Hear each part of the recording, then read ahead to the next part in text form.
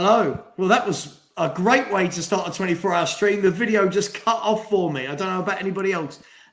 Welcome to our 24-hour live stream. When I say the other two are thinking, hang on, they did not sign up for 24 hours.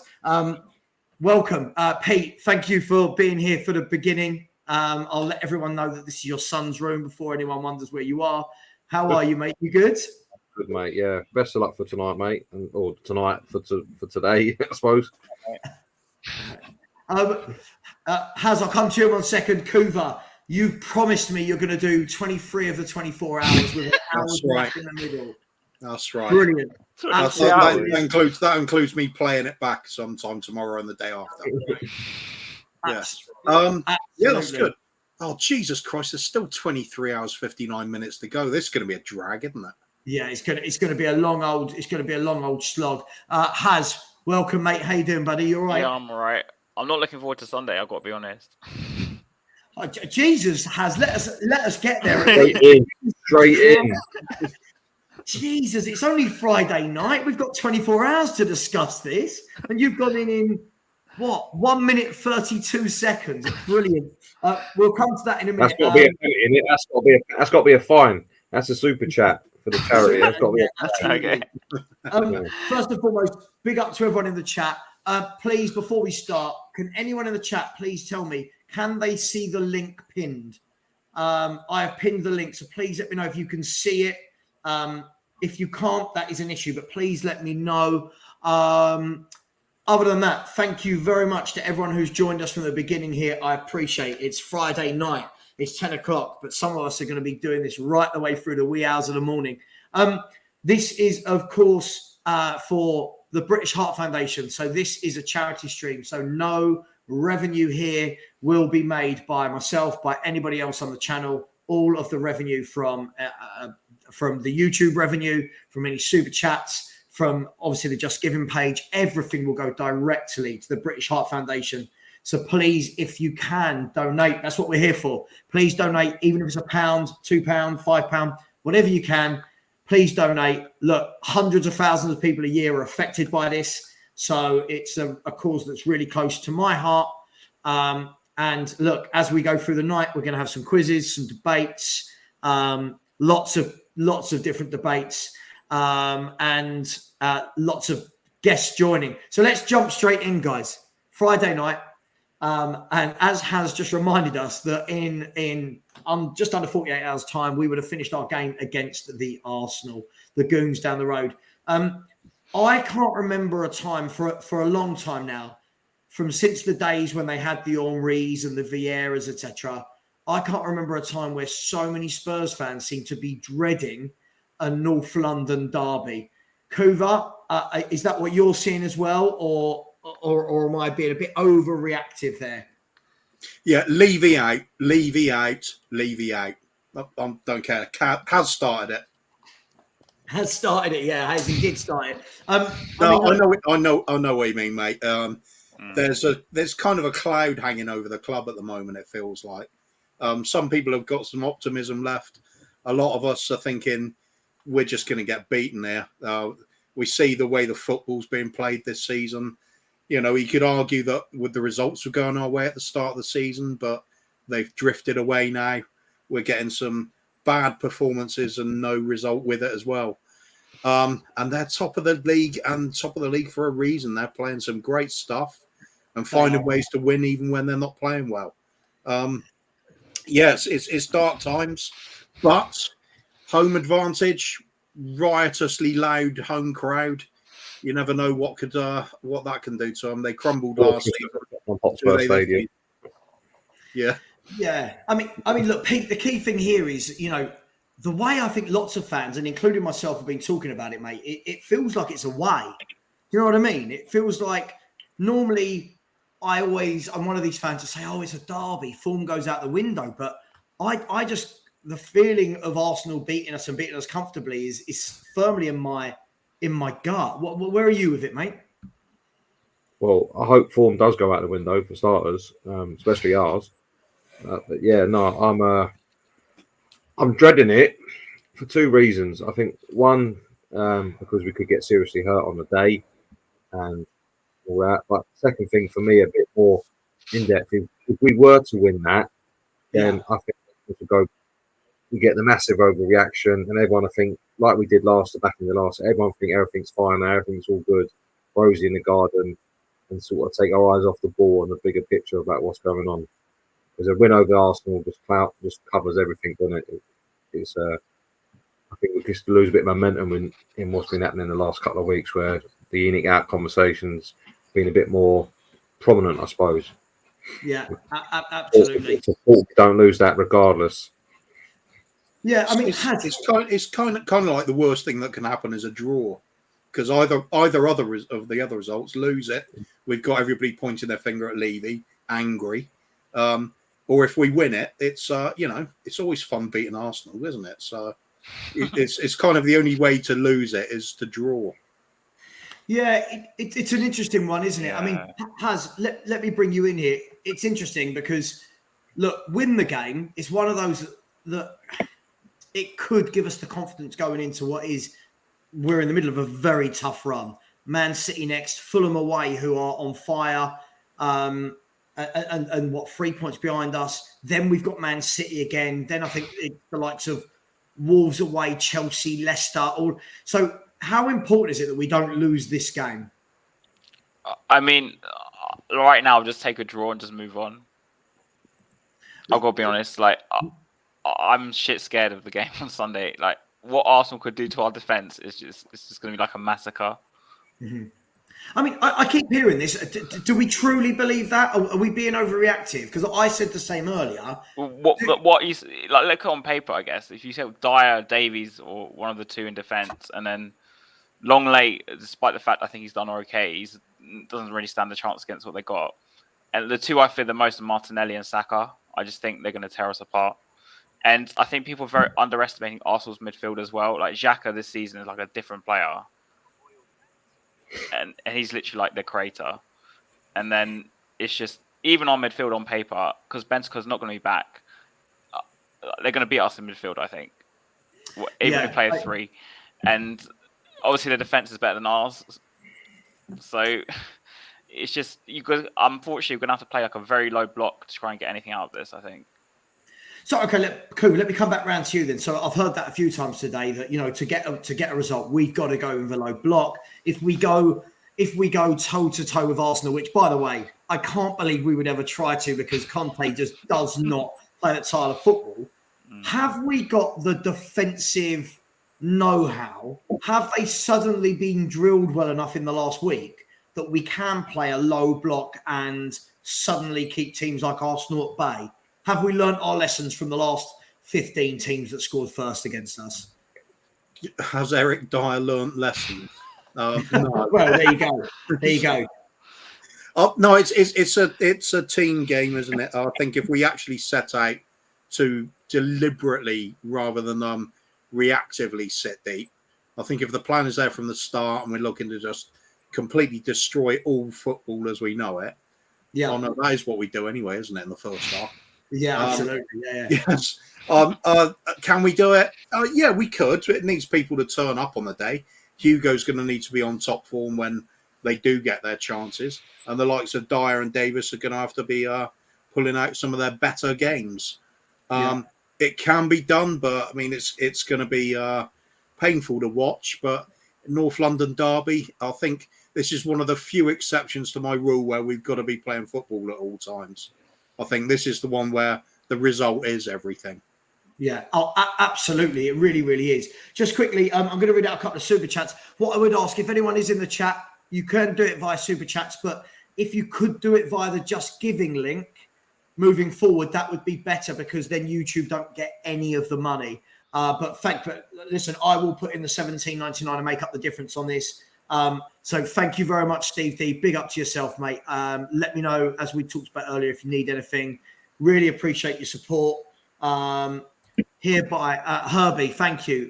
Look, again, for me tonight, rivalry goes out the window for tonight for me. Look, when it comes to football, it's football. When it comes to health, when it comes to raising money for charity, it doesn't matter whether you support Arsenal, Chelsea, Spurs, Timbuktu United. It really doesn't matter. So thank you so much for this. I really, really do appreciate it.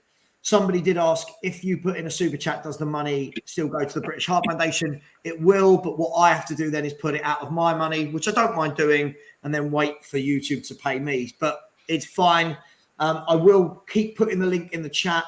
And we are already, guys, at £634. We're going to at least try in the next 12 hours to get to the 2,000 mark and then take it from there. So big up. If I don't get around to reading, Mark, you did. Thank you so much, Mark, for your donation. Ryan McFarlane's in here. I saw your donation. Where are you, Mark? Sorry, Ryan. Yeah, you did. You put in some money earlier, so thank you so much for that. It really is appreciated. Everyone, please dig deep. If it's 10p, it doesn't matter. Money's money, right? But do it via the link. Don't give any to YouTube. They probably won't like me saying that, but don't give any money to YouTube. This isn't about making money for anybody other than the British Heart Foundation. Pete, back to Tottenham. Arsenal. I suppose the conundrum for the club at the moment is, for this particular game, is we've been told that Bentancur's not going to play. Right, Bentancur, we knew it was touch and go. For me, I wouldn't have played him anyway, even if it was 50-50, because in a two-man midfield, you can't have a bloke who's 50-50. Big question, who plays? Because you've got Skip, Sarr, Højbjerg, and I don't know if is Basuma available. I think he's back from injury, yeah. Yeah, he weren't injured, was he? He was late into the stadium or something, wasn't it? Okay, so for those four, who are you picking? Are you picking the generational talent that is Sarr, who's the best player in the world at the moment, or are you going with two more favourable players? I'm going to say what I said the last game. If we go in with a two-man midfield, I think we'll get crushed because their two-man midfield turns into a four-man midfield when they sort of rotate in transition. When the is either Zinchenko, if he's playing, comes into midfield and Jack goes further forward, or if Zinchenko's not playing, Ben White does it. And I think that will really hurt the two-man midfield we got. I would, if you're asking me now, I think Kulu's fit as well for this, Conte said. For me, I am... Why fit, Pete? How fit can he be? We said he's going to play. I would go with Basuma, Højbjerg and Sarr, and I would drop Son and put Kulu and Kane up. I don't think Son was warranted to play. All this magic comeback people were talking about. Let's be honest, that goal against Palace was deflected. His assist against Palace was deflected. And then we saw the next game, Son back to normal again. It weren't a big fucking here we go.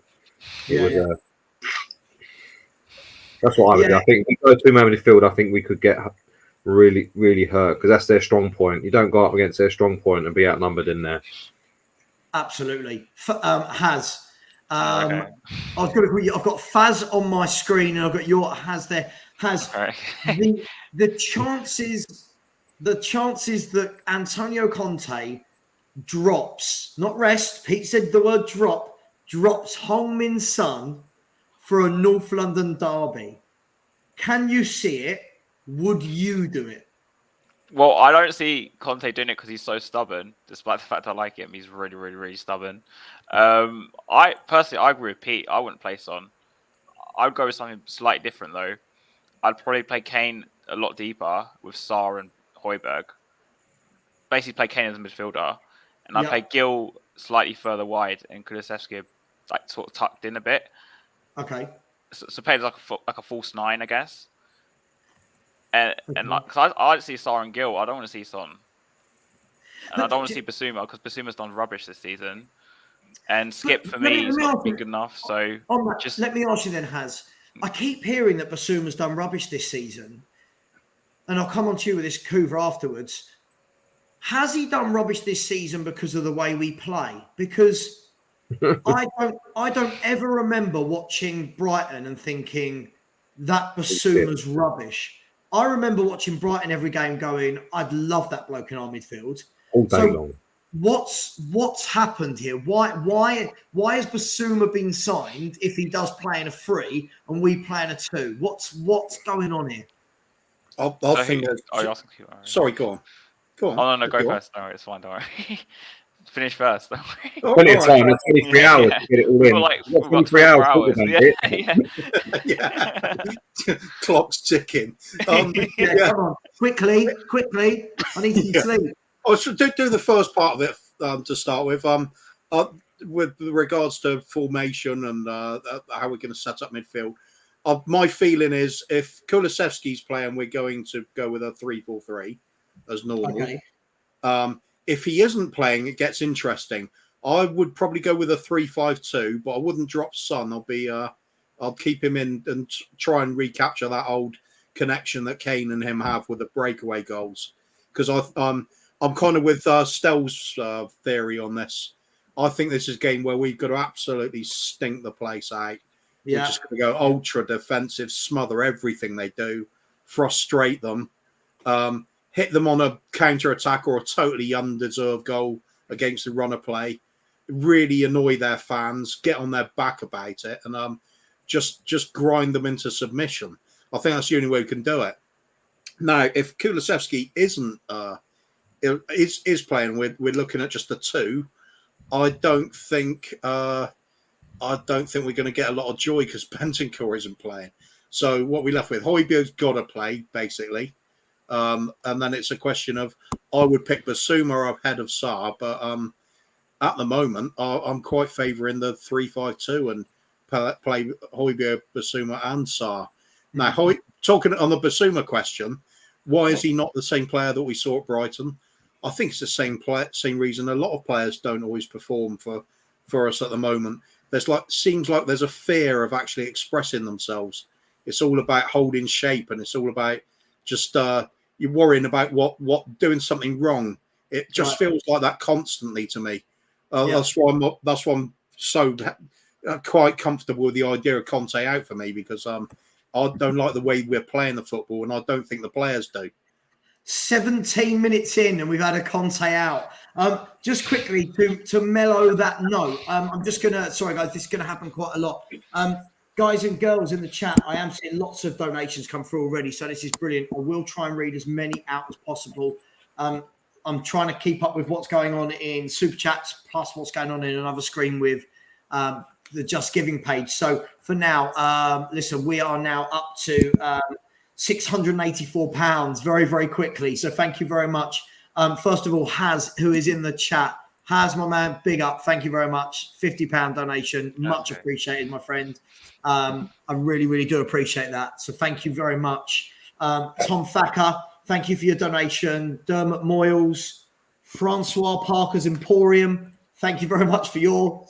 David Hemby, Harry, Has you, the Kauf, thank you so much, Ben Kaufman. The Boutsels, my wife's friends, thank you very much. Well, my friends as well. Brian Thomas, thank you, a massive donation, thank you so much. Charlotte, I'm guessing that is the wife who's posted. Ryan McFarland, Ungoni Kutsawa, Mark Lloyd, who is Henry's fiance's dad, Phil P, Wayne Holland, Steve Fuller, Rob Belcher, Jack Herbert, Les Adams, Pete in the chat, North London, thank you so much. Colin Smoothie, Dave, Richie, Kuba99, and Anonymous, and Ian, and someone called Richard Savat as well, started it all off. Thank you to everyone. It really does mean a lot. And hopefully that diffused Kuva's Conte out chant. And you just brought it up again. Well, I know. I've just realised I did that. Let's say something. Glenn, sorry, just quickly, Glenn, thank you so much. Glenn has donated and said another Loris Howler is guaranteed. Guys, I want to have the chat. Rather than Conte out. This Basuma thing does really interest me. I think he's the one player for me that I think the whole fan base in the summer was like, yeah. I didn't hear anyone at the time go, oh, that's a bad signing. Yet when I watch him play, he is a pale shadow. Is it the formation? Is it just that he's not as good as we thought? Is it that he needs to learn Conte's tactics, as the excusers will tell you? Where are we at with this? I've got a theory. Okay. I still think he's. Sorry, mate. Go on. Sorry. I think it's partly because he is playing in the 2 and he's so suited playing in the 3. at Brighton. I think it's also a factor that he's coming from like a lesser club to Tottenham, and now he has to fight for his place because obviously Bentancur and Højbjerg are the first choices for Conte. And I do think that plays a part. And the one good times we saw Basuma this season was when he played deeper in the three, and he kind of let Højbjerg and Bentancur play further forwards. So I think it's a few factors. I do think Conte is a factor, of course, because like I said, we don't really play a 3. So how's he going to do well in a 2? He's really struggled in a 2 for me this season. Yeah, absolutely. Just quickly, Dwex, I'm so sorry. Thank you so much. Not only has he donated a huge amount, he's also given a very negative scoreline from a Spurs perspective. But listen, I don't make you wrong. I think we'll get one. I think it will be some sort of dodgy penalty, a tap in. I don't know. But thank you so much for the super chat. Mbappe James, thank you very much as well. Much appreciated. Whoever this is, the name behind it, just donated to. Thank you so much. So, that's your perspective. Pete, I'm keen to know what you think, because for me, I just can't see how we're not getting more out of a very good footballer. Yeah, I've said before and I said it again. For me, I think he's still the best midfielder at the club. I just don't think we've worked out how to utilise his skill set yet. Yeah, because when he was at Brighton, you saw it. He was top quality.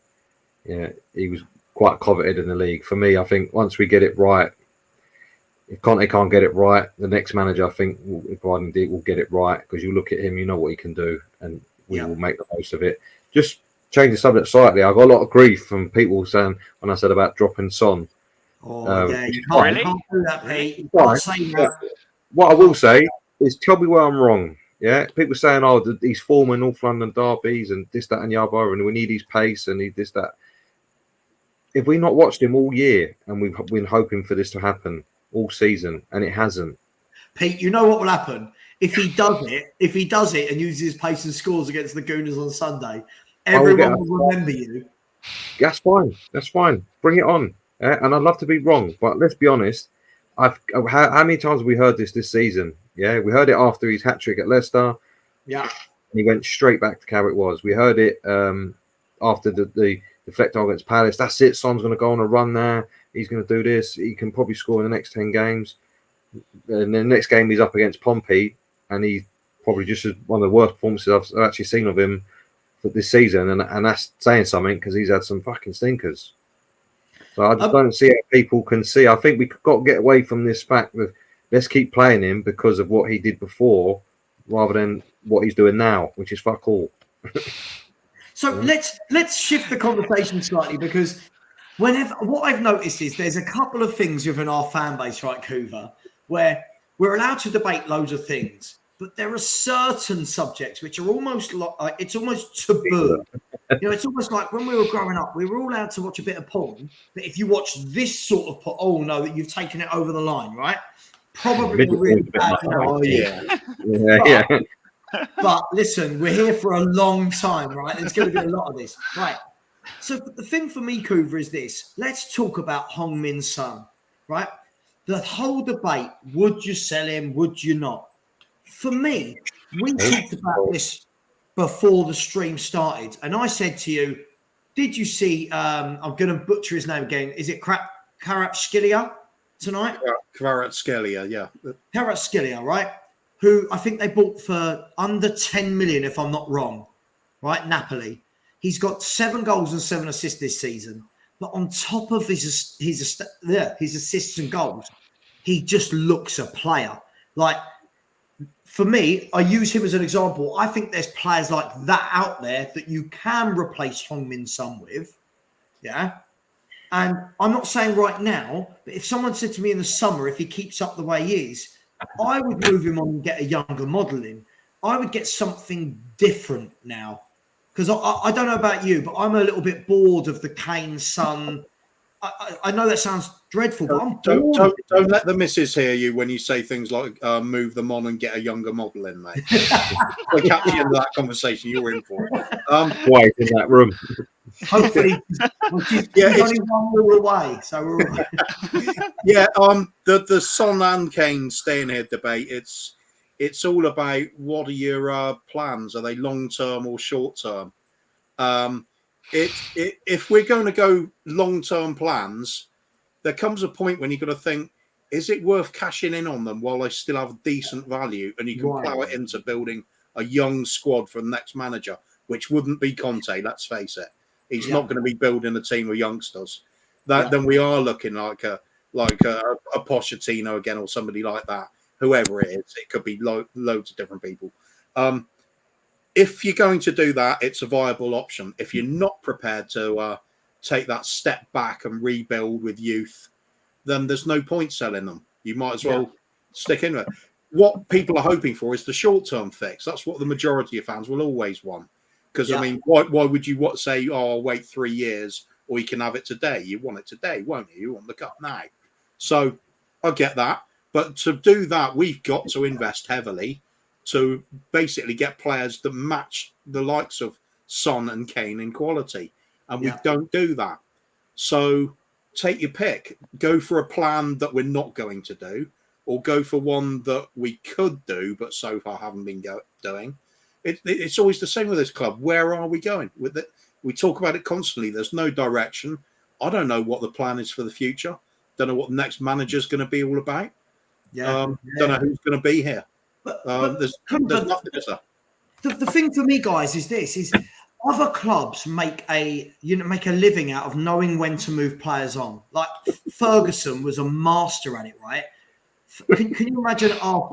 Pete, Kane was poor first half of the season. He wasn't dropped. Some will figure it out soon. Did we have another striker? Did we? No. Look, the problem is this. For me, is like I was saying, Ferguson made a career of doing it. You know, getting rid of players like Jaap Stam when they were world class, getting rid of Van Nistelrooy, Beckham going, Varane going, like Keane went. He just seemed to know when to get rid of them. The thing for me is I feel like, and I'm not saying sell Sonny right now, but if someone comes in and whacks £100 million on the table for Heung-Min Son, I don't care. I'll have this debate with any Son defender in the world. That man is not worth £100 million at all, in my opinion. Other than marketing, is he worth it, guys? Is he worth £100 million? Not right now. Just did the key word of marketing. Right. How much is he worth there? That's a big factor at the moment. Right. I don't know. I don't know the value, so can't really guess. Pete, how much is Heung-Min Son? How much would you pay for him if you were another club watching him play football? What, just Son Heung-Min the footballer, not Son Heung-Min the brand. Right. The footballer is 50, 60. I think he's not a world-class footballer. Let's have it right. He's can be a world-class finisher on his day, but he's not a world-class footballer. So no, I mean, I said before, before the Kane thing started, I would have sold him then because he was under 30 before we give him a new contract, and he would have got, and he had just had a great season. Him and Kane, I think that was the time to you could probably get 100 million from then, maybe even a bit more, because people all over him. But yeah, there we go. I reckon this Faz might be a big Son fan. What do you reckon? No. Faz is. I like Faz. He's always in all the chats. But the problem with Faz is he is so ultra positive, everything Spurs, that it can't be a debate. So like, he's telling me Son is a world class footballer. I mean, has he ever seen him pass? He's not. I'll argue this with anyone, Pete. He can't get the weight of pass right. He can't get the timing of the pass right. He don't get the decision right. He's not a world class footballer. There's a difference between being a world class footballer and a world class finisher. Yeah, on his day, he's a world class finisher, but he's not a world class footballer. World class footballer is Harry Kane, who can do everything right. Yeah, he's passing is crisp. The weight of the pass is right. The choice of pass is normally spot on. Everything about it. So if you look at this, so for me, Philo123 Coy is one of the 94,000 Phils in the YouTube world. Sonny is world class. He'll show that Sunday. Look, Philo, for me, you don't show your world class in one game. You show your world class by being world class the majority of the time. I don't want to see Sonny score a great goal and we go, oh my God, he's amazing. Because he did this against Leicester, didn't he, Has? He got the hat-trick against Leicester. Everyone went, he's back, it's amazing. Then he didn't score for another 8 or 9 games, gets a deflected goal against Palace, and then he's back, he's smiling again, did nothing against Portsmouth. I don't understand. That stat from the Palace game, that goal he scored in the Palace game was the first game he scored in this season in Premier League that he'd actually started in. And how many games he started? Oh, yeah, because Leicester was the other one. He came off the bench. Leicester was the other one. He came on a hat trick. He scored 4 goals. But Højbjerg's got 4. Bentancur's got 4.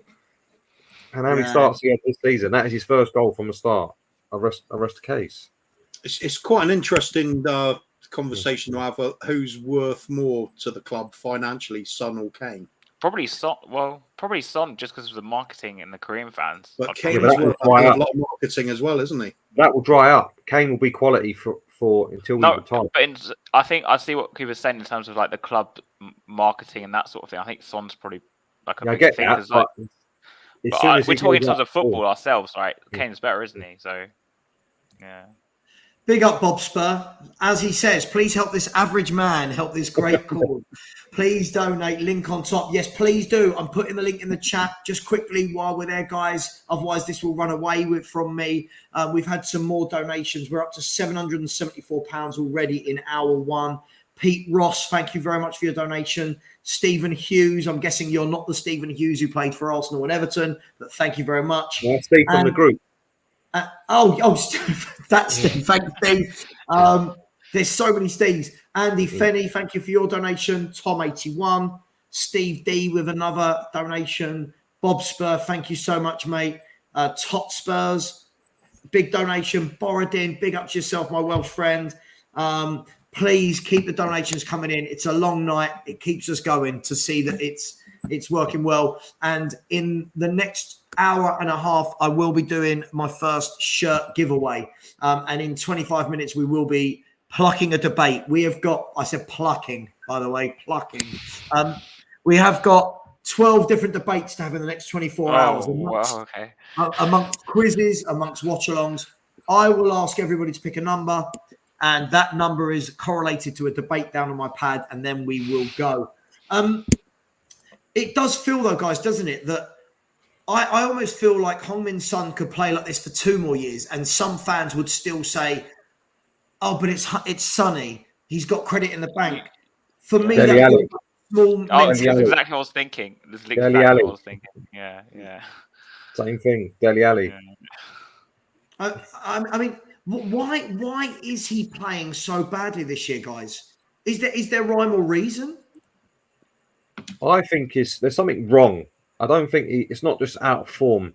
There's something wrong. He doesn't look right. He's not. Body language is all wrong. He looks miserable. He looks like a kid who's that way. He's definitely miserable. He's not happy. I mean, people might say he's unhappy because he's not in form, and I get that, but he just don't look happy at all. Mm-hmm. And it's been from the start. It's as if something's happened in pre-season, and it's pissed him off, and it's just carried on ever since. Isn't Son meant to be some very sensitive player or something? I was reading before. Sensitive, as in what? Emotionally sensitive, or as in like he needs arm around him and that sort of stuff to get the best out of him, all that stuff. I read it somewhere. I can't remember where it was. I think you only have to remember against Everton when he broke the player's ankle. Yes. Yeah. He was in floods after that, so he's obviously a little bit sensitive to what's. I mean, a lot of people would be, wouldn't they? Let's be honest, because you potentially ended your career as a fellow pro. So I get that. You see a lot of them when they do that. They after that they're in bits, but I don't know. I've got a slight theory. I mean, it could be wild off the mark, but his dad's very strict with him. Yeah, I wouldn't be surprised if he met a bird or something, and then his dad called, "No, you're not going down that road. You ain't got time for that. You got a career to worry about." That's what it looks like. Something like that. Is if he can't live his life because his dad don't let him do nothing, does he? I wish his dad would dress him for starters because his fashion sense is absolutely shocking. But his dad's very strict with him, isn't it? He controls his whole life, and he's in his 30. You don't never see Son with a bird, or you never hear about him having a girlfriend or anything like that. So is that it? I mean, that's classic, but. Maybe somebody washed his crusty sock or something. Oh, Maybe did. Phil P, just before I come to you, Phil P's always Phil looks chiseled. You always look nice and chiseled. It always looks lovely. Just quickly, please keep the donations coming in, even if it's £2, £3, £1, whatever it is. It all helps. We've now got the debate that's starting itself in the chat, guys. We have got here. Here we go. So here we go. The first one is Faz saying Son is a world-class footballer. Love this. Here we go. Son is not world class. We go down a little bit further. Son is not world class. We need Harry Hill for this bit. Aditya, big up to yourself, my man, and said Son is a 2-footed Damari Gray, in my opinion, like Ransom Bantry. Son is not world class. Look, it's an interesting one, guys. I've said this many times, right? For me, I just do not think you can call someone whose touch is that bad and who is form is so patchy world class. I've never known a player like Son be called world class before. I don't know if that's just me, but I like to put people up there. I don't. Phil P, look? He's got a great big grin on his face already, and Phil. Heung-Min Son, would you drop him for the North London derby and go to a 3 in the middle? And is he world class? It's hour 1, by the way. I'll just try, I won't keep it brief at all, Sava, but if I was going to keep it brief, I'd say no.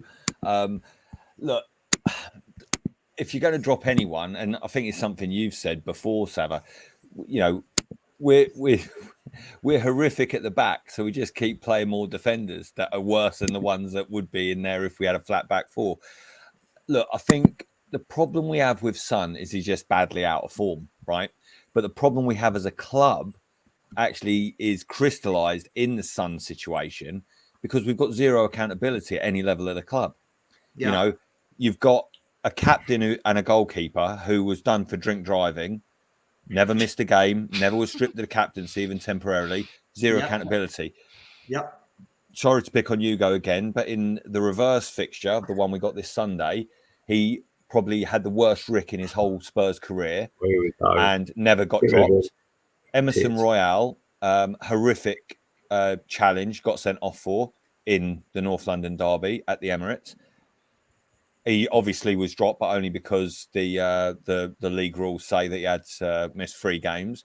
And as soon as he could, you know, he was played, I think, in the next Champions League game. You know, so even Dele Alli, look at the fall from grace the poor guy's had. Obviously, most of it self-inflicted, one would imagine. But I think back to when he first lost form. If Poch had dropped him, then we might still have a player on our hands. But you can have bad game after bad game after bad game and not get in. Yet, I was listening into the debate about Basuma. In the end of the day, how many games in a row has Basuma had? Even though he's an established Premier League player, no player worth their salt, you know, whether it's a young person breaking into a team or an established player, until you've got 8 games under your belt, you're not going to be producing much. You know, I'm old enough to remember Azza in his prime, and, you know, until he got 8 games under his belt in a row, which obviously was a rarity sometimes with some of his injuries, then he really started to, what the kids say, cook. And, you know, he was really hard to live with as a winger. But it does come to me that you can't, going back to the original question, I don't think you can drop Sonny because he's such a goal threat, and it's what we need in this game. And But is he? Here's the point, Phil. Is he? Yes. This season, I think he looks so unlikely to score goals. It's unreal. Even his goal the other day against Palace, it wasn't a great strike. It was a goal's a goal. But I didn't think he looked a threat. I thought he was lucky. Like, sorry, but no. Look, you're right. But at the end of the day, getting the ball in the back of the net is still the hardest thing in the world in the game of football. Sure, you know that's why Harry Kane's his best Harry game Kane. in the league this season came when he was dropped, because then he came on. Why not drop him and then bring him on if you can get even one goal out of him? This is my point exactly. But the problem we have now is we can't. How if we drop Son, who's coming on for him instead? Brian Sanchez, Brian Gill, Hill, Kulusevski. I'd probably say Brian Hill. Brian Hill weighs about as much as one of Sonny's socks if it's a bit damp when he didn't take it off and went straight into the shower. So out of form that Brian Hill We're carrying Son every week. Just quickly. Sorry, I've got a fan who's really unhappy with my choice of colour that I'm wearing. I just want to put it is a disgrace, by the way, Savage. Right, this is not red. This is purple. Yeah. This is purple. It's not red. Cooper's not convinced. I don't think. Is this that? Do you remember that dress a few years ago where people were going, "Is it brown? Is it brown?" Oh yeah. I was about to say. Do you know there was? I thought he was about to say remember that dress she was wearing. Yeah, exactly. That's later on in the stream, Pete. That's later on in the stream. Honestly, it's not red. It's like a maroony purple. Guys, punch mate, yourself whatever you in the say, face. It's all for charity. You can wear what you want. It's all for charity. Yeah. Get a bit of claret on your face. I want that. Here's one, guys. Then here's what I'd say. And listen, we're not picking on Son. We've got 24 hours. There's going to be a lot of players discussed in the next 24 hours. This is an interesting comment for me. This one. Son would get in any top 6 side. Right. Now let's break this down. If I look at Son, and now what we've got to talk about is Son now. We can't say, last season's Son, because that was last season. Does he get in above Martinelli at Arsenal at the moment? No. Would he get in above Grealish or Foden in the way Man City play? No. He wouldn't, would he? I don't believe this statement to be correct. The only thing I would say though, Sava, is when you're a player at that end of the pitch, and look, the thing that I would say why I think Sonny does divide the fan base so much is because we all know he is a streaky player. You know, we all know that he will go 10 games without really producing too much, but then he'll smash, like, you know, he might score 12 games in a row, and that's how he's always been. But Phil, can I just really quickly, I'll come back. Sorry, can I just say, whoever anonymously, easy for me to say, anonymously just put in £100 into the Just Giving page, massive respect to you. Please message me privately and let me know who you are so I can thank you. But absolutely much love. Please, everybody, just £1. If you've got £1, just chuck £1 in. But also for any cheap bastards or, you know, whatever other derivatives on the chat that you want to claim that £100, just do it now as well. You know, if you want to claim it was you. Oh, right. Yeah. Hang on. Yeah. Just claim it. But Daniel Levy. Yeah, paging Daniel Levy. I'll tell you what, let's put, we are 18 minutes away from hour 1 and we are £126 away from our first £1,000. £126, 223 people in the chat. Come on, guys. You know what to do. Is that right? 50p each? If I completely balls that up? Mate, if your brain's working on this sort of level and we're only like 55 minutes in, you could be in serious problems. How rewarding. Sorry. Sava is the Eric Dyer of maths. Oh, that is brilliant. Reload 1046. Reload 1046. That is superb. £100. Look at Reload 1046. Let's see. It's sunny. It's sunny. Son's donated £100. That is brilliant. End the slander. I'm so far behind, aren't I? Yeah. Look, the only thing I was going to say about we all know about Sonny, but if we all cast our minds back, and you won't be able to cast your mind back this far, but if we think about Shearer's basically drought for England just before Euro 96, and it was looking really horrific for the lad. And Venables basically went to him and said, whatever happens, even if you don't score in the next few friendlies, you are starting for me at Euro 96. And I've seen interviews with Shearer about it since, and he said that just filled him up with so much confidence that he was like, yeah, I'm going to smash it. But in Sonny's case, Pete, look, you're right. He needs to be dropped and then he'll come back fighting. But who do we bring on instead? I would much, you know, it's Brian Hill. That's getting rumped in midfield. I mean, I think that's always going to be the big issue. Who do you bring on instead? But for me, it's a difficult conversation for me to have. It's not a difficult conversation. I find it difficult because I hate the formation we play, right? I think, Phil, that the formation we play leaves us absolutely no room to try anything, right? It doesn't allow us to put in an attacking midfielder. It doesn't allow us to go to free in midfield. What we constantly do is go, well, who replaces Son or Kulusevski? For me, I'd go. Not that I'd play wing back, but I'd go if he wants to do a 5-3-2. I would try and do the three in the middle against Odegaard, Partey, and Xhaka, because I think they're going to have an absolute field day against whichever two playing centre mid, because none of them have got an engine on them. None of them have got leg. Like watching Højbjerg, it looks like he's running in treacle, doesn't it? Imagine Odegaard against our lot. It's going to be like a fucking fox in a hen house. It's going to be carnage. One of the best players of the season so far, as painful it is to admit it, and you're going to basically give him free reign where he can. I mean, look what we did. We played the same way against Leicester. Look, and then we give Maddison a free pass. So look what he was doing until we changed formation to shut him up. Right. And do you remember Newcastle as well, Pete? You know, the amount of space that Guimaraes had, it was an absolute scandal. You can't do it against these players. You've got to. Even Ferguson with a Man United team who's winning the league every year. When he went to Arsenal, he always said, "I always put an extra man in midfield." All right, and that different Arsenal team, I get that, but it's just sometimes you've got to. If he can adjust these tactics for these games, why can't we? We said the same thing for the away game, and we went in with the two midfield, and we got battered. We got absolutely battered. My worry is we're giving up that much real estate in midfield. Levy might get planning permission from Haringey Council to put up a tower block right in the middle of the pitch. Yeah, exactly. Many a true word said in jest there, Phil. Many a true word said in jest. I mean, Kuva, listen, I'll move away from the Heung-Min Son. Actually, Savra, I've just thought of something. I just want to say one more thing. Maybe it's somewhere like maybe it's a deep psychological issue that the club have got, because somewhere in that midfield must be the exact site of Archway Metal. So, do you know what I mean? That's true. You know, it's a deep situation. Do you know what I mean? Oh, God. Just quickly before Yeah, you wanted to make another point? About Son, yeah. So, like, for me, you only play players who are on form. So, as far as I'm concerned, Son's not been on form for, like, what?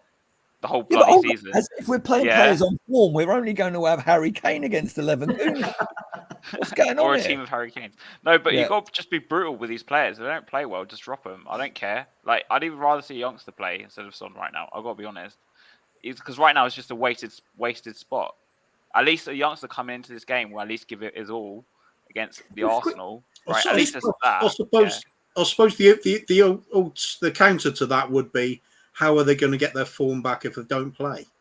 So it's quite difficult. Son's played how many games this season? Then how long do you give him? Back. How long do you wait? It's too long. It's been like half a season. I guess the bigger question is going to be when Kulu and Richarlison are both fit. Yeah. There's the question for you. Rather than this game, when Kulu and Richie are both fit, what does Antonio Conte do? I still think he plays Heung-Min Son. Yeah, we've seen it already. He dropped Kulu, didn't he? For what? He dropped Kulu instead of Son at the beginning of the season. The other thing I would say as well, though, look, obviously now when we're getting, unfortunately, even Kane, but definitely Sonny, they're nearer to the end of their journey with us than the beginning. It's a sad thing with all footballers. Eventually they do age out and move on or retire. But in the end of the day, if all these young people that we think could replace him, if any of them come in and score half the goals that Son have got, we'll all be making statues out of jizz or whatever it was that Bob Spur was talking about. Has he scored? Sorry, I know we were going to move off the Son thing. I think Son scored a good amount of goals, but I don't look like people look at it, and I almost feel like he's got Salah's numbers or something. Like when I look at the numbers Salah has put up, I go, yeah, like that boy has put on some serious numbers 5-6 seasons in a row. Heung-Min Son's had 1 year over 20, and people talk about him like he's Mbappe. I don't understand it, if I'm honest. I like him. He's a very good player, but for me, I think here's a different debate. With good scouting, you can replace Heung-Min Son very easily. but Yeah. Sava, that you have hit the nail right on the head. Why don't we move players on? Because we're so happy, and I'm not just saying us as fans, but us as fans as well. But if you've got, cheers, Greg. If you've got a situation where cheers, I think Greg. that must be my wife's burner account. Cheers, love. You ain't got a wife. Or maybe my mum. Hi, mum. Lost my train of thought. If we get a player, our scouting is so much of a shit show. The minute we find a player that is actually halfway decent, we hang on to him for grim death. Because sure, look, and as much as we would love to say, right, we could do Liverpool with Philly Coutinho and have sold Sonny before we gave him the contract, like you guys said, or sold Kane to Man City, 12 months ago or 18 months now. But in the end of the day, we all know deep in our core, we would just absolutely waste that money. I do not trust. But again, this comes back to my point about zero accountability. You know, all these directors of football or head scouts or anyone else that have been and gone and come through, you know, Jesus Christ, the ex-Spurs director of football and head scout, like dinner must, you know, I reckon they have to have it at the Ali Pally after the darts have finished off. Mm-hmm. There's millions of them, and they've done the square root of fuck all between them. So let's move this conversation on then, Kuva. Let's move around more to the point of, okay, let's say we get Sonny's going to score on Sunday, by the way. Yeah, of course he is. Thanks we know he is now. We know he is now. Kuva, we get in a bid for 120 million for Kane or Son this window. Pick your poison. We don't trust the directors of football, do we, to find satisfactory replacements? Is that the big hesitation for Spurs fans, or is it that we do what we've done very well for many years, like Dele Alli, the example, where fans kept saying, this is the new start Dele needs. This is the new start Dele needs. 3 years later, we're giving away to Everton for free. Is this, what's the issue here? Not sure I understand the question. What the issue for what? So my point is, are fans not wanting to let some of these players go because truly they feel that we should just keep them until they die? Or is it because we do not trust our owners and the directors of football to replace them adequately? And that's why they want to hang on to them. Bit of both, really, isn't it? Fans do get attached to players. There's no doubt about it.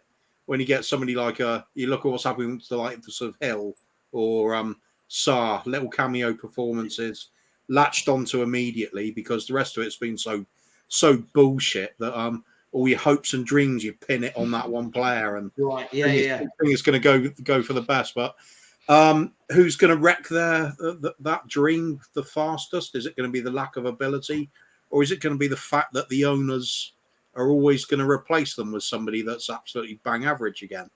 Yeah. It's a toss-up for me, bit of both, I'd have to say. I don't. If you're a fan, how much do you really trust our recruitment nowadays? There can't be too many people that seriously do, surely. The thing is, two wrongs don't make a right because they're both wrong.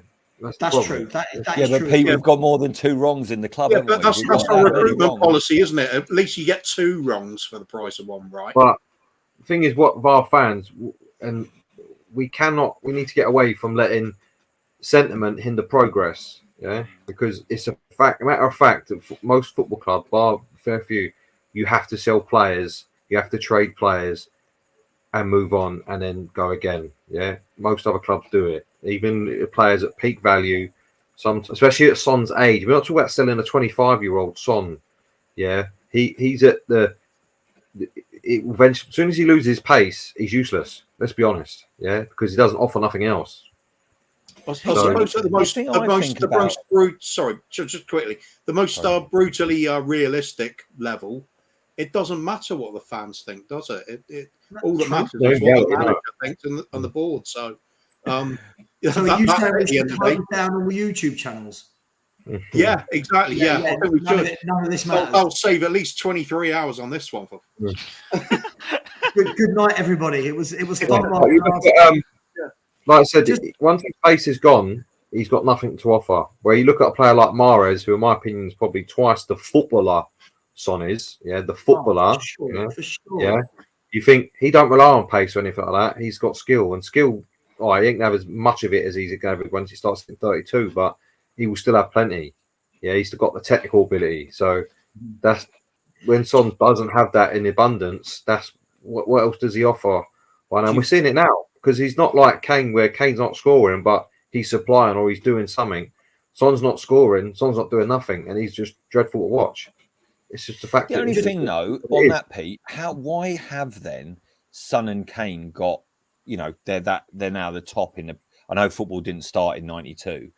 Where were you in '92? But it was. Me. No, I was born in '92. So. Yeah, we know. I can't believe that. Come on, you're such an ageless beauty, mate. You could be anywhere from 19 to 55. Just quickly, can't put any age on you. Before we carry this on, before I lose track of everything, Terry Wright, thank you so much for the donation. I will chuck this into the Just Giving page later on out. But thank you so much. That's Henry's husband, by the way. Is he? Yeah. In the Just Giving page, Faz, big up yourself for the donation. Palmsy for the donation. Paddy Harnett, big up yourself, mate. Apocalypse Now. Come on, guys. We are £86 away from hitting 1K in 57 minutes. Come on, guys. Let £86, and then we'll go again for the next 1,000. As you were, gentlemen. Actually, Savage, you think Anonymous might have been Paratici from the jail cell? I very much doubt it, mate. I very much doubt it. Do you know the irony is we got beaten by a club, right? Whose manager was in prison. Oh, yeah. We've got a director of football who's not in prison, or a CEO of the football side, or whatever his title is. Right? And he can't make a sign-in before he's gone to prison. And that game, Phil, do you remember the guy who scored the hat-trick that day? Oh, he's been sold to Southampton. Southampton. Orsic. You know, the moment we play them, he's going to haunt us, don't you? You know it. You just know it. Let's move away from the Heung-Min Son Harry Kane thing. Let's pick a subject from our debate box. I love history. Have you got a randomizer? Have you got like some sort of supercomputer there? What I'm going to do is I'm going to ask Haz to pick me a number between 1 and 12 in a minute. Just before you do, I love the conversation started in the chat as well about, is Sarr an exceptional talent? I love this. 26 minutes of football, and we put them up there. Just quickly, M. Sal, thank you very much. Arsenal fan, thank you so much. Thank you for liking my shows. We like you liking our shows. Big yourself up, my friend. George Raffis, my man, I hope all is well. I know you've had a massive loss to your family in the last week. Stay in there. As always, if you need me, just send me a voice note. Thank you so much. He said, for some reason, it won't let me load the Just Giving page. Hope you can put this towards your charity. Absolutely, mate. It's all going across. So thank you so much. Pick me a number between 1 and 12, and that is going to be the debate that we have for the next half an hour, or however long it takes. Number 10, because of Harry Kane. Number 10 is the best international team to ever play football. The best. Brazil 70. Right. Next number, please. Yeah, well, he wasn't alive. So do another one. Right. So, who is now? Straight away, Phil's gone for the 70 team. I was speaking to Henry earlier and said, "What teams do you reckon will come out of this?" So, I want to see whether the four teams come out of this that we picked earlier. So, Phil, you've gone straight in there with Brazil in the 70s. I'll come back to you why in a minute. Kuva, what was your first go-to with the best international team that's ever played? Let me think. Brazil 70. Brazil 70? It's not even a choice. Is it not? No. I think I could say, I'm going to make a little mental note now. I think I know who the other ones are going to be. Okay. Straight away. I'm a lot younger than you guys, but probably Brazil 2002. Brazil 02. Yeah. But that was definitely one of the ones Henry and I picked. So was Brazil 70s. I was going to say that. Spain 2008 to 2012. I was thinking of Germany as well, but I can't remember what year that was. I'm with the Spanish team that didn't just win in style. They beat everyone over the course of 3 tournaments with absolute just They had the world in a chokehold, didn't it? A beautiful was it David Villa, Torres, that team? It was the team from 08, 10 and 08, 10 and 12. David Villa, yeah. Busquets, Xavi, and Iniesta. Yeah. Why the Brazil 70s team? What was so special about Brazil in the 70s? It's the ultimate football inside. It's legendary. It's like meme worthy of all times. It's you got spectacular goals. Everybody in the world would rave about them, including the people they're playing against. It's just like a team packed with players that were jaw-droppingly brilliant. That there was just like as I said, the ultimate attacking team. Spectacular, amazing to watch. Video highlights that will go on forever, no matter how bad the video footage is nowadays. Mm-hmm. It's still going to get played over. Yeah, but Kuba, don't you think like it adds a little bit to the romantic nature of this? I know we talked about the bad side about sentiment in football, but the fact that it's that grainy footage, but it was the first time it was in Technicolor. It was the first Technicolor World Cup, and just that kit. The kit. I know now all the wrong-uns in Brazil are, doing their best MAGA impression and raiding the parliament and things, wearing the Brazil kits. But, that kit, like in colour for the first time, I think it won over that generation of fans. And now that's been passed down, through the years to everyone else. So the people that weren't alive in the 70s, what I'm seeing a theme here. It seems to be either Spain from that era. We're getting a lot of France. We're getting a lot of France 98. Which was the Zidane team that beat the should we say, the unfit Ronaldo side, if anyone remembers that World Cup. Do you remember that whole day of, oh my God, is he, isn't he? And I think he did, didn't he? He did play, but he shouldn't have played. But just looked absolutely... And all that stuff, he was all over the gaff, wasn't it? So Kuva, obviously, I know the style of play you want to see. So the Brazil team from the 70s, I've seen the videos, seen the highlights. Has there been another team, in your opinion, Kuva, that's come close to that in terms of football style from an international side? Style-wise, yeah, plenty, but they don't win anything. You playing that completely gung-ho style, you've got to be genius in multiple positions on the pitch, which they did have. So in terms of people that want it, playing anywhere near that style, I don't think I can really compare anybody to it. There's tidy football gets played at times. There's a few mega stars come out of it. Maradona, for example, or even the 78 World Cup in Argentina.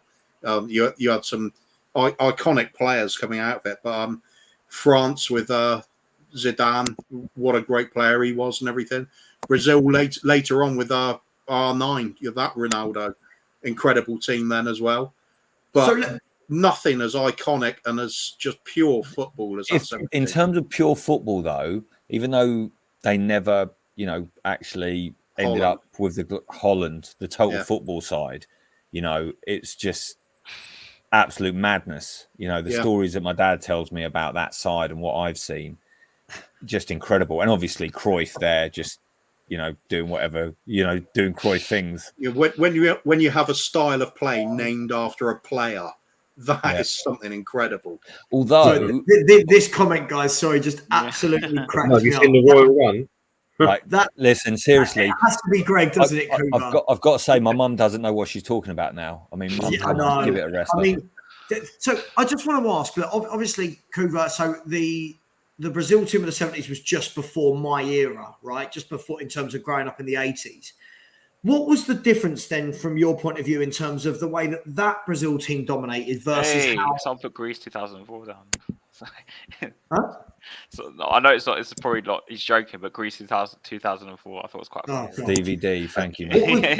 What was the difference, Kuva, between how Brazil dominated and what Spain did across 3 tournaments? Because they were pretty dominant themselves, weren't they?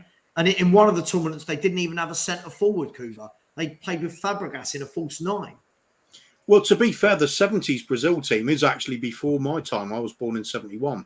But the thing is, we grew up in that era knowing all about it. The videos were like fresh in the memory, constantly being replayed because it was a fairly recent World Cup. And it was the thing everybody aspired to. What I'll say about that Brazilian World Cup is it made everybody in the world at that point think, that's how you play football. That's who I want to be when I play. Whereas with Spain, you will find there's some great players and there's a great team format, but not every player is a mega star on there. It seemed like that Brazil team, every single one of them was walking to any team anywhere. It was just it's like the Harlem Globetrotters of football. That team, it's just crazy amount. So is this the Garincha Socrates? It's that team, right? Not so much Socrates. It's Jairzinho, Rivellino, Pele, Carlos Alberto. I'm trying to think who else scored in the final. Sessegnon, Sessegnon. Emerson, obviously.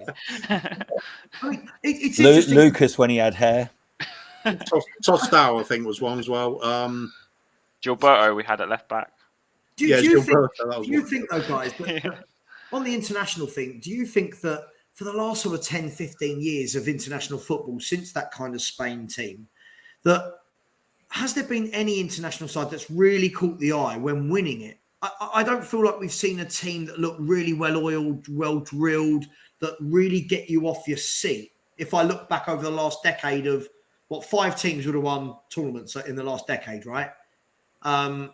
The Germany team that beat Argentina were a good team, but can't remember anything about them.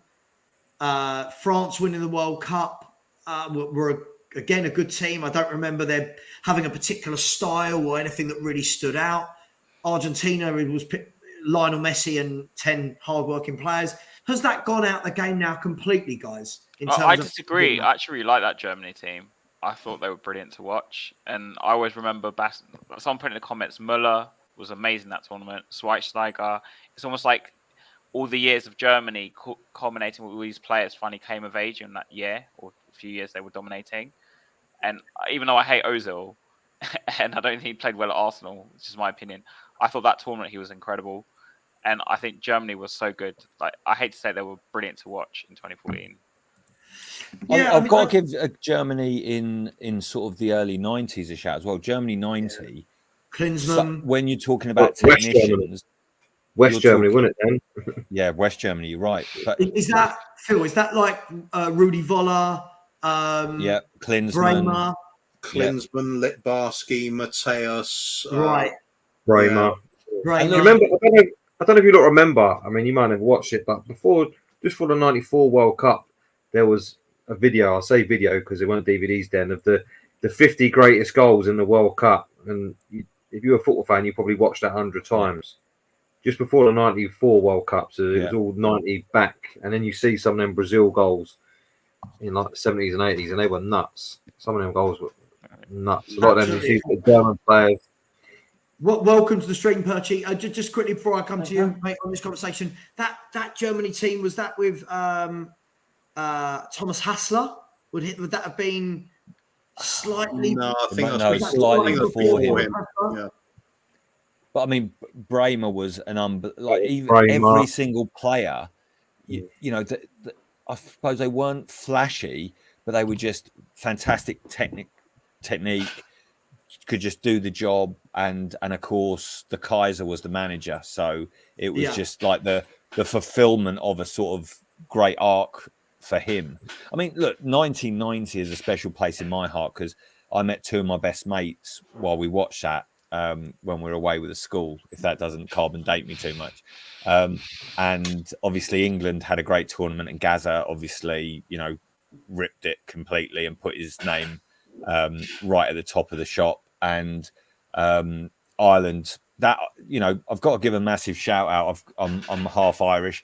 That Irish team from 88 to 94, you know, what they achieved with, you know, essentially, you know, the rejects, like players that couldn't get in England teams, but actually, you know, they had players like Ray Houghton, Whelan, Paul McGrath, Sheedy.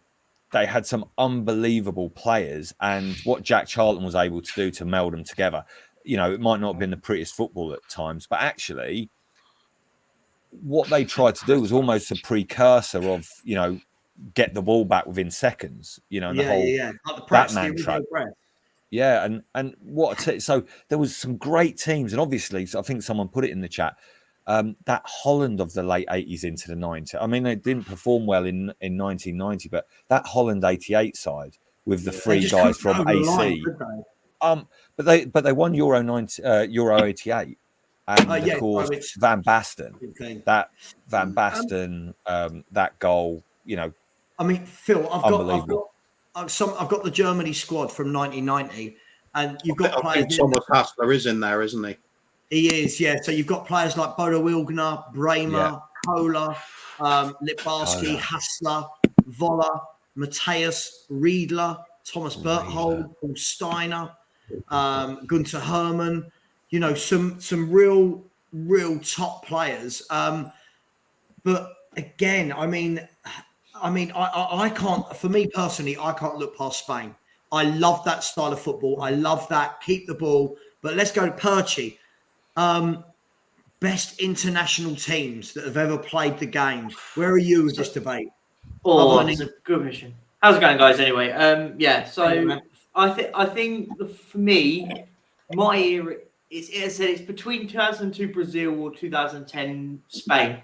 I'm going to go on the pretense of Spain because I'm very similar to you. The way they played was just incredible. Like, you just think about that team was just insane. Like every single position was unbelievable. Yeah. And they were watching them play. You just went, wow. Yeah. I mean, people are Faz has chucked in Argentina 1986. Yeah. I mean, this was the Maradona World Cup, right? This was the World Cup where he danced around. Who did he dance around? Terry Fenwick, maybe, I remember. Peter Reid. Maybe Gary Stevens, that sort of player. I think Fenwick had nudes of Venables, like really early, like, negatives in the shoebox sort of thing, because he couldn't trap a bag of cement, but he went like Venables. I love the guy, and he was a good manager for us, and obviously won us the FA Cup and helped save the club from going out of business, to be fair to the lad as well. And played with us with distinction too, but Jesus, I think the defence was worse when he left than when he joined, and Fenwick was a massive part of that. But big up, he played a good part in the best goal of all time. So let's move this conversation then towards, guys, other than the World Cup for England, we're going to talk England international now, other than the 66, because that's the only answer that can be given otherwise. What's been the best England team that didn't get over the line? I know I've got my opinion. World Cup or just anything? I reckon Phil P and I will pick the same side. Right, okay, I'm going to go round. Don't all shout out. I'll start with you, Kuva. Don't shout out if you agree or disagree. Kuva, best England team that didn't get over the line. 1990 World Cup, Italia. So we're going Gaza, Butcher, Gary Platt, Lineker, Beardsley. We're going that era. Okay.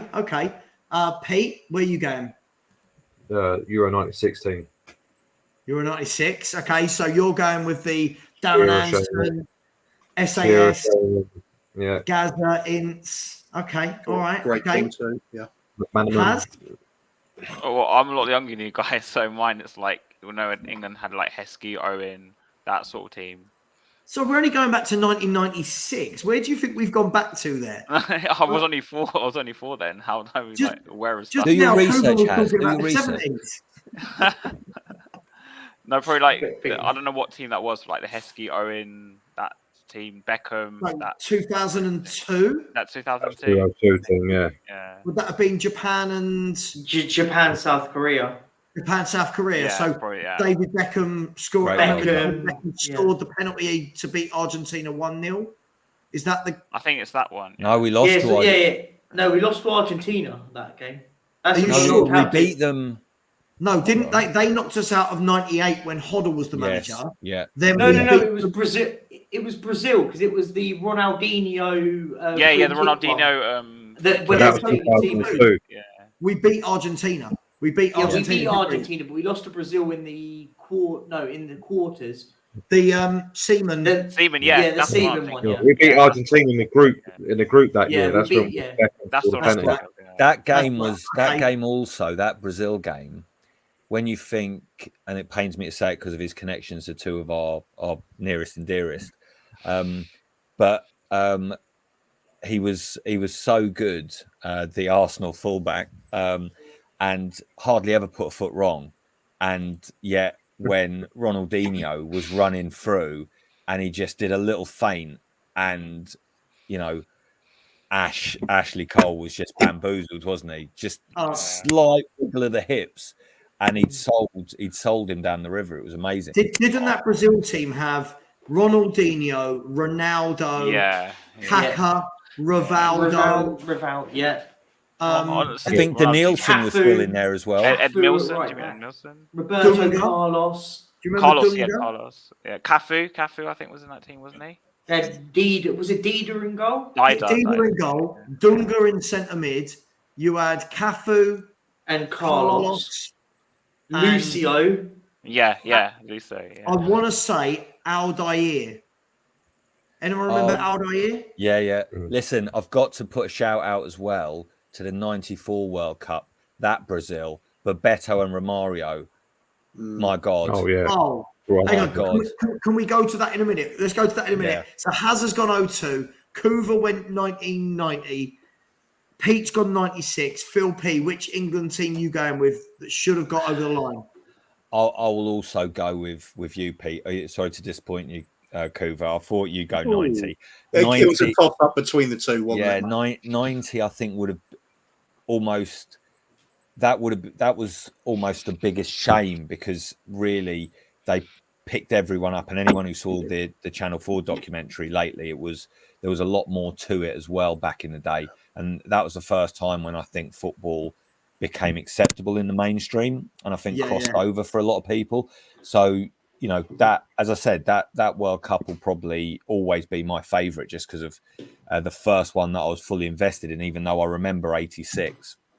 And some of the long range goals, then obviously Maradona has got his place, but 96, I just think, how many times you've seen that replay of if the goalkeeper hadn't got that faintest touch on it and Gaza hadn't sort of hesitated a bit, he would have, he gets his studs on it, but maybe even he worn a longer stud that day, he might have put that in the net. So it was just such a shame.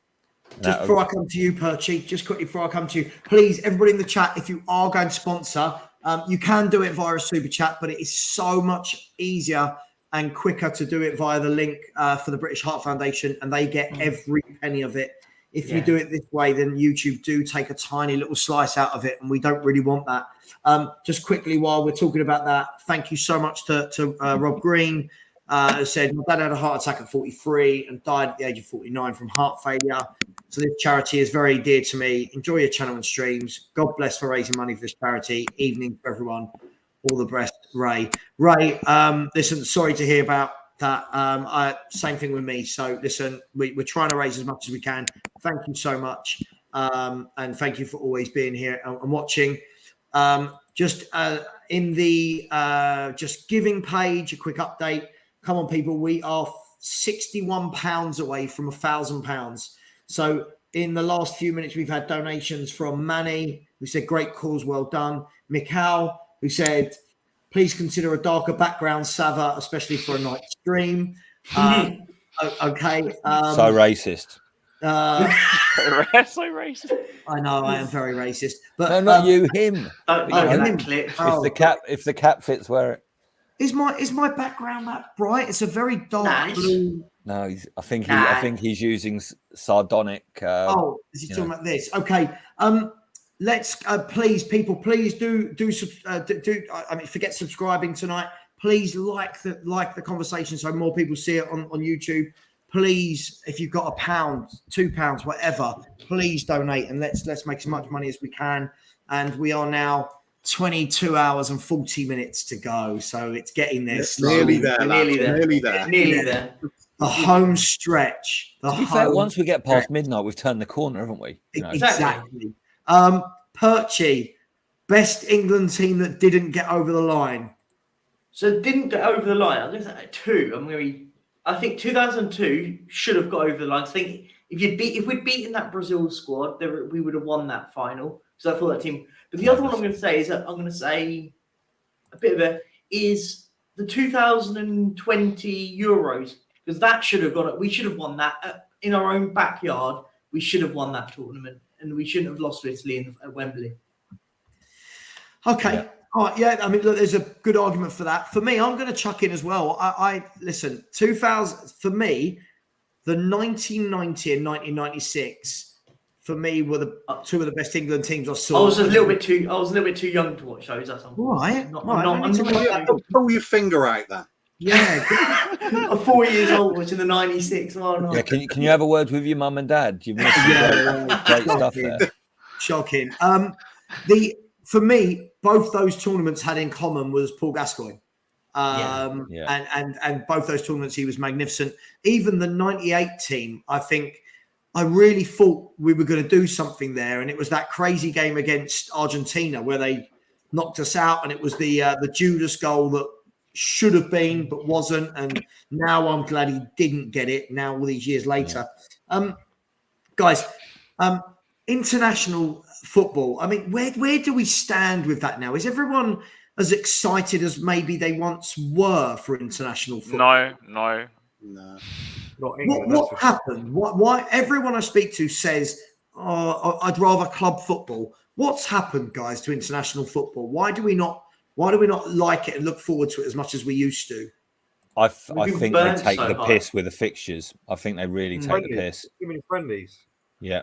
Pointless friendlies. It's so pointless. I think when it comes to tournaments, because I always have this argument that like club over country, but then I always say, well, they're not relative. They don't play at the same time. But tournament based, I don't really care about anything apart from tournaments anymore now. Right, but even then, I was just like, wasn't even that bothered this one, but. But Perchy, aren't they thinking of increasing the number of teams in the World Cup to 48? Yeah, so it's going to be 40. So it's going to be 48. If you're going to have, to be fair, you're going to have to be pretty shit not to get to the World Cup. That's what I'm trying to say. It's just but actually, what it's going to be, there's going to be no change with the European qualification. What it does mean though is there's less European teams. Yeah. So the ones that do qualify, theoretically, what you have a more chance of you've got more chance of getting further. Fucking Papua New Guinea or something like that. Yeah, well, exactly. The African, because I actually read into it. There's going to be 3 more African sides, 2 more of the Americas, like the North Americas, and 1 more South America team gets into it basically, and then there's some more on the Asian side as well. I see what you mean. Macau. Yeah, I've got a white background. Yeah, I see what you mean. Apologies.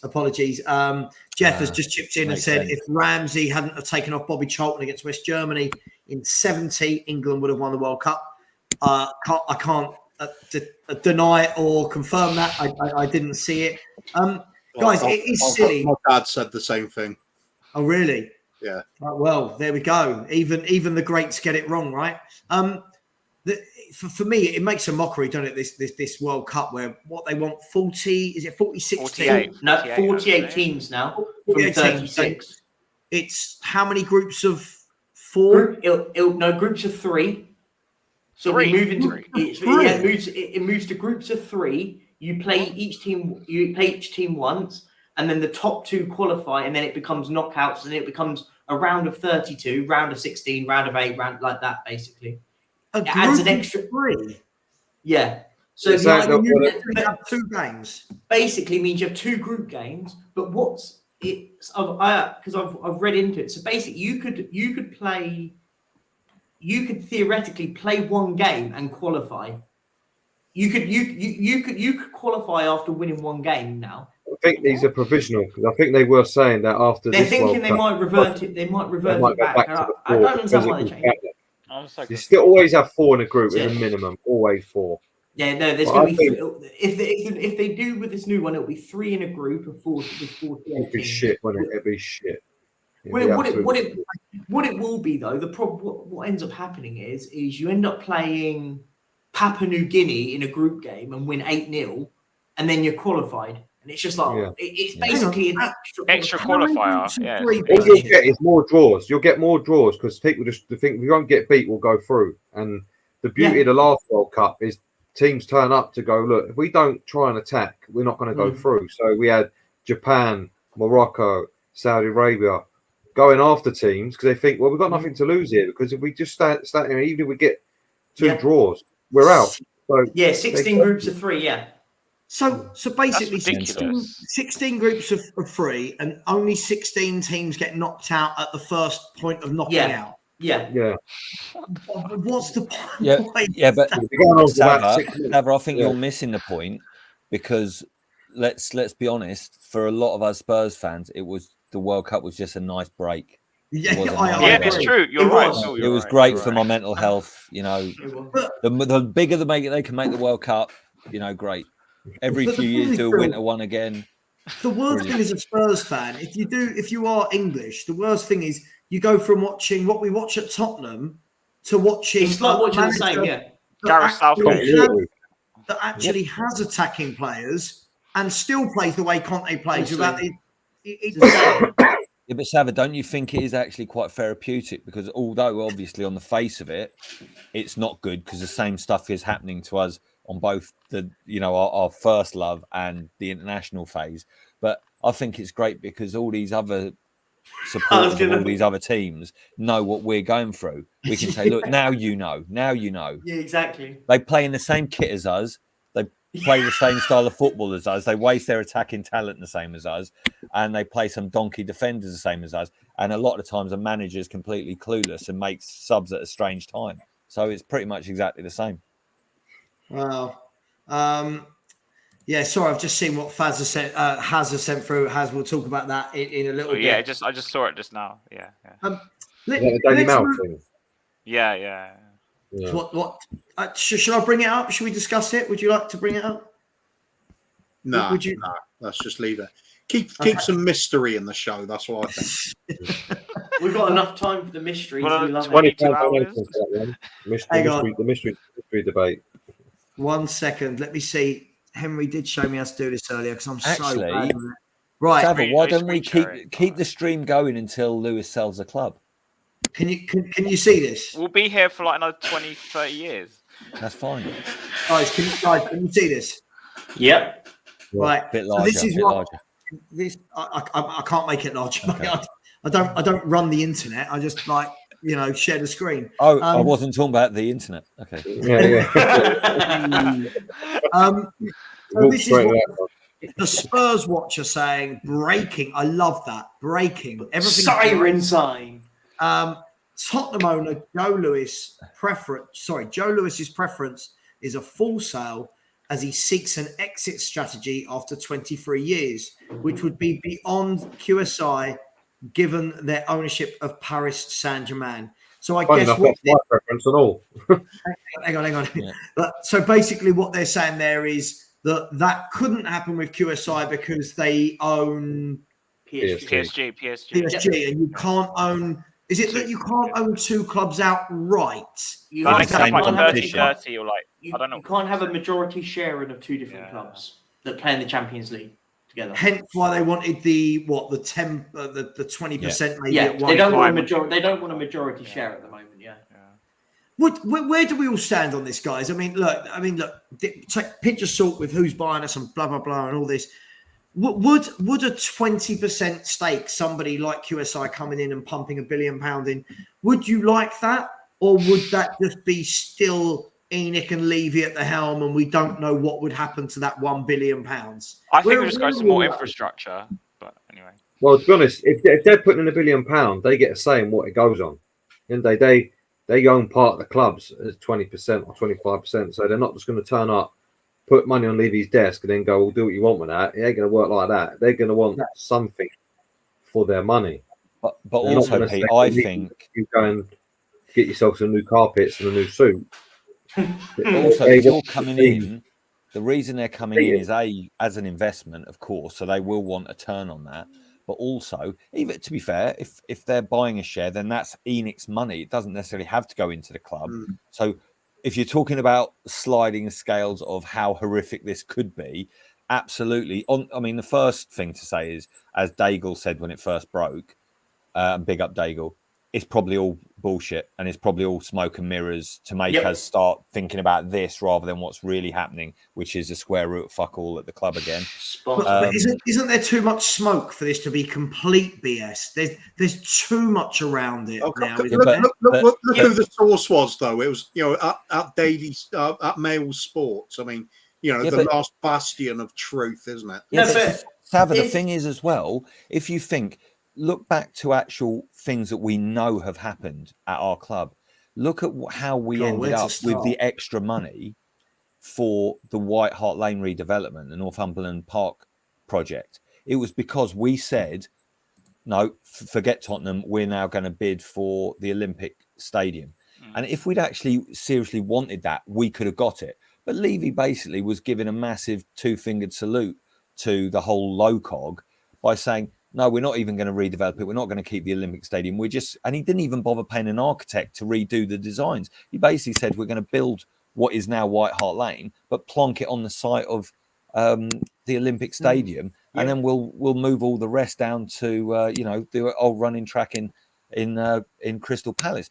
It was never going to get past. He was just doing it as the ultimate game of poker to get Boris Johnson, who was the mayor at the time, to give him more money for the infrastructure around what is now White Hart Lane again. So if he's going to go that far, and remember all the things he did with the private investigators as well, which he got a slap on the wrist for. So you for him to just put a few, briefings out, or to be fair, he does know this guy. He does work with this guy on the European Club Committee. He might have had dinner with a guy.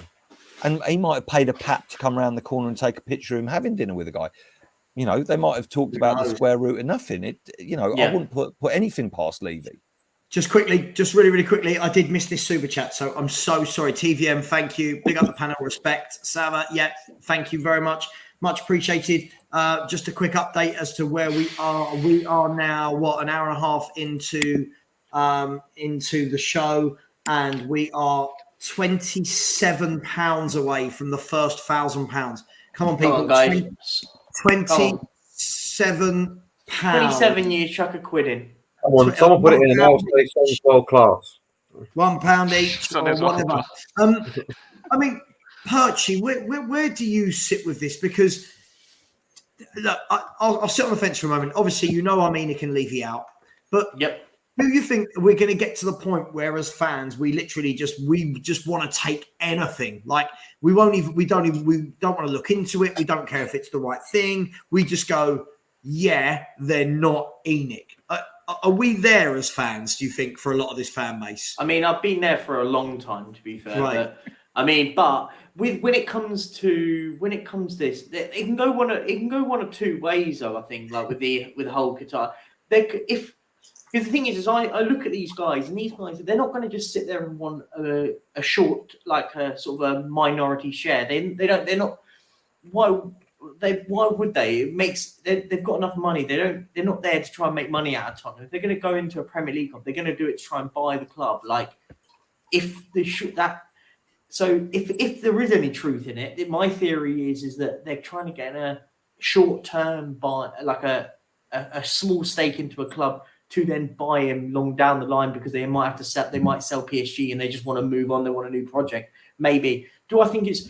If anything, I think it's probably just in talks about all this is all coming out, and it's probably just talks to slap Qatar all over the stadium and name the stadium probably. But as I said, nothing's going to happen anytime short. It's not going to happen anytime still.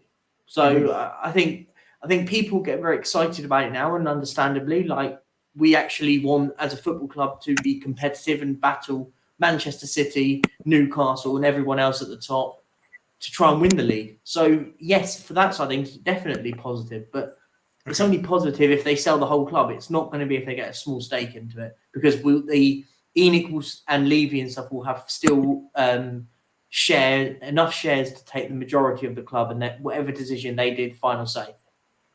Okay, I'm going to come to Pete next. Just before I do, Pete, just a different view. Spurs CC has said, as a gay Spurs fan, very hard to accept investment from a country where it would be illegal for me to be me. I'm not a fan of politicizing football, but this is very uncomfortable for me. So, Pete, just before you go into what you were going to say, it's interesting, isn't it? Because whilst lots of fans are going, no, it doesn't matter where the money comes from. It doesn't matter. There are other issues like this where people will take exception to, right? And thank you, Spurs CC, for bringing that to light. Where do you stand on this whole situation, Pete, and this comment, for example? First of all, I think you've got to say thank you again for Spurs CC because he just took you up to £1,000. Oh, is he? Okay, I didn't see.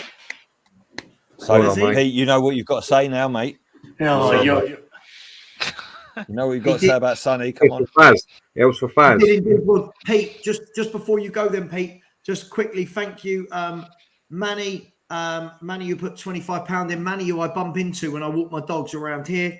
Josh Holland, thank you very much. Chris Welch and Spurs CC have got us to 1,000. If we also take into account the $141 US, let's convert that in my head to roughly what, £105.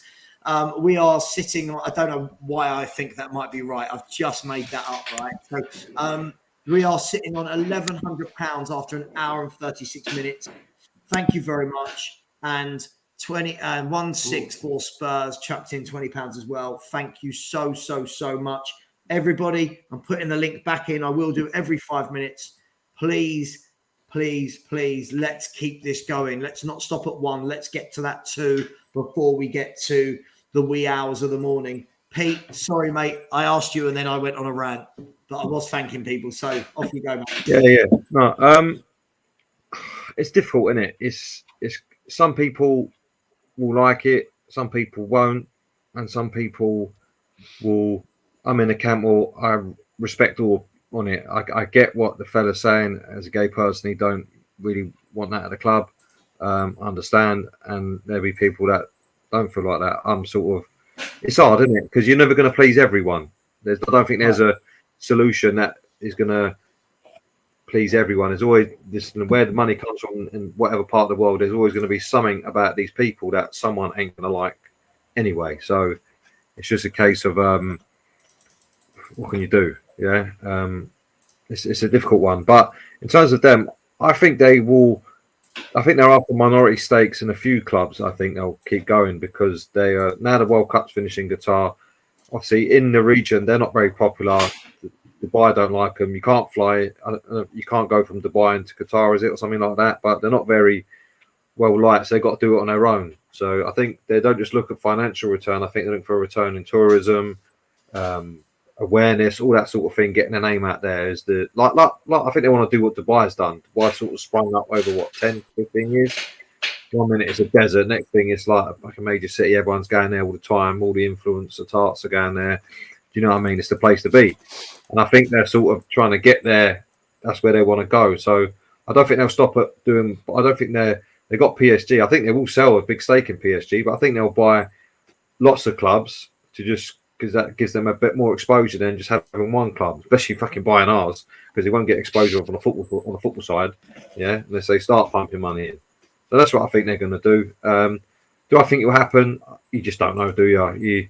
Whenever Daniel Levy's involved, he's got potential to fuck up everything. Do you know what I mean? He just drags his heels over every single thing, doesn't he? We know this ain't going to be a 5-minute thing. This will take months to sort out. I mean, it will be months. Yeah, but also Levy wants to stay on. That's the thing. That's why. Absolutely. And do you remember there was these rumours about potential sales? I don't know, was it a year or two ago? And that was one of the provisos. It said Lewis wanted out, but that Levy wanted to stay on as chairman. And to be fair, that I think I was sick in my mouth a little bit. I think Levy's exactly what he wants. If you're buying the club, if they're selling the club, they don't have a say in who's there. It's a nice to have. But if the new people buy the club, they own the club, and they say if we don't want you here, off you go. It's not. They can't right, that all Levy stays if whatever the new owners want. I mean, I'll be honest. If the new owners come in, the Levy's there, but they call the shots, the owners, and saying, right, none of what you're doing before, we're going to do differently now, and you're going to minister that, it would make sense. I know it sounds bad, but if I bought the club tomorrow, if I had £1 billion, if I had the money, I'd keep Levy on for a couple of years because I don't know how to run a fucking football club. Yeah, so mate. Yeah, well, you know what I mean. But he knows about the admin side. But then as the owner, you'd go, right, there's the money, I want it spent, and I want it spent on top quality players. There's a brief, or you deal with the director of football. You say to Levy, you run the club. I'm going to deal with Paratici with the Lock money him up and in then Lily White House, and that's what I would do. Anyway. Yeah, but because you need someone there who is used to running football club. I know it sounds we'd love to get rid of it tomorrow, but take the emotion out of it. If someone came into the club who bought the club who have no football experience whatsoever, you do need someone. Look at Man United when all Gill left and Fergie left, and what's his name, come in? Who's Ed Woodward, the chief executive, who come from market and knew nothing about football. I mean, they were talking to Ander Herrera the first time when they tried to get him. They were talking to someone who they thought was agent. It wasn't even his agent. Because you do need people, as painful as it is, you will need a transition period to get him out the door as you come in, you know, as new owners, if you don't know nothing about running a football club, because it can just get 10 times worse. Can they not get rid of Levy and employ someone else who's... They could do. What I'm saying, it depends what they want. But if I'm saying is they will need someone there. If they've got no experience in running a football club, that you will have someone there to help you through that transition. That's just a sensible business thing. As much as we wouldn't like it to be Levy, but if the club are operating in a different way and Levy's following orders rather than giving the orders, then it's a bit different, isn't it?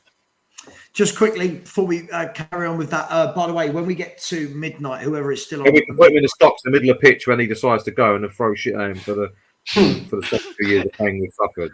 Happy days. What like Cersei in Game of Thrones? Yeah. I want to see him naked though. He can stay fully clothed. No, I think he should be naked. No, naked, definitely naked. When we get to midnight, whoever is live, Perchy has written a football quiz for us. So live, we will be the midnight quiz. The midnight quiz. I think it's a dirty quiz because he's waiting until midnight. Where every answer is. No, it's not. It's not that bad. Can we not slide into Danny's DMs and say, listen, come on, Dan, walk round Tottenham and we'll throw lumps of shit at you and shout shame. And we'll raise at least 20 quid for Savra and the Heart Foundation if you do this. I thought you were talking about Danny Kiriakou. Then I thought it was like Dan THSC or something. If we walk Danny Kiriakou naked through Tottenham with his clothes off, mate, people will be swooning all over the place. Do you know what I mean? Unbelievable. We'll just start bidding for him to do it. The highest bidder has to make him do it. Exactly. Bringing sexy back. He'd need to. Chick King would come out with the bottom and top of a chicken burger bun and just try and cover his modesty. So we could change it to hashtag Little Levy out. Yeah, Little Levy. Little Levy. Can we move the subject on from men being naked in streets and taking clothes off? Yeah. Can I just say, people in the chat, please, guys and girls, look, this is a stream. We're here to raise some money, right? Let's not get too deep with all of these kind of conversations. Let's not have a great big debate about religion and sexuality and race. That's not what we're here for. We're here to talk lots of shit about our owners and talk football. So we will jump into the quiz in 14 minutes. Kuva, let me ask you here. Everyone's got a different opinion, right, on the way the club should be run. And what I'm seeing a lot, especially in the last 24 hours, is I'm seeing a lot of YouTube channels that are not ENIC out or won't say they're ENIC out, are posting tweets saying things such as, oh, okay, geniuses that are ENIC and Levy out. What's your genius idea to get them out?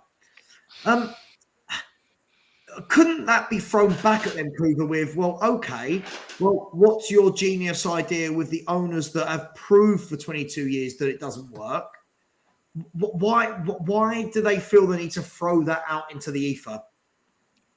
Well, I'm going to go with what's the genius idea? I don't know. Perhaps you start a movement that's focused on getting them out of the club. Hope people start joining the movement and it grows.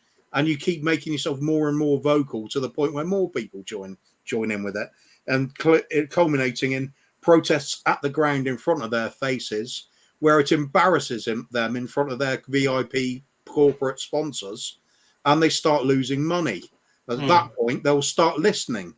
So that would be my genius plan. That's sort of the one we're doing. But we need more people to actually join in with it rather than just say can't be done, because it can be done. People just can't be bothered. So shake the bloody tree. So I we're think we not have to make it up. toxic for them. We have to make it very toxic for Levy for him to go. Like Arsenal did with Wenger, like our AFTV. And the rest of the Arsenal fans, they made it so toxic for Wenger, eventually had to go. And obviously they did the same with their owners, and eventually their owners bloody spent in the end. Yeah, but isn't it weird though, that ultimately, after all of the things and the amount of trash that AFTV talked, in the end, it was just a silent majority. Just wasn't it one midweek game? Just hardly anyone showed up, and the owners absolutely, thought, Christ, this can't go on, and pull the trigger. But look, I understand. I can understand where people come from. Obviously, look, it's just a knee-jerk reaction, isn't it? People saying, "Oh, well, what's your big idea?" It's like the most juvenile sort of throwback to any sort of argument or debate. Well, what would you do? Well, it's not up to If I was a billionaire, I'll tell you what I'd do. I'd put my as loads of money you say, what my wad on the counter, and say, there you go, have a bit of that, Levy. Now send me a postcard from the yacht. Off you go, and don't let the door hit your ass on the way out. But look, I personally don't expect that we're going to be able to force ENIC to sell until such time as they're ready. But exactly as we said when I first joined tonight, it's about accountability. From my point of view, there's so little accountability at the club. We as fans have got to be able to make ourselves heard so that we at least are holding whoever it is. And look, I get why people don't want to have a go at the manager because they think it might distract away from the ENIC conversation. But at the end of the day, if you see, look, poor old Chicken Royale's getting dogs abuse when he's coming off the bench. And obviously I'm right at the forefront of that. But I still feel bad for him. But in the end, so why is it okay for fans to boo a player, but not Conte, but not the chairman? It's all in the same thing. The thing it's the double standards that I find really bizarre. In the end of the day, Sol Campbell, as much as I can't remember who tweeted about it, but they were saying, isn't it time that we moved on and forgive and forget? And I was like, absolutely not. No. And we never will. But in the end, right, since the day he left, people have sang that song about what we'll do and when he isn't around anymore. But no one that I know of, at least, has ever said we should stop singing that. But yet the minute a few people were singing that at the first protest or the first big Saturday protest that wasn't that big, unfortunately, all of a sudden, like the movement's all like pissed up young yobs and singing distasteful songs. And I know some people on some big channels were quite quite vocal about why that wasn't how it should be. And I know some channels sort of have a pop at the sort of bedsheet brigade. But in the end, I think every little bit helps, as the old saying goes, doesn't it? You do need it to pipe up. And in the end, look, my fear is we'll put pressure on Levy, and all he will ever do is all any chairman can ever do is, you can't get rid of 22 playing staff in one go, but you can fire a manager. And so whatever your stance is on Conte, the pressure we're putting on Levy probably will lead not to them selling, but to another change in management, and then it all starts all over again. But having said that, look, even if this is all smoke and mirrors, which is where I'm coming from with the whole QSI thing, it does show that Levy is at least aware of what's going on. He's not stupid. Whatever we all think of him, the guy isn't stupid, and he does. He look how he blocked people putting hashtag ENIC out. I don't feel there's any correlation. I'll be honest, as somebody who's massively ENIC and Levy out, I don't think there's any correlation between fans singing that and these links. For me, I've said this all along. Kuva will back me on this. He will sell when he wants to sell, 100%. And when he gets the money he wants. This is the thing. Listen, I've got the utmost respect for anyone who wants to go and sing out all the time. I get it, right? Cool, brilliant, do it. I just don't think that Daniel Levy cares enough about. I don't think I don't think he's built like that. I don't think he's someone that goes, "Oh my God, they're singing bad things about me." No, I don't either, mate. But he's such a control freak. Why did he block people on Twitter then? Why did the club start blocking? He pays attention, is what I'm trying to say. Okay, they can block people on Twitter, but there's a huge difference between blocking people on Twitter and selling a £4 to £5 billion football club. So for me, I think we could sing, we could do, and I will join in with this. By the way, I will join in with the protests and that. But I think a lot of people say, "Oh, if everyone just joined in, it would sell." I just think it's a real nice rainbow way of looking at it, right? It's all rainbows and fairies and we'll sing his name out. Here's the thing for me, Levy out isn't necessarily about removing Levy. Gasp! What? Right. I'm heavily Levy out. It's all about change at the top, one way or another.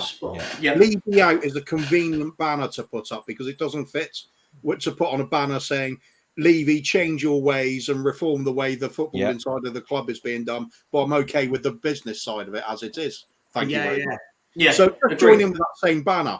Now, what the hope is for me, and I know several people agree with this, is that our being in his face constantly, making it awkward for him, being vocal and embarrassing him again in front of these important VIPs that he'll have over. Especially the NFL sponsors and that side of things, where the money side of it is absolutely insane. If we get that happening, perhaps he just starts to listen and think, "What can I do to solve this? Because it's not going away now." And maybe, just maybe, he'll start putting something in place that we're prepared to deal with, like putting in that sort of Ajax system where you do have the football side of it's run separately by a different chairman, if you like, a different CEO. So like Edwin van der Sar does that at Ajax at the moment. He's the football man for the football side, and just separate the business from the football. If we could do that, I think a lot of fans would be happy with it. I would, for a start. I'm not happy with things Levy has done, but if he does reform, I could get behind that. At the end of the day, if he did things like that and we started seeing a set plan, a way of playing football, proper DNA, the club like we used to have, not what he says, but what fans who know the club inside out, I should say. We know what that football's all about. The part 2 touch passing, attacking football. We always used to do that, and we were world renowned for it. If he did all of that, fans might even go from Levy out to Levy in. It will take time, but if you start moving in the right direction, you can win people over. What frustrates us is he does nothing ever. There's no compromise. It's just straight. I think what we got to accept is that the whole Levy out, ENIC out is not going to be an event. It's going to be a process that will take time. That will be process. It's not. You get media exposure. Stuff in the ground. It's a process that will take time. Just like the Arsenal fans, what they were doing was that started a process off where it started off of ANTV, people ranting down the camera. Then it escalated to a point, to a big protest helped by their Super League thing, to a point where another billionaire publicly made it clear he would happily buy the club and put some ambition in. Then the next thing, Stan Kroenke, his son, is on a plane, he's here, and then everything changes and they start putting money in the club and all that. So that process takes time. It will take time for us the same. It's not going to be a one-off event where you do one thing and then something happens. It is a process. Just quickly, I just want to read out super chat from H. Thank you very much, my man. He said, "Big ups, have a great show for a great cause. Hashtag ENIC out. Hashtag QSI in." Listen, I'm going to move over to Perchy. We're going to do a quiz now. I don't know how many questions it is. I don't know what it's about. Perchy has not told me anything about this. So if I win, it's purely down to footballing intelligence. I hope everybody's been brushing up on their babe station stuff. Yeah, exactly. Oh God. Can everybody in the chat, can you see our names? Because I can't see the names. No. They're not. No. Hide the comment. Hide the comment. And it might come up. Come back. All right. Yeah. Cool. Right. There you go. So for whoever has not done an online quiz before, and anyone who's not used this before, does everyone know how to change their name from now? If I said to you, change your name now, Kuva, you'll know. You do wankety wank. Has you've done it, Phil, you've done it. If you click on the three little dots on your box, it will say edit name. So when Perchy asks the question, that is where you put your answer, and then Okay. but you do not change it until Perchy says, right, everyone put your answers in. Yeah, you don't just put Don't it give in the there so game everyone away. else goes, right? Okay. And Okay. people in the chat, join in. Join in the chat, and I'll make it even more pressure for you, Sava. For every question you get right, I'll donate £1 to charity. Every question I get right personally. Just you personally. It's 30 questions. There's 30 quid on the line for the. So it's now down to you. The pressure's on you. Okay. So So it was all fun, and now it's money orientated. Now You're there's just money like, Time to on leave it. Jesus. I'm Savvy, you might prepared to have double that you to might have to. £4. Oh, Sav, I hope you've got you another look- pair of Arsenal G strings in the cupboard there. Mate. you don't want to know what I'm wearing underneath this desk or not wearing, Phil. No, I don't.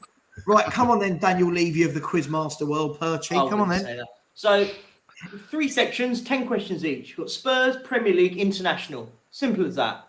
Okay. Simple. Love it. Simple. Ready? Ready? Everyone ready? Okay. Question number 1. Yeah. Who did Harry Kane score his first Spurs goal against? And put it in now. Premier League goal.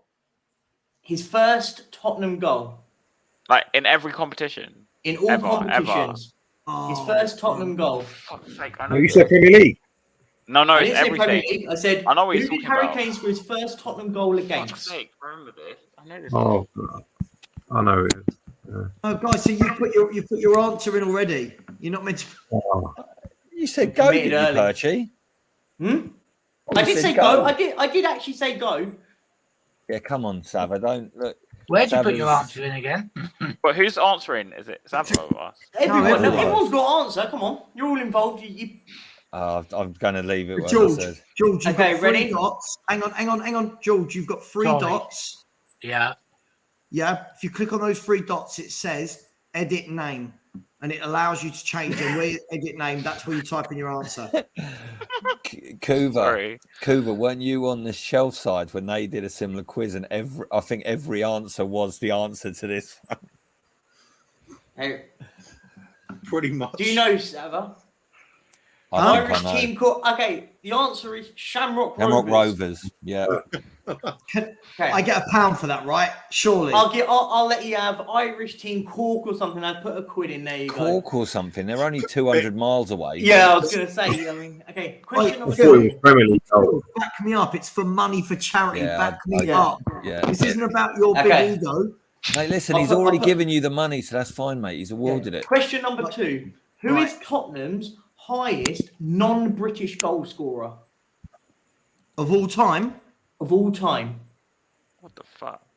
Oh, I've Who got it. is Tottenham's highest non-British goal scorer? Oh, Jesus. I'm See if not anyone in British. the chat. There was someone in, by the Non-British. someone in the chat did get Shamrock Rovers correct, by the way. In chat was Tom81. Is Welsh British? Yeah. I'm Yes. joking. I automatically wrote Cliff Jones. Okay. Oh, my God.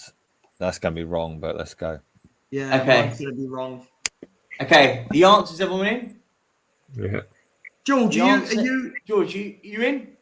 Yeah, I'm struggling to I've got the 3 Ooh. dots, but Okay. it's not coming up with. Hey, Eddie George, Payne. I'll let you shout out first. What's your answer? Well, I'd kind of missed the question because Who is Tottenham's highest non-British goal scorer? What the fuck was I say Ericsson for? Yeah, I'm going to put it out. Someone has it correct on... Pete, you were blinded by hatred, mate. You were blinded by hatred. This is the problem. The answer is Heung-Min Son. World No. class. Absolutely Oh, world class. 137 goals. What a fucking Another class. pound for charity. You're doing well there, Sam. 2 for 2. What a There you go. fucking- I've And- never and- felt more patronised and happy all at the same time, Percy. It's all Thank good. you. Question number 3. Who did Tottenham sign David Ginola from? Oh, go away. The This is a legend that is disgrace. David. This is a disgrace. Tell us when to go. 3, 2, 1, go. Oh, I need to get that one. I don't. You're a disgrace. Oh, if Monaco. anyone- That's a if disgrace. Monaco! That's a disgrace. Monaco. Les Chamois Rovers. Oh, It was, He's only of about, course, he's only about 4. it was, of Even course, though- Newcastle United. Of course it was. That's £3. That's 3, you're in. You're doing well. Can you get this one, though, Sam? You're course absolutely I can. running away with this. Spurs legend Ledley King made 268 appearances for Tottenham. But how many goals did he score? Oh, Ooh. Jesus Christ. All right, I've gone with that. 3, 2, 1, go. 99. 99. scored- Vancouver, is that where you get your name from? Absolutely. Big up Ledley King. He scored 10 goals. Oh, all right. I got one wrong. How's your nearest was to pin close. there, mate? Ha- Nearest to Haz pin. was closer. Yeah. Hugo Lloris is Spurs captain. But who did he take the armband off? Jesus, it's been that long. Uh, Oh. 3, 2, 1, show. I don't think I'm right, but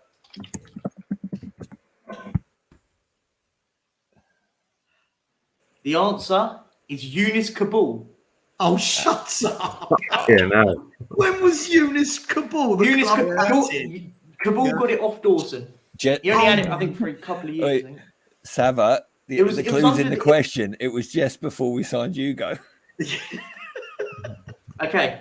Now this one is going to be a long one, but it'll be interesting to see how That's many what she we get them said. right. Oi, behave. We're now past midnight. We can do whatever we want. Exactly. Okay. Can you name all the clubs former Tottenham Hotspur player Rafael van der Vaart played for? If you can name all of them, I will throw £10 on top of this if you can name every single one. Anyone. Before names them. Spurs. Before Spurs. Before and after. Obviously excluding Spurs, obviously. Oh, Can God. I phone a friend? No. Damn. Is it before Spurs? Is it before Spurs? and Oh, after. Before and after. Oh my God. Who was it? oh, fucking hell. Something like that. I don't know. Can we just give a shout out to Sylvie van der Vaart? Siri is currently offline. Okay, so what I'll say is, Savvy, you were correct for part of them, but can you name the ones after? So they're before. Can I name So the they're ones the one, after what? they were the ones before we signed. Can you name the ones after? Can I get a half a point for darts? What? One of those was Why? after, surely. Why? Because he went on to play darts, didn't he? Oh, he did. He actually did go and play darts. Okay, I'll tell you the answer. The answer was Ajax, Hamburg twice, Real Madrid, Real Betis, SC Midtjylland, and Esbjerg FB. That's why I said it was an extra tenner. If you'd got all of them, I mean, there is some. I'll give you a there is- few there. I'll chuck, Perchy. I'm going to chuck a few points in because you've got a few of them. So I'll put in a Perchy, few. there is some pointless shit flying around my head. Football knowledge. Michelin or whoever that was is not one of them. I didn't know. I knew he went to Betis after Hamburg, but I didn't know he went to the other two random I clubs. knew he went to a Spanish team. I couldn't remember what one it was. Yeah. I'm having a pound for that. I'm having No, a pound for that. I've chucked 3 and you got 3. I put 3 for that one. Perchy, I think you should give him an extra quid for Sylvie van der Vaart being mentioned. Wasn't he a fucker maybe. though? We'll see. Didn't he slap her up on New Year's Eve? And then I heard he got hold of Boolaroo's missus after that, didn't he? His teammate. He married her next. Really? Allegedly. Yeah. Allegedly. Yeah. We'll put that on the stream just there. Okay, next question. This one should be an Another easy one. Which team did Spurs sign Heung-Min Son from? That should be a relatively easy one. Oh, no, it's...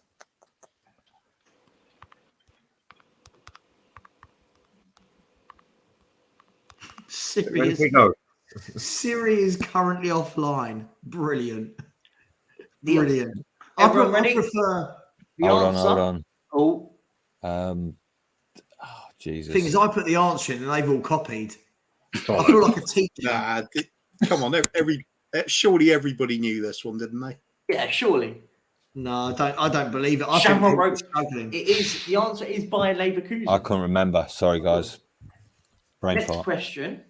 Who did Harry Kane take the number 10 shirt from? Sylvie van der Vaart. That's another. We'll put that for the £2 of the Sylvie van der Vaart trust fund. I think I've got a guess. And then everyone type. Oh, hang on 1 3. second. Oh, Yeah, Hang on anyway. 1 second. Oh, God, I'm good. 3, 2, 1, go. The phone. Oh, never you're got right. Number 10. The The phone answer was is 18, wasn't it? Emmanuel Adebayor. Yeah. It was that's Adebayor. right. I'm having that. I mean, you put in 2 answers, but I'll give it to you. It's a challenge. Hey, Has I love the fact you went for a sex offender, that alleged. oh wow. We've got to that time of night. Perchy, by the way, I can have 2 answers. I'm going to do the whole "it's my ball" thing in the playground. Yeah, that's fair. It's my channel, mate. I'm just going to do Anytime. what I want to do, right? Do what you want. Okay. Tottenham legend Jimmy Greaves signed from which football club? From? Yeah. Who did he sign from? I've got this. I've got this. I Have I got this? I know I've got this completely wrong. Oh, is but it? anyway. This would be interesting if you guess. I Ready? got the full 3, name wrong. 2, 1, go. You guys know No better idea. than me. I have no idea. It is not Shamrock Rovers. It is AC Milan. Yes. He went on to play for West Ham after. All right, okay. He's got Graham helping him. And Kuva's just changing Shamrock Rovers into whatever QPR. nationality that we're talking about. Shamrock over Ravelli. Lovely. In which year was in spirit of the North London derby, in which year was the last time Arsenal beat Spurs at Spurs? I know this. In all competitions. Oh God! Sorry, at White Hart Lane, Perchy. At White Hart Lane. In all competitions. In all competitions. I'm sticking with my answer. I think. 1969. I mean, We're past midnight now, so it's. 69. Who was on top in the 69, Kuva? the answer Greaves, obviously. Thomas Rosicki. is. He doesn't know the answer. The answer is 2000. Sorry, my thing just froze. Sorry, one second. It's 2015. 15. So that Flamini got League- 2 in the League Cup. League Flamini League Cup 3rd round. There you go, get in. That was when they wrecked the stadium, wasn't it? They Your were throwing stream the just hordes seems into Oh to yeah, that. you're Oh, right. sorry. You're right. Don't blame my stream, Perchy, for your bad quizmaster skills. Sorry, the whole thing just froze and then it was playing back. I kept hearing you talking to chat for some reason. Sounds a bit Eric Dyer to me. That was By, a bit Eric by, Dyer. by the way, Perchy, I think at the moment we're £7 in. Come on. No, actually, because I gave you 3, so actually we're at 9. Oh, That's some really Perfect. odd pillow talk there. It is a bit popular. We're going to move to Premier League. Scrub on your Premier League knowledge. So, question number 1. This Which is where I goalkeeper excel. has the most clean sheets in Premier League history? Oh, God, yeah. I have no idea. I've got it. You should get this one. It's quite... Shout out Casey Keller. Ready? When can we go? 3, 2, wait. go. One sec. Uh, This is probably wrong. in history. If I'm right, I'd like an extra £1 for spelling his first name I have correctly no as idea. well. I'm just guessing. The answer is Petr Cech. Yes. Oh, Has he really got the most clean sheets? He's got the most clean sheets, yes. So Disgrace. 202. horrific. 202 clean sheets. Yep. That's mad. He had that mad spell under Chelsea where they just never conceded a goal. For like Mourinho. 2 Mourinho years. was Mourinho. Yeah. Question 2. Harry Kane has 198 Premier League goals, but which current player has the next highest goals? For They have to Tottenham, be- or No. Oh, it's Premier In the League, isn't it? in All right, Premier okay, League. okay. So currently playing at the moment. Oh, fuck's sake. Oh, hang on, Sava, you genius. 1 second. I've called myself a What genius. is it? I was going to say, typing in the PremierLeague.co.uk website. I'm just trying to I think. think I might be wrong. Premier League goals. They're still playing. And yeah, they're still playing Premier League football at the moment. Right, gone. I'm ready. Okay, 3, 2, 1, go. Oh, fuck me. The answer is Emerson Royale. Jamie Vardy. Oh, is he still play? Is that a He's- technicality? Does he play anymore? He played like Yes. 2 games this season. He's still Mate, playing. he's got to play after Wagatha Christie took his wife to the cleaners. Wagger, for Christ's sake. And we've got How Red Bull. stupid was that? That whole. Anyway, we'll talk about that afterwards. We've got 22 We've hours got left. time. We've got Got time. another subject. Next question. João Felix was sent off yesterday on his debut for Chelsea against Fulham. But who was the last person to be sent off in the Premier League on his debut? I have no idea. Oh. Can you give us a clue of the year? Yeah, like a team at least. Oh, I actually. Okay, he played for Spurs. That's Oh, the of clue. course he played for Spurs. We're so played for- Spursy, aren't we? We are so Spursy. Does he play for Spurs now? No, that's that- the last clue. Oh, this is for charity. There should be more clues. Yes, I have no idea. Oh, I'm going to go with this, but I think it's completely wrong. Okay, 3, I have no 2, idea. 1, go. I'd be wrong. I've The spelled his name answer wrong. is Federico Fazio against Fazio. Manchester City. Someone in the chat did. Someone did put Yeah, I it in saw the chat. something. Yeah. A couple Even people put it in the Pyrex, chat. Pyrex, and Pirates Steve. King's an Arsenal Steve fan, and he got it. Ronan O'Donnell, Liverpool. I don't know how he got it. No, it was That Federico just goes to Fazio. prove that Arsenal fans put Fazio up to it. Yeah. Yeah. He was had an Arsenal shirt under. To be fair, Fazio's also a possible answer in the question that will be asked later. Worst ever Spurs player. Potentially, yeah. Is that Oh, Emerson no, Royale, though? Oh, no. Emerson Royal. Actually, I was going to say we've had a lot worse. Oh no! Hang on, one I second. mean, you could put him down as one of the slowest players we've ever had at the club. Honestly, that man will turn more like a triple decker bus. Oh, I've seen a lot worse than Fazio, but we'll get to that later. Which team has lost the most games in the Premier League era? Oh, now this is going to be tricky. Say that again. Which team has Sorry. lost the Which most? team has lost the most games in the Premier League era? Ever.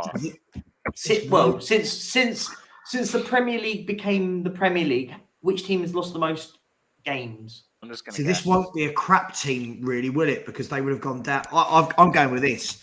I reckon Okay. I'm right with this. I'm probably wrong. 3, but 2, 1, go. The answer is Everton. Yes, boom. Oh, Get in there, Kuva, virtual high five. Look. Everton. Hey, wrong Everton. way. You had to think about it because Everton haven't been relegated. I can't do it, Kuva. I don't. Oh, there. Go. I will just say that though. If It's like watching your granddad set the video. Yeah, if West Ham get 4 more losses than Everton this season, West Ham will be top of that list. oh wow. Yes. Just So basically, it's Everton based on the fact that they've never been relegated, right? basically, yeah. And they're Yeah. the worst of the teams that have never gone down, like us, Arsenal, Man United. Yeah. Okay, cool. Yeah. Erling Haaland is the top goal scorer currently. But how many Premier League goals has he got right now? Say that again. 704. Erling Haaland is top goal scorer. I know what currently in the Kuba's Premier going to League. But answer. how many goals has he? Yeah. How many goals has he scored right now already? In the league. In the league, yeah, in the league only. Tell us when. Go. It is 21. Boom. I used to got one of them. Okay. Well done, Has. Well done, everybody. Next question is: which team has scored the lowest amount of goals this season? Tottenham. Yeah, he's Tottenham. We can't be that far off. In the first half. First half FC. I'm just going to guess. I know. Which team has scored the least amount of goals this season? Currently. Who's bottom at the moment? I can't even think. Southampton, I want to say. I'm not going to go with them. I'm going to go with these guys, but I think I'm wrong. But I'll give it I a think I'm go. wrong too. Okay. Ready? Go. Yeah, I think I'm wrong. But I will tell you, Sava is correct with Wolves. They've only scored 11 goals this season. Hey, so and no Cougar one- as well. I'll just slap the top of his head. No, right. Hang on, where do I go again? Oh, that way. That way, isn't it? Oh, honestly. No, it doesn't work. A few people in the chat got Wolves. Later, mate. It's still early. The next question is: which team won the inaugural Premier League trophy? huh? Which team won the inaugural Premier League season? I know. Does that mean the first ever season? The first Yeah. ever season, yeah. Okay, I was going to say that. Hold on. Ready? Yeah. 3, 2, 1, go. Oops. Man United. Oof. Yeah? Well done. Yeah, Man United's the answer. Well done. Another pound for charity, Sam. You're doing Hey, brilliant. Leeds won the league before. Yeah, the Yeah, last Leeds championship. won the lot. Yeah. And then United went and stole Cantona for about $1 million off them. Mm. I think Blackburn won the season after, I want to say. Yeah, I Yeah. remember that. They won the It season. was Leeds, Man U, No. Blackburn. 92, No, Man United. 93 was United. 93, 94 was United. And 94, 95 was Blackburn. Sorry, yeah. Oh, yeah. Okay. Mate, it's Next like an encyclopedia up here. Don't worry. In Not just good 2007, well, debatable, but we'll move on. In 2007-2008 season, Derby County recorded the worst ever point score in Premier League history. Oh, But how many games did they win? Oh, okay. I'm just going to get. I think I know. I'm going to give you both answers. What? The points as well? If I do that, you've got to give me a fiver. If I get this right, If you get the point, okay, fine. I'll chuck a fiver extra in if you get the points Okay. and the amount of wins they got. okay. Ready? Yeah. 3, 2, 1, go. One person got it correct. One win. They got 11 points. One win. One win. They finished with 11 points. One win, 8 draws. All is forgiven, Daniel Levy. That was the season when they sacked Billy Davis and brought in Paul Jewell and then brought in like a Donkey Roy Carroll it was about 50 years of age. It was like that. Wow. One win. Imagine being a season ticket holder. Oh, Where was the win? Was it at home? I Okay, can't well, remember who they beat. Spurs at home. Dr. Tottenham. It was. Was it Tottenham? Spurs at home. Spurs away. No, we beat them 4-1 that year. I remember that. Oh, Let me wow. see. Should we see which team they actually beat? Do you remember the Find it. baseball ground? Yeah, I've been. Yeah. Been to That, baseball the ground. team they beat Newcastle United 1-0 was the only win they got. Wow. Shambles. That's a shambles. I mean, they drew to Man City. That was when Man City had Sunji Hai, if you remember him. Oh, yeah, I remember. Yeah. Was that Perchie, you've Team just given fancy it. real ammunition to the Levy-in crew. Yeah, You don't want to why are do you it. doing Derby. this? Yeah, Don't wanna do yeah. Derby. Well, it could be worse. Could be worse. Next question. Eric Cantona famously fly kicked a fan of which football club? Oh, come on. This one's an easy pointer, surely. Sorry, Eric Cantona. Fly kick. Famously fly kicked a fan of which football club? Yeah. Ready? Oh, football club. I was just going to put racism. No. What club did the fan support? Racism. Go on then. Go. Go. Oh, my answer's too long. I tried to be too funny. Yeah, I didn't have time either. It Up was the Palace. Crystal Palace. Not me. Trevor, do you want to put the postcode in as well? Put the coordinates in. You know, the word I had after South London was Sainsbury's. Sainsbury's. The Has anyone been Sainsbury's. been to Crystal Palace's ground? Yeah, Yeah, it's There's a Sainsbury's. Sainsbury's in the ground. Like it's Yeah. Yeah, but It's so weird. Sava, people in glass houses shouldn't throw stones. Do you know Lily White House is built in the attic of a Sainsbury's? Oh gosh, yeah. oh Okay. Jesus Christ! And the final question in the Premier League one was: who was the first opposition player to score at Tottenham's new stadium? Oh, For fuck's sake. Oh, I think I know Yes. this. I remember the team. He did a very known celebration that was clipped a lot. got it. If I'm right in Think. saying. Hey, ready? Yeah. No, Go for it. I have Can't no do it. idea. Don't know. It was Mikel Antonio. I thought When he did that, when he did that riding the horsey thing, weird celebration. Yeah. Yeah. Did we They draw won that 1-0. game? No, they Perchy. won 1-0.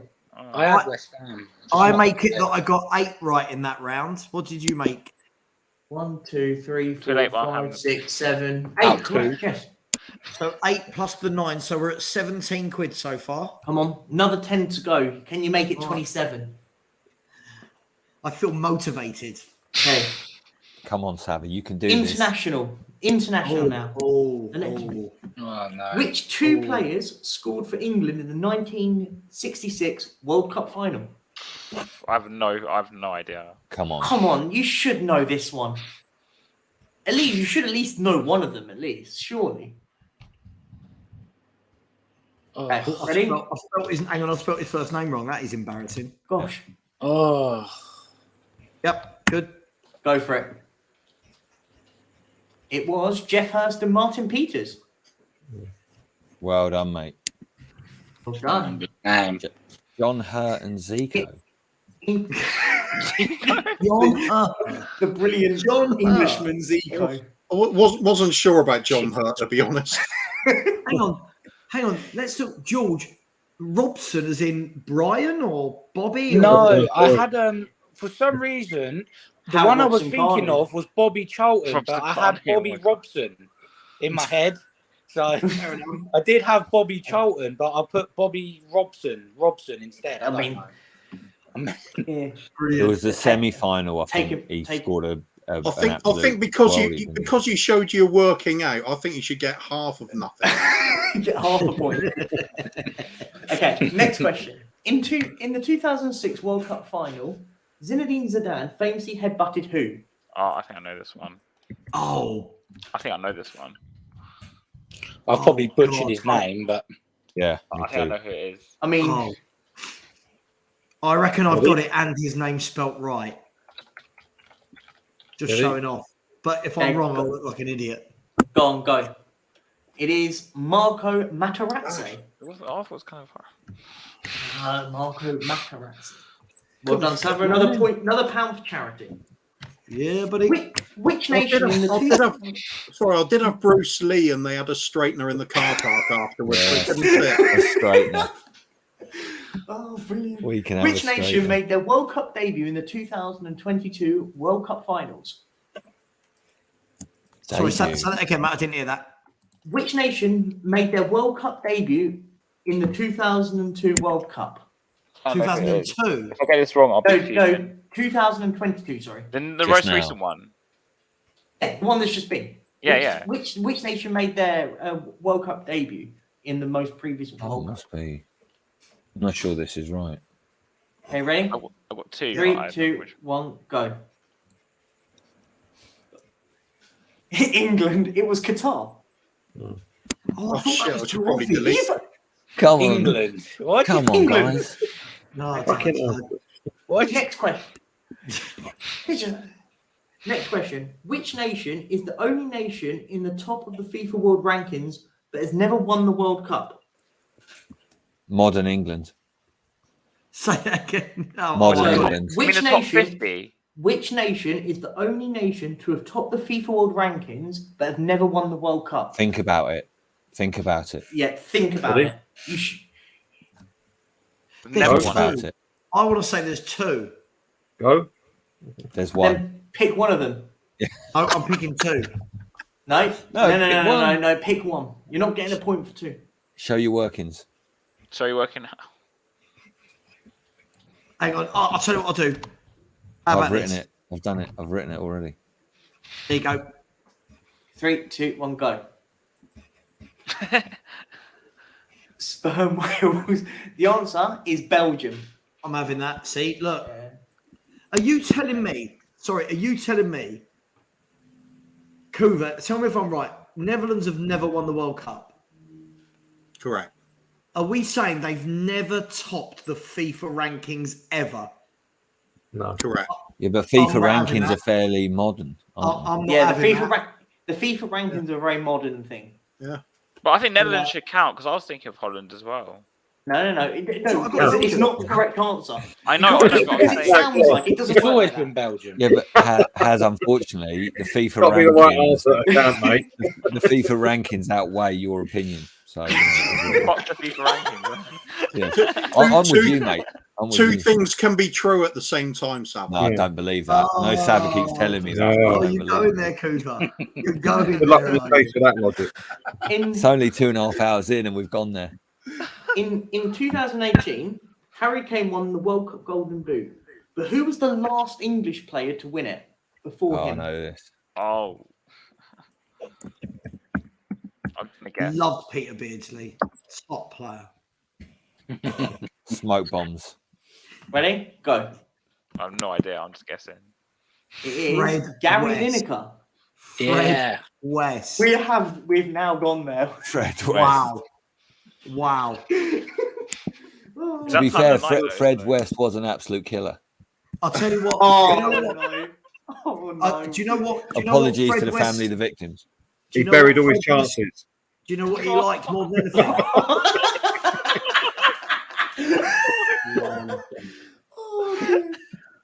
Do you know what? He loves free kicks because he's very good at hitting things into a wall. No, Oh, two. dear. No. All I right. think we move on quickly. Okay. Worse. Which country? Have we won got the first... tumbleweed clip? I think we mine was- need on those floats. Which country won the first ever World Cup? Oh yes, that's Yeah, that's I know. an easy pound. Oh, have I But spelled it you've right? got to spelt it correctly. I hope I've spelled it Yeah. right. Probably butchered it. It's easy to spell Italy. Ready? Go. The answer is Uruguay. I love Kuva's. Somebody in the Say it like chat. you say. Somebody in the chat put Uganda. Oh wow! Oh, so it's close enough. Yeah, Okay. they're very closely located. Next question is: in 2021, England lost on penalties to Italy, but who scored the only goal for England in that game? The whole game. Yeah, in the game. Who scored for from the England in the penalty game? shootout. Obviously, In the yeah, final. not the penalty shootout. In the final. All right, that's easy. I know Yeah. this one. Should get this one. This should be a £3. Yeah, this is a £3. Oh God, look who's just joined here as well. Look at this. Here he is. Here he is. Look who's just joined. Well, Kuva was answering in true shelf-side Spurs fashion. So it's like the bat signal. It's like brought me in. Every Oh, then, time no, I think West. I'm out, they pull me Fred- back in. Fred West, Kuva. Apparently, the answer is Gareth Barry. No, the answer is Luke Shaw. No. I saw what you done there. Yeah, there you go. There you go. Okay. Next question. Which nation has won the most trophies collectively? Spurs, obviously. No, which nation has won Yeah, I know, I'm just collectively? joking. Yeah. Oh, Surprise. we don't win trophies. It doesn't count. Yeah, that's what I'm saying. Sorry, collectively could be their own either European or Yeah. So like, Copa America. yeah, Europe. Yeah. So also like Their continent trophies as well. Yeah. Whatever, yeah. Their regional tournament. Ria. Right. Do Audi Cups count? Honestly, at this stage, we count it. I count the pre-season egg and spoon race as a trophy. To be honest, what tournament did England win in like 92? Tournoi. That's the one. 97. Well, yeah, 97 Tournoi. okay. Oh wow, yeah. Ready? Go. The answer is Argentina. Oh, I knew it was one of them. Brazil or USA. They passed Brazil by winning the World Cup. Oh, They've won a few Olympics as well, haven't they? I thought it'd be USA because they'll make up their own tournaments and call it the World Series. Very racist, Coover, but I think you're correct. But we approve. The next question is what There's was no the place name for of the original? there's no place for xenophobia in football. Yeah, exactly. What was the name of the original World Cup trophy? What? What was the original name of the World Cup trophy? I'll give you a clue. Think of a very famous song. Strangers in the Night. We don't know that. no idea. Oh God. The answer is the Jules Rimet. sorry. When you said that, I'm thinking, Gangster's Paradise. what song is that? Like, I'm like, what? He said a famous song. No, the Gangster's Paradise. Doesn't no. Yeah. Yeah. Jules Rimet. Seriously, bearing in mind we're here for charity, I think we should take a moment to remember Coolio. Yeah, minute silence. 2 hours 31 minutes, and it's already gone tits up. I saw a meme. Just quickly, I saw a meme when Coolio died. It was, you know, that famous line in the song where he says, "But will I live to see?" What was it? 24. And someone put, "Can you believe that he not only did he reach that age, he went on for another 20?" I was like, "Oh, that's so wrong. It's so wrong." Good old Coolio. Look him up if you don't know, kids. Yeah, kids. If you don't know, get to know. Get to know, yeah. Where is he? Is that it? Is that it, Perchy? One more. The final one is who Alright, made the save of the century against Pele in 1970? Oh, here we go. Come on. No idea. God, hold on. I'm doing a really old dad joke here. Oh God! It's so old, I'm not even sure I've got the name right. Go on then, go. Oh, I've tried to be funny again, and Someone in goal. it was a collection. It was Gordon Banks, of course. Anthony Parsons. Tim will fix it. He used to present Sale of the Century, I think it was called. Jesus He Christ. did, Phil. Phil, he did fix it for a lot of people. Oh my God. Oh God! Listen, there's no such thing as a victimless crime. What about those poor blokes that used to mix the cement? They had to change all those trucks, didn't they? Yeah. Oh wow. If you like, once we finish this, And all the people he obviously molested. we could go immediately into my who am I's after Cement this. trucks were molesting people. Perchy, I make it The that you struggle's owe real, me Cougar. £26. Yeah. Well, mine says my kids comment of is today. 25, but I would happily say 26. Well, round it up to 26. 30. That's it. Oh, Just round it up to 100 but quid, actually, Bertie. if What are you we- talking about, mate? Exactly. If I yeah, just it's not mention, 30. No, I can mention Sylvie Vandervaart one more time. That's another quid in there as well. cool. Have you got like this really weird? Well, it's not a weird crush, but do you really fancy Sylvie Van der Vaart? No, I just want to put the name out, give her a shout out. Wow. Wow. I told you I didn't know I got the name right, though. I've been heavily slapped down in the chat for getting Nicholas Parsons wrong. Nicholas, but I thought I didn't know. Right, listen, guys, thank you, Perchy. Thank you so much for doing that. Really, really enjoyed that. We'll That's go fine. straight. Whilst we've got a lot of people in the chat and we've got a lot of people in the stream, we'll jump into my, if everyone's up for it, my 10 Who Am I's. Yeah, Oh, now this okay, is okay. slightly different to when Bob changes their photos. This is, I played 100 games for this club. I stood at Who Am I? Okay. Coover, just should we quickly. just leave now? Should we Yeah, I've leave? got zero interest If in it's this. not like Bob's, I'm not playing. I've got Bob's. We've got some of Bob's for later, but please remember we've got 21 and a half hours to go. That's fine, Sava. That's fine. I'll fall asleep in a bit. It's fine. Don't worry about it. Oh yeah, I've heard Barry, all. I'm surprised you're still awake, to be honest, mate. Here's what I'll say for this one. Looking fresh with a haircut, though. If anyone gets 8 out of 10 or more, I'll chuck in £200 of my own money right now. 8 out of 10 or more. Ooh. Yeah? Big bucks. 8 out of 10 or more. I'll tell you what, I'll tell you what, we'll do it on a sliding scale. If someone gets 7, I'll put in 100. If they get 8, Okay. 200. If they get 10, I'll stick in £1,000. £1,000? Come on, David. Oh my God. I feel bad for you, Sava, when I clean this up. Right, are you ready? So the same rules apply. And people in the chat, just before we go straight into that, please listen, thank you so much so far in the YouTube super chats. We've got $153, so about 110, 115 pounds. In the Just Giving page, we've already got £1,029 across 49 different donations. Since we last spoke, Richard Knight has put in with a comment saying that his dad died of a massive heart attack and his mum has severe angina, so he understands. Thank you very much. God bless, Georgina has said, well done, Sava. Who'd have thought you'd be able to talk about Spurs for that long? Winky face. Visa Oksanen has said, greetings from Finland. I like your show, and this is a great cause. Keep up the good work. What I would say is, sorry to take this serious, but obviously we've got to raise some money here. If there's 210 people in the chat, we need to get to £2,000 as quickly as possible. If anyone puts in a pound, £2, £3, whatever you can afford, maybe more, I'll put the link in the chat.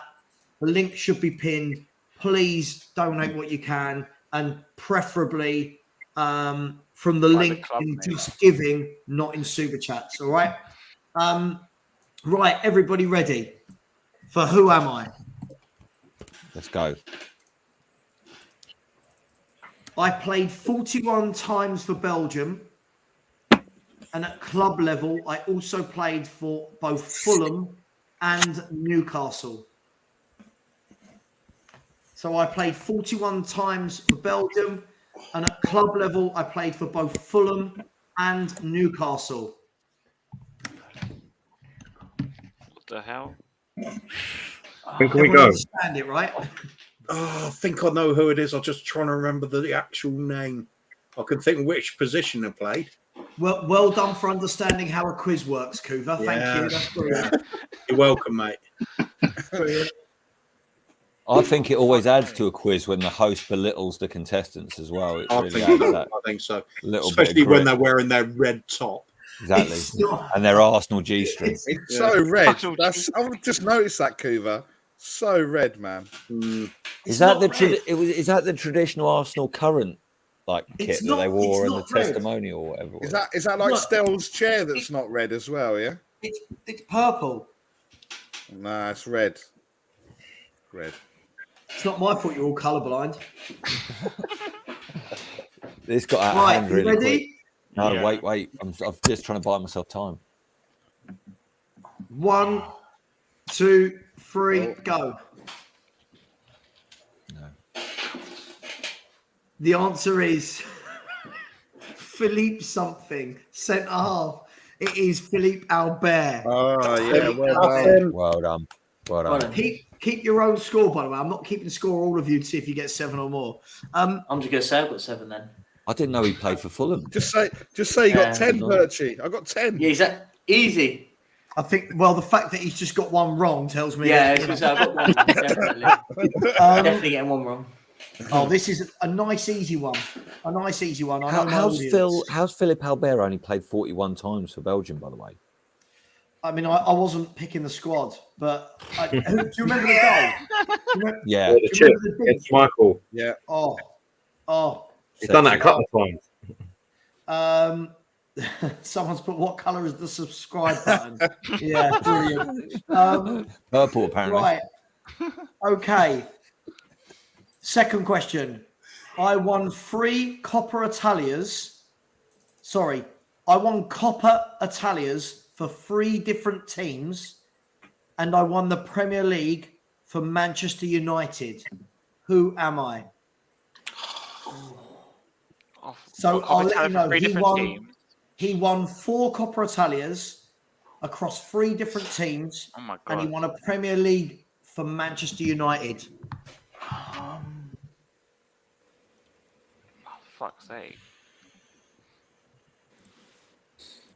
The Coppa Italia, for anyone who doesn't know, is the Italian cup. Is it Taibbi, the goalkeeper? Massimo Taibbi. What a signing. Oh, what a signing. I think I've got this. Yeah? Does anyone need a bit more time? I've got this.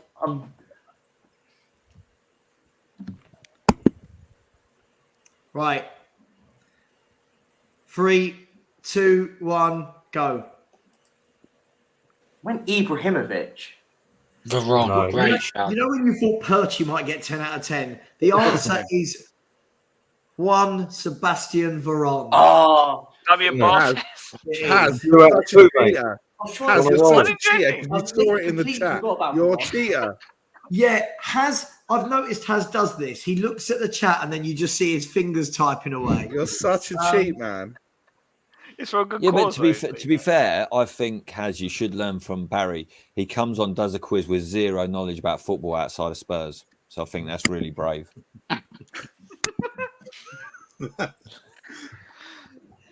Everyone in the chat, Bartes.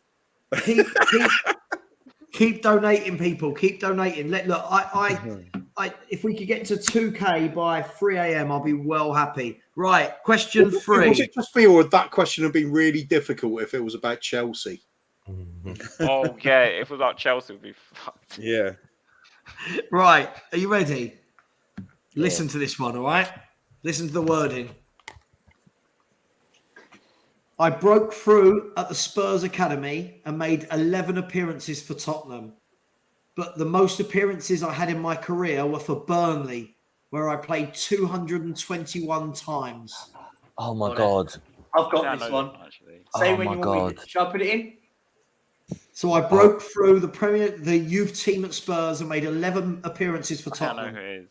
But my most appearances were for Burnley, where I played 221 games. Ooh. Oh, my God. I can see him. I can see him. I can see him with a lovely sharp haircut. Has, now you're copying someone else's answers. I'm not copying someone else. You're unbelievable, Has. Don't put your answers in before I say, otherwise everyone just looks at the screen. Has. You're really unbelievable. I actually knew this one. I'm not joking. I actually knew this one. It's true what Will Stewart says about you. You're a liar. You're a prick. Right. 3, 2, 1. It is Dean Marnie. Please don't put the answer in before I say, otherwise everyone just looks at everyone else's screen. It is Dean Marnie. Jesus, I didn't think I was going to get it. The skinhead. He scored a couple of bangers against Everton. Everton, was it Everton? Yeah. I never saw him They again. were like 25 yards out. I remember that. Right. Question 4. I played for 12 clubs. 10 of them were in Italy. And I scored 236 career goals. Who am I? So I played for 12 clubs, 10 in Italy, and I scored 236 career goals. Please do not change your name yet, or change it, but don't. What the fuck's that guy's name again? I don't know, Has, but I'm sure if someone puts it in the comments, you'll just type it. I like Reload's answer, which is Quagliarella. He was a slag. Really. Can you say the question again? Sorry, one more time. Yep. I played for 12 clubs, 10 of them in Italy, and I scored 236 career goals. Who am I?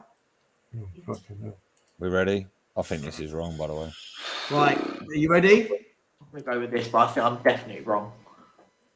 3, 2, 1.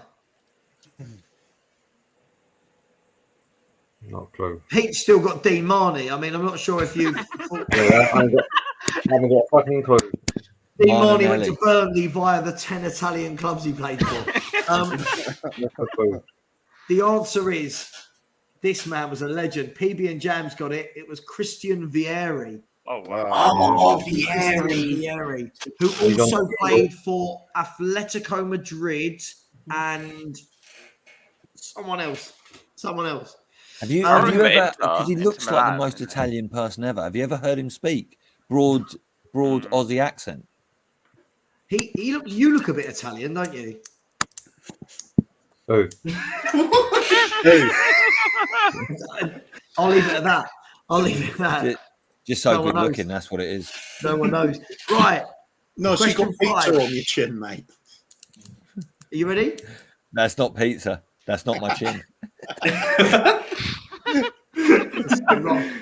People keep donating as well. Let's just because the fun and games stop, keep donating. We're moving up towards £1,100. Let's keep donating. When the tumbleweed Come on, starts, stop. donating starts. Get a move on, Sava. We're never going to fit this in. Come on, we've got to go back slagging Levy off in a minute. I'm getting withdrawal symptoms. You know what, Kuva? I'm sure my wife said that exact same sentence to me last night. I'm sure she did. 100%. Who too? But that was just with her eyes, Sava. Jesus Christ. Let's not go there talking about my wife. Everyone in the chat will be having their say in a minute, won't they? Right. What were you trying to say? I don't know. Right. Question 5. I started my career at Wrexham, and I ended my career at Wrexham. I know it down. In the middle of this, I scored 62 goals for Tottenham Hotspur.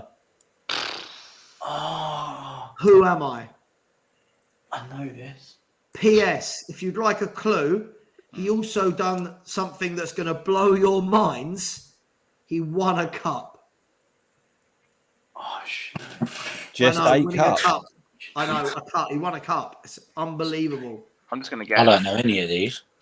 Oh, Oh, man. that's going to annoy me.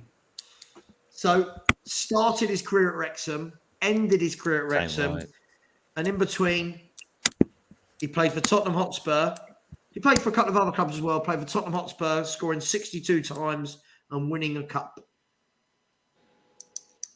This is wrong. This is definitely wrong, but I'm just going to guess. Come on, Oh. guys. Come on, guys. What a swerve from you there, Has. Right. Oh. After 3, 1, Oh, I've gone. 2, 3. Wow. I mean, we've got Havers misses. my wife. We've got Gary Winter, Cliff Jones, Gary Doherty, and George didn't even bother. I didn't know Andy it. Booth. Andy I'm not Booth. sure Shout out about Andy Pete. Know Booth. it, so The correct answer was guessed by one person in the chat. You're a Audio artisan. It was Chris Armstrong. Chris Armstrong. I'm sure. We just got nicked for shoplifting. did he? We got done for shoplifting, yeah. You sure we didn't have a clue before? Why was that it? He was part Well, of that's the how he played for squad. Wrexham, I guess. He was part of the squad that won the League Cup in 1999. Chris So Armstrong. that's why I put Gary Doherty, because I was thinking it was someone in God, I that was only 5. squad, but I couldn't The remember. one we brought in to replace Klinsmann. Yeah, true. Laurie Boost just said, I will double my one. Laurie, if it was your donation, thank you very much. Thank you very much. That is much appreciated. Very kind. By the way, what a very good player this lad was. I really like Nicky Barnby. Barnby. What a player. He was part of the famous 5, wasn't he? Do you remember? We'll talk about that afterwards. Question 6, and I reckon my money's safe. Unfortunately, I've only got 2. who am I? This is an easy one. Sava. Richard Sava. That's Very a point, easy. right? Very easy. Yes, absolutely. You got a first name as well. I won the Champions League. I won the UEFA Cup, the FA Cup, the League Cup, captained my country, managed in the Premier League, but I never won the Premier League. What the fuck? Oh, So Champions League, UEFA Cup, FA Cup, League Cup, captained his country, managed in the Premier League, but he never won the Premier League trophy. I've got this one. Got that one. Told you it was a nice, easy one. Yeah. After 3? Yeah. 1, 2, 3. I got this completely wrong. Steven Gerrard. It's Shocker. not Harry Kane. That is correct. It is correct. It's actually a correct answer. It's just so true that it's funny. Of course, it was Steven Gerrard who won it all, apart from the Premier League. Absolutely. Question 7. Another Do nice I easy one. get 10 points for that answer, Savra, and then you got to donate £1,000? Wait, wait, hold on. I think Viali's right as well. I'll have to go and Wikipedia this in a minute. You think Viali's right as well? Could be. Oh, controversy. Oh. All right. Well, you can have a point. All right. If you really want one. Is that how it works? Can I just say I don't have a clue, but just say anything with a bit of balls, and you can run a football club. I'll tell you what. One second. Hold the line, caller. Hold the line. Let's have a look. Gianluca. What's his name? Viali. Viali, yeah. Gianluca Viali. Gianluca, what's his name? Really? Right. I don't think Are they've you had the ready? funeral yet, Savva. Come on, mate. Nice. Right. I'll tell you what. He has indeed won the UEFA Cup. He has won the Champions League and the Won FA Cup and the League Cup. But he hasn't And won managed in the World Cup. Premier League. No, And did he's he managed, I'll tell you what. I have to give a point for Viali. Yeah. Well done. That's going to be worth 2. Yeah. Beating down the quizmaster and showing him up for being the charlatan that he is. You, young man, are the Levy of Quizmasters. That's all I'm going to say. Wow. Wow, that hurt. It's going to be a Anyway, long stream. Isn't it? Question.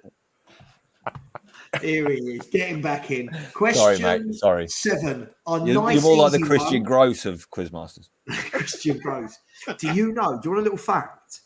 Please. Here, a little. This is true. This is a true fact, whatever you want to call it. That in Christian Gross's last 26 games, he got more points than Poch got in his last 26 games. Hashtag just saying. Stat attack. Maybe we should bring back Christian Gross, yeah. Yeah. With his tube ticket that's probably expired by now. But, he could give it a go, couldn't he? Maybe we could give him an Oyster card. Oh, God, Christian Gross. Right, this is an easy one. I expect everyone, even Barry, to get this, all right? I got 1 England cap. I won 4 Scottish League titles and 1 Premier League title. Who am I? So 1 England cap, 4 Scottish League titles and 1 Premier League title. Who am I? Oh, well, they're calling for my head in the chat. Sack the host, sap her out. Jesus. Woo. No. Oh, could it be? I'm going to go with it. Ready? Are you ready? 1, 2, No, not yet. 3. Oh, nah, I've got it. that'll do. Chris, SOS, SAS. It was Chris Sutton, yeah. And I'll tell you what, I'll give anyone a bonus point if they can tell me who his England cap was against. An international team. Oh, my Sky Hungary. box is stand by. Do you remember Was when it the England used Brazil to have England 1970 beatings? It Against was Scotland. if I'm not wrong, someone in the chat can look it up. I believe it was a substitute appearance against Cameroon, and then he fell out with Glenn Hoddle and never got picked again because he got put down to the England B team. If you remember when they used to have the B team. Yeah, B team was amazing. Yeah. Okay, question 8. Easy one. I'm the only player to win the Champions League with 3 different clubs. Oh, easy. Yeah, it's an easy one. I'm just going to put his first name. Oh yeah, The only player to win the That's a good idea. Champions League with 3 different clubs. Oh, Mark Swift has asked if it's Stel. Are we talking? Does it have to be player or manager? Player. Oh damn! You were going Ancelotti, weren't you? No, I was going to go for Graham Roberts again. I was just interested. Right. Remember, people in the chat, keep posting. Keep, even if it's £1, £2, every penny helps. Right. 1, 2, 3. Brilliant, George. The guy from AC Milan. Good. They've only ever had one. Seedorf. Yeah. That's the guy I was thinking of. It is Clarence Seedorf. Of course, it's Clarence Seedorf, who has since managed. Oh, Tony. Yeah. He's since managed them as well. Emerson Royal. Here you go. He scored an absolute screamer. I think it was just in La Liga for Real Madrid, like wide right inside his own area on the run. He just pinged it and it went arrowing into the top bins. It was unbelievable. Right. Are you ready? I played in the World Cup final. I won it, but I got sent off. 4 other players have been sent off in World Cup finals, but they all lost. Who am I? Oh. Does that make sense? Yeah. He's the only player to have ever been sent off in a World Cup final, and his team went on to win. The other 4 players all went on to lose. Who am I? No, it wasn't. It wasn't. No, was it? No, it wasn't. No, it wasn't. Before it. Yeah. Oh. Just a I quick don't know, update I for think- everyone in the chat. We're sitting on 1,064. We're 21% of the way to our target. Keep donating, please. £1, £2, £3. I think it is. Right, are you ready? This is probably wrong, but I'm going for it. 1, 2, 3. No, it's not Sudan. They lost that. It is wasn't not Zidane. The The only one I answer, could think of that got sent off. Yeah. the answer is Marcel Desailly for France. Marcel Desailly. Anyone know who the other 4 are? Sudan's one. Zidane's one of them that didn't win. Stumped for No. that, to be fair. Did one of the Dutch guys get sent off No, In- they're not in that game. No one got sent off. 2010? They did. He should have been sent off, shouldn't he? Yeah, that was. did. That I was thought they didn't. It wasn't Nigel de Jong. He didn't get. Did he get sent No, off? but he or should have. He literally should've. smacked the bloke I can't remember in who the chest. did It get wasn't in that De game. Jong. It wasn't De Jong who got sent off. It was a guy who played for Everton. Oh, Oh, was it John Heitinger? Is it that one? Johnny Heitinger. Yes, well Yeah. done, that Great man. call, Yeah. mate. Great Just a call. shame that wasn't for a point, but well done, Yeah. that man. Anyway, and the last question, a nice, easy one to round off. I played for Ajax, Derby. Obviously, that's the jump. Ajax, Derby, and Man City. I won the Man City Player of the Year in 1996 and 1997. Who am I? What was the other English clubs have? It was Oh. Derby, the team that have managed to win a Champions League, and Man City, the team that haven't managed to win a Champions League, and Ajax.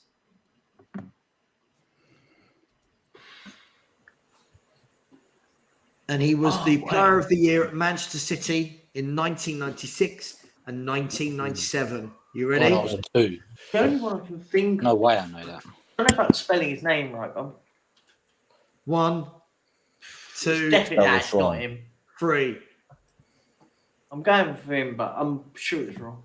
It is absolutely Kinky Kinkladze. Georgie Kinkladze. Georgie Kinkladze. What a player he was, by the way. player. Everyone didn't see him. He was a quality little player. Did anyone manage to get a 7 out of 10? Yeah, I did. Yeah, I think Barry did. Barry, did you get 7? What with Paolo Wanchop as his answer? That's Harry it. Kane.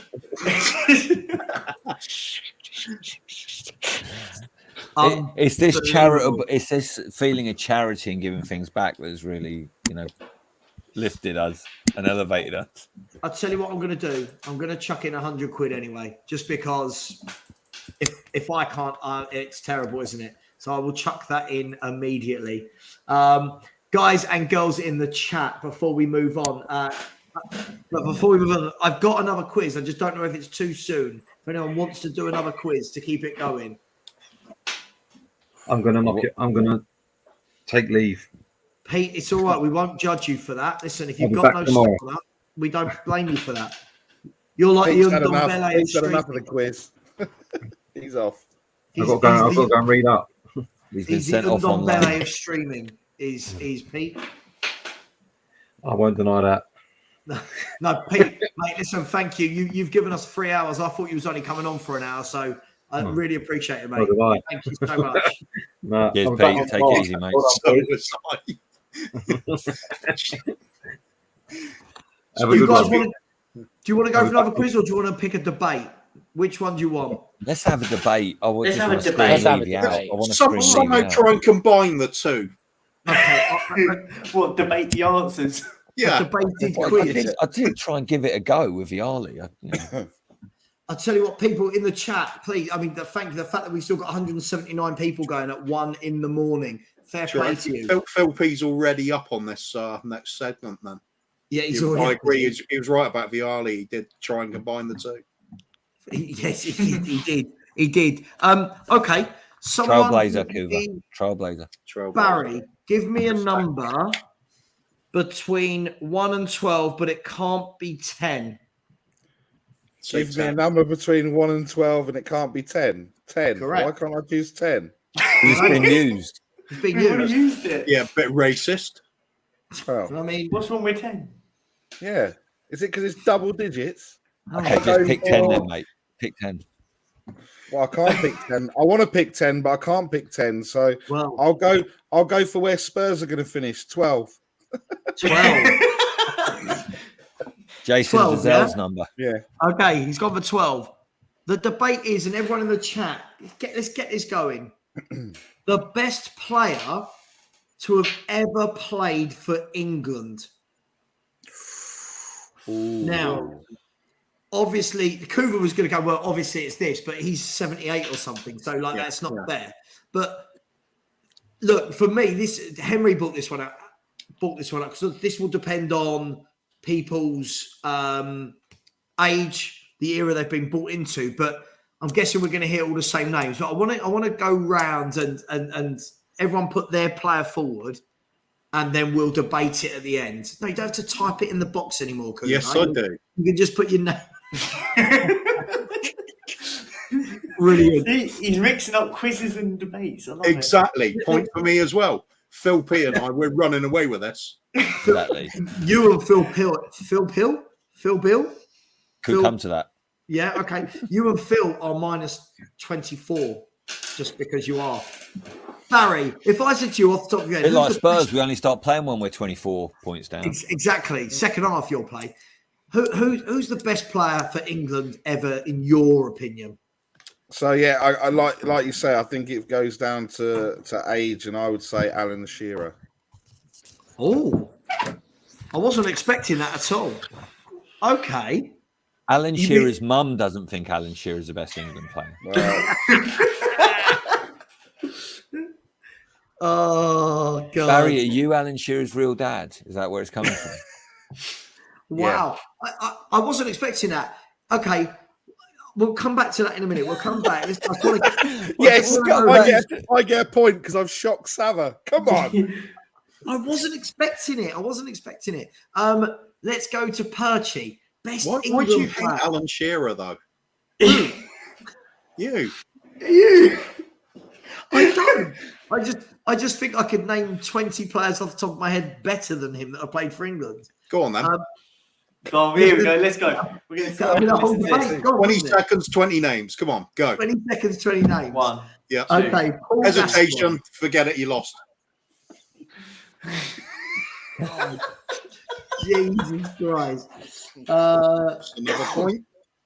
Oh God! I mean, somebody said Alan Shearer hasn't got a mark. I mean, What is going on? Right?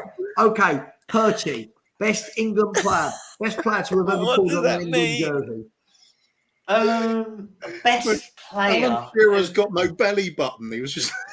What is he was going just on? formed in a test tube or something. This It's chat only Is it 1 like? o'clock. Do you remember like the thing that they used to do about Chuck Norris? Like Chuck Norris, it took 16 women 12 years to give birth to Chuck Norris. Chuck Norris wasn't born; he roundhouse kicked his way into existence.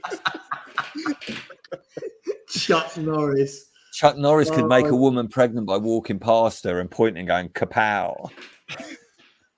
Oh, Alan Shearer just took a free kick and top binsed it, and he was born. That's how he Oh, was good created. God. Didn't have I a think mum. Kuva sold.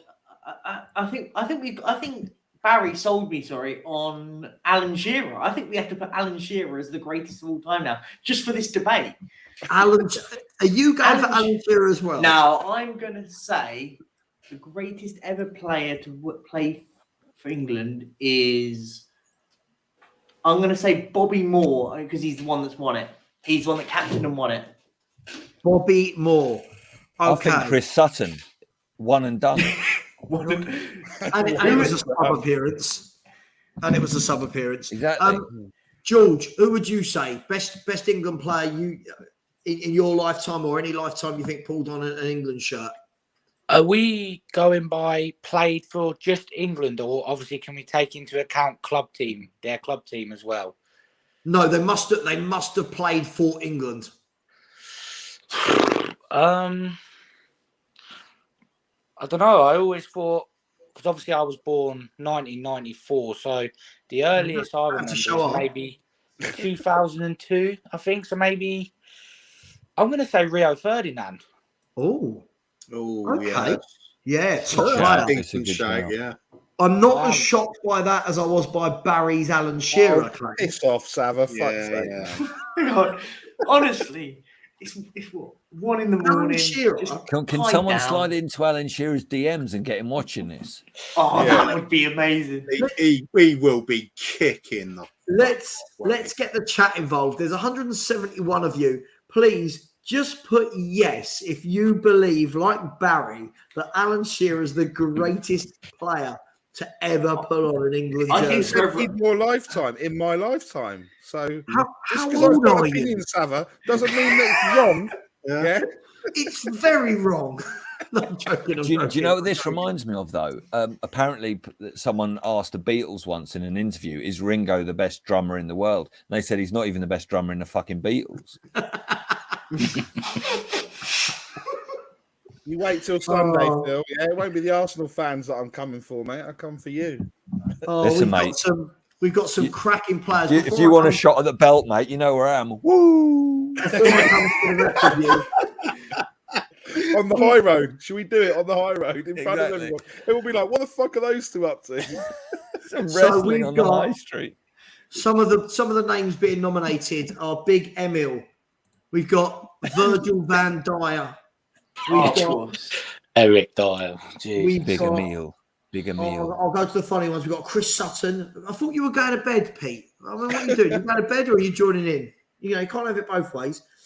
We've got two things can be true, Sava. Two things can be true. We've got Harry Winks. Yeah, standard, of course.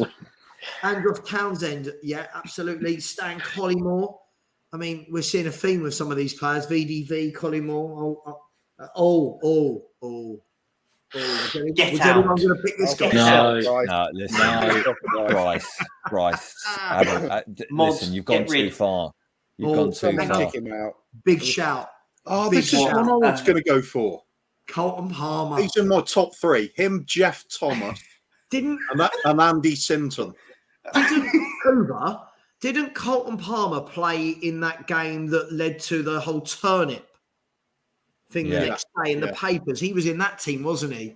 He was regularly man of the match for us during Graham Taylor's turn in charge. Colton and Palmer, Jeff Thomas did that. Jeff Thomas did a shot that they did a sketch on Badil and Skinner when they did the Mickey take out of the JFK movie, and they're saying, how is it possible for a professional footballer to take a shot from here and put a cross on a blackboard? And then they walked out of the room and just said, to here.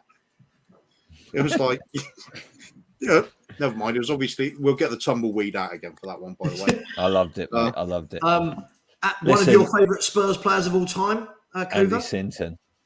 Boom. Andy Sinton. Big up Andy Sinton. I can't believe how much hate you had for it. Like, I don't think he was great, but he wasn't the worst player I've ever seen at Spurs, and you hated him. Absolute bollocks, mate. Might as well say Brian Hill's the next big thing.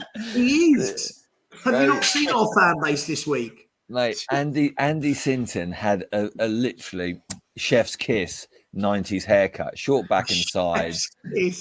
Back, like he was silk. Never got it out of place either because he couldn't move. Oh my god! I can't believe out of all the crap players we've had, you've gone for Sinton. You've been triggered by Sinton. Probably the least offensive player we've ever had. Like Housewives' favourite, Andy Sinton. At 3 a.m. At 3 a.m. Can someone remind me that I'm going to put the rerun of Napoli Juventus on? To be fair, Andy Sinton takes the brunt of my hatred because it was Jerry Francis's idea. Oh, I knew you were going to say Jerry Francis. There we go. It's like that. I knew you were going to say Jerry Francis is the other end of the hair spectrum. He's one of those players from the 70s that never quite recovered, could never walk into a barber's and ask for a normal haircut. He just went in and said, "Can I look a little bit like Zelda from Terrorhawks?" Yeah, fair enough. Fair enough. Hey, listen, I can't remember who got it right. Someone got the right answer in the chat. I think it was Spurs 164. 164 Spur. Jimmy Greaves. It's got to be Jimmy Greaves. Great show. Hang on. Especially this weekend, God willing, H scores 2 goals against. Honestly. The look at that. Look at that. Where does his face end and his hair start? That's incredible. Look at this. Oh my god. Classic. There he is. There he is. Look. At Big Andy. Oh, look at Woof. This. Look at that mullet. Woof. Hoover, look at this flying winger in action. Look, he's just looking. Can we go back to that last picture? Can we go back to the last picture in the red and black? He literally looks like he's playing football in an earthquake. Oh God, it's bad, isn't it? That looks a bit like yeah, you're right. That isn't him running. That is him just falling over, isn't it? Definitely. Wow. Do you know what that reminds me of? It's a still of. Does everyone remember the thing that got clipped up of Tierney falling over playing for Woolwich last year when he tried, like he went the wrong way and he tripped over his own feet and looked like he'd broken his ankle. That's a still of it for Sin. We've had a couple of more donations. Thank you very much. Keep donating if you're in the chat. There's nearly 200 of you in there. We've got Phil P. Okay, thank you, Phil. Is that you, Phil? Yeah, that's me. Just a little top up. I thought, as I'm here doing a quiz, I might as well. It's hard. You've got to do what you ask others to do, haven't you, Savvy? You can't be asking the chat to donate if we're not donating ourselves. Yeah, absolutely. I'm just going in now to donate. I did stick something in earlier, but that was from the the official account. This is from the dark web.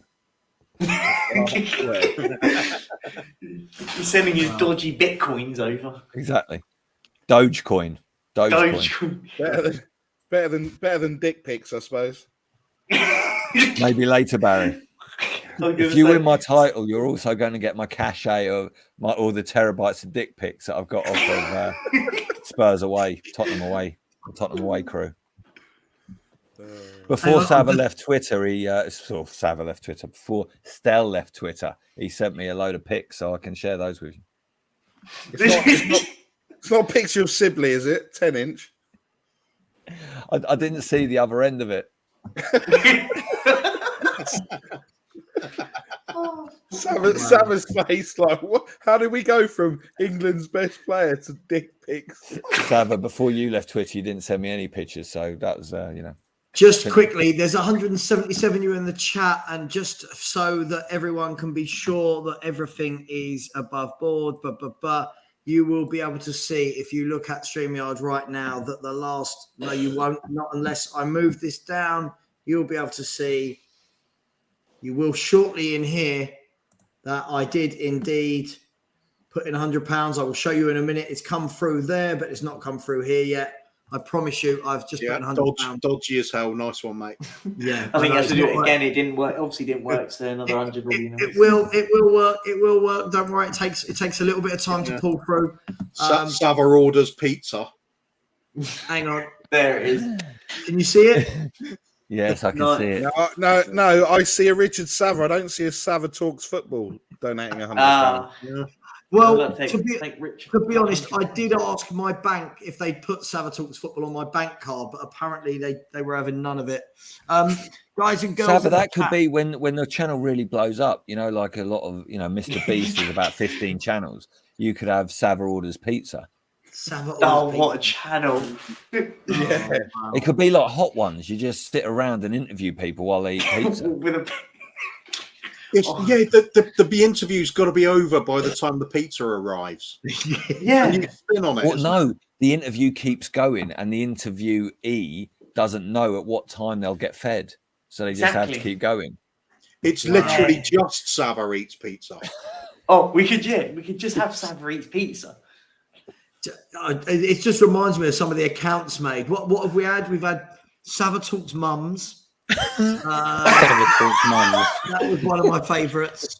We've had Sava Talks. I don't know. Sava Talks shit. I don't know. Sava. I don't know. What's the difference? Huh?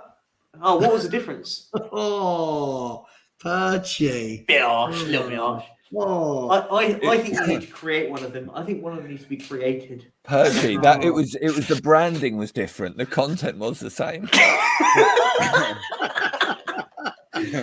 Here we go. Right, guys, we've been given a challenge. £10 if answered in 5 minutes. 4 league clubs ending in E. Go. I've got one. Port Vale. Port Vale. 1.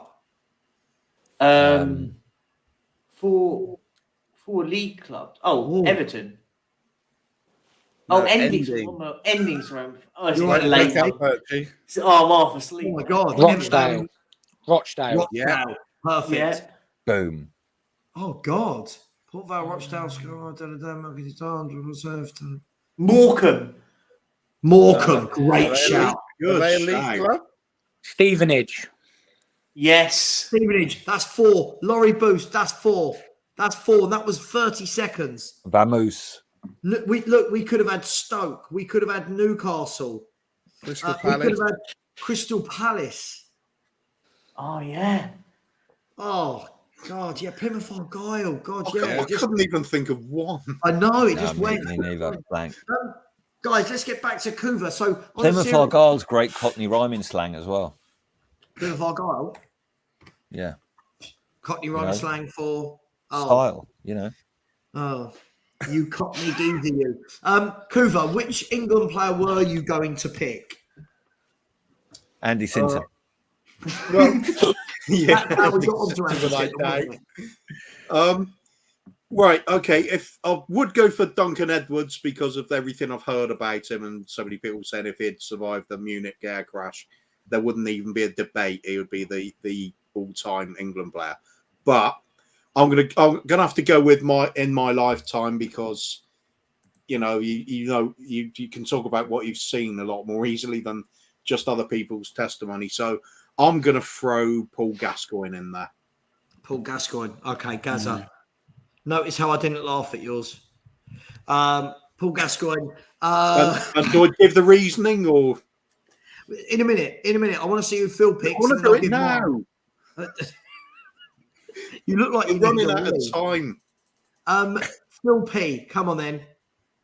I'll just say Jimmy Greaves. He's, my dad eulogized over him. If you speak to, when he passed away, unfortunately, a lot of this, the stats that came out, a lot of the footage you see, the types of goals he scored, the amount of goals he scored at every single club he played for, the amount of goals he got for England in how few caps, is just incredible. And so I think, we always hear the word generational talents these days, but in one of the greatest ever Spurs sides, he was the best player. So, and he started for England. So for me, I'll put him up. I will say he's transcended. I'll say Greasy. You're saying Greasy. Just 1 second. So let's have a look at this then. Let's, for anyone that doesn't know, have a look at this. If you can see there, Jimmy Greaves. I know it's a bit small, but Jimmy Greaves played 300 and... You're looking down like that going, it's a bit small. Jimmy Greaves, 381 games for Spurs, 268 goals. That's just for Tottenham. That's phenomenal. And his goal scoring record for England, 57 games, 44 goals. Madness.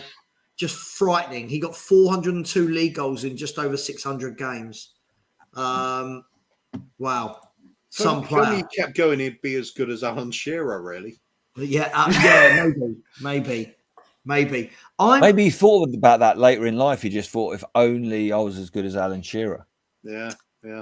For the interest of this debate, see, I would have gone Paul Gascoigne. I can't remember who said Gaza. I would have gone Gaza. But for the interest in this debate, I want to say Hoddle, but I'm going to say Hoddle. But I know it's controversial because for national side, he wasn't picked as regularly as he was for Spurs, right? And I think that's the big controversy, guys, wasn't it? That England didn't build a team around Hoddle and he didn't really fit into the way the England managers wanted to play. A bit like Conte ball, not wanting anyone with an ounce of flair. Yeah. But a lot of the players of that generation say that, don't they, Sav? They said we should have built a team around him. And around Hoddle. Should we have some mentions for some players, like maybe a Bobby Charlton? Yeah. Definitely.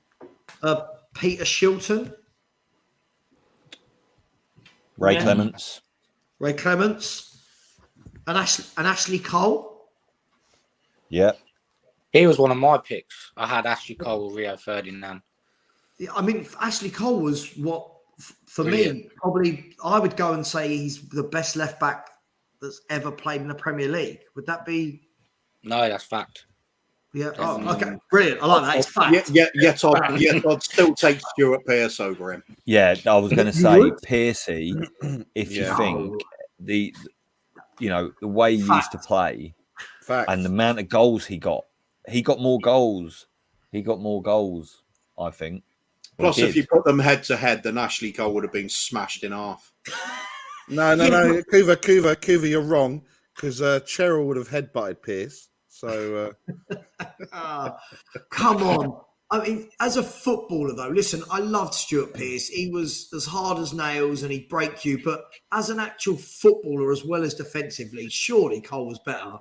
Yeah. Surely. Yeah, but the only it's hard. Look, Cole is phenomenal, and I think he changed how the game is played. We wouldn't have the likes of Trent now if he hadn't done what he'd done. But I just think Pearce was like he would be a wing back now. But the fact he could dominate games from left back, couldn't he? Yeah. He was so influential in, let's face it, that Forest team waned, but he was still a phenomenal talent. For me, he should have been playing at a much bigger club and, phenomenal player. For me, what settles that little argument is who did Ashley Cole play for? Yeah, Chelsea and Arsenal. There you go. And Stuart Pearce for Forest. So therefore, You didn't say we're not allowed to be biased in this, so Stuart Pearce all the way. Biggie, But there wasn't. Cole's a wanker. What part? You know the whole Brian Clough era when it started to go downhill. Yeah. For him, is that when Pearce was part of the team? I'm not blaming Pearce, but Pearce, yeah, right. Was Pearce in the? I don't know whether Pearce left. I don't know whether Pearce left. Did he win some League Cups, I think, with him? But I don't know whether Pearce had gone to West Ham or whether he went when they got relegated. But he was. When did Brian Clough? Because his last act was they got relegated, didn't they? Yeah, very sad. I thought you could say his last act was to fall in a ditch somewhere. So Stuart Pearce played for with Andy Simpson until 19 during an earthquake. No, he's in a playground, Coover. Pearce was at Forest between 85 and run and with your trousers around your ankles. What years did they win the European Cup?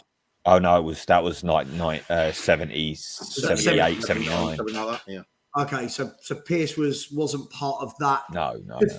Keane was also part of that team towards the end of Clough's era, wasn't he? Roy Keane. Definitely. Yep. He I think he might have left maybe the year they got relegated or the season before. Keane was the start of the follow the lady card trick of Spurs. Apparently Sugar put the bid in, but then didn't quite match what Man U wanted to give him. That doesn't sound like Tottenham Hotspur at all, does it? You mean we wanted a player but wouldn't pay for him?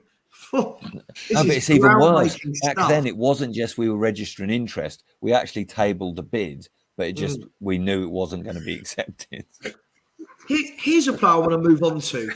We can talk about whatever we want, by the way. There's no structure at all when you've got a 24-hour gap to fill. Joe Cole. Do you know what? When Joe Cole's, I think, a year older than me, or maybe 2 years older than me. And I remember when I was at school, everyone was talking about there's a kid who plays over in East London who is the best thing they've ever seen. Like, he's just brilliant, blah, blah, blah, blah, blah, blah. And I remember I went with a few West Ham mates and I watched one of his first 5 games for West Ham. And I was just like, wow. Like I don't mean when people watch Papa Sarr and go, yeah, he did well. This boy was different, like just got on the ball, skillful, Cruyff turns, this, that, the other. Do you guys think Joe Cole lived up to that hype? Because if you look at his trophy haul, right, he's actually been a very successful career, but I never felt that he was the standout that he should have been for either club or country. What do you reckon of Joe Cole? Yeah, but I put that in the same sort of bracket as Rooney. Some people say Rooney didn't fulfill his potential, but in the end, phenomenal career. Do you remember that goal Joe Cole got at, I think, when they won the league? Sweden, wasn't it? Sweden. Yeah, for England. But in the league, he scored one for Chelsea where he absolutely bamboozled Rio. Mm-hmm. And I think it was the day they won the league. I think that might have clinched it. I might be wrong on that. But it was a phenomenal goal. But yeah, look, he didn't go on to be the very best player, in the world of his generation. But I've got a lot of time for him, even though he played for some of our, worst rivals again. He obviously had a lot of love for the game because he did, even after his powers had waned, he kept playing. A bit like Chris Waddle did. Chris Waddle was playing Saturday League in the end, wasn't he? I don't think Joe Cole quite did that, but he went down the leagues. So, I think you're right. He didn't quite maximise it, but he played for great teams. I think he was probably too much of a team player in the end, Sammer. What do you reckon Joe Cole ended in terms of honours, in terms of trophies? What do you reckon he got? Anyone? At least 10 major honours. A League Cup. A League Cup. He's not Spurs. Yeah. Multiple FA Cups for Chelsea. At least 2 leagues. At least 2 leagues for Chelsea. Right. So Joe Cole got 3 Premier League trophies. Yep. He got 2 FA Cups, 1 League Cup, Community Shield, runner-up in the Champions League, and his biggest achievement was winning the Intertoto Cup with West Ham. Fact. That's what he said. The golden crop of 1999, wasn't it? Well, he didn't. Well, he didn't win the Walter Toll Memorial Trophy, so it means fucking. No, he didn't. You're right. And apparently he's really cut up that he's never won that. He's very disappointed in himself. But we do see this quite a lot. But I want to move on to another player. Respect Walter, yeah. Respect Walter, Barry. You've crossed the line. Henry and I were having this debate the other day over Nando's. That's not relevant to the story at all, by the way. What did you go for? What did you have? You took Henry out for a cheeky Nando's. Okay. Yeah. Oh. Yeah, Henry and I This is have unbelievable. lunch twice a week together. And This is an absolute revelation. Have any of you ever had Nando's with Sava? I haven't. No. Where's Henry now? Where's Henry? Yeah. Where's Henry? Where's Henry when you need him, Trevor? Where is He's not Henry? fucking here, is he? He's off eating Nando's with someone else, isn't he? Oh yeah, He's having Nando's with Troops. He's off with Lee Gunner and Troops, isn't he? He's probably too ashamed because you wear red so often. Can I just say, I'm absolutely gutted because I was watching him earlier and I was just putting on a comment in for Troops asking him where all his Arteta out t-shirts are and has he got any flip-flops as well. My phone gave up the ghost. My phone like froze up. I couldn't do it. So, oh god! If you're out there anywhere, Troops, big up, mate. Steve said he's probably got a lockup somewhere full of Arteta out t-shirts. There'll be a hanger full of them. Just quickly, I mean, audio. I'm going to disagree with you. I don't think he was overhyped. I thought he was technically superb, and I think if he had been Spanish, I think he probably would have had 100 odd caps. And I think a lot of English players like that. I the same thing with Carrick. But I want to talk about David Beckham. We're going to talk about. Sorry, I'm Joe Cole. I was just going to add. I think if he had like blistering pace or something like that, he would have been an absolutely colossal name then. But I agree. Yeah, I think it just didn't quite have that. He je ne played sais off the quoi left that made him the household name, really. Yeah. On the left, didn't he? Just quickly, super chat from Herbie. Thank you again for a second super chat, Herbie. Really appreciate that. I won the League Cup in 2008 with Spurs. My nickname is Tornian Terrori in the country I'm from. Who am I? It's got to be. Was Timo Tiano part of? It's got to be. Yes. That sounds Italian. No, was Timo Tiano in the team in 2008? Oh my god, Timu Tanio. Yeah, I think it was. Herbie, am I? Hang on, let's have a look. What's his name? Timu. I think it's Didier Zakora. You reckon? Oh, that's a great shot. Oh, I don't know. Oh, I'm not sure. Hang on, I'm just looking at Timu Tiano to see what he won. He was in the team. He was in the team. And it sounds, I'm sticking with Timu. Let us know. Let us know, Herbie, and thank you for the chat. Let us know if that's right. I was thinking now because it sounds Italian, but was that when we had Cudicini? But he weren't there at 2008, though, was it? No. Hang on. If I googled, what is it? Tornian what? Tornian Terimi. It sounds Italian. I was thinking Cudicini, but I'm like. Do you remember Cudicini came off his motorbike and broke both his arms? Only Spurs could have a goalkeeper that's allowed to ride a motorbike and broke both his arms. Hang on. So one of our goalkeepers rode a bike and broke his arms. Another one of ours was drink driving. Yeah. You see who else has just been done for drink driving today? Galini was a rapper. Yeah. Oh, honestly. You see who's just been done for drink driving today? Who? Joe Linton. Oh, yeah. He's just being done for drink driving. Joe Linton, he's gone from absolutely shambolic to midfield enforcer. Well done, Eddie Howe. Just quickly, going back to the England players, I want to talk about Carrick in a minute. But getting back to the Nando story, not really a story. We were talking about David Beckham. And Henry said to me, do you think David Beckham was world class?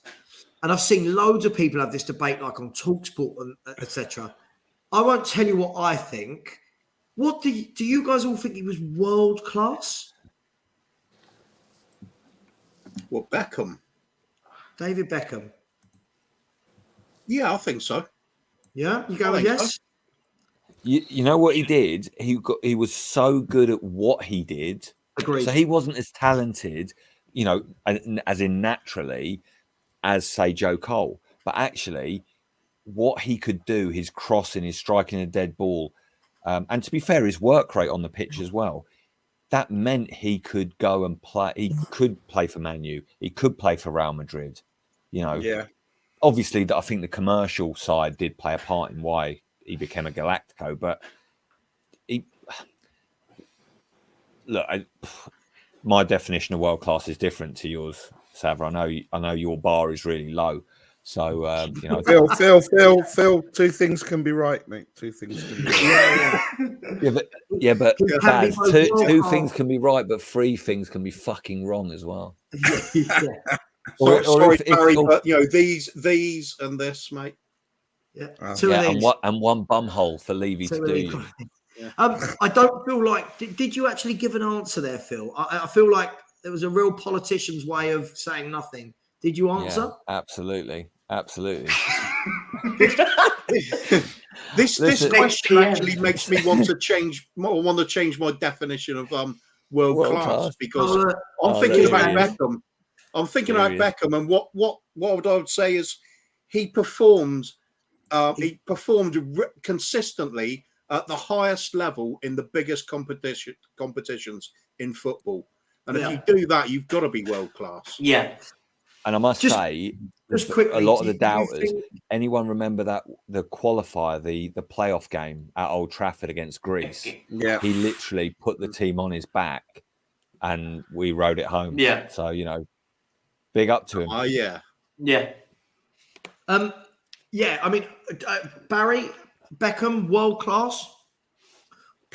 Yeah, I mean, look, I think so. I think for what he did and in his position, and you know, he's kind of there wasn't anyone that could do kind of what he could do at that time. And then obviously look at where, you know, the clubs he went on to play for. So yeah, I think he was. You know what I think he really was world class at? Anytime he ever got subbed, he limped, just like giving it the off, you know, let the crowd think I'm injured sort of thing. And once I think even he sat on the bench puffing on an inhaler as well.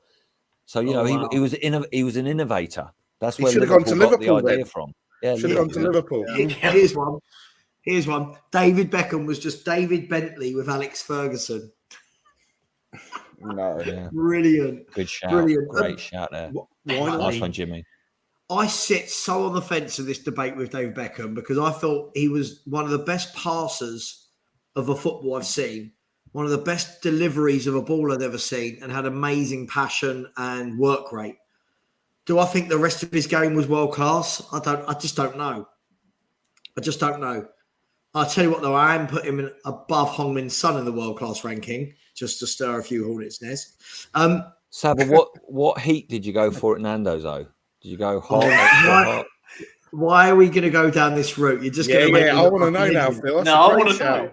Lemon and herb. I want to know what size you got. Yeah. Oh, you are so lemon and herb, aren't you? Do you know what, Kuva? That's not as world much class. As you try and belittle me, I'm going to beat you to it and tell you I get plainish. I don't even get lemon and herb. Get great. Is that for health reasons, Sava? Or absolutely yes. My doctor said when you go to Nando's, you must not get any spice. That's what he said. Is that how you got onto speaking about Beckham? Because you said I don't want any spice, and then you started a Spice Girl conversation. Nice. No, he said spice, not nice, Kuva. No, because this is an extra point because we are combining the discussion with obviously, I'm not on Twitter, but apparently the official KFC Twitter handle only follows the Spice Girls and then however many herbs that make up 11. So they follow 11 herbs and spices. I need to check this. This is amazing. That is a Pyrex. I think this is slightly harsh. I mean, David Beckham was the best free kick taker in the world at the time for sure, but to call him just a free kick merchant does really take away from the career he had. What I love is we're crying out for someone who could take a set piece. I know. Belittling the bloke. I know. Listen, people in the chat, there's still 160 of you. If you haven't donated yet, please do. Please, even if it's £1, 50p, just something. Come on, we're doing this for charity. And look, you've got 5 people all coming up to 2 a.m., all, chatting about. 3 a.m. for me. Oh, all right. Big time. All right. You're hard. I'm tired. Is actually what it is. I'm tired. Where are you, Perchy? Where are you? I live in Spain. Ah. Hour ahead. So, do they have lemon and herb in Spain? They do have lemon and they do have herbs, so I'm going to go with yes. Do they have Perchy, did we corroborate the KFC Twitter? What sides you had? I did see the 11 herbs and spices. It is true. It's brilliant. Come on. Marketing genius. What did I have? Danny, if you're up and allowed on, ask your missus if you're allowed on. I had 4. Jesus, it must be getting late now. Danny's awake. I had 4 chicken thighs with chips, garlic bread, and I tell you what. Do you want to know why I have plainish? Yeah. I love their Perinay sauce. I love just dipping chicken in Perinay sauce. To be fair, I had some Perinays for the pizza crust earlier, so there you go. Anyway, back to you had pizza on your chin. I want to go back to the fact that you said that Henry paid for it. God, he's big time now. He's forking out that notes for everyone. Henry did pay for it. Henry did pay for it. Yeah, he's big time. Oh, hang on, Wayne Holland's making the. Wayne Holland, Mr. Leicester City, has joined the chat at 1:43 in the morning. Morning, evening. He's got more trophies than all of us put together. Yeah. Well, I was going to say you need a champion in here, so that's why I've appeared. Here we go. Listen, mate, don't maybe get Colleen Rooney on the phone, mate. Come on. Wait, can I just say, if anyone watched that Channel 4 document, like dramatization of the Wag for Christie, the bloke who played Wayne Rooney, right? I think if he doubled himself in size, he still didn't look anything like Wayne Rooney. It was an absolute travesty. Oh, how we laugh. Wayne, how are you, mate? You good? Yeah, not used to getting up at this time in the morning. If you'd have said to me 6 months, if you'd have said to me a year ago, I'd be on a Spurs TV channel at 1:45 in the morning, you'd have had me locked up. But here I am. It's great cause, and that's why I've come to support you. Listen, we really, really appreciate it. So let me chuck you straight in. We're going to talk about Michael Carrick. We've talked about David Beckham. We're going to talk about Michael Carrick. Wayne, for me, the most underrated English player and Premier League player of the last 25 years. There you go. That's a big shout, isn't it? I truly believe this man, if he hadn't have played at the same time as Lampard and Gerrard, who no manager had the balls to say, right, one of you's not playing, I truly believe England would have been a better team with him doing what he did for Man United alongside Paul Scholes. What do you reckon, Wayne? It's hard to argue with that. For what he did. Yep. For the position that he played in, how he ran games and controlled games. Yeah. But the problem he had, that Eriksen had to get Gerrard, Lampard and Scholes into that team somehow. Right. And I always think that we actually looked better when Owen Hargreaves was playing. I agree. Yeah. Than them three, because it had more balance to the team. It was almost kind of round pegs in square holes, and it was just it's as ridiculous as it was that team never won a major competition. Is a bit like saying your Poch team never won anything. It's kind of that. He's having a dig at us from talking about Michael Carrick. Unbelievable. How many trophies you won in the last decade? Oh, that's right. FA Cup, league title. We know. Wayne was just about to go to bed and he thought, oh, Sava's on. He's wearing red. I'll have a pop. No, I've been in bed since about 8 o'clock. I fell asleep about. I don't even know the Villa score. I don't even know how they went on. They won 2-1, Villa. Very good. Anything. Can I say the thing I think that held Carrick back was he really suffered from that noughties, spiky sort of mullet bullshit haircut. Yeah. But he was a bit like what I said about Jerry Francis earlier. He never quite recovered his hair game after that. It was a fucking shambles. And for a man with like the low body fat that he had, it didn't work. He looked like he was on crack.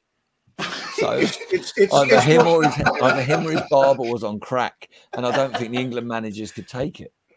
It's what separates Harry Kane from the other strikers, really, isn't it? Hair game is on point at all times. Listen, can I just say, you'll notice sometimes he tries to like zhuzh it up a bit and have it more spiked and whatever, Kane.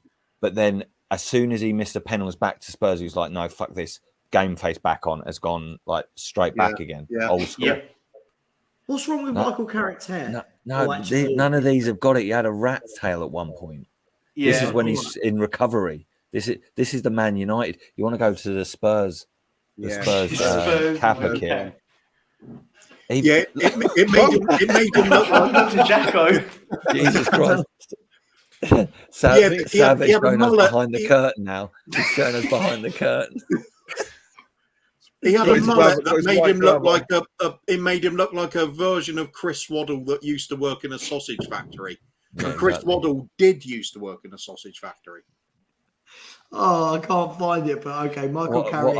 What I love about this is Sava opened up the wrong window, and all his Jacko pictures came up. Yeah. Oh, is it well, it could have been worse, right? Yeah, could have been worse. Is it. Look at that. It could have been worse, Phil. It could have been pictures of bubbles, couldn't it? Yeah, look at this. Yeah, he's got a real part. Yeah, he literally looked like he might have been driving a car in Mad Max 2. That's the sort of shit that was going on. Oh, look at that. There we go. Absolute disgrace. Oh wow! But listen, guys, I thought he was a top footballer, and the fact that Man United for over a decade were winning everything, and he played every game. He was the midfield general, wasn't he? He was just basically. I want a Michael Carrick in our team now. Someone who can put his foot on the ball, control a game, and means that we don't have to just have workhorses in midfield. That is the type of player I would love. You know what? I know you won't like this, Sava, probably, but I think Bentancur's got sort of shades of it. But yeah, no, I didn't like that at all. It was really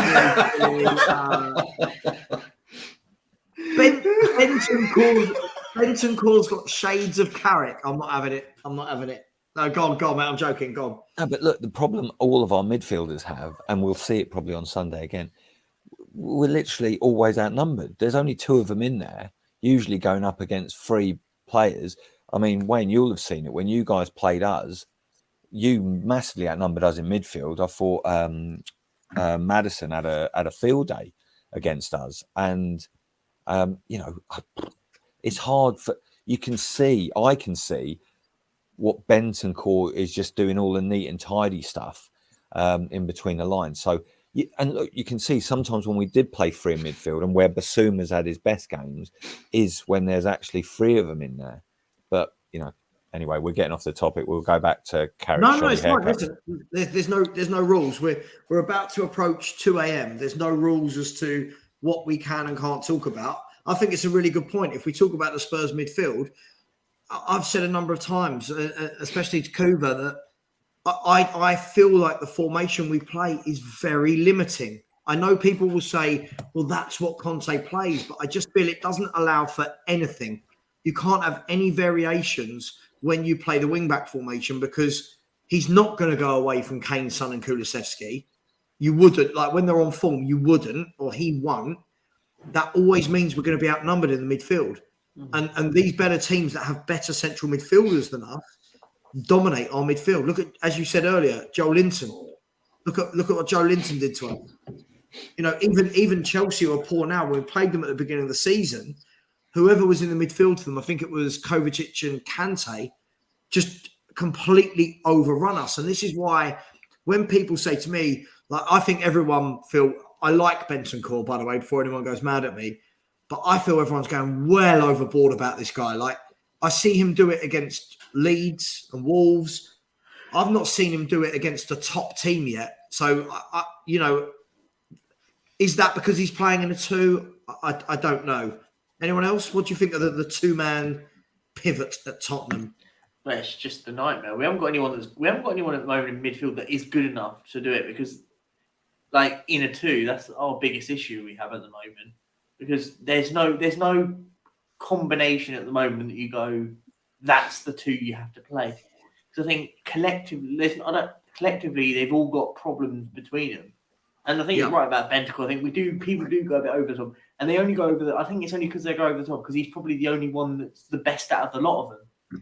And I think, but the bar is so low when it comes to our midfield at the moment that actually, that's the harsh part about it. That people think he's amazing, but he's the best of a bad bunch, really. But Perchy, do you think as well though that, like, we focus in so much on what's not working or how bad players are playing, but overall it's the system. If we were on song like we were in certain games at the back end of last season and when we had the good running, it was working. But the fact is, there's too many players off form, and basically we don't. We've got Perisic, so we've got 1 win back out of 4, which isn't bad. 25% is not bad, really, is it?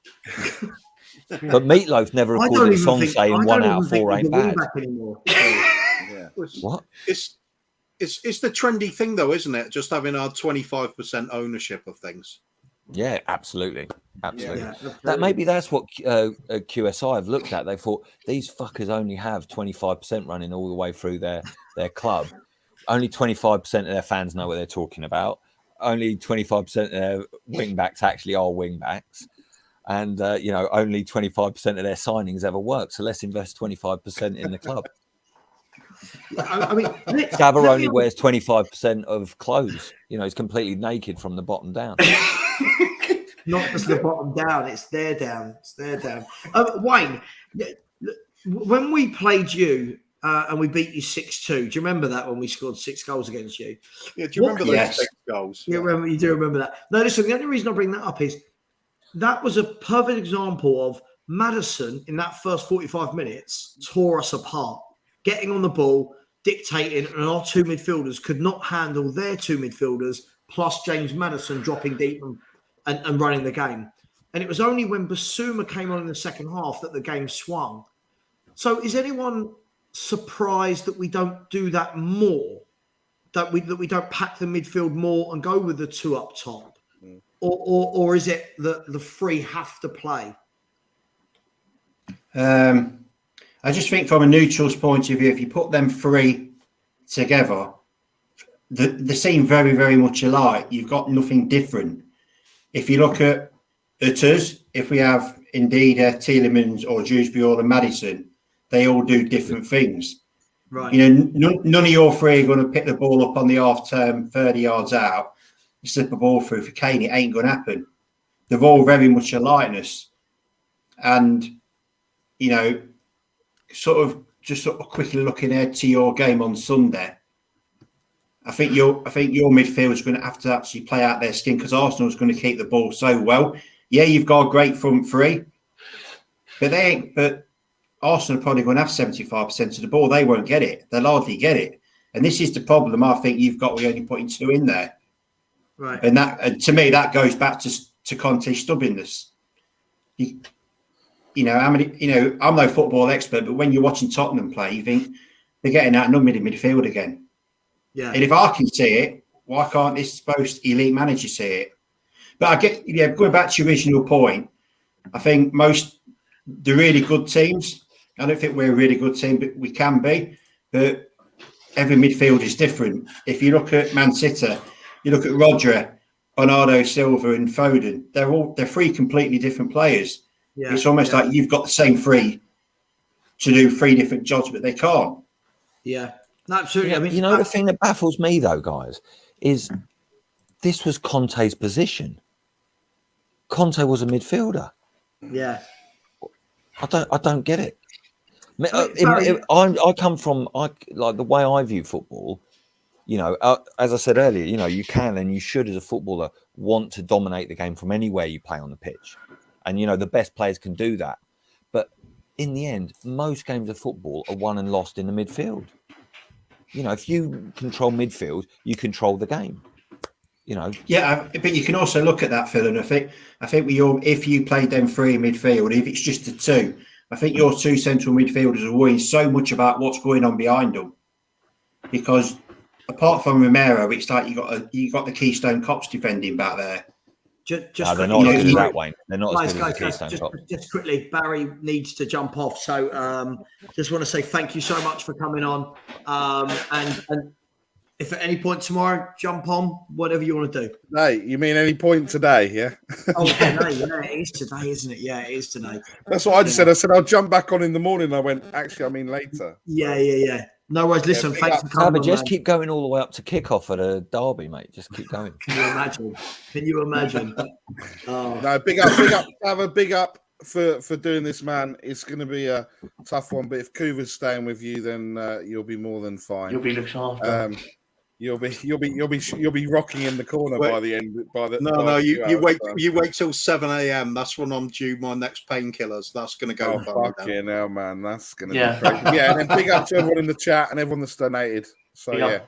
Absolutely. I'm going to jump off. I'm going to jump off as well. I'm going to join you on the way out, and I'll be back on in the morning at some point. Perchy, well. Big up. Thank you for the donation as well, my friend. Thank you. No, that's absolutely fine, guys. Catch you later. I'll see you in the morning. Yeah, bye. See you in the morning. Cheers. Yeah, this is. Thank God they're gone. Bloody light. Phew. Jesus Christ! I thought they'd stay forever. It's an interesting one, isn't it? Can I just ask, though, Coover, if you stay on for the full 24 hours, is this actually the least you've been on YouTube in any 24-hour period? Yeah, it will be. Yeah. Sometimes you're multi. Well, at some point, I want to build up to actually going on 2 channels at the same time and nobody notices. Oh, legend. That would be brilliant. I think it could happen. Yeah.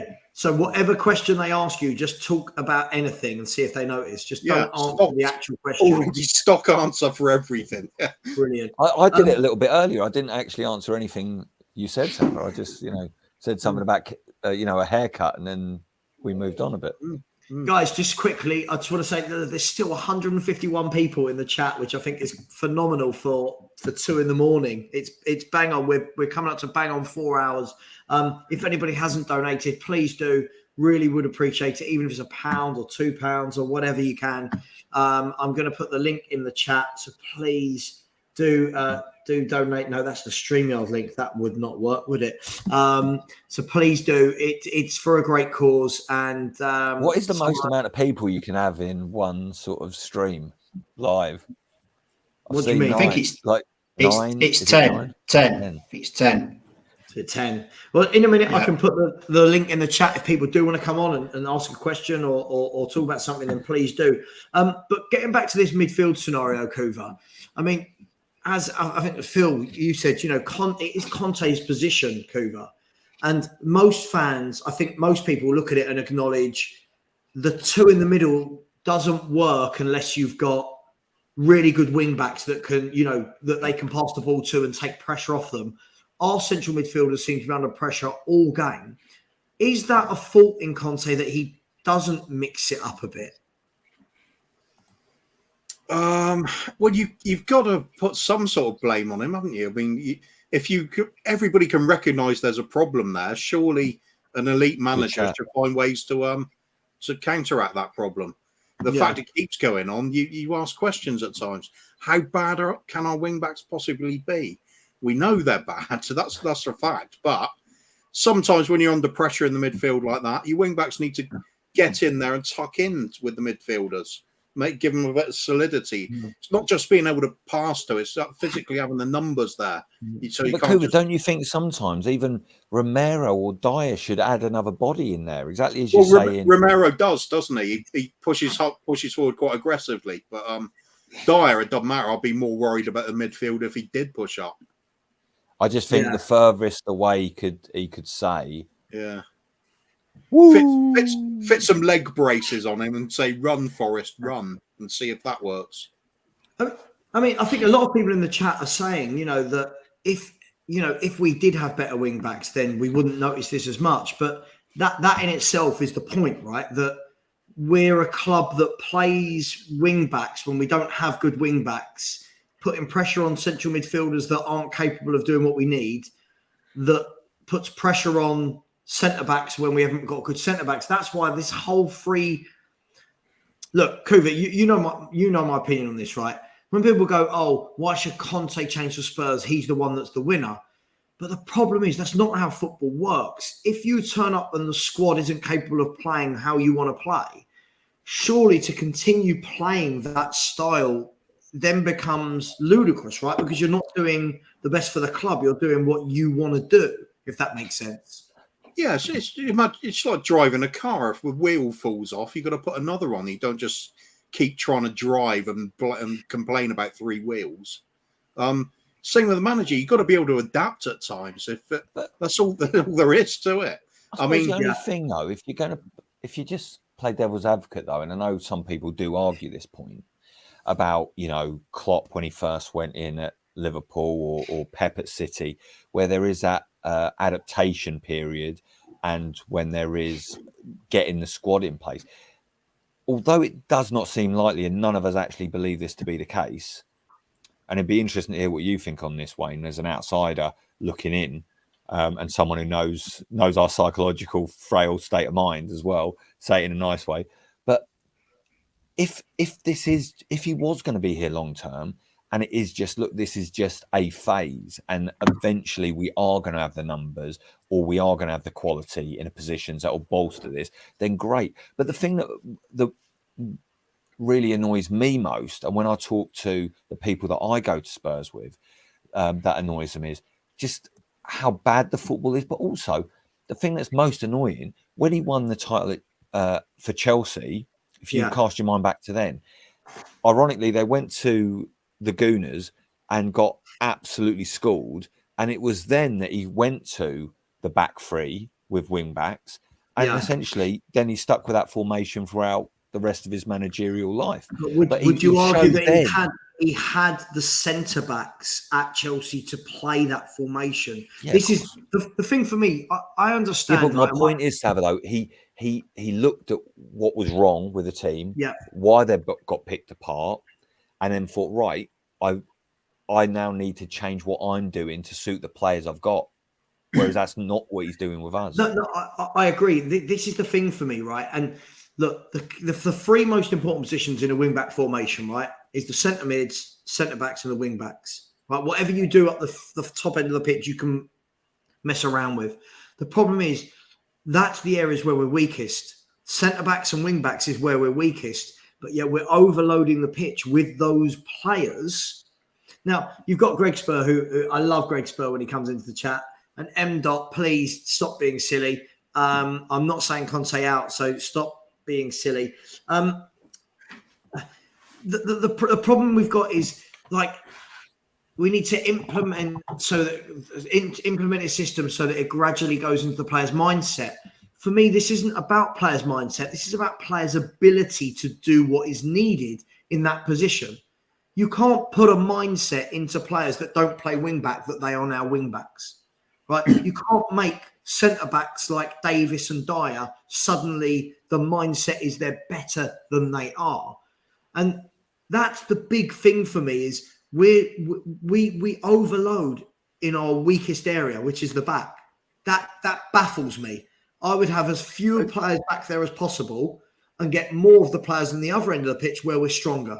But isn't that the weirdest thing, though, Sava? That, and to your point, Wayne, you know, if you're playing three at the back and you're playing two holding mid, like, or you know, two players in a pivot, whatever you want to call it these days, ultimately, you've got so many players that are defensively minded in your team. If you're playing like three at the back or five at the back, whatever, then surely the rest of the team should be given more freedom. But if you're playing like we used to under Poch, you know, 4-3-3 or you know, 4-3-2-1, then ultimately, yeah, you might have one of the midfielders that sits more to give cover, like Dyer used to be before we got Wanyama. But it's just the whole thing just seems too much worried about giving the ball away. But look, the worst thing about that is, though, if it was working, then we might not like it, but you could lump it, right? Because you could say, well, it was Agreed. like that, the pre-Christmas under Mourinho when we hit the top, but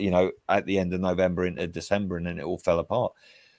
You couldn't really moan too much. The football was shocking, but in the end, we were top of the league in December. So you were like, okay, but it's just they don't seem well drilled. And the only thing is, you've got players like, look, no one can argue that players like Davis and Dyer were outperforming, but now they've just, it's almost like they did it, they got as far as they could, but now they've reverted back to their normal level of performance because they're not that good. They're not good enough. Yeah, I mean, Kuva, let me bring you in here before I go to Wayne. When I look at this, see, this is an argument, as you know me so well by now, that I don't stand by this argument that having 3 at the back actually makes you stronger than having 2. I feel this is a massive myth in football, that safety in numbers. For me, to play 3 at the back, you need 3 centre-halves that can play 3 at the back. All we're doing is going, right, we've not got 3 good centre-backs, we've got 1. Let's stick 2 weak players next to our 1 good player. I'd rather play 2 at the centre-half, and at least you've got Romero, and then you can have Longley, all right, who's not great, but he's not the worst. Do you know what I mean? Minimal amount of time that the back 4 need to have the ball. Whereas at the moment, they have so much of the ball and they're all error prone. It just doesn't make sense to me. I agree, especially if you've got like a really athletic box-to-box midfielder. He can come back. He makes the extra man at the back when needed. I don't see a problem with it. It does seem a bit rigid because at the end of the day, the formations, they're just numbers on a bit of paper. It's how you play it that matters. Right. So, Agreed. And if it's a player that can only play a centre back and they can't push up into the midfield, I'd say that was a player with very limited ability.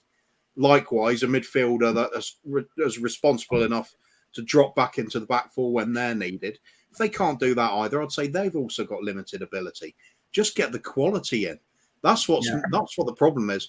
No amount of fiddling about with formations and tactics is going to matter if the players you're dealing with are just not up to the job. They should be able to play multiple roles. As far as I'll go to the extremes of saying I don't think professional footballers should get away with the idea of they can only use 1 foot. That's just my personal opinion. I don't see why players can't spend half an hour each day just practicing with their weaker foot till they're better. Makes sense to me. But I think this whole idea of that we've got to play with a back 3 when 2 of those players are going to be crap anyway. What's the point? Why not put an extra midfielder in? I agree. Try and dominate the middle of the park, and your back 2 doesn't have to deal with so much. Especially if the goalkeeper's on the ball as well, and he's really doing the proper sweeper keeper bit. Do you know what? Do you know what I love about this comment, Cooper? I'll make Greg is he's answered his own question here, hasn't he? If you read that, when you have better quality players, it's faster to implement a top manager complex system. Like, let's pick that apart. He doesn't have better quality players, so it's not going to be faster to implement a complex system. So, Greg, what you're saying is we're asking a manager to let very poor players in the key areas learn a complex way of playing. I just say take it back to basics, but we know what. I mean, Wayne, if this was your team, obviously probably harder for you to answer this question being a Leicester fan, but if this was your team, would you like what you're seeing from Conte, the fact that he never tries anything different, the fact that it's always 3 at the back, come rain or shine? No, the fans would call him out on it straight away, and they have done. Yeah. With us, he played, I think the first 4 or 5 games, he played like 3 or 4 different systems. And you could tell the only one that worked was the game that we drew. Mm-hmm. And he was trying to, I think I can word it. I'll go back to Tottenham here. To me, when you look at Tottenham, there's 2 things to this. One, it seems that your worst players have got the ball the majority of the time. Yeah. To me. So straight away, you're putting pressure on yourselves. Going back to what Conte did at Inter and Chelsea, he had so much better players to play that system. That's why it worked. It's, if you put Spurs' defence minus Romero and your midfield in the Championship, they wouldn't shine out. It's not being disrespectful. That's just being honest. And I know we're crap this season. I'm not going to say that we're not. But if Tottenham offered you your defence or your midfield, the only one we'd take would be Romero. Yep. We won't want to touch anybody else because none of them are going to make. Even I know we're bad before anyone slaughters me, but that's the reality. Of course. And your best attacking stuff is up front. Regarding us, it's Rodgers. He's switching. What I will say him in his defences, he does switch you around. We can probably have 3 or 4 tactics a game. Yeah. Which when everybody's fit, we've got, I think it's 9 players that are out at the minute. And I would say that probably 6 of them are actual first team starters. My sort of question is, if you lost 6 of your first team starters, where would you be? Well, when we have Kulusevski and Bentancur out, everyone's going, oh my God, the injuries. And then you look at the injury list of some of the other clubs where they've got 7 or 8 first team players out, we would capitulate. And I mean, we're missing Dewsbury all at the minute, Maddison, Evans, Ferreira, Justin, and Samara all would start and all injured. Yeah. It's tough, isn't it? I mean, party after but party. That's football. Of course, it's football. I mean, this makes me laugh. Party after party. If this team isn't much better, Conte's Chelsea isn't that much. If this is true and his Chelsea team then wasn't much better, then you would have to say that he's doing a bad job, wouldn't you? I'm not saying that. You're telling me it's the same. You're saying it's the same level of players. Then why isn't it working? But I think this is the problem, Sava. Sometimes you look at individual players, and this is where like the whole, people get themselves in trouble with the combined 11s, because when you look at individual player on individual player, you can say, well, they're quite good, or he's playing well, or whatever, and actually you end up with a mismatch, a mishmash of both teams. And obviously, we know someone on Sky Sports recently made a bit of an embarrassing link up, because if it were me personally, if you're just going on form at the moment, you know me, I'm the most one-eyed Spurs fan going. I wouldn't give Woolwich any credit whatsoever, ever. But at the moment, if you're doing a combined 11, I'm only putting Kane in that team. There's no one else. Maybe if you're going to be ultra sort of, Spursified, you might make a case that Romero won the World Cup, and Saliba was doing up the bench, as the kids say, for France, and maybe you could argue that. But on league form, you couldn't make that argument. The only thing I just wanted to reflect on what we were saying earlier about why play 5 or why play the 3 centre halves. I think it is just a safety in numbers thing, because if if you haven't got good players back there, then what it allows you to do is actually there's less of a gap between your defenders. So actually it's harder for the opposition to pick you apart. And if they're going to cross the ball in, there's more chance of you winning the headers. Phil, that's not been the case, has it? Do you know what I mean? Like, no, but this is bringing it back to what I said. Fine, but no, this is the problem, Sava, that it isn't. This is the main crux of it. The reason you play it actually isn't coming to fruition at the moment. Look, I'm not saying this in an apologist way at all. I do worry that if our form doesn't pick up, where we'll end up. And I know this is something that you've said on the channel for a long time, that it's really not been a true, maybe the league table wasn't being a true reflection. But of course, the league table doesn't lie. You are where you are. But I think the difficulty is, in a way, we're probably still, even though we could look and say we're playing rubbish, whatever, we've probably still overperformed in terms of points wise than what our performances actually are. My only hope, and an idiot to cling on to this, is that once the likes of Sonny, Kulu, Bentancur are back in the team and hit some semblance of form, and if Romero actually, now that he's got the World Cup winners medal in his back pocket, they can kick on, that we will actually see a bit of an upturn. But the difficulty is, this is why Sunday is so make or break for us, because if we don't get a result there, you know how toxic it's going to be. And then we're going to Man City, playing them twice, then Fulham, then West Ham and Chelsea in quick order. There's no respite. You know, I think, Wayne, we've got you guys coming up soon as well, haven't we? Yeah, don't worry about that. You always turn up like prime Barcelona when you play us. Just give you 3 points now. Just don't bother coming. Fella. Just tackle. Cheers, fella. The thing for me with this is, I feel like one of the worst thing that's happened, right, is actually us not having Kulu and Bentancur. And I'm coming at it from a different reason. Obviously, it's not good not having them because they're good players. But I feel like that's become not from you, but I feel like that's become the excuse from the fan base. Even when they were playing, we were looking this poor. Everyone's sort of making this assumption that Kulu and Bentancur are back, everything changes. But they were all fit when this kind of run of going behind in every single game started. They were playing. They were in the team. They were, you know, and Son's been available all season, right? Romero, I don't think has been that great this year. And look, let's go back to. I just want to read this. But that's what my point is, though, Sava. Everyone actually that you've just named is actually below par. I think. Look, I don't know if they are. I think we're bigging them. I think, like, again, what I'm saying with, look, Kulu's a very good player, but again, Kulu came in last year, the back end of the season, had 15 games, and fans have made their mind up that he's the next Ballon d'Or winner. Yeah, he's a really good player, but one, he's never fit, right? He's not fit. So, 2, he was the one that was dropped when everyone was calling for Richarlison start over Son. What did Conte do? He took the easy option. Kulu was one of the top. Bentancur, again, good player.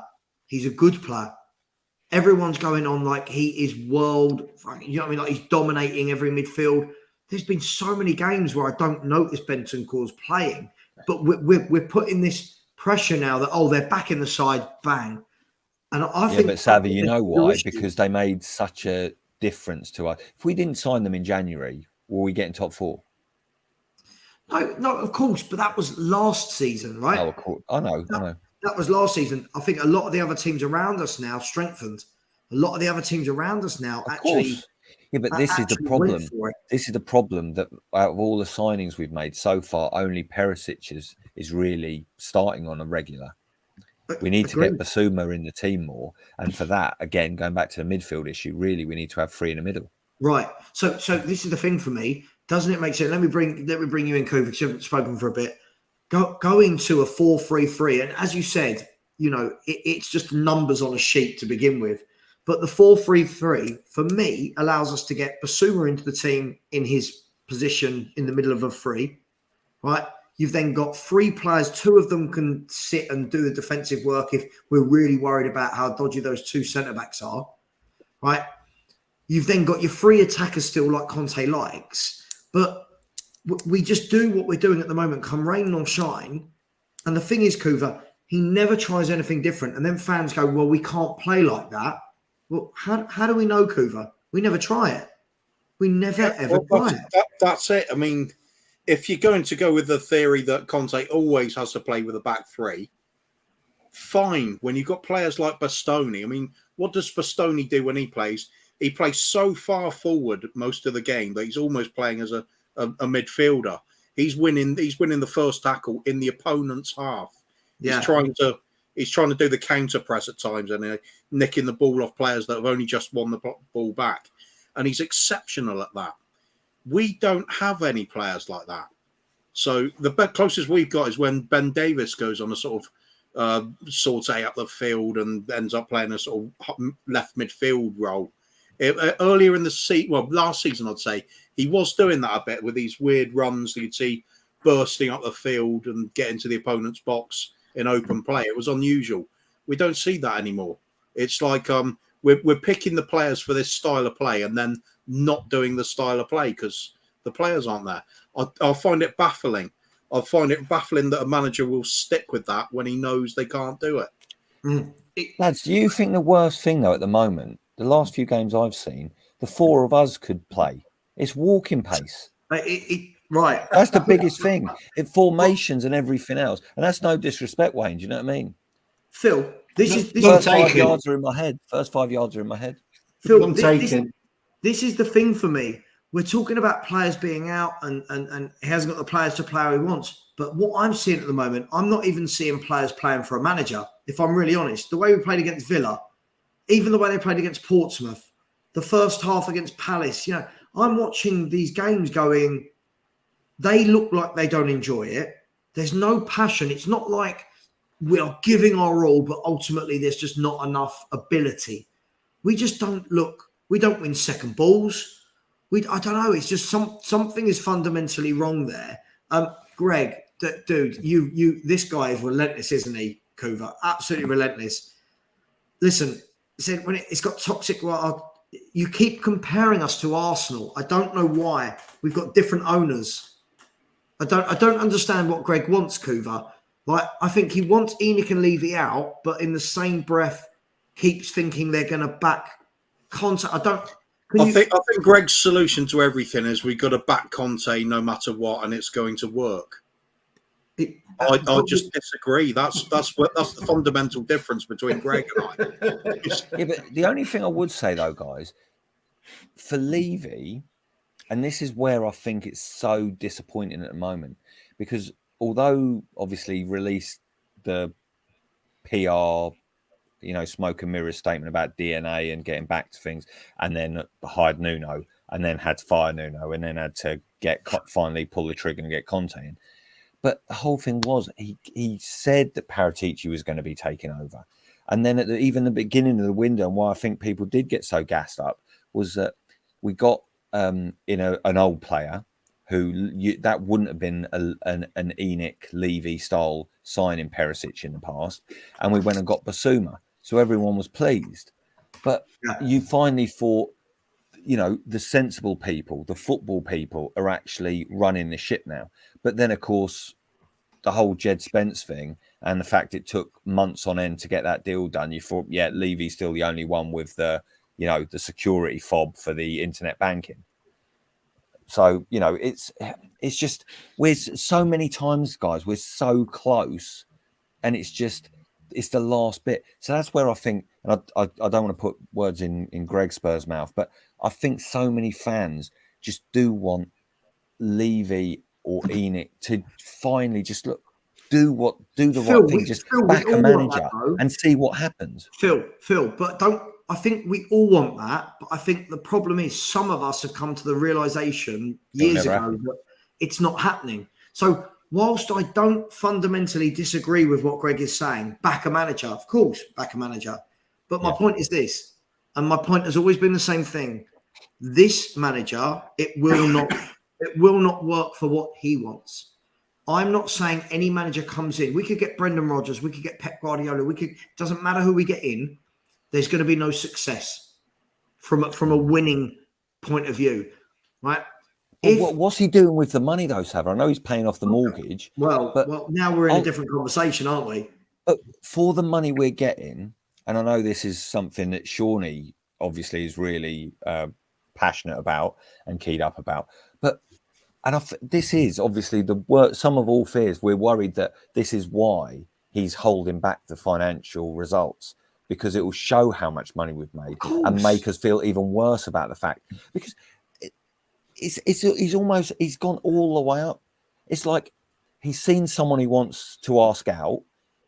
He's put on his best clobber. He's put on his best impression of a bit of good Plymouth Argyle, and he's thought, how can I do my hair? How can I shine my head?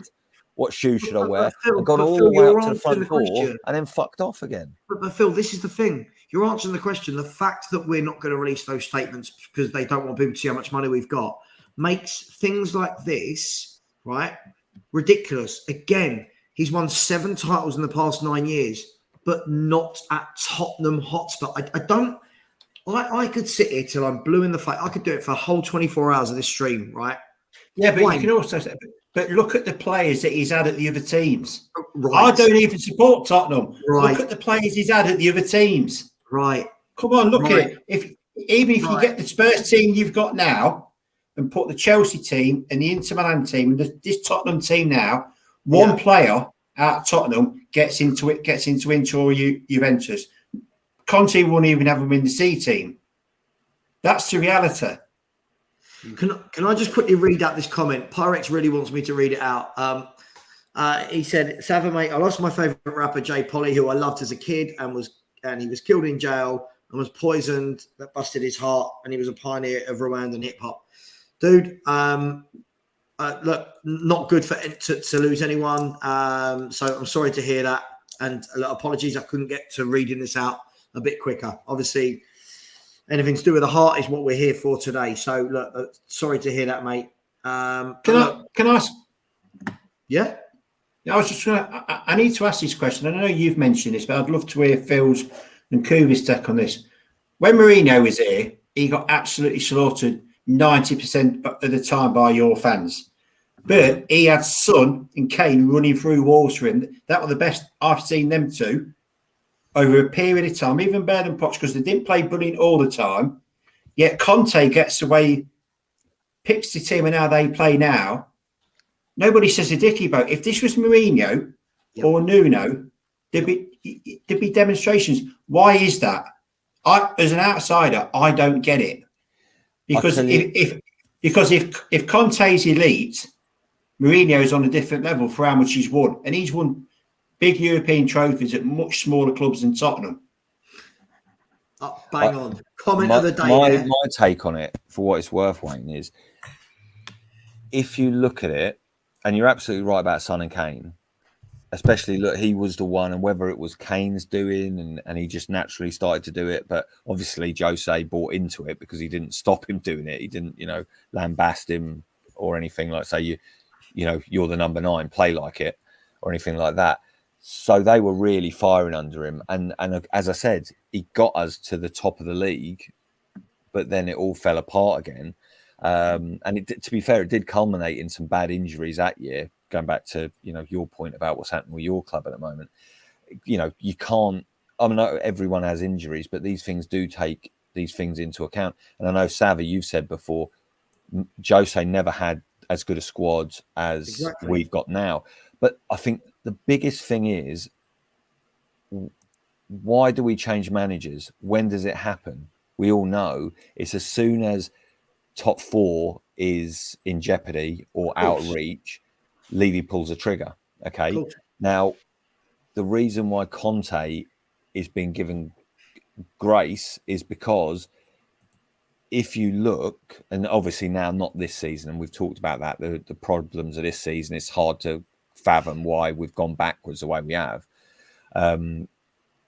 But he did get us to top 4. So that was progress from where he took us over.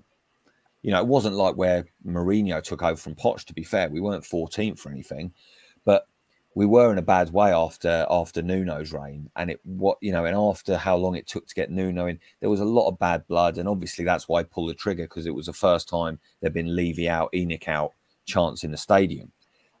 So he went and got another serial winner. And Conte did get us to top 4, but I think the problem is now why it's so on a knife edge with the fan base and maybe even the players as well.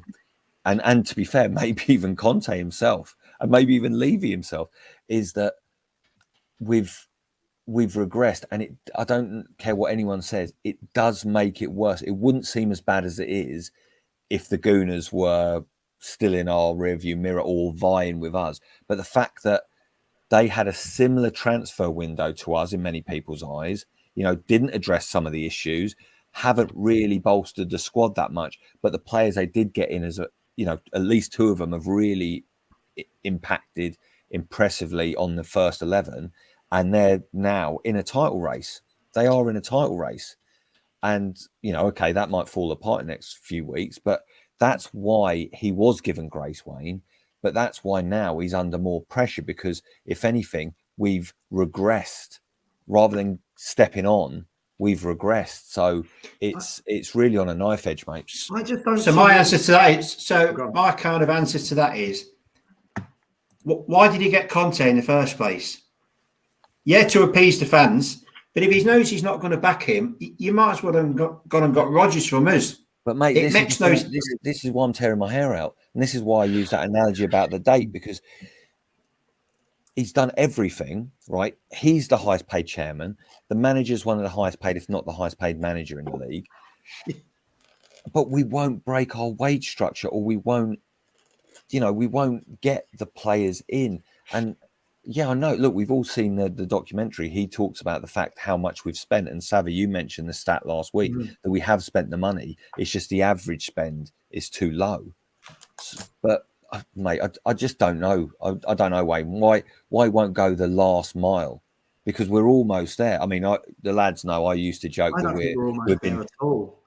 Yeah, but I think we're miles away. I think fans are kidding themselves. No, but what I mean is, mate, is the last piece of the jigsaw is we've got the infrastructure now. We've got all the business side of it sorted. Yeah. We've got, strong and stable, to borrow Theresa Mayism, and look how it worked out for her. God bless you. We've got all of everything in place except the naming rights. And a top manager, the second top manager in a few years, but he won't go the extra bit and back that manager. He must, to your point, Wayne, he must have sold a dream to Conte. He can't literally have said to him, "Come in, mate. I'm going to pay you, the best part of £18 million a year. Try and get us top four. If you don't, whatever, I'll pay you out on it." I mean, to be fair to Conte, it's a great job. Because really, the expectations aren't that high. Finish fourth in the league, and you get £18 million. Right. Yeah, sign me up. Phil, do you know what? And sorry, to add to that as well. And you seem to have half the fan base that if you don't manage to win anything, that's okay. You can just lower the bar and step over that, and then you've had a great season again. This is the big thing for me, right, guys? Is we have a fan base that can't disassociate two things. Like obviously we were joking earlier on, Phil, about two things being right at once. Our fans can't disassociate. So what they've done is, and I will speak for the majority of our fans that do this, is they see the name Conte over here and they go, winner, right? They see the loser club over here, Tottenham, that doesn't win anything. But all of a sudden, this one man over here outweighs all of the club. They just go, Conte will win us things.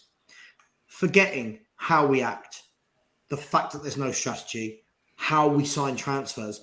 So this whole thing for me, I say this all the time, Phil, forget whether I like his football or whether Kuva likes his football or whatever. The whole point is you bring in managers like that to win now. You don't bring managers in like that to build you something. They're not that type of manager.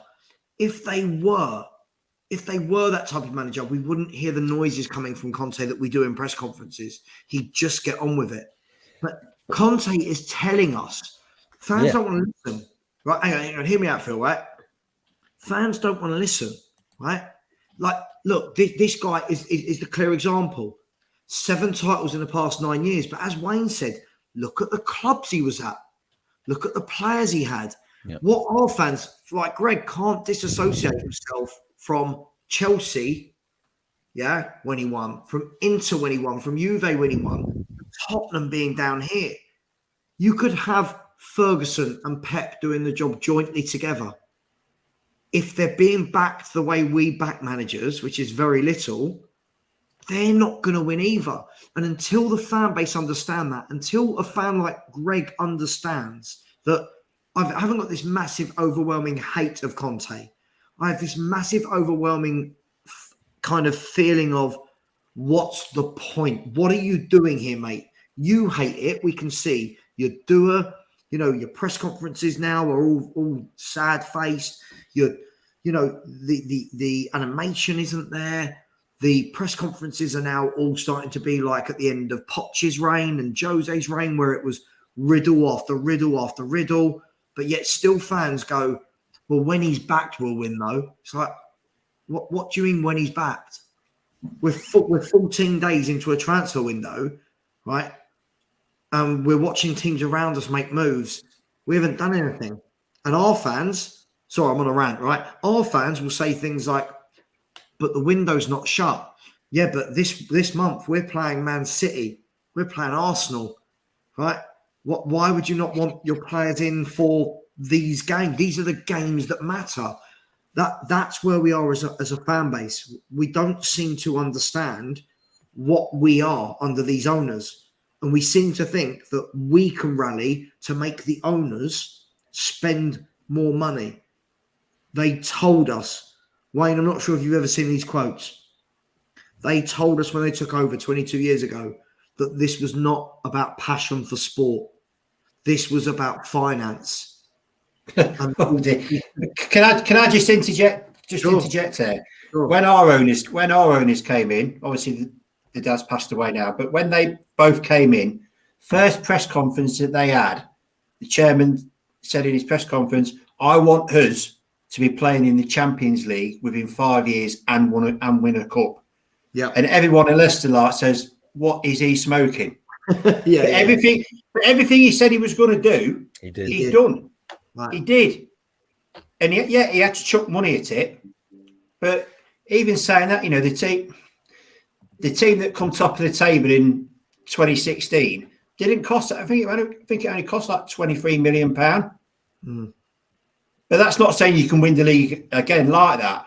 But this is the thing that I find strange about you. You hear some Spurs fans saying we've still got 17, 18, 19 days of the window left. Look at history. History teaches you everything you ever need to know. Exactly. If he's not back you in 21 years before, why is he suddenly going to do it in 2023? Do you know what they'll say, Wayne? They'll say exactly like this. They'll say, we're scouting for Kulu and Bentancur type players. So because two players worked out last summer that obviously Paratici knew and that weren't wanted by their club, they now think that's going to happen every window. Yeah, but Sava, I think even deeper than that. Yeah, absolutely. Look, you and I had this chat yesterday, didn't we? That ultimately, that's a brilliant tactic. In a way, what we did with Kulu and Bentancur, I'm not talking about leaving it till the 11th hour, by the way. I'm talking about this quality. What we did, just leave it, lad.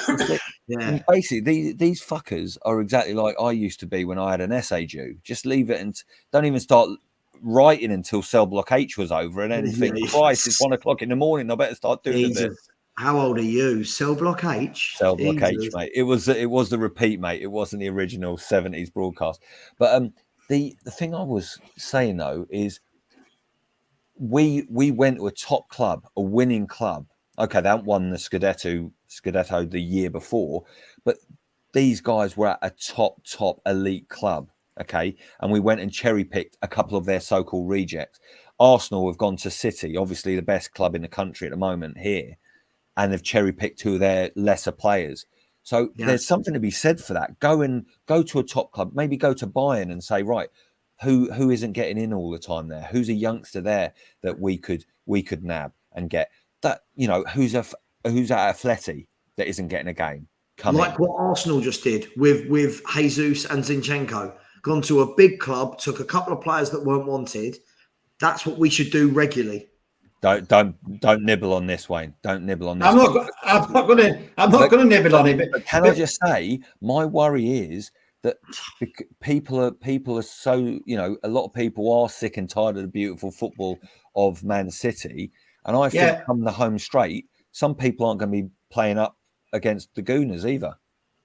So the guys just said about sort of thing. Yeah, I mean, the guys just said about the other teams didn't want us to beat us because they wanted us to win the league. Well, that includes your own team then, because we took 4 points off that year. Yeah. So thanks for that. Yeah. Anything for a mate, Wayne. I think, I'll be honest, comments like this from football fans drive me potty. I just think it's so silly that they think that basically all these teams got into cahoots together and decided that Leicester were going to win the league and they're going to throw games and it's just. But the only thing I would say though, Sava, there are shades of grey in all of this stuff. No, not saying that they threw games. No, but what I'm going to say is that season was one of the seasons where Chelsea go into a sort of hibernation mode. Eden Hazard only played 45 minutes of his level that whole season. It was a second half against us. That Battle of the Bridge, I'm here for it. I didn't like the result, of course, but I understand. Look, if it was the boot was on the other foot, I'd hope that Spurs would play our best game of the season against Chelsea to stop them. I hope we're going to play our best game of the season on Sunday to try and throw a spanner in Arsenal's works. That's football. It is tribal. But going back to what we were saying about transfers, Bentancur and Kulu worked out. Brilliant. Why didn't we do it on the 1st of January? Why haven't we got all the players? Look, all the people in the know, the ITKs of the world, tell us all of the schemes and the way Paratici works. There is all these players in mind, and he does all these deals, and whoever falls apart, he goes with plan B.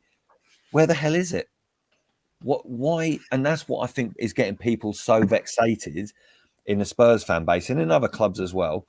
Gakpo gets done in what seemed like 45 minutes. The first rumour was at half time in whatever game was being televised. And then by the end of the game, the deal was done. You know, all these teams are making moves, yet everyone who hasn't made moves, I know we're not the only ones, but we're all thinking, well, hold on.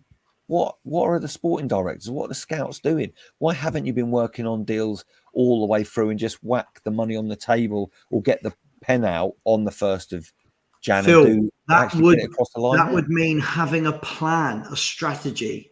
That's the thing for me. But people always say to me, especially, you know, like being ENIC outers and Levy outers, what's thrown at us by the Levy and ENIC in people, if there's such a thing, right, is you just want loads of money chucked at it. And it's like, no. Listen, in a lovely ideal world, yes. But what we want is a plan. So if we know the idea is to bring in 21 to 23-year-olds every window, but they're going to be some really good 21, 23-year-olds, I'm cool with that. Now I know as a fan what to expect. At the moment, though, I have no idea what to expect. Like, I see Spurs fans going, oh, you know when we brought in those young players, Kulu and Bentancur?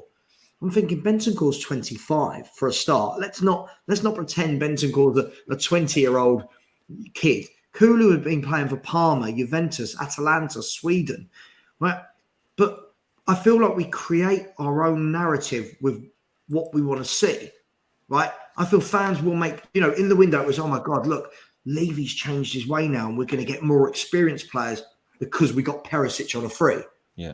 Then Levy's contribution to the window another false dawn, wasn't it? Ended up being Jed Spence. Kuva, I want to ask you, this is a really good point for Junior Maffa. And by the way, there's still 149 people in this chat, which is phenomenal. We're 4 hours and 41 in.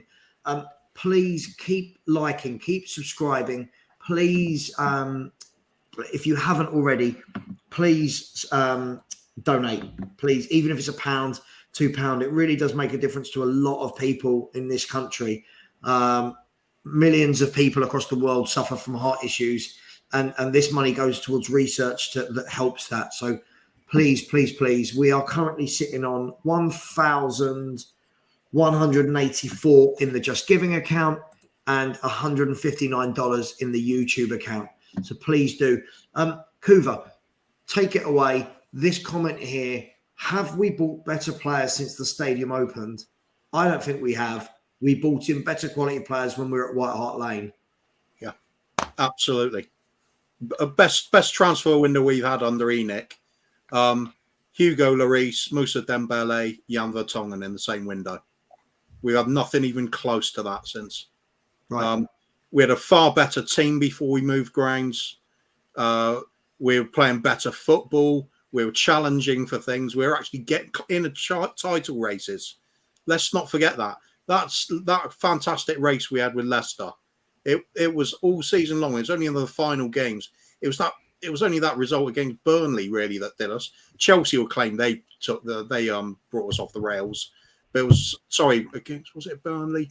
No, West Brom. Held in the West Brom. But there was a game though. There was a game against. Or was that the next season? There was one at Burnley. Don't you remember? Poch lost his rag with a ref. Yeah. We've got a few teams we should have beaten, but we didn't. But the point is, are we buying better players now? No. I see us filling out a squad that's mediocre anyway. Right. What's changed? Just quickly, I've got to address this comment because You know when I say sometimes, Kuva, that I think people get really quick with these without actually running through their sentence in their mind. This is the king of it. Let's look at this comment. Look at what chucking loads of money worked out for Everton and Chelsea. Right. Chelsea, in the last 2 decades, are the most decorated English club. They've won more. Let me put that in layman's terms for anyone that doesn't understand that. They've won more trophies in the last 20 years than any other English club. So, yeah, look at what chucking loads of money did for Chelsea. Yeah, 2 Champions Leagues, 5 or 6 Premier Leagues, whatever they've won, FA Cups, League Cups, Europa Leagues. Yeah, what a silly thing to say. Yeah, but Saver, the thing is though, probably Wayne, except with the exception of probably yourself, and even then, look, you weren't a team of mugs. They're champions for a reason. They were good enough to beat everyone else in England, so they are what they are. But probably with the exception of yourselves, every other team that's won the championship has spent an awful lot of money. Of course, right? Of course. Even the Invincibles, they'd gone out and spent money. The difference is, don't buy shit, buy well. Man U, okay, now they're turning the corner, but before that they'd waste a billion, hadn't they? They'd spent more than City. Trophies in 20 years. Is that true? Yeah, something like that. I think it is. Yeah. Yeah. So, party after party, would you like to stand by this comment of look what it does for you? The other thing I just want to quickly bring up before I come back to you there is I just saw this. Also, if you look at the Everton side of it as well, just because Everton have done worse than we have doesn't mean we've done well, does it? No. And just I want to touch upon this comment. I do find these things funny. So first of all, if we sack Conte, then Son and Kane will walk. For me, and we've had this conversation a lot, Kuva, but Phil, I don't know your opinion, and Wayne from and let's start with Wayne from a kind of outsider's, from Spurs perspective. I think, Kuva, we're aligned. Tell me if I'm wrong, that I don't see the correlation between Conte going and Kane going. Kane already wanted to go last year. He made that clear, right? He will see that nothing's changed, right? Conte or no Conte, he will see nothing's changed. He will see that yet another manager's not been backed. Yeah, and I cannot believe for 1 minute that Harry Kane enjoys playing this style of football in any way, shape or form, right? So there's that. Plus, this whole Son will walk. I don't think people understand how transfers work. When we say Son will walk, it's not his choice. Maybe they may retire. Hang on, Phil, but didn't we learn this from the Kane saga last year? If Heung-Min Son turns around and goes, Conte's gone, I want to leave, which I don't think will work because look how bad he's playing under Conte. Anyway. Didn't we hear this exact same comment under Mourinho, though? Absolutely, Kuv. But my point is this. If a club comes in this way, if Heung-Min Son this window goes, Daniel Levy, you've sacked Conte, or Conte's walked, I want to leave. Daniel Levy's going to turn around and go, okay, if I get 130 to 140 million for you, Heung-Min Son, with however many years left and how much money you bring in marketing, you can go. Other clubs in Europe are going to go, how much do you want for a 30-year-old? No. Fans seem to think that Son can just go, see you later, I'm off. It baffles me, mate. I think as an outsider, this comment, if we sack Conte, Kane will walk. Based on what? I know. Yeah, has Kane come out and said, well, if my manager gets sacked, I'm leaving? Yeah. The reality, Tottenham, I'm not saying I feel sorry for Levy here, but he's got a massive decision to make this summer. Does he sell Kane? Per se, I think the most, and I'm probably going to get slaughtered for this, you're probably looking at the very most 80 to 85 million. Sure. That's how good he is, but he's only got 1 year on his contract. Or does the club let it run it down? Because if once Kane goes, Romero's going to look at it. Why would I want to stay here when our best player's gone? Why is Kulusevski going to stay? And I think I can't remember which stream I said it on, but just to replace them three, he's going to cost you the best part of 200 million quid. Simple as that. Yeah. So replacing those three as well, Wayne, is I think what people need to remember as well. When you replace Harry Kane, you're not replacing Harry Kane with one player. Harry Kane does the job of two players for us. So, for example, if we've brought Richarlison in to be the number 9 behind Kane for when Kane leaves, that's great. But now who's coming in and creating for Richarlison? Because at the moment, Kane does it all. So, but I agree. I mean, Kuva, what do you think? Do you truly think that Son and Kane are sitting there going, Conte, if this guy goes, we're going? Or do you think they're looking at the club going, well, the club's a shambles, we want to go? Or are they sitting there thinking, you know what, might not be winning anything, but I'm quite enjoying it here. We don't really have to train that hard. We don't have to do anything. Sure. So it's an easy ride for a lot of money. Who knows? Who knows? It's complete guesswork. You can't argue with that, can you? The only thing I can say for certain about Harry Kane is what he has said on camera, and that is, as long as the club matches his ambition, he's happy to stay. That's the only thing that can go on.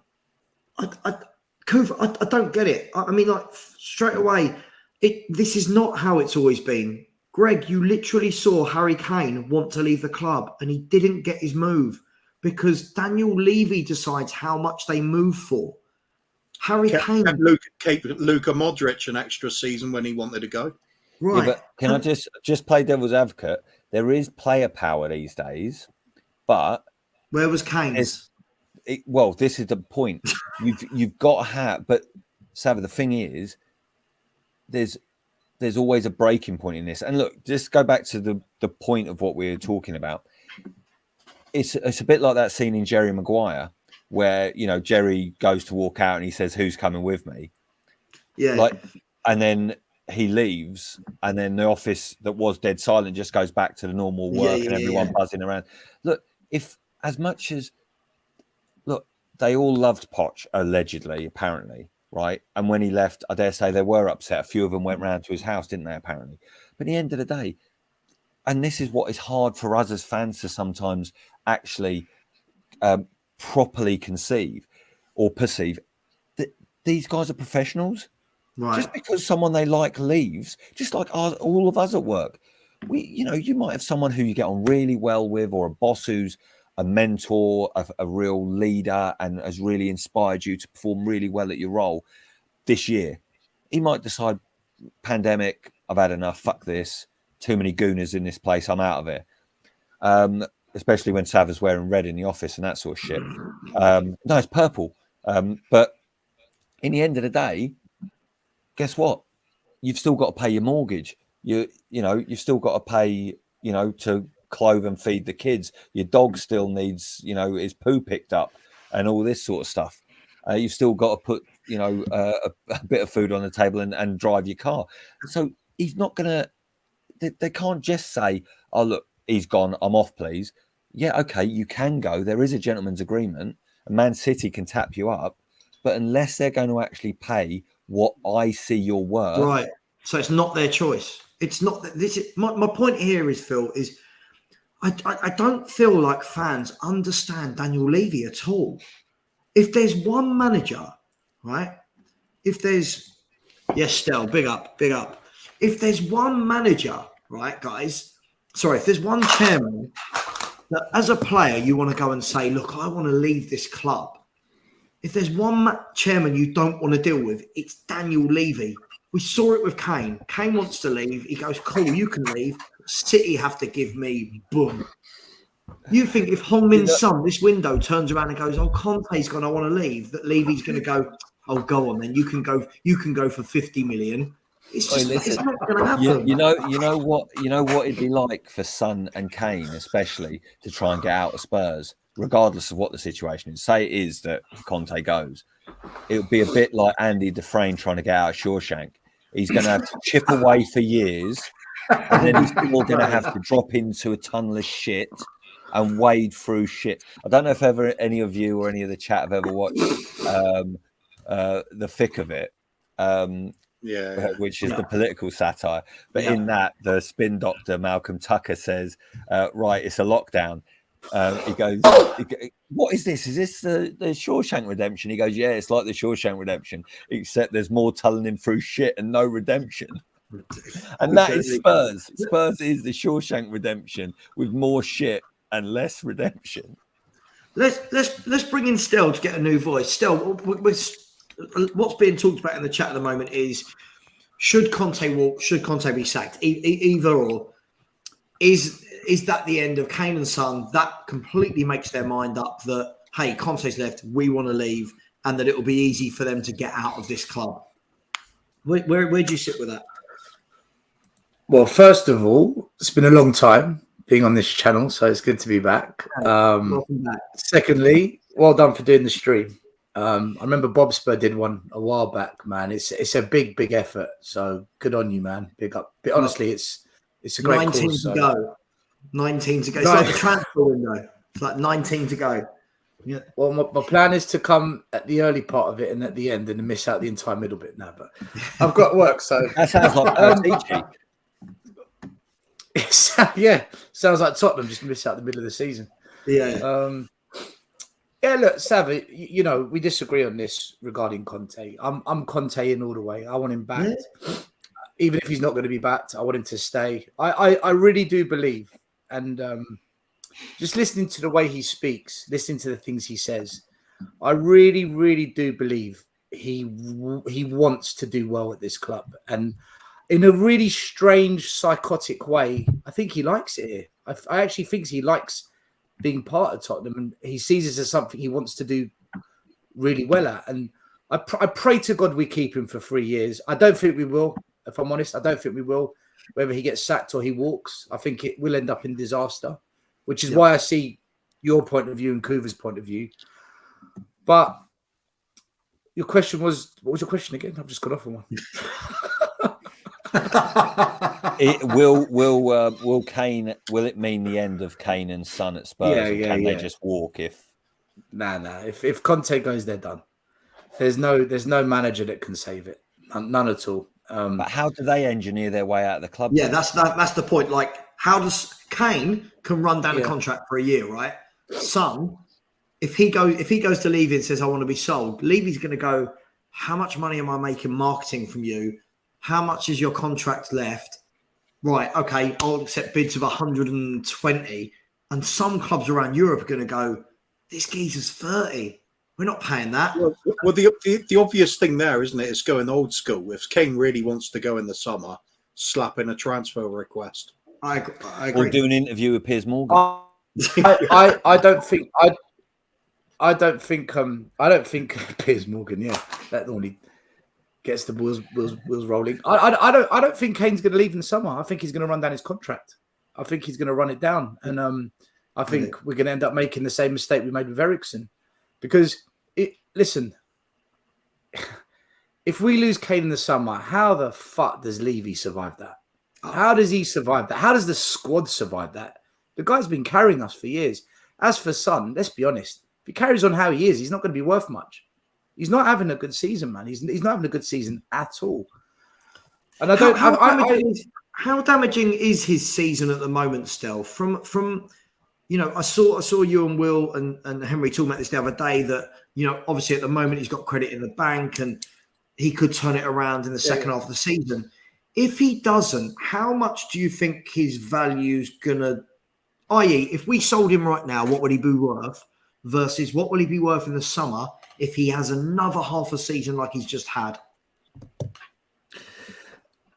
I think his value will stay, because clubs like Bayern Munich, Real Madrid, Man United, Man City, Liverpool, they'll look at it and say, do you know what? We can get a tune out of him. He just needs a change of environment, a change of culture. I actually think Son might actually need to get out of Tottenham. I think Tottenham's becoming toxic. I think there's certain players that just can't handle being at Tottenham anymore.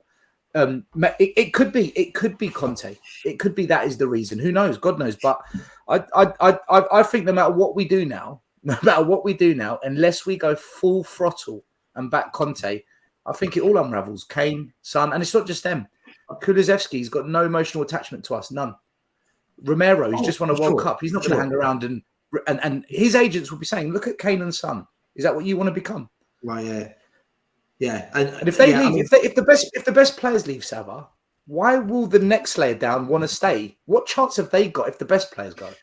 I agree. I think Stel, can I just come in on that?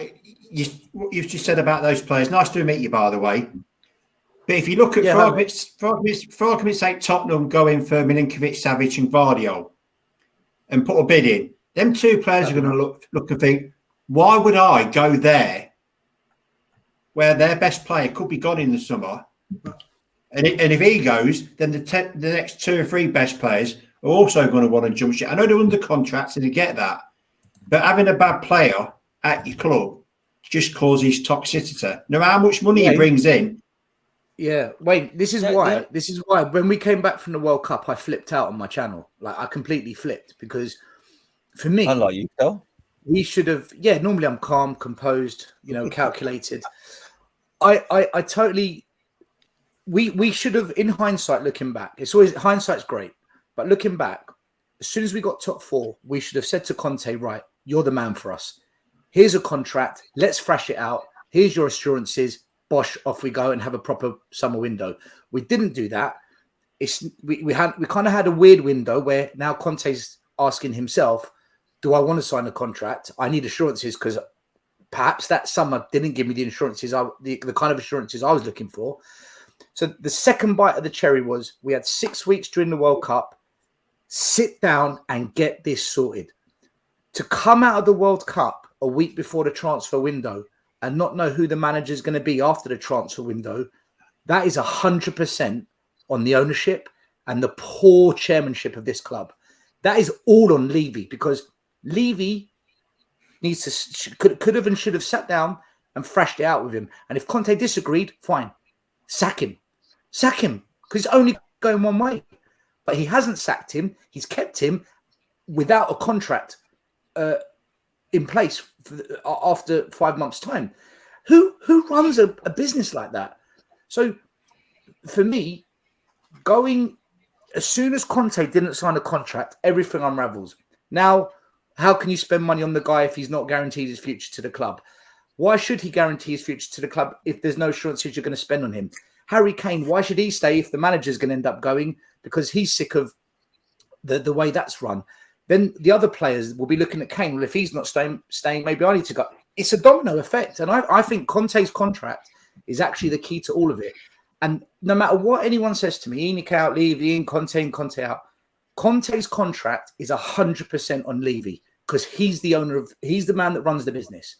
You give him the contract and he signs it. If he doesn't sign it, sack him. Get rid of him. But he hasn't. Also, and everything's in limbo. Everything's in limbo because of the contract for me. Yeah, but it was always the case. And I know you know, when I was on with you before, you said about like it being like, a standoff, like good, bad, and the ugly. But the whole thing is, it is a game of brinkmanship. But ultimately, from my point of view, and I think we've all discussed this before, how in that position? Why would you sign a contract just on like fresh air promises and complete bluff and blunder again? He's waiting till the end of the window to see how much he's backed before he signs. Surely, put your money where your mouth is, Levy. But then Levy can, it's a whole excuse. Rolodex is coming out again. I was involved in potential sale, so I was talking to the Qataris about this. We're more likely to get bought out by Atari than we are the Qataris, by the way. Atari. Yeah, that'd be a great retro shirt sponsor, wouldn't it? Atari. Showing your age there, and yeah. Exactly. They haven't made anything since. Phil, can I just interject a question off the back of yours? Go on. Doesn't all this explain why he was only signed an 18-month contract? For me, I feel like it was really a marriage of convenience. He didn't have a club at the time. There were no jobs. He got offered a massive whack. Levy needed to pacify the fans after the shit show that was Nuno and all of that. And I feel like it kind of worked for both. And if they walk away after 18 months, Levy can say, I tried. I got you the manager you wanted. Conte's reputation's still fine because it's only been 18 months. That's only my opinion. I don't know. But why was it 18 months if not? can I throw something else maybe in the mix as well? No. What if what if there is more okay, fuck it. What if there is more truth to the whole sale thing or the investment thing? What if he's like, well, by the time the 18 months are up, we'll have a nice wad of cash in, and you know, you never know. Maybe some poor fucker will agree. You know, maybe Levy should do like a Mike Ashley and go power drinking with these top execs from these big brands, like Power being drinking. being sick in fireplace in the city, and then get them to sign up a 200 million sponsorship deal for the stadium. The Atari Stadium would be a great one. Come on, Phil. make it happen. Phil, I'll be honest with you. I couldn't give a shit if we're taking over or not anymore. I couldn't give a shit if we're given £1 billion to spend on players. Honestly, I don't give a shit anymore, because the thing is, I really don't. So many people are at the edge now where they're like, just do whatever you like. I'm finished. I'm not even going to bite down on the belt anymore. Just slap me around the face. Honestly, we're abused. We're abused specimens. Do you know what? Right? The way I feel now about it all is that it doesn't matter what owner comes in, nothing will change unless they come in with a real plan. I mean, a real plan for the football club. Now, you know, when Liverpool FSG came in, there's no guarantees that Moneyball was going to work. But they said, you know what? This is our plan, though, and we're going to give it a go. Let's bring in a top manager who's relevant. They brought in Klopp. Yeah. Let's bring in the scouting team. Let's build a team and say, right, here's the team, guys. We're going to Moneyball this. And we've done it. We've got a track record of doing it in another sport, in another country. Let's see if we can do it here. And you know what? It took its time, probably longer than what a lot of fans would have tolerated at other clubs. It took its time, but when it clicked, boy, did it click. And if we did that and we just fell short, at least I could say as a fan, fucking hell, man, we gave it a go. We really gave it a go. I can't say ever under this ownership they really gave it a go. And that's why I can't stand them. They don't want it, Phil. They just don't want it. And a new owner might be the same. I don't know, but I don't want this to carry on. Just quickly, if I can, Ken T, thank you very much. Thank you for the super chat. By the way, any super chats that go in today, I am encouraging people to use the Just Giving link. But what I will do, any super chats that go in today, I will, because YouTube don't pay you till the month after, I will put my own money to cover this. And then, so does that make sense? Did I explain that in any way? Anyway, yeah, I get it. Sorry, Wayne, just quickly, you raising your hand like you're going to the toilet or something. Please keep liking, keep subscribing, subscribe to everyone here. But please, we are £1,184 with 56 donations to date. Please, even if it's £1, £2, there's still 157 of you here. I'll put the link in the chat, and it does all go to charity. So big up, and as think always, of it like this, people. Every pound that you donate, psychologically, you're putting in the universe. Money goes. Where money's going out, and we're giving it a good cause. Hopefully, Levy will suddenly rediscover where he's left the password for the internet security for the bank account. And be able to spend some money. Yeah, I'm sure. Sorry, Wayne, go on. You were going to say. Sorry. Yeah. Can I just go make a cup of tea? I don't just want to walk off and be rude. So, mate, mate, don't worry about that. You're so polite. Yeah, far too polite. I I can tell you don't have a YouTube channel. You're well too polite. Mate, this is proper East Midlands. Yeah, you should have slammed your hand down going, I'm going to go and make tea, you bunch of losers. Yeah, there we go. Thank you. Empty chair it. Being a Leicester fan, we wouldn't be able to banter you about winning anything. So, yeah, feel free to do what you got to do, Ryan. Do what you got to do. I'll be back in a minute. Yeah, no worries. Did you guys see the couple of Arsenal videos released today? I don't know if you've seen what's happened over there. No, what's going on? Makes me sick. What official Absolutely Arsenal? sick. Official Arsenal, yeah, makes me sick. What have they done? Basically, on the outside of their stadium, they've got let's call it corners, but it's curved. So the kind of, if they were corners, and there's where it bends, there's the Arsenal badge, and there's two giant sections where they've had canvases of past players. They've taken them all down. They've done a 1-year consultation. They went to the local pub all the Arsenal fans go to. So for us, it'd be the equivalent of the Bill Nick or the Bricklayers Arms. They've sat down with them, done a 1-year consultation, got local artists, brought the community together, got the fans together, and they've come up with 8 new murals that are now going all around the stadium. They're calling it the New Emirates, the new look. The community have got involved, the fans have got involved, local artists have got involved. The Vinay, who's the CEO or is high up in the board, he's there with the fans, talking with them, doing videos, doing YouTube with them. And today they unveiled it all. They had every ex-great player alive, going back to the 71 squad. They had George Graham there, Ian Wright.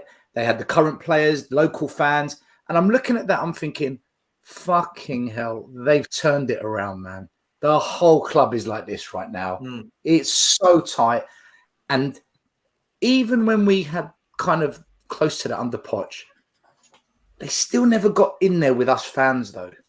And I just feel Arsenal right now, they've done everything we should have done under Poch. Everything. It made me sick looking at it. They're all happy. They're fucking happy. That's why I felt sick. They're loving life. And we're the opposite. We literally did have that. We did have that family atmosphere under Pochettino at one point. Yeah, if you think when the lane closed, when the last game at the lane and how that was all done, and you know how the ex-players came out on the pitch, it was so well done. And Savage, like I was saying to you earlier, that's what I mean. I don't mean we're almost there as in terms of the playing staff and things. But we did come so close, and the connection was really there under Poch. You're right, Stel, and it's just all been frittered away, and it's just so fucking galling. And the biggest thing is, we now know, and you've said it endlessly, Sava, and we've all had to fucking listen to it. We don't have a plan. We're back of the beer mat, back of the fag packet FC, aren't we? We're fucked.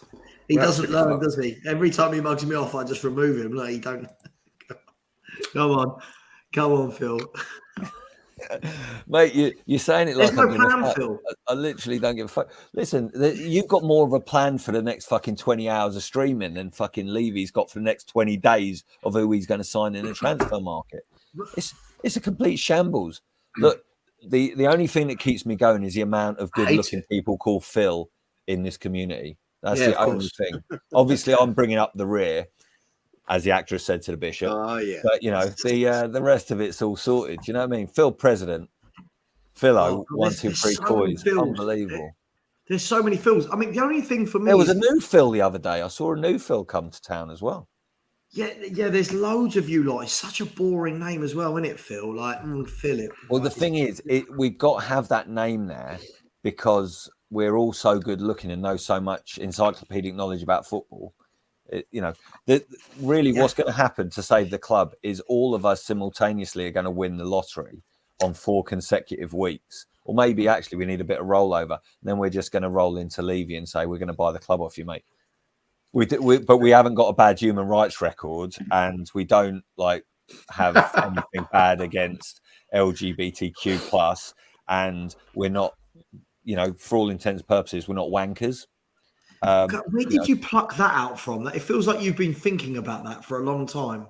Well, haven't you ever thought if I won an extraordinary amount of money, I'd just go up to Levy and say, fuck off?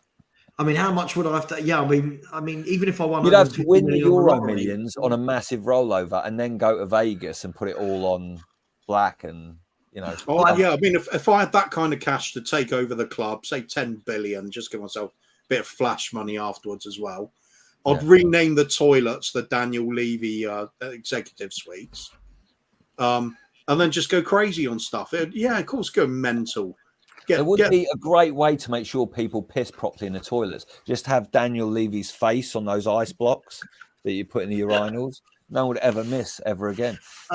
Just quickly, football's moved on, Sava. Football's moved on. Even if you won the Euro Millions, you can't buy a football club these days. Absolutely. If I won the lottery, I'm buying Dartford down the road.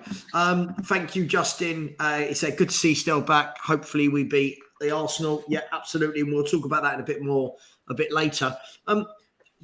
Sort of keeping with the theme, guys. Look, I think we all know that, and look, if I'm wrong with this, I'm wrong. It's fine, but I think we all know we're heading towards a collision course, and we know we're going to be looking for a new manager, come rain nor shine in the summer, right?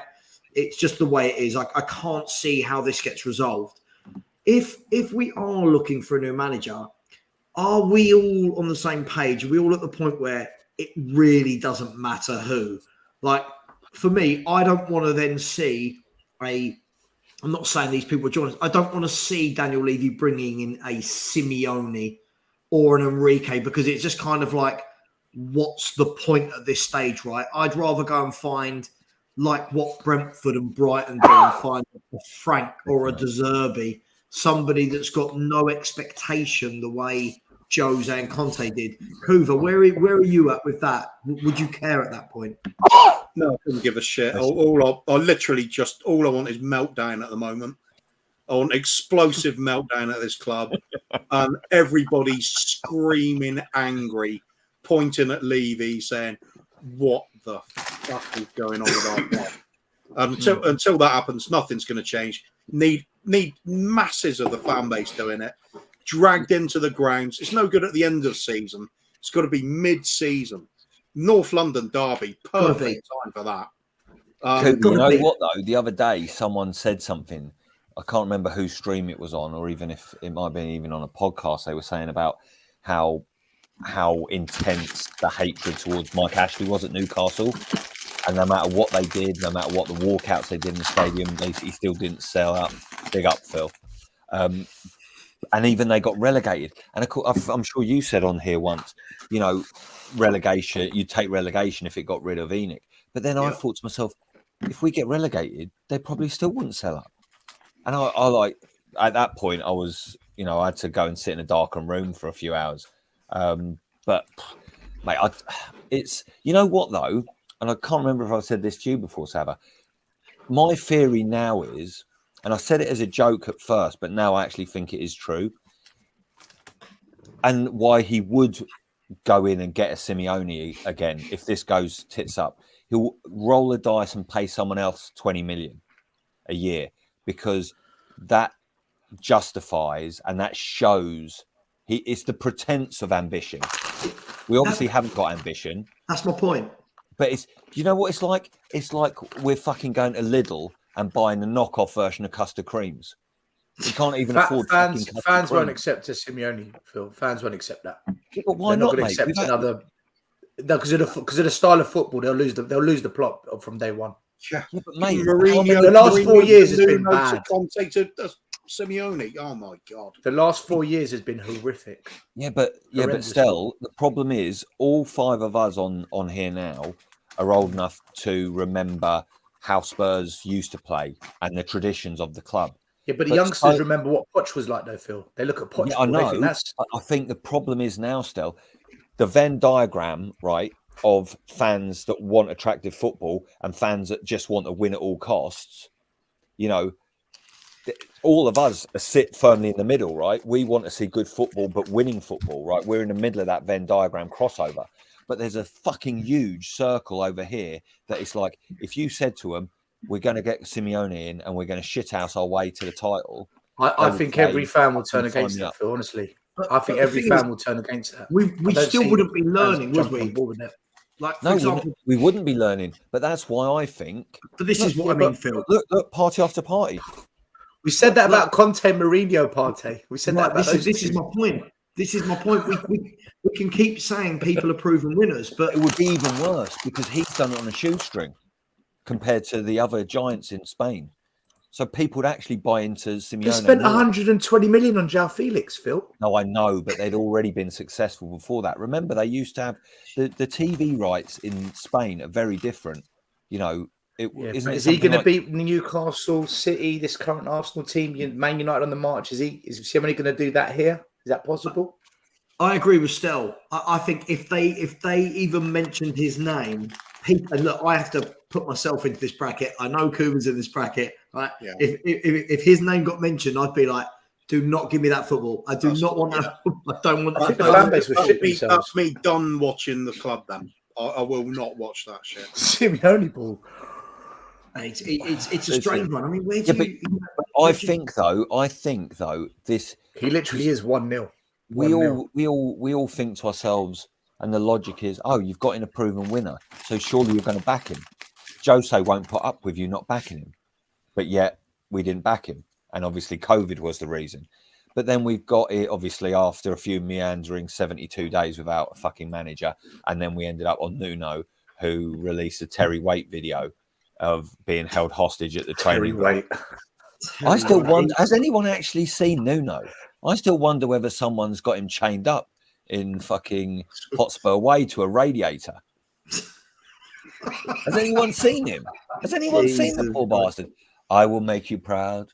I will make you proud. His bicycle is still outside the ground, isn't it? Oh God, it was tough times, wasn't it? It was tough times. Actually, Kuva, I'm going to tell you a story now. Where I used to work, we used to park the bicycles in the basement, right? And there was one bike there that hadn't moved in so long, it was covered in a film of dust. And someone noticed it and did an X on the saddle in the dust. And eventually it was there for even longer. And that X disappeared because it was covered in even more dust. So me and another lad that I knew who cycled, we started calling it the dead man's bike. So we were like, what possible fucking explanation can the fact that this bike's been here for well over 2 years? And we thought the poor fucker must have died. So maybe that's Nuno's bike is parked somewhere outside the Spurs training ground. It might be like, who's matey boy who won the Champions League with Liverpool? Jermaine Pennant, when he left his Porsche at Malaga Airport. Oh God, yeah. Nuno might have a Skoda Octavia parked up outside the Spurs training ground, covered in 2 years worth of dust and Saharan sand. The whole. There's a skeleton in a massive puffer jacket like he used to wear at Wolves, chained to a fucking radio. Perhaps that's why it's always so difficult to get parking spaces. It's because it's all ex-managers' cars and stuff around. Exactly. Must be a big car park then. all 15 cars just taking the first 15 queues. Yeah, but look, where do we, guys? I mean, I feel like we could be having this same conversation in 5 years' time. I feel like that is the club we've got, right? Is that in 5 years' time, we're just going to be having the same conversation, but chucking another couple of managers' names along the way. Like, oh, we said that about Jose, Conte, Simeone, whoever it may be. At what point does it come to a head? And now I'm going to raise a sticky issue. At what point do we need to get to the stage where some of the bigger voices out there in our world, and by our world, I mean the YouTube world, social media for Tottenham Hotspur, that we've got to stop being represented on things like Sky Sports and in these studios by people like Chris Cowlin, by people like Lee McQueen. I'll say it by name. I don't care. If they've got a problem, they can come on my show, right? By Matty Hayes, we've got to get to the stage where these people are not the ones going on national TV and saying everything's good. We're really, really happy. So by way of example, you all saw it yesterday. I put a post on my YouTube that clown, Lee McQueen, goes on national television and starts going, oh, yeah, here's my combined 11. And there's 7 players from the team that are awful. And there's 4 players from the team that are top of the league, right? Then not only that, guys, to rub salt in the wound, he goes, I still believe we'll finish above Arsenal. And you know when you're thinking, that's who we're represented by. Chris Cowlin, Ricky Sachs, these people get the slot on Sky Sports and everything is ultra positive and it's lovely and it's brilliant. We're sitting here as the minority voice because those channels won't say it. Sky Sports and that won't have us on there because it's against the club. How does that cycle end?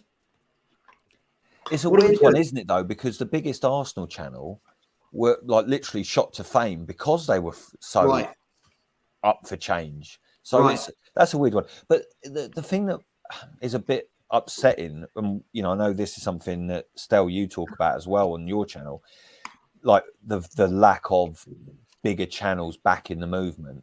And I know something a lot of people in the community are about. But, lately, even Lee McQueen was quite vocal about it being down to the chairman and them needing to change. But is it enough? Look, I don't know. But then goes on television where he's making some money from an appearance and all of a sudden, none of that comes out. It's all positive because it's money. Chris Cowling, somebody said it yesterday. I think, Stel, you might have put it in that group. It might have been someone else in that group. Said, Chris Cowling is a guy, just a Tottenham fan that documented the stadium being built every day, got himself, close to 90 to 100K subscribers, doesn't say anything bad about the club, and gets invited on TV. That doesn't represent me as a fan. Look, mate, I think I understand why people are anti people like Cowling, but in the end, it's hard for me to be completely down the guy because I think he's genuine in terms of his love for the club. He goes home and away, goes everywhere, was excited about, the roof tiles or whatever it was called, the roof panels. And I know he gets a lot of shit for it, amongst certain critical thinkers, but, it is what it is. But I think the difficulty is you look at it and, I mean, I don't know. As you know, I'm not on the cesspit and Twitter, but, Expressions is one of the biggest voices in the community, right? From a Spurs point of view, he's got the most followers, probably of a lot of different clubs, and he's quite vocal about the problems with ENIC and stuff. Who's that? Expressions, but I know he's got personal reasons why he won't go to protests and things because he doesn't want it to turn into a selfie fest, and then he gets shit about the fact that why are you smiling in this photo when you're at a whatever. But Phil, it's beyond that with these guys. And still, I don't know if you agree, obviously, being the other person on this panel with a channel, but these, when you get to the stage where you've got that many subscribers and you're getting 2, 3, 4 grand a month sponsorship from Barstool or from DR Sport, whoever it's from, and they're telling you what you can and can't say, that's the point where the love for the club, it turns into money. Now, I get it, right? It's their full-time job. But that's the problem. The people with the full-time jobs are the people with the big voices on social media and on TV telling everybody in the world that everything is fine. No one will talk to us, the smaller people, because we are smaller and we're not as well known. That grates on me still, that those are the people representing us in the, like you watch Transfer Deadline Day, you watch, I'll put my mortgage on it. Yeah, Ricky Sachs will be in that Sky Sports studio. And when they go to him, they go, it's been a good window, blah, blah. And it's like, there's never any, no, to be honest, Mr. or Mrs. TV presenter, all the fans are fucked off. We didn't buy this. Stel, what do you make of it all? I can't stand them. I mean, not as human beings. I've got nothing against them as human beings. I'm sure they're good family men, wife, kids and all that. Nothing against them personally, but the way they are towards Tottenham, I can't stand it one bit. It's everything that I'm the opposite of. I mean, first of all, half of them, their opinions on football in general is absolutely, it's not a high level, and that frustrates me because people listen to that. I find what they do is this, right? When ENIC out, Levy out gets momentum, they then start getting a couple of tweets, comments, messages directed towards them. You're part of the club. The club tell you what to say. So when the narrative goes this way and we're the ones punching out that conversation and people start, actually, let's go listen to this lot. To not lose traction, they have to talk about it. So they're forced to talk about it because the conversation's gone that way. So what they do is they'll talk about it. So you go on one episode of Last Word on Spurs once a month. And on that one episode, they will get a little bit tough about the board, this and that. But what they won't say is what we're going to do about it, what action we're going to take, what fans have got to do. None of that. And then you won't hear about it again for another month or two until it calms down. And they just go where the story is. They don't actually have a belief or an opinion on this where they just stick to it. Right. I really believe this and I'm going to stick with it. Brian Daigle broke the mold. He was the first one to go on any YouTube channel and go guns are blazing on Levy and ENIC. He went on We Are Tottenham TV and just tore it a new one. He got a lot of shit that day. Yeah. I bet 2-3 years on, I'm there. You're there. Henry Wright's there. Will Stewart's there. Bob Spurs there. There's a lot more Shelfside Spurs. There's a lot more channels now. Like, no, hold on. We want to talk about that as well. We're not happy with this ownership, and I think right now they're a bit worried. I think that lot are quietly worried because the needle has shifted, man. It's so obvious. Jamie O'Hara coming out and slamming them for like 10 minutes on Sky Sports. You don't see anyone from an ex-Spurs player coming out defending the board, doing the opposite. You don't see that. Mm-hmm. And that's the Lee McQueen thing. I don't know if you've seen the Boy Hotspurs video he made today called "The Last Word on Spurs." Fucking hilarious. Crazy. If you think you had something to say about Lee McQueen, go listen to what the Boy Hotspur did. Jesus. He did not hold back one bit. I know he's not popular with everybody, but some of the stuff he says is spot on at times. For Enoch out and Levy out, he's bang on the money. Yeah. Listen, he called me a Greek toilet. He called me a Greek toilet cleaner, right? I got a bit of French abuse from him. Wasn't it Mr. K? Whose stream was that? Mr. K was running the show on Will's channel. But that aside, when he talks about Enoch, it was a funny show though. To be fair, Stel, because I think he was already in there. He was having a few beers, and you came in late, and you were on one. And I don't think he knew how to take it and just was like, let's throw out some fucking xenophobic slurs just for good measure. And then he just fucking exited stage left. I just didn't understand every good stream needs a bit of xenophobia, doesn't it? Just to get it going a little bit. You know what I mean? Oh, yeah. He didn't understand that's the sort of level we're on. That's what we're up for. But I tell you what, mark my words. The way Lee McQueen is, there will come a point where people be like, do you know what? I ain't fucking listening to you no more, man. Like you're actually talking shit. How can the best team in the country have 4 players in your dream team? Are you just genuinely trying to suck off the Spurs fan base? Are you literally trying to crawl up everyone's arse? Can I ask you something, mate? There's only 3 players we've got that get into that Arsenal team. Only 3. No, mate. I said only 1 earlier. I said 1, maybe 2. I think. Okay, well look. 1, 2, 3, not 7. I not said 7. Maybe argue Romero as well if you were going to include the World Cup form and argue that Saliba didn't make it into the French team. But that's been ultra, positive on Spurs. Listen, Phil, 1, 2, 3, no problem. 7. Yeah, 7. Stell, did you used to ring up? When they used to do the Love Sport show? Yeah, I'm sure I heard you on there. Mate, they always ask me to call in. They're like, please call back again. We love your, mate, you're so good, this and that. Until it went too far. Until they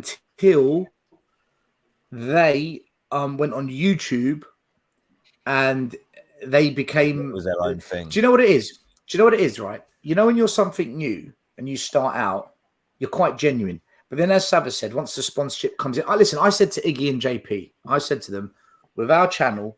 No matter what happens, when sponsors come in, listen, we've got a sponsor, but we're just holding off at the moment because the one thing I said to JP and Iggy, it's not plug season, is it really? Nah, just wait till the summer, right? And then we'll announce dildoforce.com is sponsoring us. But I said to the guys, Crystal I never ever those healing energies. Crystal penises, those healing energies. Touch those balls. Exactly. I said to them, I never ever want us to have a sponsor if they control what we say, because otherwise the channel's no longer the channel's dead for me. But then one of them said to me, but what if they offered us like $100,000 a year? I said, well, that's simple. We take the money, we do as they say. But we give the money to an Enoch out, Levy out campaign, and we get them to fund a campaign against the club. They won't know. They won't know what's going on. We'll just Lee McQueen's in the chat. Lee McQueen's in the chat.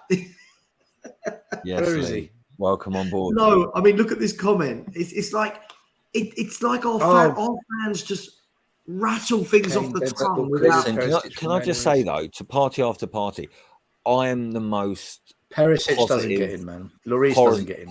Positive of Spurs fans. Maybe not on Lee McQueen and Chris Cowling's level, but on current form, league form, right? Yes, I think, if you were looking over Kulu's whole Spurs career, you can have a big up the cheese room still. Big up the cheese room. They're struggling. They're struggling big time. Massively. Yeah. Listen,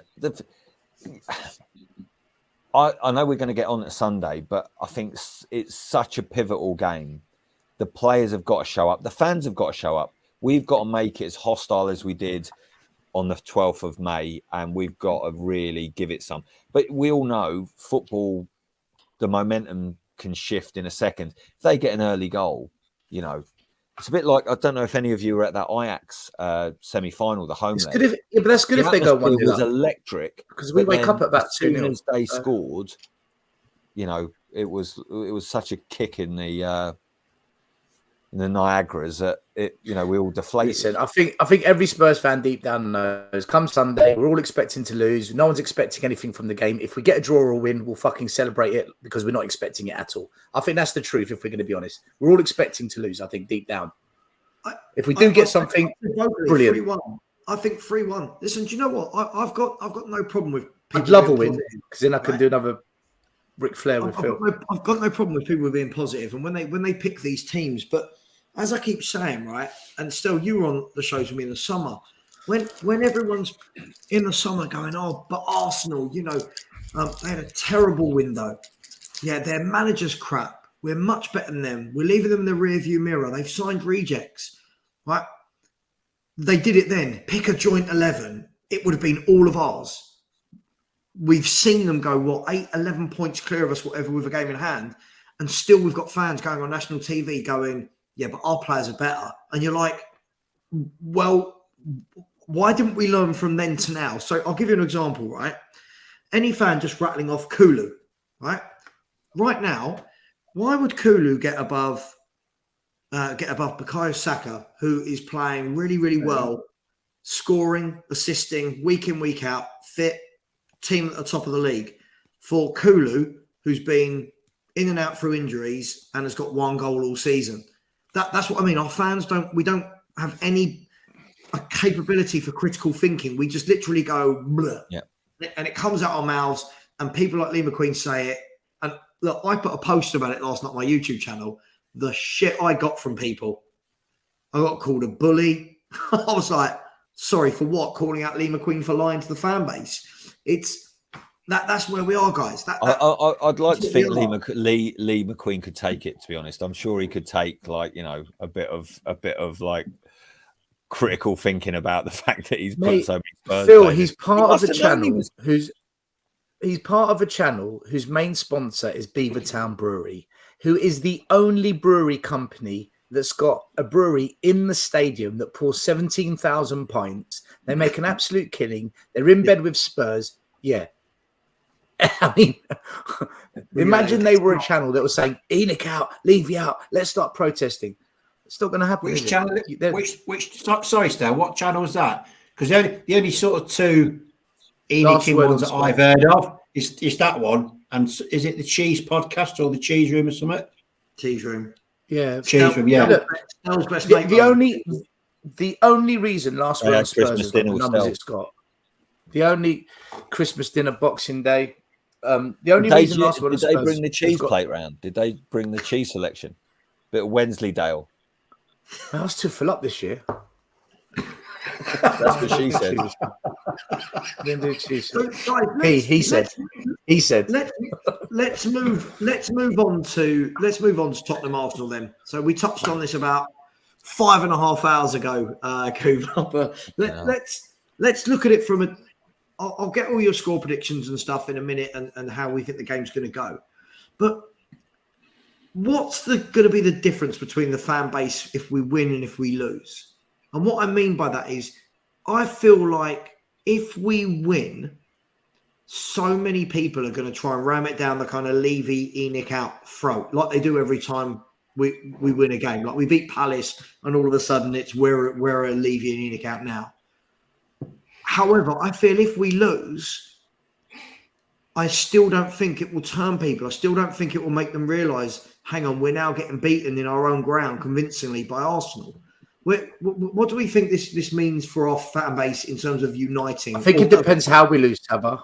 I think it depends how we lose. If we lose 2-1 or 1-0, if we get if we go out on our and we're dominated inside out, then I think it's going to go ballistic. Yeah. I wouldn't necessarily say it'll be. Obviously, look, if you're Levy, you're hoping for a win because it will silence the critics a little bit. But I don't think. Okay, look, people that are vocal, channels like yours, channels like Tottenham Away, and Shelfside, and all the rest of the lads that are really strong, Enoch out, Levy out, might get a few comments, snide comments here and there. But generally, I don't think we'll all be happy. We'll all be buzzing, and we'll celebrate it, and we'll hope that it will be the start of us turning a corner. But we won't even be turning the corner. We'll be thinking about registering interest in turning the corner. We're monitoring the corner. Yeah, monitoring the corner, creeping. We're creeping towards creeping into the conversation. Yeah, interested. Breaking news: Spurs are interested in what they might do next after beating Arsenal. But look, I think it will be a massive shot in the arm. That's the main thing I would say. But if we lose, I do think you're right. Still, if we go out on our shield and we've made a good stick of it, and we lose by the odd goal, but we've played, then I think we'll be like, plucky old Tottenham, we gave it a go. It'll be like the Liverpool loss where we lost 2-1, but we kind of feel, damn it, man. We should have got positives out of it. But I think, though, it's like Aston Villa. We turn up like that and lose 3-4. Fucking hell, it's going to be carnage. I'm not having that. The problem is, though, mate, it's one thing losing against Villa like that. I do think it is going to be damaging no matter what a loss would be, because of what it means in terms of we'll be staring down a barrel of actually Arsenal could win the league. Arsenal could win the league. Even the most anti-Arsenal, don't say a nice thing about them, i.e. myself, have got to come to realisation that they are in with a massive chance of winning it. They are in a massive chance. They're the best footballing team in the land right now. I think they're better than City watching them. City have been a bit wobbly. City aren't. Something's not quite right at City. Listen, I'm jumping the gun here because they do this. City do this. But right now, Arsenal just everything, fans, club, unity, the relaunch of the stadium, the football, the young players come, everything's slotting into place, damn it. The worry I have about it, annoying. The worry I have about City is because of how the season's been split up. And we jizz over Pape Sarr and Brian Hill. It's fucking pathetic. It's decent. But usually it's that period in sort of November, December, January, where City really put their foot on everyone's necks and build up a massive swathe of points. Whereas this year they haven't done that. And I think if they're still way off it, they'll definitely give it a go. Pep will never give it up. He's not that guy. He'll be hurting after the result. They've got to beat United tomorrow. They've got to beat United. I think they will. I think. Yeah, I think Man United. Today, by the way, the game's in about 8 hours. But look, the thing I think is if it's going to get toxic. If we lose against them straight away, it's going to be absolutely anarchic in there. Because think how bad it was when we lost to in the El Sacico and all the chants against Levy then, and we were just losing to Man U, who really are they that much of a rival to us? We've had some great games down the years, but they're not a rival. Mate, if we get battered by Arsenal, I'm telling you, it's going to go off. Something's going to break. Something's going to give. Go on. I think people are going to take it. Ryan, did you want to say something? Yeah, I think, as a neutral looking in, I think the manner in which you get, if you get turned over 3-4-1, but you really give it a go, you try, you just completely go outclassed. I can't speak for Spurs fans, but would you accept that, giving it a go, but they were just much better than you, they just done you? But I also agree that if you played like you did against Villa and against Portsmouth, and Arsenal bring their A game, it could be over at half time. You could be 3 or 4-0 down. That's not to be. Chance. It's gonna be that at half time. I think when you see just responding quickly to that one. If we were to lose 3 or 4-1 and we gave it our all, our fans will go mental anyway because it's Arsenal. We can do that against City, and people will say, "Fair enough, they're better than us." Against Arsenal, not a chance. No. It's unacceptable. I suppose I should have asked it as a question instead of saying that. But Wayne, you are right. If we've at least given it a go, I think some fans will take heart from that. Yeah, but in a weird way, I don't know what you guys think, but in a weird way, I think this is actually even more important than last time, because it almost brings back those dreaded memories of times when they were going for the league and came and won it at our place. It is those days. Robert Pires days are back. Wayne, do you know what it is for me, right? It's two things here. One, we're the Champions League team that finished above them last season. So that's the first thing. And secondly, if they weren't top of the table or in a title race, and this was kind of a top four mid-season battle, there wouldn't be this much drama.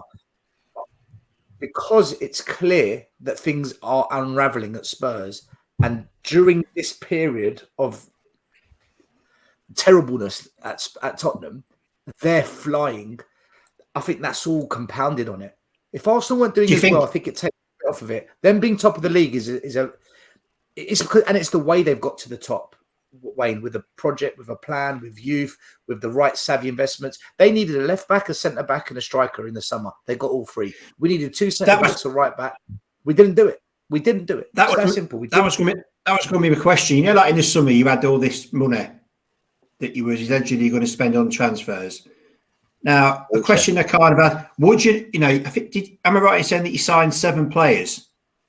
Yeah. Would you have liked it better if you'd have gone out and spent £50 million on 3 different players, and the club would have come out and says, in January, we're then going to try and get 1 more, and then next summer we'll try for another 2 or 3 top.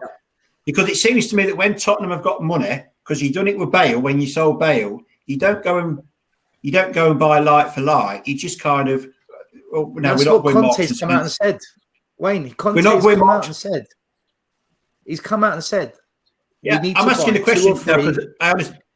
Listen, I agree with you. And that's what Conte said. He said, I want to buy 2 or 3 50 to 70 million pound players every window and do it over a period of time and build. But then at the same time, the club's come out and said, that's not our vision.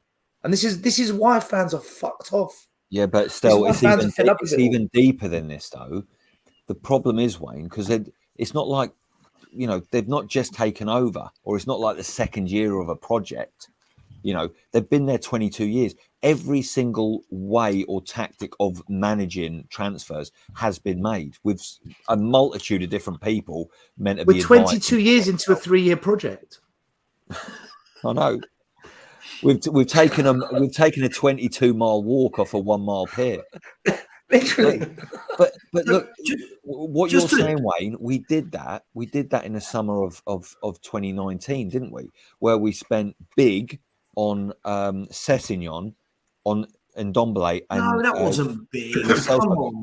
No, but the average spend was, we spent 30 million. Although we got him cheaper, Lo Celso was meant to be 40, 50 . And average spend is always about 20, 21 million, Phil. It's about 20, 21 million. Oh, and we've talked about that before. If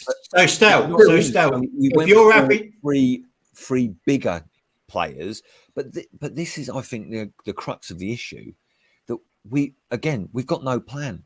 So that window we went for, okay, let's go for what's meant to be the next big thing, really mega talent in Ndombele. Didn't work out because the guy's a waster, right? We've gone for spreading the love and getting some experience and a load of youth, and that hasn't worked out.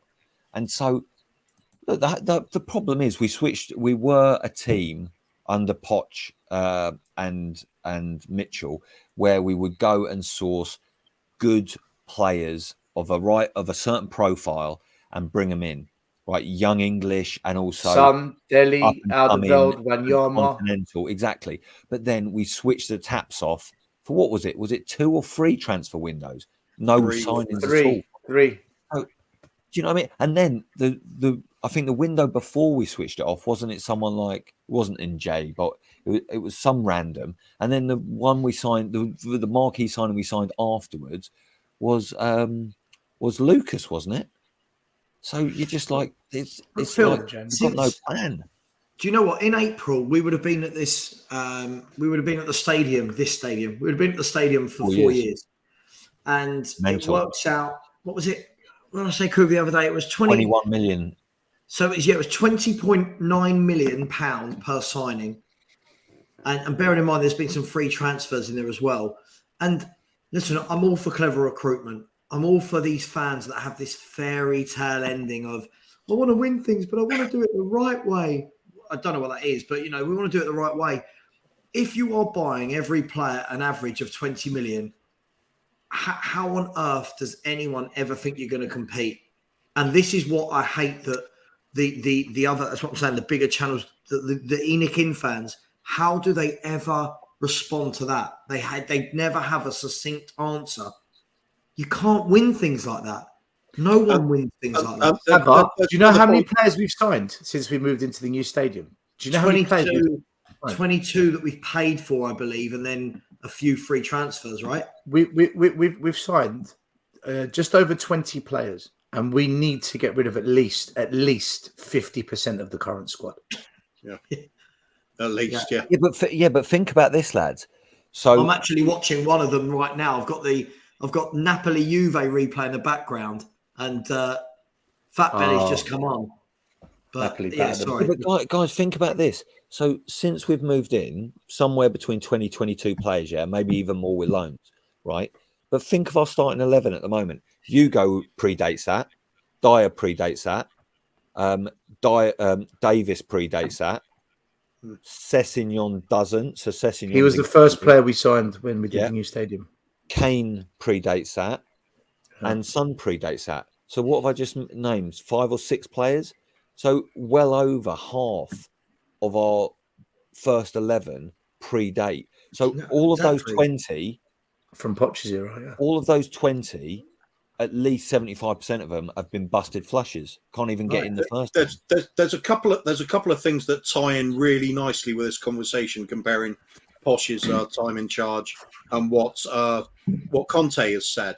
When Conte said about needing the sort of 2 or 3 players at those sort of 50 to 70 million type players, he said before that he needed to first get the foundations in place, 14, 15 quality players that he could depend on, get that built.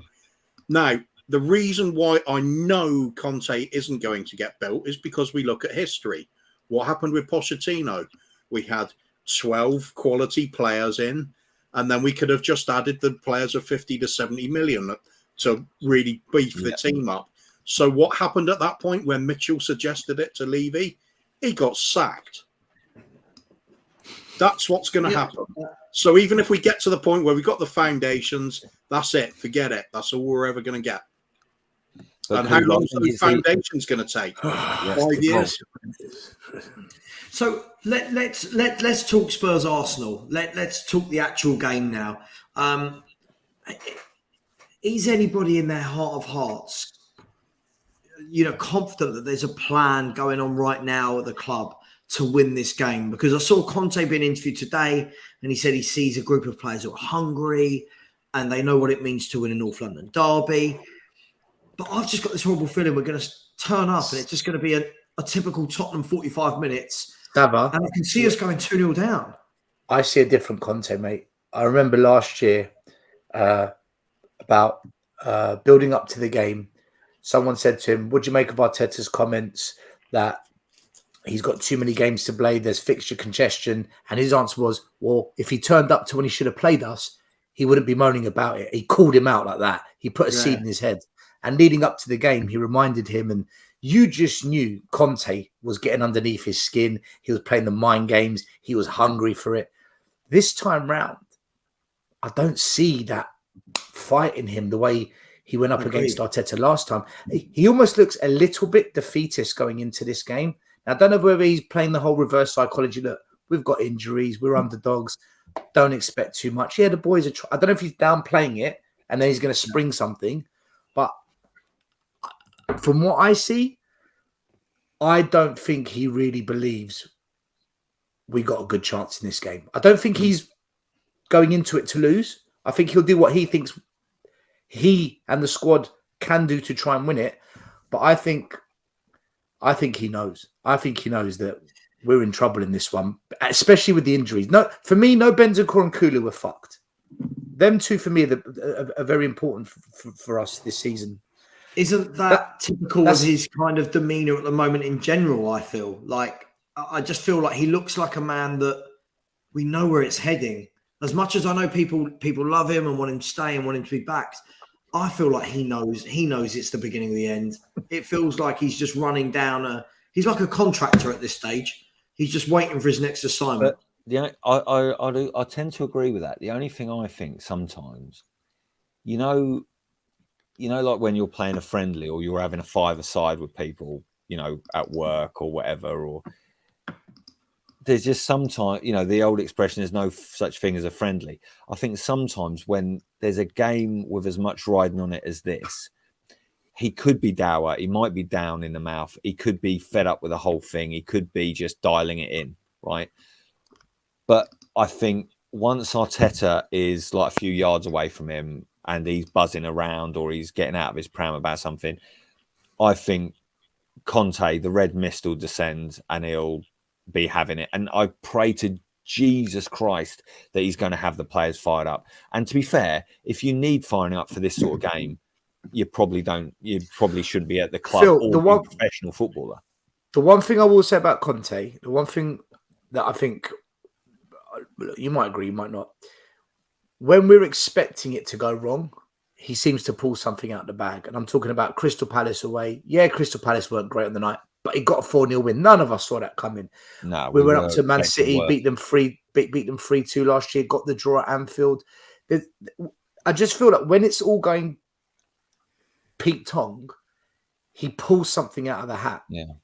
So that's why I'm not writing us off completely in this game. But well, like I fear it. I do fear it. You alluded to it, still, didn't you? Like it's almost like he might be enjoying it at Spurs because it's a bit, because he's a prickly person, and it reminds me of I think Liam Gallagher was quoted when Oasis first sort of hit the big time.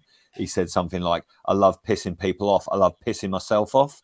And I think Conte's got a bit of that in him. He's a bit of an arsehole, and he loves getting people at it. And I think he likes being pissed off himself.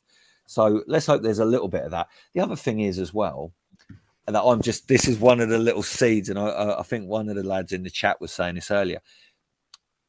Against Newcastle, I didn't see the whole game, but I saw some of Arteta's antics. And I just thought to myself, you're getting a bit too, like, you're showing your cards too early here, Chief. Do you know what I mean? It's still only January. And actually, really, if this was a normal season, which of course it isn't, if buts and maybes, but really this should just be December. And for you he don't like it up him. Phil, he don't like it up him. He don't like it when someone puts it up him. And Eddie Howe stank it out and put it up him. But the difficulty, I think, is going to be for us, Dylan, and this is the fear that we all have as Spurs, is Arsenal are going to start fast. Remember the Emirates? They started fast and they could have had a goal or two before Partey, scored from distance, right? Yeah. So if that happens again, as big as the atmosphere is going to be, we'll all be massively deflated. But look, the reason I'm confident is if you looked at any of the Arsenal people that have been on different streams or whatever, they're not expecting a cakewalk. They know that this is a difficult fixture, so they're not that confident. And look, if we look over the years, I know it's a completely different side now, but there's been much better Arsenal teams than this come to White Hart Lane, and worse teams than the Spurs team we've got now have given them a bloody good game, right? So I think the players should show up. I'm hoping they do. Otherwise, again, it'll feed into the toxicity element. But also, the thing I'm clinging on to for grim death is that Kane is so close to Greavesy now. And, it will be bittersweet for my dad because Greavesy is his absolute hero and he tells me all the time about him. And it's such a pleasure for my dad to watch his hero play for the team he loves for that long. And he's really, to this day, he's grateful for that. And I just wish that we had players of a similar caliber. But still, look, the fact that we've had Kane for this long, it's just a pity that we haven't ever backed him up to have anyone, actually crossing the ball to him. But can you imagine, right? And the Gooners must all be absolutely packing it, that he's going to get 2 goals against them and get it against the Gooners and get. I just don't see how we get into their area. That's my worry. Is they're a team that keep the ball, aren't they? They're a footballing side. Now, what Newcastle did to them? Newcastle are a very compact, tight unit that have a very well-oiled, drilled back four. They defend very well. I think they've let in the least amount of goals in the league, and it showed. I don't know if we're capable of doing that. That's the worry for me. 1 goal early on as well for Arsenal, and I don't know. I think the whole atmosphere could be absolutely dreadful. Now, I want to come to this question in a second from Philo. Sorry, Sav, just a second. We are due to switch to a different stream at 6 hours. 8 hours. 8 hours, was it? Okay. 8 hours.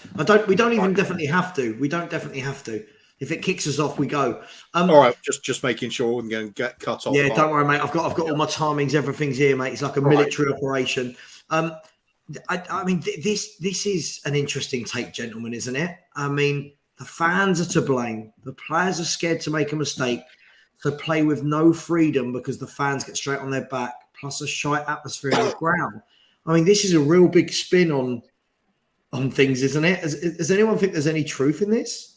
There's an element of it, mate. There is an element of it, I will say, because it's Spurs is a tough place to play your football. You know, if you do pass, I mean, look at what's happening to Chicken Royale. I'm not saying it's not warranted, but I do find it, you know, it's a bit into how can we want him to play well, but he's been we don't want him to play at all. No, I know, but that's the problem. How can you expect him now to do anything if we're all booing him from the first time he gets? There's a difference between booing. For me, I think it's got to be the way that Spurs start games has to set the tempo for the atmosphere in the ground. Yeah, I've been to games this season where, again, we start so slowly. How are fans meant to pick up momentum? It's not like we go at teams from the off.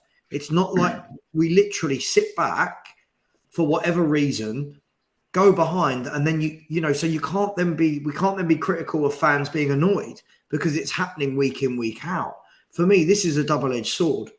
Yeah, the players aren't making mistakes because of the fans. The players have made mistakes for years and years and years and years. That's just who they are. But I don't really think we can blame the fans for what is happening at this football club. I truly believe that. I think a simple answer to this is if you drop the prices of the tickets, then you can blame the fans. If you're charging 90 quid, 100 quid to watch what we're watching at the moment and to have watched what we've watched the past 4 years, fans have got every right to kick off. Every right. So it's a cost of living crisis, and there are fans that will be paying 100, 120 quid to go and watch Spurs Arsenal on the weekend. Well, let's find out then. Wayne. Sorry, just really quickly before I come to you. Wayne, where my season ticket is for this game, it should be 62 quid for a Category A game.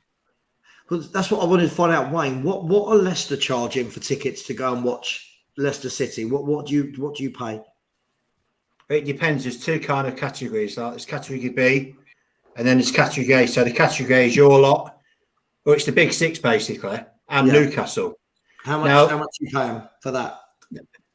Well, the seat I brought for your game, which would normally be 41, 42, it's gone up to 46. So it's only gone up 4 quid. 40 for a Category A. Yeah, but that's 40. My seat. But the dearest seat in the ground, I think, is. I think it's about 60 quid. That's the cheapest ticket for us on the Category A, 60 quid. Well, it's about 62. I can check on me. If you just give me a minute. That's fine. It's fine. I just wonder because I think Stel makes a great point. As I'll come to you next, Coover, but as fans, again, I was offered some tickets for the North London Derby, and the numbers I was being quoted, I thought, no, I'm not going. I'm not paying to see that. I mean, Coover, do you agree? Should it be based on how much you're paying versus what you're seeing? For me, well, there's an element to that, I suppose. The standard of the football, but we're talking about fans getting involved with what's happening on the pitch, I don't care what the price is. It could be free admission. You could be playing in front of 20 people or 200,000. It's the same principle. If you don't give the fans anything to cheer about, why should they? It works both ways. The fans should lift the players, and sometimes the players have got to G the fans up. If you're not good enough to score a wonder goal, you put in a bloodthirsty challenge and get them going. You do something. Make the game actually bloody matter. If you do that, the fans will get up behind you. The roars go up when we make a crunching challenge on a player. If we send like Odegaard flying up in the air in a somersault, you bet that crowd's going to go roaring with approval. We don't have to be better than them to get the fans on the onside. Just have to show some heart, some passion, some desire. If we get that, then we're going to make a lot of noise. You've got to throw a dog a bone if you want it to wag its tail. Beautiful. Yeah, I was just going to say, I was just looking at the prices for your game now. If you go in the posh seats where you get like a meal and a drink before, that'll cost you 90 quid. Fucking hell. But you'll get a meal and 2 free drinks with that. But the most expensive seat in the ground is where the TV cameras go. So you imagine Leicester on the telly. Yeah. That view you have. There's 3 blocks there. The dearest ticket is 58 quid. And that's for a category 8. Mental. And it's the cheapest a kid can get in under 12 is £8. Wayne, But that's you know that ticket you described where you get a couple of drinks, a bit of food, 90 quid, that package. My friend has got that season ticket seat at Spurs. It's called Premium Spurs, and he pays. It works out to 300 quid a game. Yeah, I'll try and show you. And it's finger food, by the way. Finger food like sausage rolls. I don't know if you can see where it says. It's not even proper. You see where the black is above the pink. Yeah. Well, basically, in the middle where it says premium, that's where the directors sit. But the premium seat is what you get. Is where you go. So that's called Tunnel Club at Spurs. That's 20 grand a ticket, and you've got to buy 2 tickets. You can't buy one. You've got to buy 2. And then, to be fair, it'd be worth the money because then you might be able to get a sausage roll and these cons. Yeah, I think you get a vegan roll as well as sausage roll for the 20 grand. So if it's 58 quid for you, when say Brighton come, that'll be like 52. They'll reduce the prices by 6. So I think it's 5 or 6 games. Yeah, I think the thing for me is the argument against it is always you're entitled. Yeah, do you know what I mean? It's that entitled. Oh, you don't have a God-given right to win trophies. For me, guys, and I don't know. Look, still, we've been on the same page for years about trophies. Got to get a trophy in this club. I don't know about you, mate, but I'm literally at the stage where that is so far removed from my mind at this moment, winning something, that I just want my club to have an identity again. I just want to, I want to go back to actually knowing what the plan is, how we play football. Are we buying players that suit that manager? Are the manager and the chairman aligned? I just want the basics at this football club. I mean, Kuva, let me bring you in. Sorry, you've not talked. I'll go one step below that, though, Sava, and it goes back to what Kuva was saying a second ago. We actually just want to see a team putting in some fucking effort. Well, no, I want to see for the Arsenal game. Yeah, I want to see effort, but in general, I want to see that there's a plan. As I said this a lot, and anyone, you will all have heard me say this loads during the summer. I just didn't understand what was the policy. Was it young players to go back on loan like a Doji? Was it young players we didn't want like Spence? 33-year-olds like Perisic that, let's be fair, some good crosses, but starting to look that age. Was it a central midfielder that clearly doesn't fit into an Antonio Conte style of football? Like, I don't know what we're doing.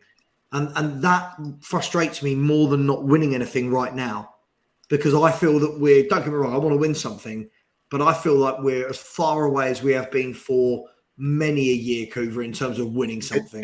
It ties in with that bullshit that you also get spoon-fed at the same time of be patient.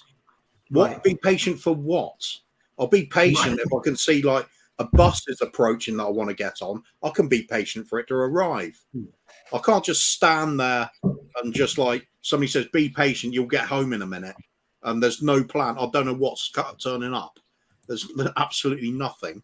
But Kuva, the worst thing is, the only plan we've ever had was when Poch said he was given a 5-year project, 5-year mission to seek out new worlds, get Champions League football by the time we get it back to the stadium, to the new White Hart Lane. And we actually got there before that. By the time we got to Wembley, we had Champions League football. But it's almost like, I think Poch even alluded to this, what is the next plan? What's the next project?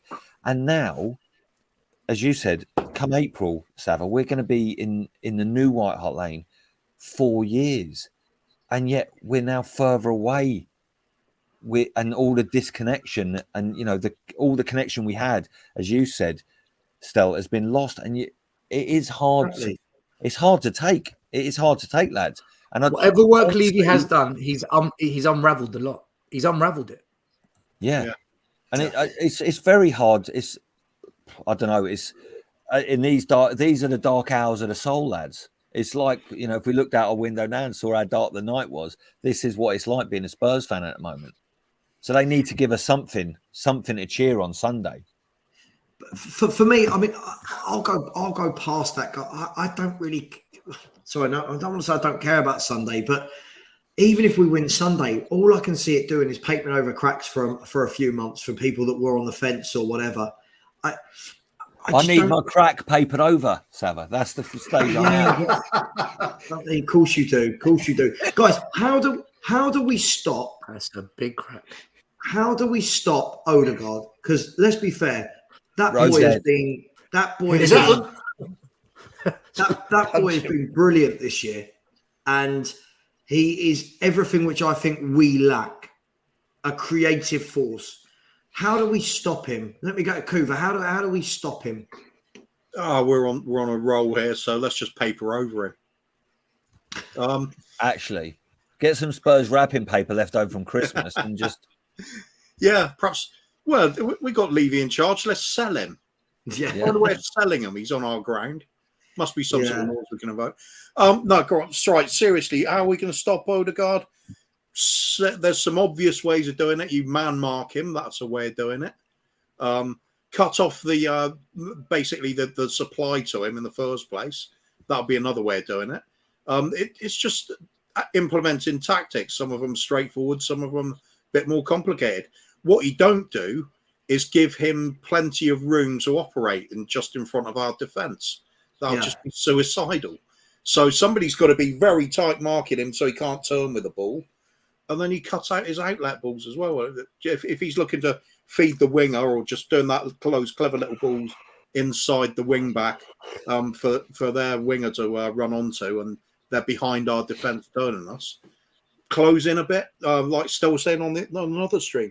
Stink the place out, go ultra defensive, take away all the spaces, close the gaps between the players, go very narrow, and work your socks off. Don't give them that space. That's the only way I'd see doing it. It's collective effort, and you can within that collective effort of stinking the place out, stick some players on their most dangerous players if you need to, man mark them if you have to. Whatever, just don't deny them any time on the ball and space. Do we have the players for a man marking job? Do we have that discipline? Any idiot can do it. No, I've seen our lot try and defend, and I'm not sure that Basuma could do it. Basuma could do it, Sava, I think. If you just said, do you remember when we beat Chelsea at Wembley that time when Sonny got that wonder goal? Dele Alli, Poch just said, "You're on Jorginho." And he basically took Jorginho out of the game, didn't he? When he was, Sarri ball, he was the one that made them tick, wasn't it? Yeah. King of Indies, Pape Matasar's the answer. What's the fucking question? Put it this way: how many times have you seen us play some team that we consider they're massively inferior, and then you watch Harry Kane get marked out of the game? Yeah, listen, I'm not doubting it can't be done. I just worry that, again, because we play the two in the middle and not the three, that we've already got Xhaka and Partey in there. if one of our two stops what they're doing there to man mark Odegaard, what then happens in the middle with Partey? Oh yeah, we'd have to go free. We can't do it. If we go two in the middle, the game's lost. But still, he's Well, what about Partey will sit in the hole. Sorry, Wayne. Partey will sit in the hole. Let Xhaka push forward. That pulls out the other centre mid, and then Odegaard just roams. We cannot go two in the middle. We can't. Go on, Wayne. Sorry, Sorry. Yeah, that's right. What I was going to say was right. Just go with flat back four. You know, whoever your two fullbacks are, Romero and Longley. You don't play with the four. He never plays with the four. But put Bizou. If you want to stop them, if you play the formation you play, you're going to get turned over 9 times out of 10. Put Bissouma or Højbjerg on Odegaard. Wherever he goes, you go. Cut out their supply to their front line. You've got to stop them playing. If you stand off them, you can go ultra defensive as long as you want. But eventually, good teams, it's only going to take one pass. You only need one goal to beat you. And if they do go 1-0 up, say if you set up like that, and they score in the first 5 minutes, that's your game plan gone for a Burton. You've then got to come out. We tend to be better when we're 1 or 2 down, though, funnily enough. That's the game. Maybe. Do you know what? What we should do is go on the pitch, score 2 own goals, so we're 2-0 down. Then we'll give them a fucking game. Yeah. So you don't like my idea then still? No, listen. We know what the plan's going to be, guys. I agree with you, but condense the whole play into our. We'll never go to a back four. Sit right he back, just doesn't do it. Low block, and just hope for the best and hope to catch him on the break. That's it. Which is why we could have played Sonny, really. That's why I think Sonny does have. The problem with us is when we do the low block, right? The key to it is what he did against Liverpool when we got that 2-2 draw a few years ago. Go 3 at the back, go 5 at the back, go 3 in the middle, whatever you want to do, that's fine. But the 2 players up top, you've got to push them high up and slightly wide like that. That way, you're now pushing back their defence. And one of the centre mids will have to drop because Arteta's not going to allow Saliba and Gabriel to go one-on-one with Son and Kane. No way. He made that mistake against Man United. He got punished. So then you draw one of their midfielders out. Now, they can't. They're going to struggle because then we've got a 7 on 8 in our favour defensively. So if you keep it like that, at some point Arteta's going to have to take the risk, push the midfielder forward. That's when you counter. It's almost a game of chess, but are we going to push Son and Kane up high, or when we go defensive, are they going to drop as well? I bet you they drop. It's also a question of how much does Arteta bite at that point, because we saw earlier in the season when Man United turned them over. He made the mistake of going gung-ho trying to get that game won when they were already on top, and he put way too many forwards on, and Man United punished him for it. The good thing is in this game, the one thing in our favour, big in our favour, is if we contain them somehow, even if it's by luck, the longer the game goes on, their bench at the moment is just as shit as ours. Yeah. Their bench is just as bad as ours, so they've got no one to come off the bench and change it, unless you want to put Brian Hill in that bracket, which I don't, but we don't have anyone to come off the bench either. So Brian Hill, we should all club together and buy Will a Brian Hill shirt for Christmas or for his birthday, whatever. Fucking hates him. Like, I know it's listen again. This is the issue for me. You know, I remember all these conversations before we played them at their ground, and it was about how can we stop them, etc., etc. And I remember you doing a tactical piece on it still, and everything you said came true.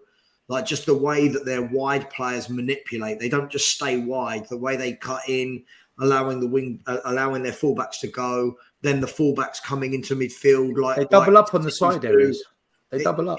And I just remember them having so much of the ball in midfield because they just had a man spare. If he goes 2 on Sunday, we're done. I'll tell you now, we're done. Worry so much. So can I ask you, Sava, who's your 3? If he goes with a 3, and assuming Bentancur's injured, who's your 3? Højbjerg, Bissouma, and Sarr. I don't know at that stage. Sarr, yeah. Sarr. Do you know how many fans have said that they would drop Bissouma for Pape Sarr? It's Bissouma mad. to be dropped. It's mad. It's absolutely mad. I listen. I watched a lot of fan calling shows, and they were saying Sarr over Basuma. Basuma hasn't performed. Basuma's better as an impact sub. Listen, I don't have a view on this because I've given up with the midfield when Bentancur's not there. But a lot of fans were saying drop Basuma. I mean, I don't know. It's baffling. As I've been saying. Sorry, somebody's posted in the chat. Is that Phil? Do you need to drop? Yeah, I'm going to drop in a minute, lads, before I actually drop. No worries, mate. You crack on. I am fortunate. Anyone can if they need to. I can't. So I'm just plugging away. But Phil, thank you for your 5.5, 6 hours of. Yeah, can I just say I wasn't actually going to join this evening. It was my wife's birthday last night, and but we just had like film night with the kids. She left you. Well, she might do because I forgot. Keep it quiet. Don't tell anyone on YouTube. But I forgot to buy. It was my wife's birthday cake. I forgot to buy birthday cake, so I'm in the fucking doghouse. Anyway, if I survive, I'm taking her out for a meal tomorrow. But if I survive that, I'll be back on the stream at some stage, God willing, and then I'll be rolling down to Spurs, and we'll hopefully get some Ric Flair on the high street again still. Well, yeah, so listen. Let's know where you're drinking. Hang on, look, let's get this right. Your solution to not getting your wife a birthday cake and neglecting her is to go 6 hours on a Spurs stream and fess up to everybody and not do anything. Well, look, mate, Sainsbury's is shut round here. I don't know what neck of the woods you're in. There's fuck all I can do except go and bake her. Is this her birthday present? This is her birthday present. She can watch this back. She can watch 6 hours of me talking absolute nonsense. Apart from the 16 years of me talking absolute nonsense in our married life. So, it's all good, all gravy. But Kuva, listen, this is sort of like off the cuff, inventive play that I want from the team on Sunday. Do you know what I mean? Yeah. We've got it covered here. A bit of cavalier action. Listen, damn right. I like a wrestling analogy. I think Kate's going to be dropping the people's elbow when I get into the fucking bed. She's going to be getting out what I call the Widowmaker, coming straight towards. You'll be hitting rock bottom, mate. Exactly, mate. She's probably really happy you're not there. I think you're giving yourself way too much credit, to be honest. Widowmaker. Well, she's probably upset that I've still got Jarvis down here. Jarvis the dog is down here with me. I bought Jarvis the dog. I love that. This is Jarvis. He's a dog. This is Jarvis. He is a dog. Jarvis Cockapoo. Oh, Jesus Christ. Jesus. Anyway, guys, listen, amazing work. I just want to say one thing, actually, on a serious note. Obviously, we all know the reasons you're doing it, Savrin. It's absolutely amazing what, you're doing something so positive, not just in honor of, your mum and dad, but to do something positive for all those that may suffer in the future. From heart conditions and heart disease. But look, we all know someone that we've lost, and certainly someone very close to me and my family. And actually, ironically, before I knew Iggy, it's someone that Iggy used to play football with. My cousin Tony, unfortunately, died in 2021. Just dropped dead suddenly of a heart attack. He was a massive Spurs fan, and nothing would have meant. How old was he, Phil? He was 56. So, older than me, but not old enough to be giving up your season ticket for those sort of reasons. Especially as a Greek bloke, mate. He's still in the youth team of the backgammon cafe scene. So if he's Greek, his cholesterol levels are probably through the fucking roof. I know. And to be fair, as a Spurs supporter as well, that's as we all know, that puts a bit of pressure on you. But look, he'd like nothing more to be going to the lane on Sunday and to cheer the boys on. So I'm hoping to God that they can, Tony will be looking down on us and give us a good win. So look, good luck with the rest of the stream, mate. I'll pop in when I can. And if not, have a good one. Wayne, God bless you. Kuva. And you, mate. Spend a bit more time on YouTube if you can.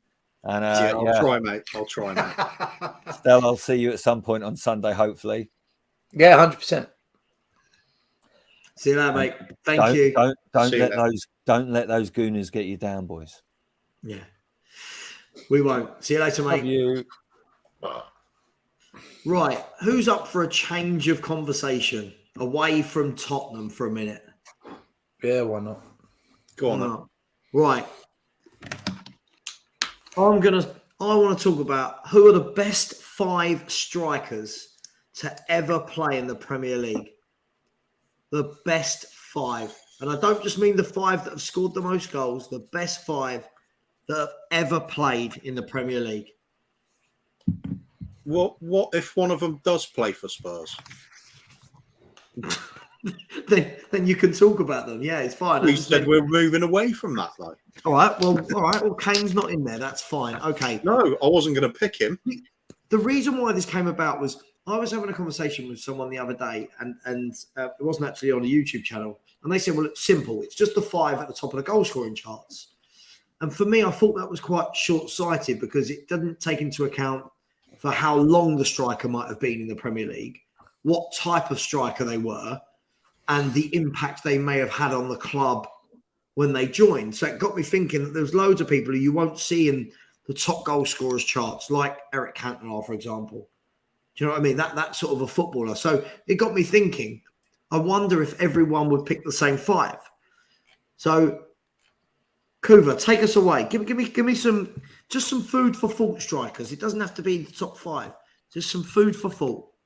Any sort of order. You could have people like Guerrero, Shearer, Henry, Kane, Drogba.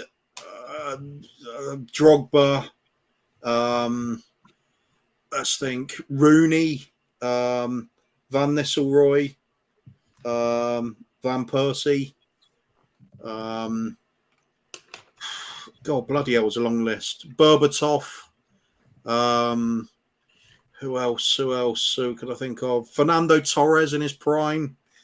Why not? You can even include the likes of Zola. I mean, he was still certainly going strong in the Premier a while back now, but it's a big old list, mate. It is mate. I know that's why it's called a debate. I get a lot of names and we whittle it down and we see where we're all at. This is what. See, I think even could you chuck a Teddy Sheringham in there? Yeah, why not? Right. Okay. And Klinsmann. Teddy, Klinsmann. What about a Carlos Tevez? Yeah, why not? He can be in a conversation. He's certainly had a massive impact. Chip in, guys. Any other strikers? Just not the top 5, just strikers who we'd put in that reckoning. Like, I don't know, Dennis Bergkamp. Dennis Bergkamp. Definitely. Yeah. Okay, Bergkamp. Cantona. Just for Wayne, I'm going to put Jamie Vardy in as well. No, see, no, I won't. See, I wouldn't. See, I would. I think he was devastating on his day. Some of his finishes were incredible. And when what about Aguero, Sergio Aguero? Yes, first one I said. What about Andy Cole? Nah, not for me. Not even in this conversation with these names. Nah. No. So I agree with Kuva. I'd put Vardy in that sort of category as Cole. Excellent, but not top tier. Okay. What about Ronaldo? Right. I was going to move on to Cristiano Ronaldo. From his time in the Premiership, are we saying that Cristiano Ronaldo was a centre forward? It's just that last season, isn't it? So when he first went there, he played on the wing. Yeah, but the last season he scored 41 goals, was it? Something like that. Have we said Thierry Henry? Yeah, we got Henry. Do you know what striker I always liked? And he always impacted a game without every time he was called on was Ole Gunnar Solskjaer. Yeah. So could we? He wasn't the main man, but when he came on, he always impacted the game. What about Stan Collymore? I thought he was an excellent player, even though he did play for that lot up the A46. Van Persie, he was a good player. Yep, did him. Robbie Fowler.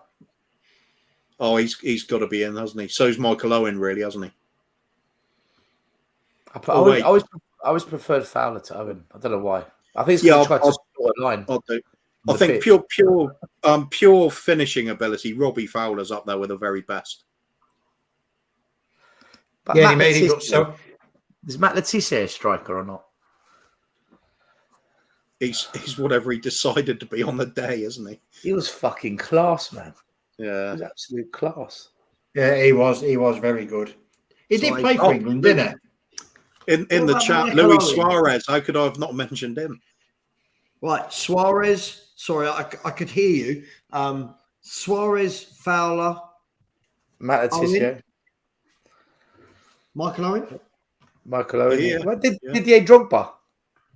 Said him. Yeah, said him. We've got him. Going to be fun whittling this lot down to 5, isn't it? Dave Hotspur's got my kind of sense of humour on some players. Then he said Ian Dowie. I was about to say him. Ian Dowie. We could do a worse one.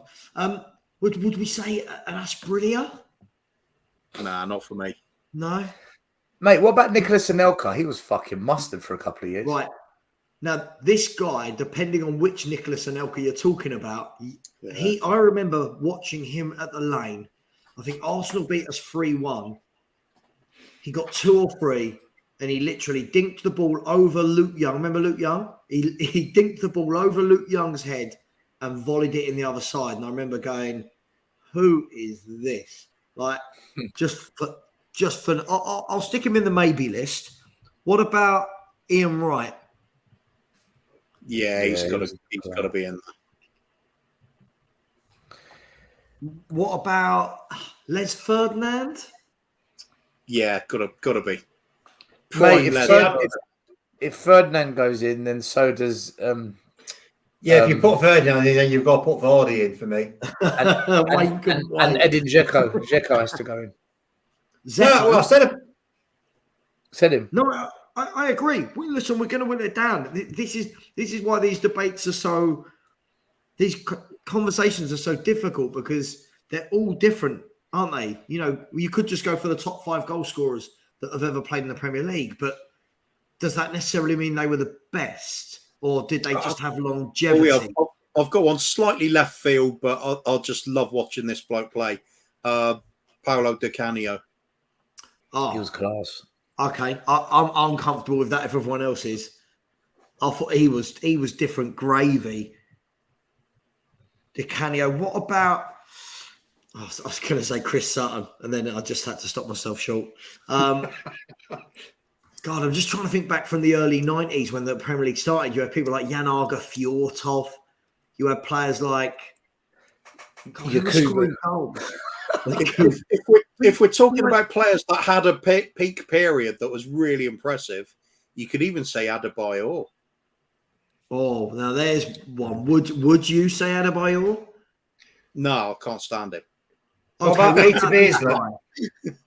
What about this guy? Peter Beardsley. Beardsley. Yeah. Let's go back to the 80s, isn't it? Yeah. Yeah, but he played in the Premier League. Have we said Ruud van Nistelrooy or not? Yeah, we've said Ruud. What about, so who are the two? You had Yeboah and didn't Weir play over as well? Oh, yeah. Forgot the first name now. George. No, George Weir. Or is it Weir? Weir? Because I'm trying to think who was Tony Yeboah and George Weir. Yeah, Tony Yeboah was just different gravy, wasn't he? Tony Yeboah. I'm just trying to think, what about, listen, I'm going back to when the Prem first started. What about players like Mark Hughes? Great player. Right? Like top centre forwards. Dean Saunders. Jesus, Dean Saunders. Stell's bringing out Dean Saunders. Who was that black guy playing up front for Villa under Ron Atkinson? He was a unit. Dalian Atkinson. Dalian Atkinson. He died, didn't he? He died. He got he died 2 or 3 years ago in the Midlands. He died being arrested by 2 policemen. Yeah, that's it. One policeman, and I think one got cleared and one got done for manslaughter. Though I'd have to double check that. I know one got cleared of it. Yeah, there was really big dough about it in the press, wasn't there? He scored that goal at where was it, at Wimbledon, where he picked it up about 10 yards inside his own half, ran past about 5 players and chipped the goalie from the edge of the area. Oh, silly like that. Great shout in the comments. Sorry, Duncan Ferguson. Got to have Big Dunk in there. Big Dunk. Unplayable on his day. I'm just having a look at the all-time goal scorer list. Okay, so does Mo Salah get a shout in here? Yeah, he has to. For his sheer volume of goals? Mo Salah's been brilliant for Liverpool. Are we talking sort of centre forwards? Or are we talking just goal scorers in general? Well, that's the difficulty as we move to this newer period, isn't it? I'd say that Salah's more. He's like Son and Ronaldo. He's got most of his goals from the wide.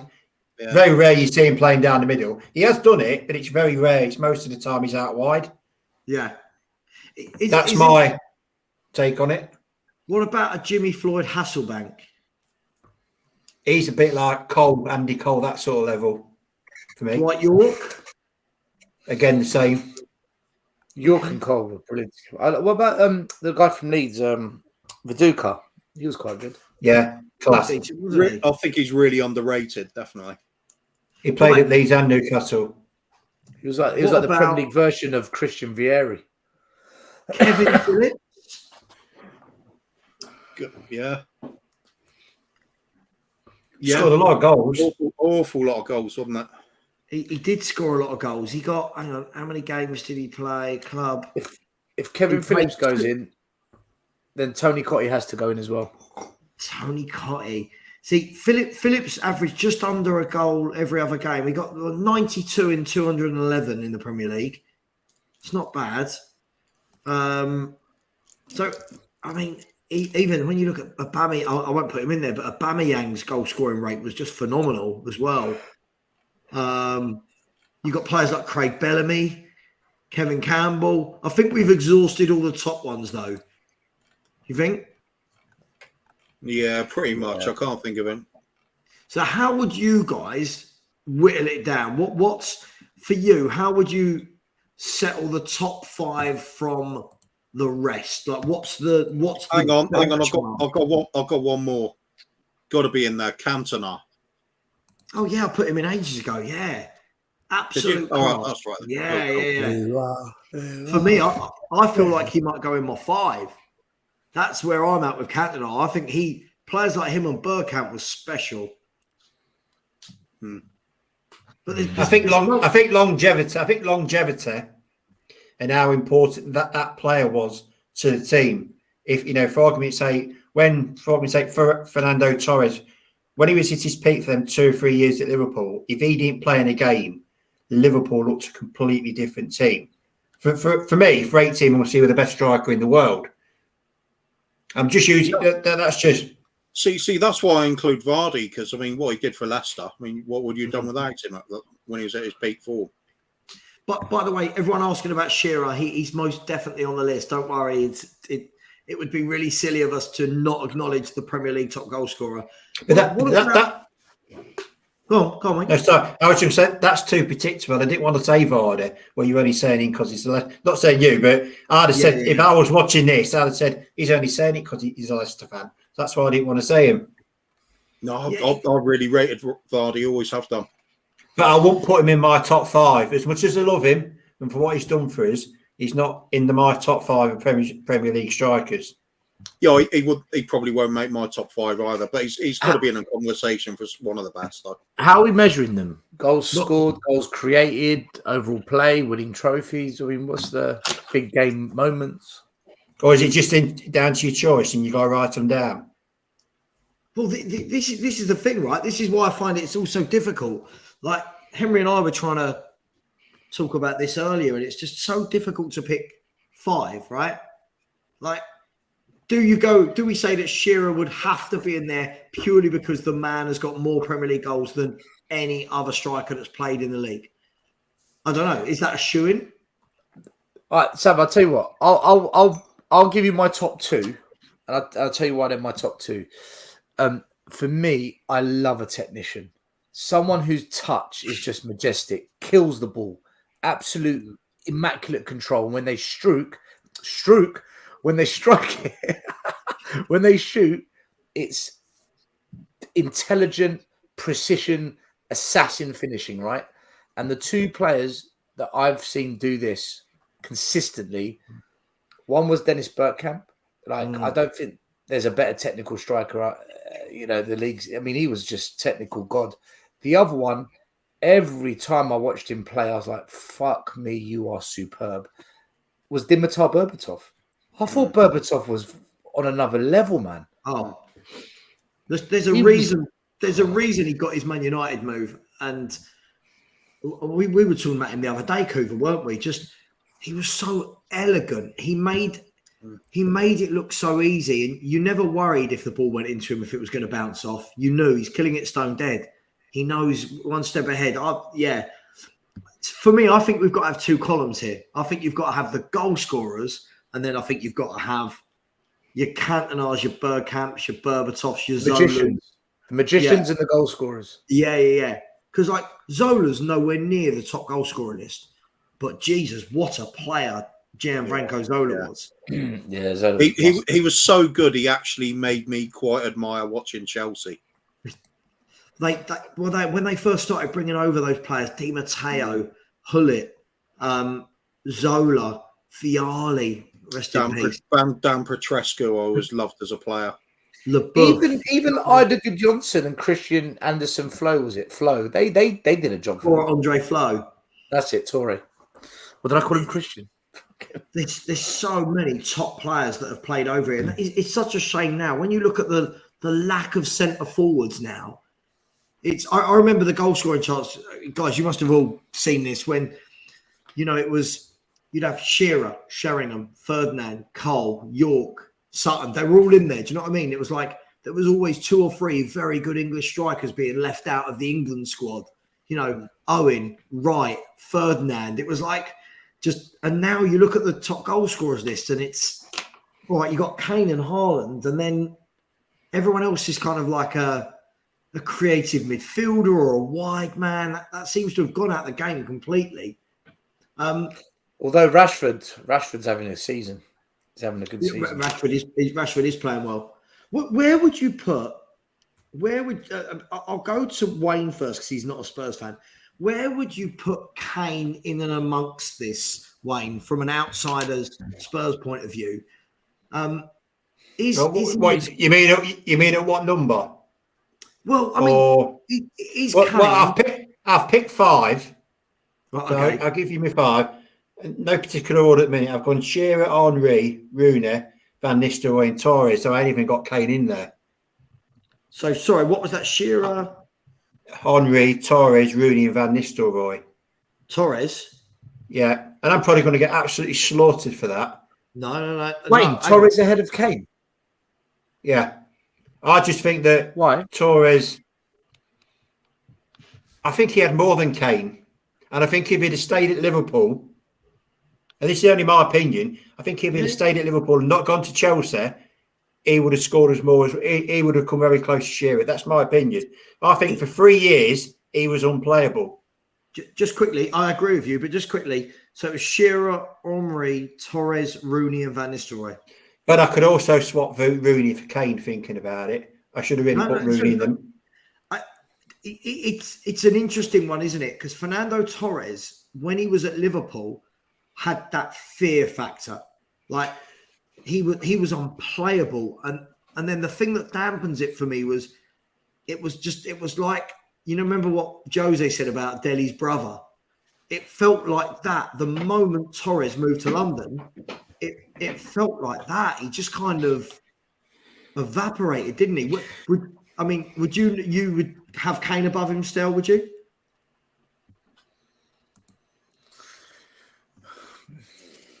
Kane and Torres both don't make my top 5. Yeah, me neither.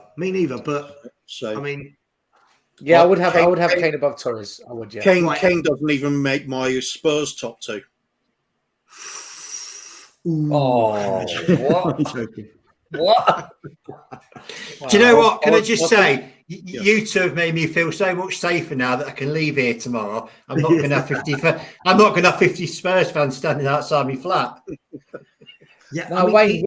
So we're honest fans. We're not happy clappers, mate. Yeah. Some bloke. Yes, the reason why I've got plenty of debates like this in the locker is for this very reason, my friend, because it kills time. and there's plenty more it came from. Okay, Wayne, do you want me to lock in your 5?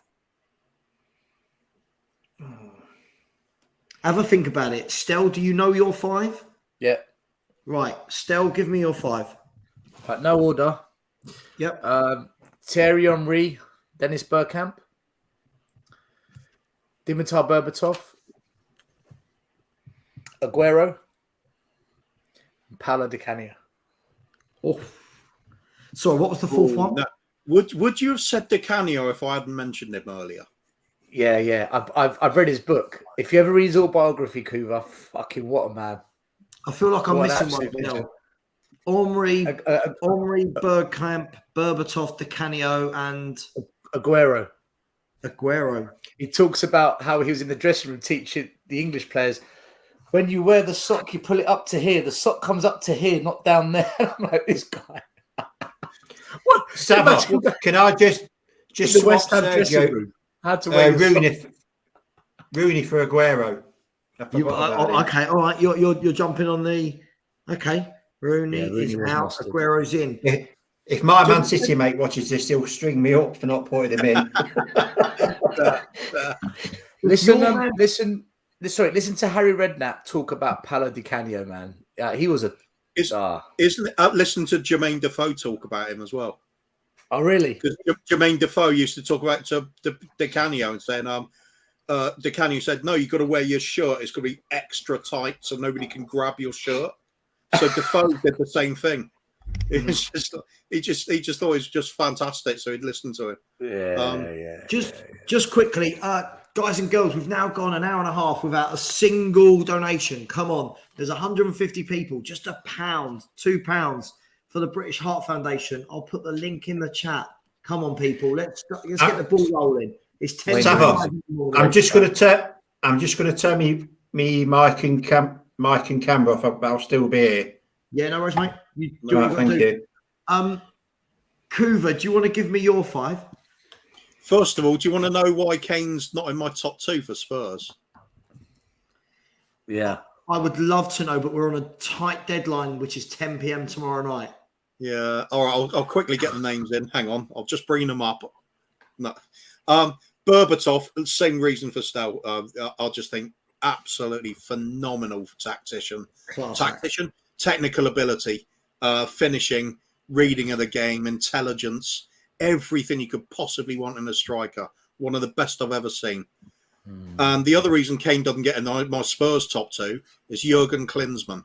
There is no way I will listen to the fact to somebody to explain to me that Kane is a better footballer than Jurgen Klinsmann was. Jurgen Klinsmann did go there and win it all everywhere. He did win World Cups. This bloke's legendary striker of European football. Kane is not at that level. I love Kane to bits, but in terms of skill, no chance, nowhere near. What do you reckon about that, Stel, the old Klinsmann versus Kane conversation? Listen, Hugo's, you got a good point, man. It's true. He's a legend of the game. Like, he's renowned around the world. Jurgen the German. Yeah. But those first 3-4 seasons of Kane were phenomenal, man. The variety of his goals was insane. Do you know what? I think I need to go back and watch Jurgen Klinsmann to make up my mind on this, because Kane is clear in my head. Jurgen's a memory. I need to go back and refresh, and then I know.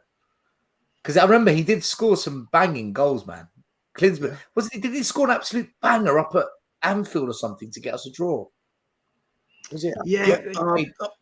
Might have even been part of a 2-1 win. I thought it was a 2-1 win in the FA Cup. It was, yeah. We beat them 2-1. He scored. Didn't Sheringham lay it off and Klinsmann curled it around the keeper from 25 yards or something? I think Sheringham scored as well, yeah.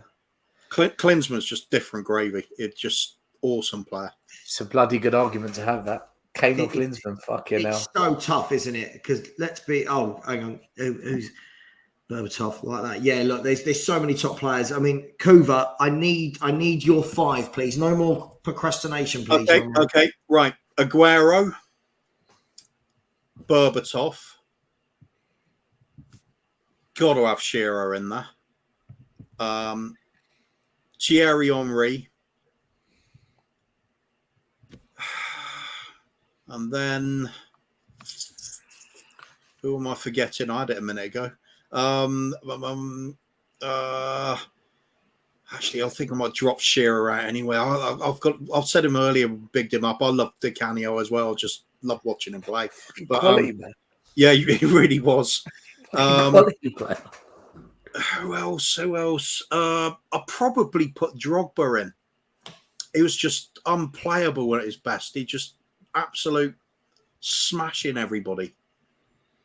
He turned up for big games, Drogba. Yeah. And I'm going to go on the fly. I'm going to go, what's my name, Richard? I'm going to go Cantona, Henry, got to have Shearer. Am I the only one that's put Alan Shearer in? Oh, no, Wayne put him in. Cantona, Henry, Shearer. God, I can't have another Arsenal bloke in there, can I? I can't put Bergkamp. I picked two. I put Henry and Bergkamp. Oh, no, I've got to have Bergkamp in. Forget. Oh, Jesus. Right. Who are you going to drop now, Cooper? Who are you going to drop now? Bergkamp, Cantona, Henry, Bergkamp and Berbatov have both got to be there, no matter what. Aguero's got to be there, surely. But you have to have Henry. Henry was fucking incredible. Henry has to be there as well. You're right. I kind of want to put Teddy in. I love Teddy. I kind of want to put him in.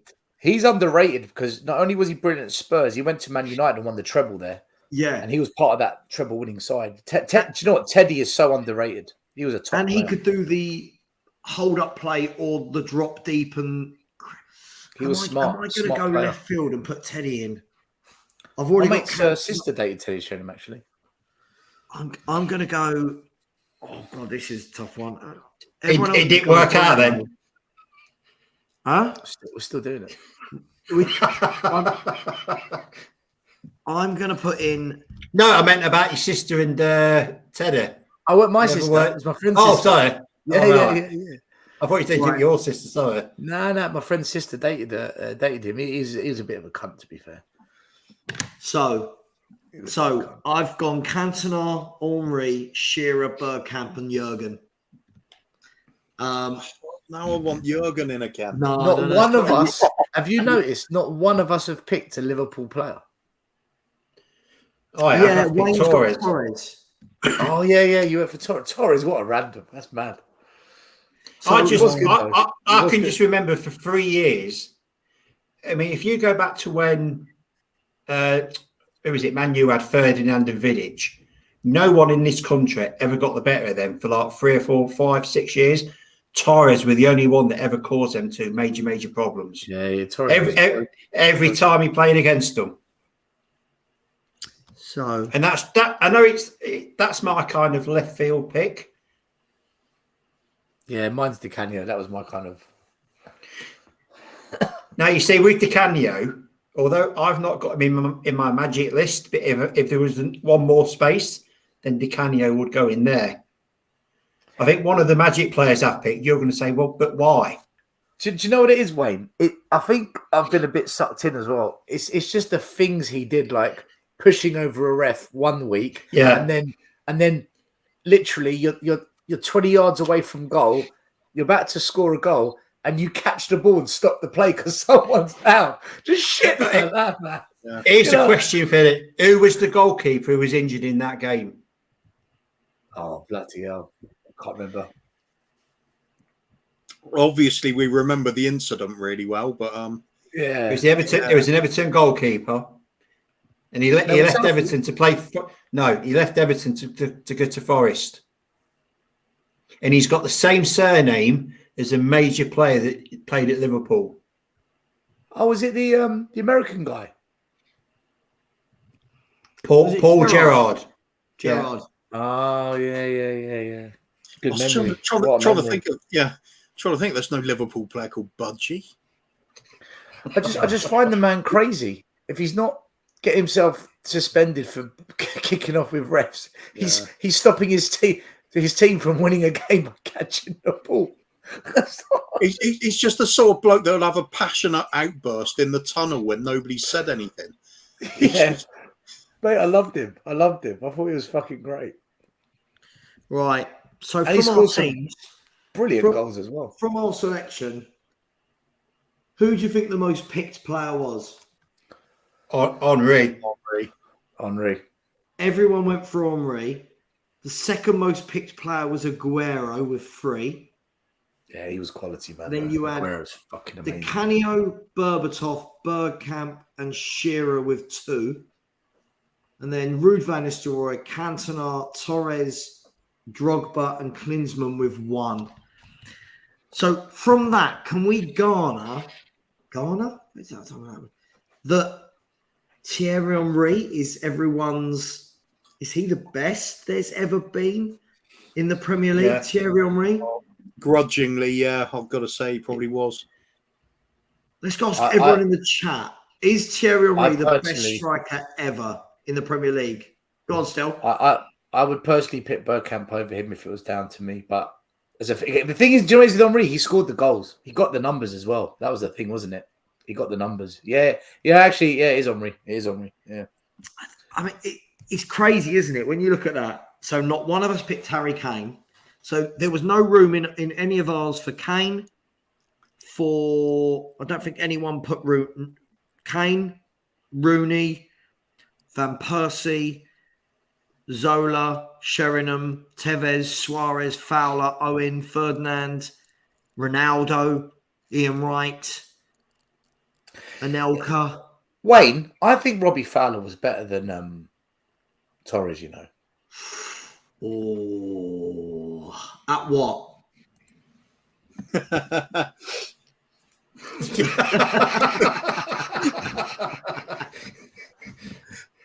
Did say the younger viewers won't get why he's done that. They won't get it.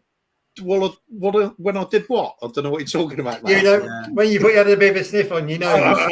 Yeah. Doing the white line. Yeah, I think Fowler's I think he was better than Torres. At what though? I think Torres had more. He had pace. He had a lot of strength, and I think if Torres had 10 shots at goal, I'd say 7 or 8 of them would win. Now, the best you want about Henri, the best striker I've ever seen anywhere at any time was Marco van Basten, and I will argue all day long that anybody was pick anyone better than him, because when Van Basten, if he had 10 chances, 9 of them would go in, and the other one, the goal, he'd make an unbelievable. He just never missed. He never ever missed. So pure finishing, yeah, I agree. Van Basten, but so if you were to pick your favourite striker of all time, would you pick Marco van Basten then? Like as in a player you've seen play? Yeah. Not all right. not What's it? What I know what mine is. Yeah. What's yours, Cooper? Ronaldo, number 9. Fucking hell, he was immense. He was fucking immense. One man strike force is just give him the ball at the halfway line as a goal. I think I've got one better. It's going to be controversial like this. What's the question? What are we discussing? The best striker you've ever seen play, that you've actually watched on during your generation, whether it's TV or. So Wayne's gone Van Basten, Cooper's gone Ronaldo R9. Original Ronaldo. Strikers or just strikers? Like, are we putting the likes of Maradona and Messi in this bracket? No, that's not our generation. Well, Messi. No. Right, so we're saying Messi is not a forward. We're going strikers. Strikers. We're just an out-and-out striker. Best I've ever seen. I'm with Kuva. I'd not ever seen anything like Ronaldo before. I hadn't. All right, there's one player who I think is on a level with him, and watching him play, I thought he was fucking incredible. But his career ended really quickly, so he never really fulfilled. But do you remember a player called Adriano? Yeah, played for Inter Milan. Yeah, go back and watch. Go back and watch him. But by the way, no one talked about Ian Rush, but yeah, Adriano was class. Mate, I love that Gerard. Ian Rush, his time was really the 80s. It was the twilight of his career in the 90s, wasn't he? Who was the other guy that looked like him? Aldridge. That's it. Oh, John Aldridge. Good player. Good player. Yeah, he was. He was a good player. I remember him scoring a few goals for Tranmere as well. Towards the back end of his career. And he was at Oxford before that. Actually, do you remember Gabriel Batistuta? He was fucking immense as well. They do not make them like Gabriel Batistuta anymore. No. They called him like Batigol. Like Batty. Literally. Yeah. Haaland could become a Batistuta if you want him, maybe. He's got the build. For sure. Oh, yeah, for sure. For sure. I've just said they don't make him like him, and then there's Haaland. But you had back in that era. Just pump Haaland with a bit of Argentinian or South American in him, and he'll just make him a bit nasty. Guys and girls, not even one more pound since we last spoke. Come on, one pound. Where's the? Yeah. Wait a minute. Adrian Chia. Yes, sorry, no, I'm coming to that, but I'm talking about in the Just Giving link.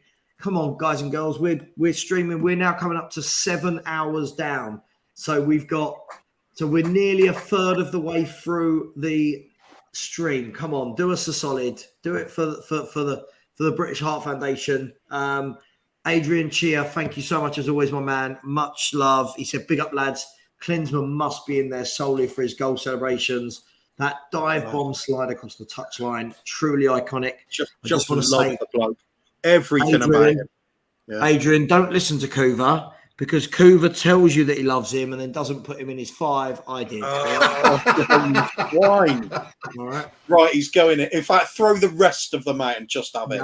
No, I'm afraid we've closed the book on that, I'm afraid. But yeah, still that era of striker was there was goal scorers everywhere. Bierhoff, Batistuta, Ravanelli, Vialli, Casaraghi, Del Piero, Weir, Babetto, Romario, Stoichkov, just Hakan Suka. Do you remember Hakan Suka? Oh, Hakan Suka, Davor Suka.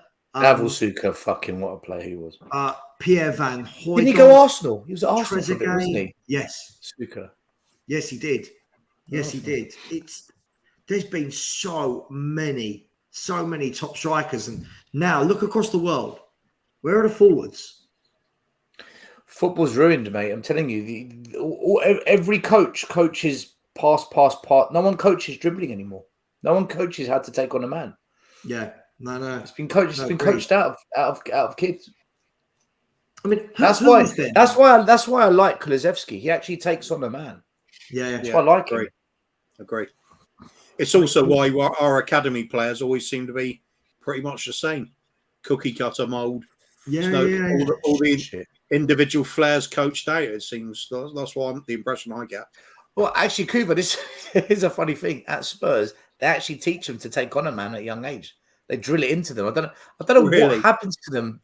Yeah. They call it. Sorry, Stan. I didn't mean that being disrespectful. No, mate. No, I promise you, they call it 1v1 domination. Can you dominate your opponent in any one moment, anywhere on the pitch? Can you beat that man, whether your back's to them or head on? They drum it into them from day one. They teach them how to swivel on the hip, how to use the left and the right side of the body with the ball. And they teach them, and literally, you go watch their under-9s and under-10s at Spurs, and take the man on, another one, keep taking, and all you see is kids trying to take on everyone. As you said, then what the hell's happened to it then?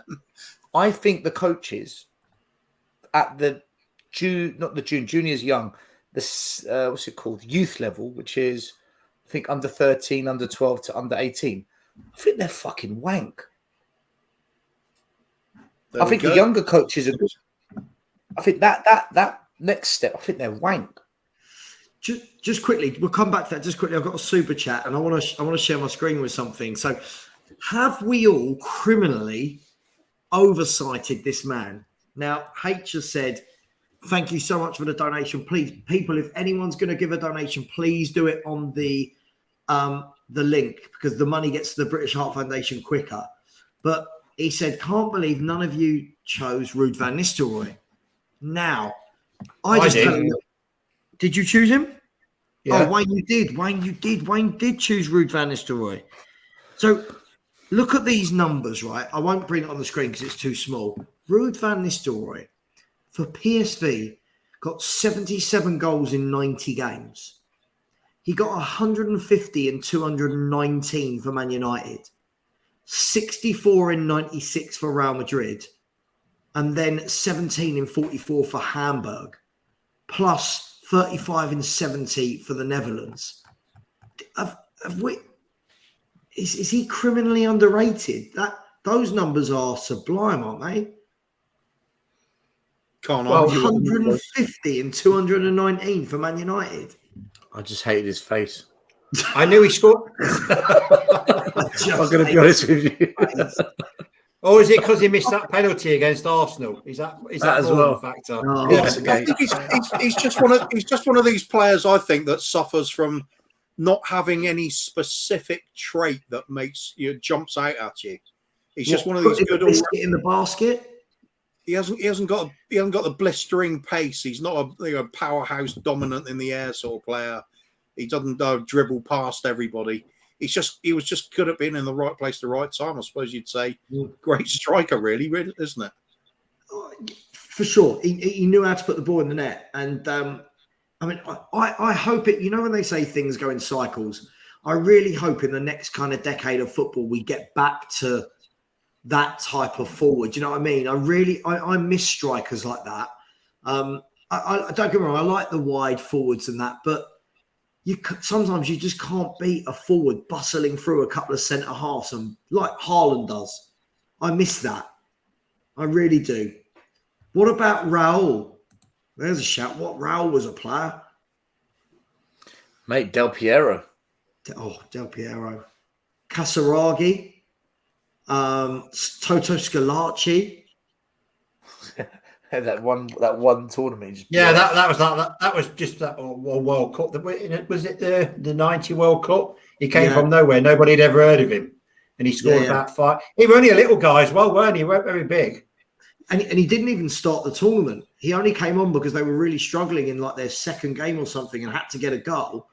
He came on, scored a header, and then scored 4 or 5 goals. But you had players like, do you remember Claudio Caniggia? Oh, Claudio Caniggia, yeah, of course. Yeah. Paolo Rossi.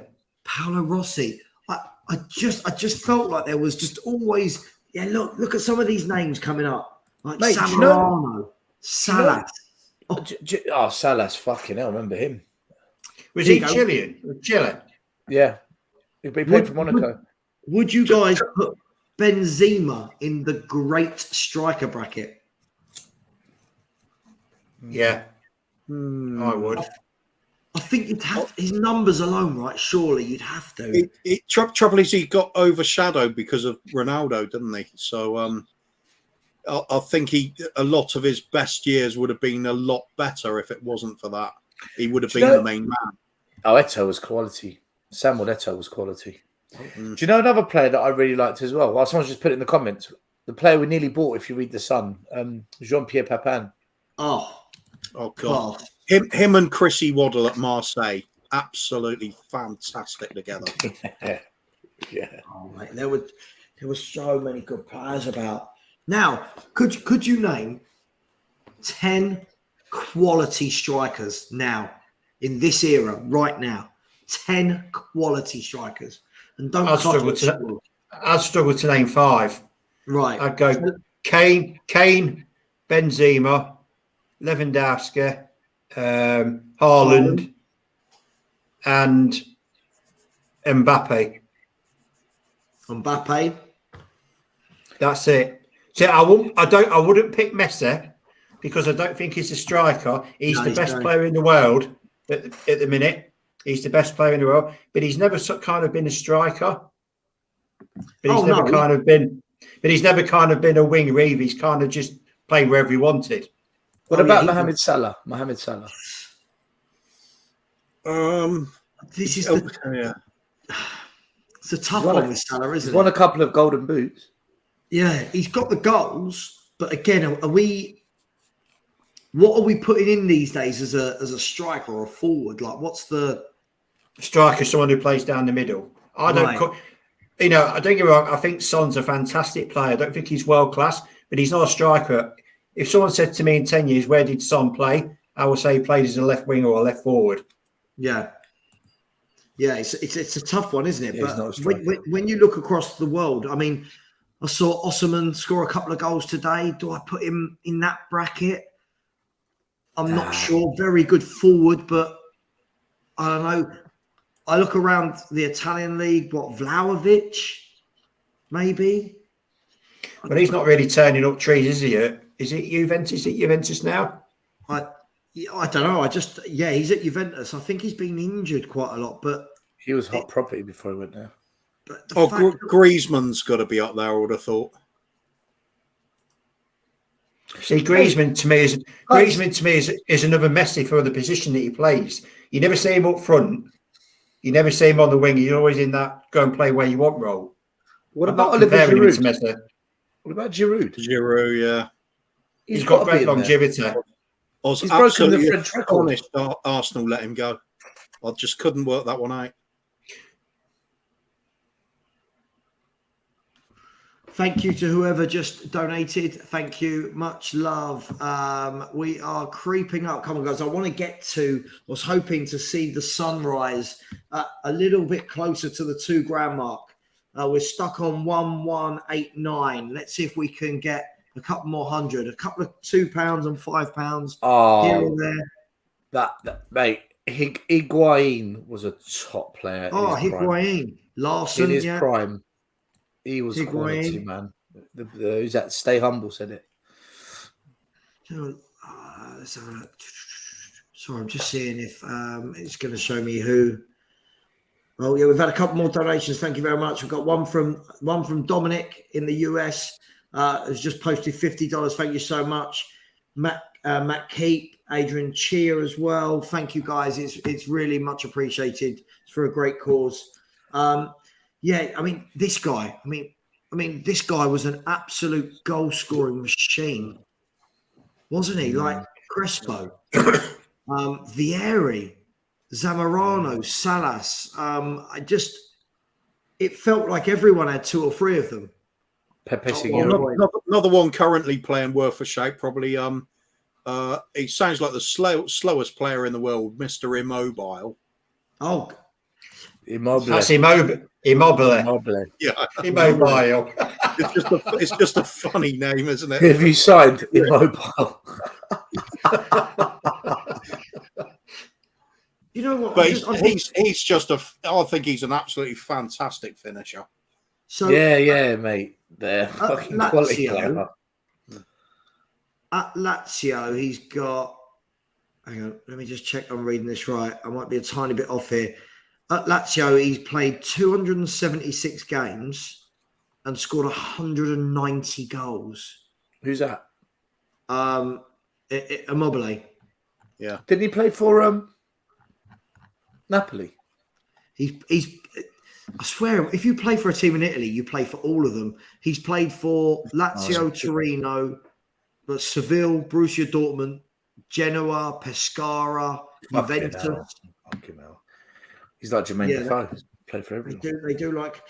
So let's go to Cristiano Ronaldo.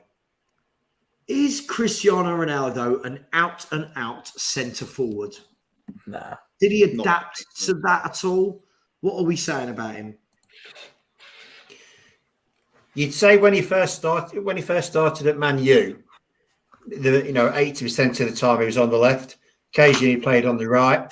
And it weren't until he really went to Madrid, he kind of fluctuated between the left and the centre. But when they signed Bale and Benzema, he kind of, if Ronaldo played, Benzema didn't. If someone says to me in 10 years' time, what position did Ronaldo play? I'd kind of say halfway between a left winger and a centre forward. To me, he never had a definitive. And that sounds bizarre with the amount of goals that he scored. Yeah, I agree. That's just my view. I know that some people will say, well, that's absolutely, he were a striker. But the bloke could score from anywhere on the pitch. You could play him anywhere along the front, and he could bang him. He could put it in top bins from anywhere. Yeah, I think he's he just sort of developed into a sort of specialised striker in the end, didn't he? But as you said, it I started think- off with just Yeah, just I think a this, forward play anyway. Yeah, I think the specialised striker thing came in when he got older, when his legs couldn't play so much on the wing anymore. Yeah, absolutely. What did you guys think of what's his name, Luis Suarez? Because I feel this is another guy who's been phenomenal wherever he's played, whether it be Atletico, Ajax, Liverpool, Barcelona. Never gets talked about in that kind of that bracket. I think his biggest problem is he loved to visit his dentist every couple of years, didn't he, to get his teeth replaced. That's my issue with Suarez. Brilliant player, but he had that side of him where he could flip. And when he flipped big time. Most players give someone the elbow. He thought he was Hannibal Lecter. Wayne, I was at White Hart Lane a long time ago.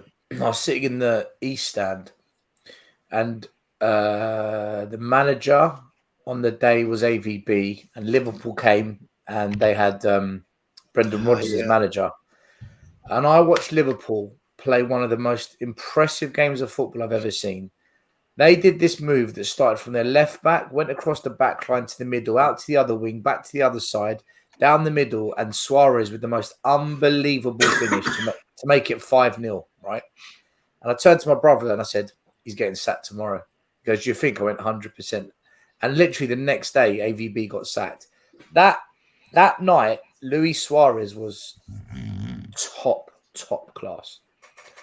Watching him play, he was a very good player. I remember that. Don't get me wrong. Don't get me wrong, Stanley. It was I nearly put Suarez in instead of Van Nistelrooy. The only reason I didn't was because of his behaviour. That's it. That was the only reason. Yeah, he always had a Lamella moment in him, didn't he? I probably should have had him in my 5 as well, because I put him in that bracket sort of just behind the likes of Messi, because I think he's like on the cusp of genius, but there's just something tiny bit missing to elevate him to that level. I think on his day, absolutely unplayable, wonderful player, great vision, goals scored from any angle, incredible control, pace. That Brendan Rodgers team, that season, I think they lost the league title, didn't they? There was a season Gerrard slipped, wasn't it? Yeah. That team was fucking brilliant. That was a brilliant Liverpool team. They were the better team that year. They should have won the league, but they fucked it. Yeah, I've got a feeling they were. Sorry, talking about that Liverpool when they come to play us, so they beat us 5-0 at home or something. Or was it 6-0? It was a massive tonking anyway. And I remember Graham Souness after the game talking on Sky Sports, and he goes, "Wow, I thought Liverpool come into Spurs, and I thought Spurs are going to be all over them. They got a really big, powerful midfielders there, and I thought they're just going to dominate the Liverpool midfield. And Liverpool just saw them to shreds and made them look like fools. It was just like, wow, it's damning, but he's right. I don't think we touched the ball, Kuva. They were so good. Yeah. It's strange, isn't it? I feel so many of these players in any other era would probably have been the best player in the world or there or thereabouts. But because we've had the kind of Ronaldo, Messi monopolization for the last 15, 20 years, some of these players are probably, in other decades, loads of these players would have had a share of the Ballon d'Or, right? Best player awards and Champions League awards and that. But these two have is it a good thing still that they've monopolised football? Those two, has it raised the bar, or has it, or did it just make it a bit of a kind of like all the award shows were a bit unnecessary because it was either or? I think when Messi was at Barca, when Pep was the manager of Barca and Messi was there, and Ronaldo was wherever he was, I thought it was fantastic. I thought it was just incredible watching them two. Some of the best, most magic football you've seen from two individuals. But as Ronaldinho dropped out the game, Zidane dropped out the game, Modric got a bit old. Once it literally became just Messi and Ronaldo, I think it just turned to just a jizz fest. It just became boring. There's no like all those names we reeled off, they all played in the same era. We're not spoilt for players. Like you go back to Italia 90, USA 94, France 98, Mexico 86. You look at them World Cups and you see that all the world talent come. Fucking mind blowing. Now that World Cup we just saw, I thought it was shit. Do you know what I said?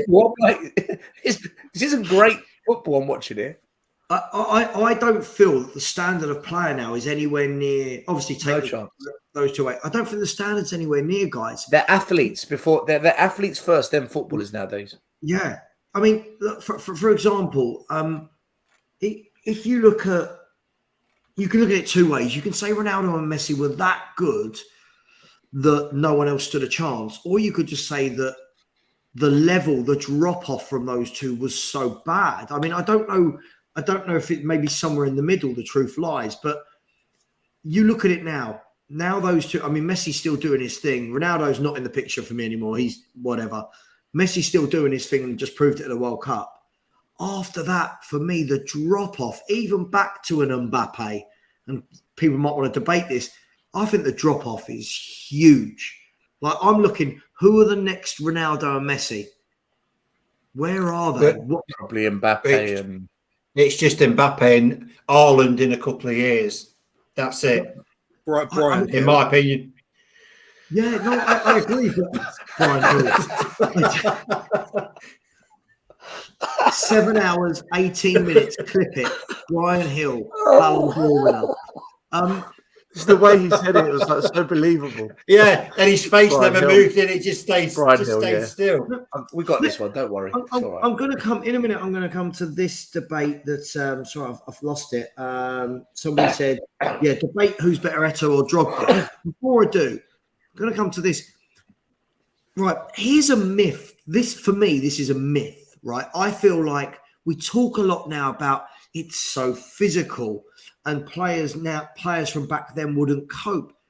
I watch so many of these games and I think, where's the physicality? Like the centre backs these days aren't big bruisers, are there? There's no John Terrys, there's no Neil Ruddocks. Is this just something we say a lot, guys, that it's more physical when in actual fact, I think it's gone the other way. I think defending's got worse. And where do you sit with that? I'd say, from personal view, the defenders in the 80s, they'd be committing ABH, GBH on the pitch. If the defenders from the 80s played now, right, for argument's sake, if Tottenham had the AC Milan or the Inter Milan defence from the 80s, Bergami and who else played there, Tottenham would have no defenders left at the end of the game. They'd all be sent off after 20 minutes because they just cut you in half. And they won't even get booked for it. Do you think defenders have become soft, or do you think things like VAR have made it impossible for defenders to defend anymore? I think it's a bit of both. I think defenders have become soft, but I think VAR. I think the problem with football because I look at Romero, and Romero's an absolute arsehole of a player when he wants to be. But the problem with Romero is he'll learn eventually to be cute with it. Romero and his. He reminds me. I don't want him to be cute though, Wayne. I want him to keep it as it. But you'll see what Romero reminds me, and you might not agree with this. He reminds me of a very young Cannavaro. Cannavaro would always. He was never the biggest player. He was never the quickest player, but he done what was necessary. And when he had to be dirty, he was. But he read the game. And Cannavaro was like Romero was when he was younger, but he developed into that game. But Romero, because of that South American nature.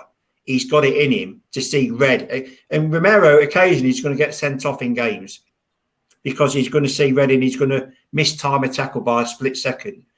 Brilliant defender. I don't know how good he's been this year. Well, I don't think he started off great at the World Cup, but he got better as it went on. Romero is a better player. He's been back from the World Cup. He's been good. I would say Romero is better when he's got someone who's an experienced player next to him. Now, Otamendi for Romero was great. And this is good. This might be controversial. If Argentinian centre-halves had been Romero and Lisandro Martinez, I don't think they win the World Cup. I think Otamendi is such a calming influence. He's that voice in that back four. I think you put Martinez in there, as good as he is.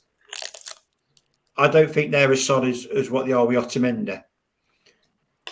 That's just my personal opinion. I think the thing is with VAR and defenders still, there's so many cameras now at every game. You know, in the 80s, and that, it's just the fact I see defenders running to the ball with their hands like this now. I'm like, what? It's just crazy. That's just because of the handball rule, isn't it? They all do that. I mean, Eric that's what I mean, mate. Eric Dyer just kind of, don't you? He spins around every time anyone has a shot near the edge of the box. Oh, he's so bad. He's such all the time. I think leave Eric alone. I think this is a long-term thing. It's been on the decline since before our parents, even. When people talk about the players becoming more namby-pamby, bunch of wishy-washy little ponces on the bloody field with everything. We used to say that about the 80s, as you were just saying, Wayne. We had the likes of Graham Roberts on our side. First thing he'd do is smash into his target man that he'd singled out. Usually somebody like a Charlie Nicholas or someone like that, the skill flair player on the opponent's team. He'd get away with it. Before that, you'd have players, you'd have hard men, and every team had a hard man of some sort. There'd be the Steve McMahons, there'd be a Jimmy Cases, there'd be the whoever. It didn't matter who your team was. They all. You know what? Hate him as much as you want, but that was John Terry. Yeah. But here's the point anyway. For me to say the game was played by harder men back there. It was basically it was for tough people, wasn't it? Silver loves his hard men. Yeah, well, you got to squeeze them while you can. Fucking hell! You're scraping the barrel now, Coover. It's not Saturday night yet. The fact is, we're saying that about the 80s, and then my dad would say that about the players in the 80s compared to the players in the 60s. Oh yeah, it's been a slow trajectory down from being a brutal, hard, physical contact game played by real men into a lot of overpaid little ballet dancers almost at times. When you see some defenders get a slight knock and they start rolling around like they're in agony, and I thought, you're a defender. You're supposed to just get up, you paint an imaginary bullseye on your man, and you wait for your opportunity to send him flying up into the air. That's the way it should be. Graham Roberts, always loved Graham Roberts because he summed it up with that one quote saying, football's about a game of all about skill. We kick them and they kick us. And I just thought that we've lost some of that physical contact side of the game. And it's beautiful. I love it. Yeah, I mean, we had a player at Leicester called Bob Hazel who we signed from QPR, and his motto was "I shall not pass." He would it didn't matter who it was, the amount of players that he used to put in the East Stand were incredible. But he'd spend half the season suspended though. Oh yeah. Mate, how you as a club found N'Golo Kante? I mean, that is some scouting. To find N'Golo Kante was it? I said to these, as great as we were that season, we don't win the league without Conte. Simple as that. Because you had to see him in action. It was like having 3 extra players in midfield. It'd be like 3 seconds, the ball would be on their box, and whoever it was we were playing a break on us, and suddenly Conte was just taking it off them. Like it felt like 5 seconds later. I watched him play for Chelsea, dick all over us every time we played them. Like he's probably the best defensive mid I've seen play football in my generation.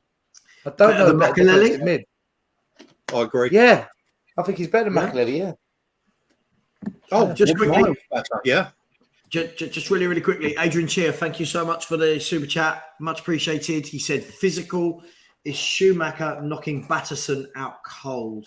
Well, that were normal tackle in the 80s, weren't it? That were what defenders would be doing that.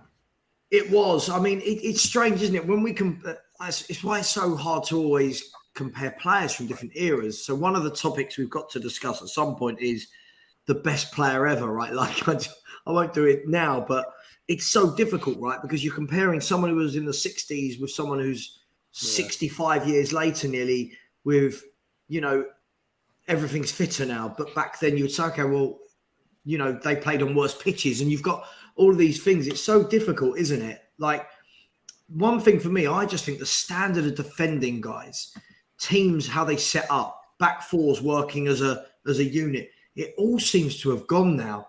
You know, like, I hate to use them as an example, but I can't think of a Spurs defense.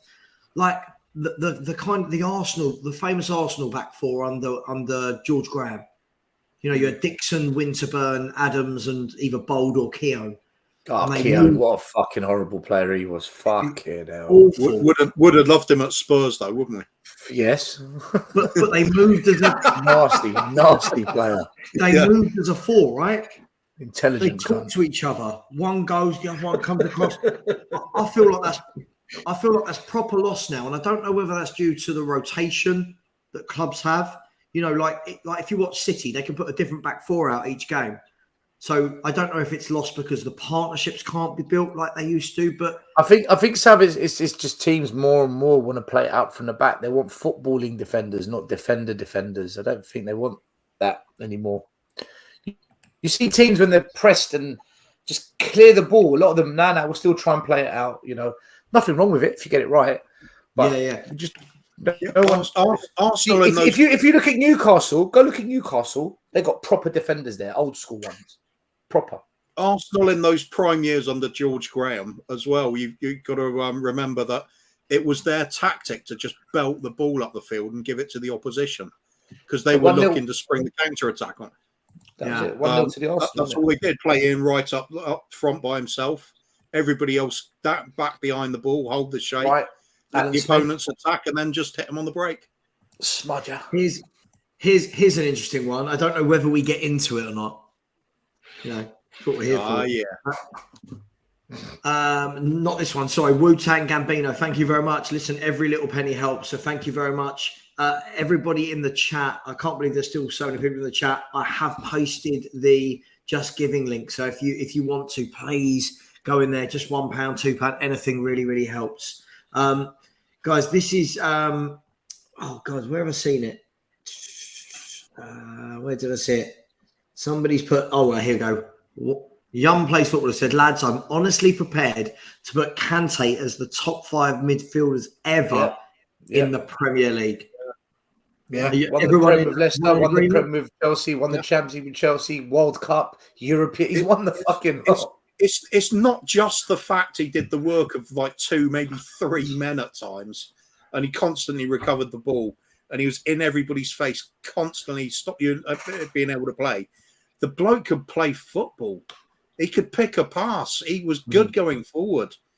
He didn't waste the ball. It was absolutely fantastic player. Would have got the only thing, Kuva, sorry to interrupt. The only thing he was not very good was shooting. He couldn't shoot for Toffee. I think the only goal he scored for us the season we won the league, we beat Watford at home 2-0. It was a grass cutter, and the ex-Tottenham goalie, Aurelio Gomez, he went to catch it and he dived over it like that. I remember that one. You know what though? Not many holding mid score goals. Look at Man United. They won everything, and Nicky Butt was the holding mid. I mean, fuck. I like Nicky Butt. Nicky Butt Kante. I mean, yeah. Just quickly, I've got a few super chats to get through. We've got Michael Eady. Love the Kante Leicester. Says student here, so I can't do a big donation. My friend, listen, every donation is a big donation. Right, listen, thank you so much. Really appreciated. Guys, I'll put the link in. If you do it via the link on via the Just Giving page, it means that YouTube don't get any of the money. But Michael Eady, thank you so much. Really appreciated, mate. Adrian Chia, thank you once again. I said debate for you lot. Tactical fouling equals classy or ugly. I'll tell you what we'll do. I'm going to pin that, Adrian, and we'll come to that in a minute. Otherwise, we'll just be bouncing around topics all day. And last but not least, Scene Sketches has said, hey, Sava, do you have a Twitter so I can share? Listen, thank you very much for the super chat. My worst nightmare is being on Twitter. So unfortunately, I do not have Twitter, but I really do appreciate you offering to share. Use my Twitter. But thank you very, very much. Guys, let's move on to that then. Before we go to the ugly fouling, central midfielders is like when we're talking strikers. I suppose you've got the same problem with midfielders. It's what do you lump in as a midfielder? Like, for example, do you lump in a De Bruyne or an Eriksen as a central midfielder? Do you know what I mean when you're having that chat? But if we're saying Conte is definitely in there, what sort of company is he keeping in that midfield debate? Is that just Premier League midfielders? Oh God, yeah. If we did, yeah. we'll go with Premier League for now. Otherwise, we'll have we'll be there all day. But who are we talking about? Are we talking the likes of Gerrard? Yeah. Lampard. How many midfielders are we putting in there? As many as we want. We've got no rules here, mate. No rules. Because if there's two and N'Golo Kante is one of them, then I don't put this guy in. If we go to a 3, then I put my guy in. If it's a 3, Moussa Dembele for me has to go in. It's not Premier League midfielders. Yeah, it's not a Tottenham bias. Nobody ever got the ball off him. Nobody took the ball off him. Nobody. What I would say about that, the best 2 midfielders in the season that Leicester won the league, the only player I've seen all season get the better of Dembele was Conte. The only one. I watched loads of Tottenham games because you were going for the league.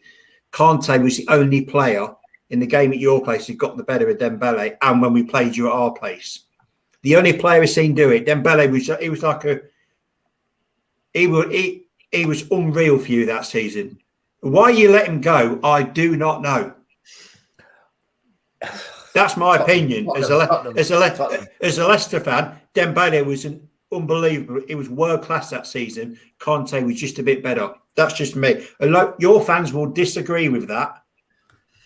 In my opinion, Conte was better. I wouldn't disagree with that. I think they're slightly different players. One was a bit more big, powerful, dropped his shoulder, half-turn, beat a man. I just thought, for me, when Ndombele didn't play for Spurs, the whole team was different.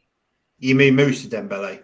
Yeah, beg your pardon, Moussa Dembele. I can't remember of a midfield player that kept the ball like that nobody could get him off him.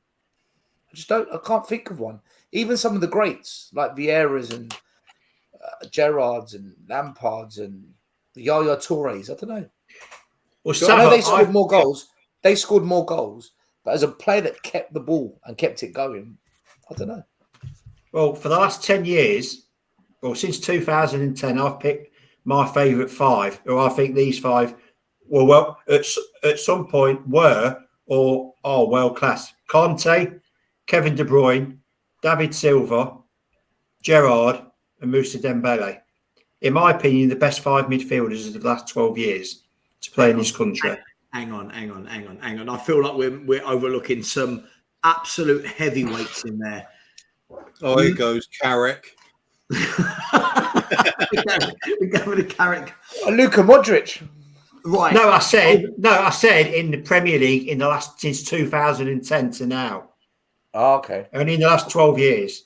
If you go back in the Premier League. 12. That's 12 Are we talking centre mid, holding mid, attacking mid? No, what kind of? This is the difference, isn't it? It's a tough one. I mean, if we're going last 12 years versus the Premier League era. Fucking Harry Winks. Who said that? Harry Winks. Harry Winks should, yeah. Greg, that's a big shout. Riquelme, I'm not so sure about Riquelme, mate, but I could pick a midfield 3 that nobody's getting past, and we'll add loads of goals as well. Come on, let's hear it. Kante, Gerrard, and Yaya Touré. Oh, Kante. I mean, yeah, it's frightening. I suppose when you're having this conversation about Luka Modric has to be in there. I dropped Dembele for Luka Modric. For me, it all depends, right? If I was picking a midfield pairing or a midfield trio, I think the most important thing to know would be who's managing that team. I.e., if Pep's managing it, I want me a Modric, I want me a De Bruyne, I want a Rodri. If Jose's managing it, Yeah, I want Kante, Yaya Toure, and do you know what I mean? Someone like Vieira, right? So I think it all depends on who, right? But where does De Bruyne stack up? I mean, in terms, I know he's an attacking, creative player, but how good is De Bruyne from midfielders that have ever played in the Premier League? Is he top 5 worthy? He's got to be in the conversation for top 5, surely. Some of his passing's just genius level. Yeah, some of his passing is fucking top drawer. Absolute top drawer. Puts it on a sixpence. Would I take him over a prime Yaya Toure? No, I wouldn't. Yaya Toure or Patrick Vieira? Vieira. And their prime. Vieira.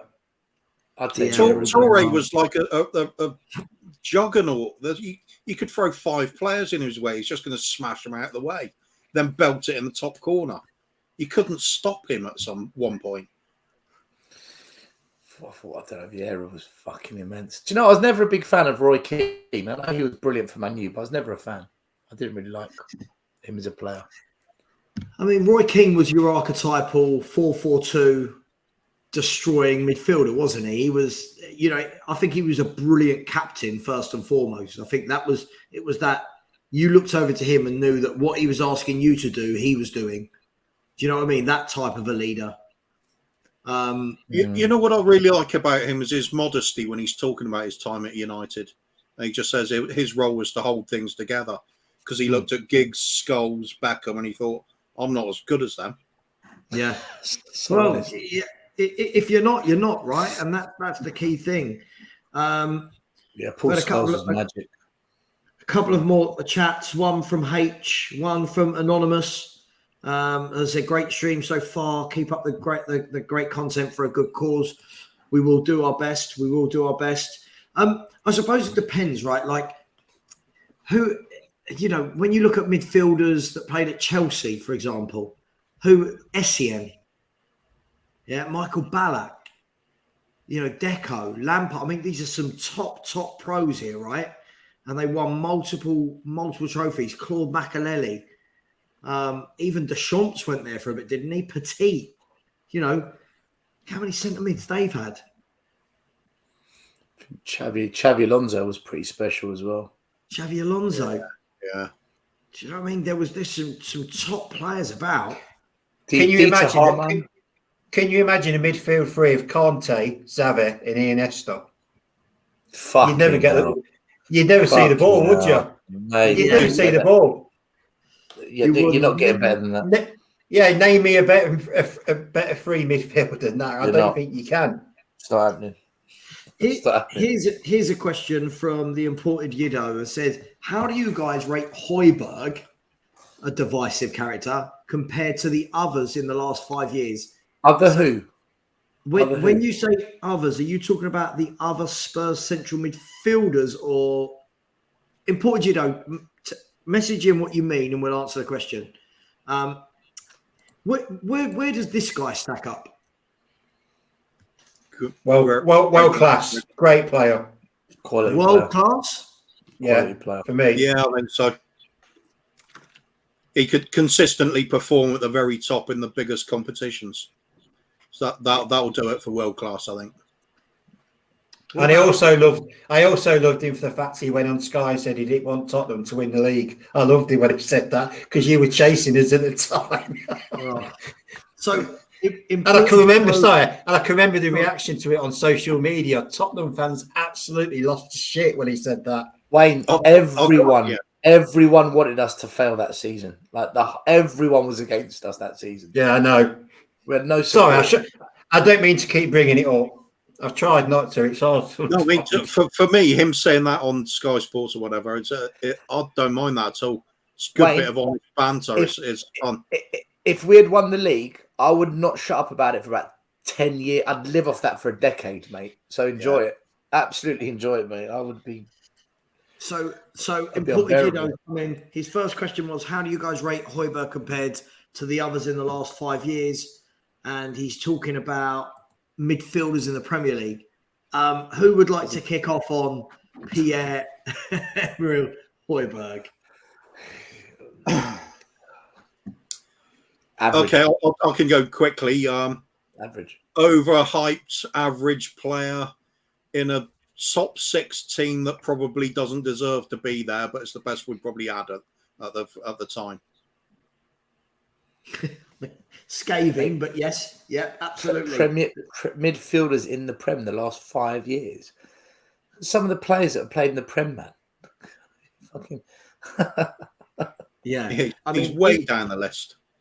Yeah, for me, even in the last 5 years, who Spurs have had, you think in the last 5 years we've had Wanyama, we've had Dembele, this guy. I think every team needs this type. I just feel like we got the kind of lower level of that type. Do you know what I mean? I feel like he should be what Fabinho is, if that makes sense, but just nowhere near that level, right? He hasn't got the pace. He hasn't got the pace. He looks painful when he's running, doesn't he? Still, he looks so.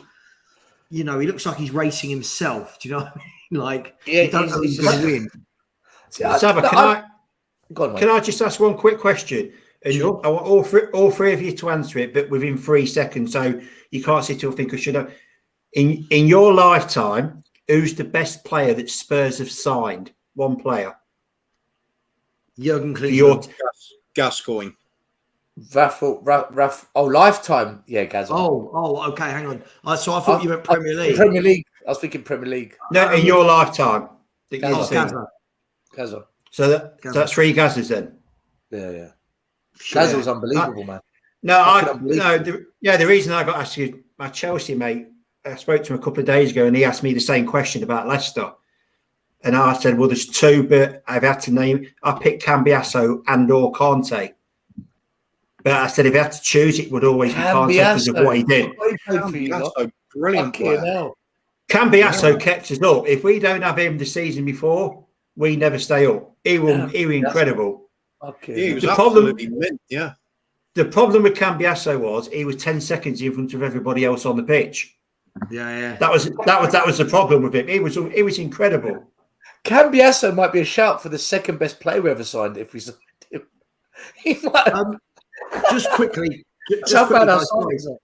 I'm coming into uncharted territory here, everybody in the chat.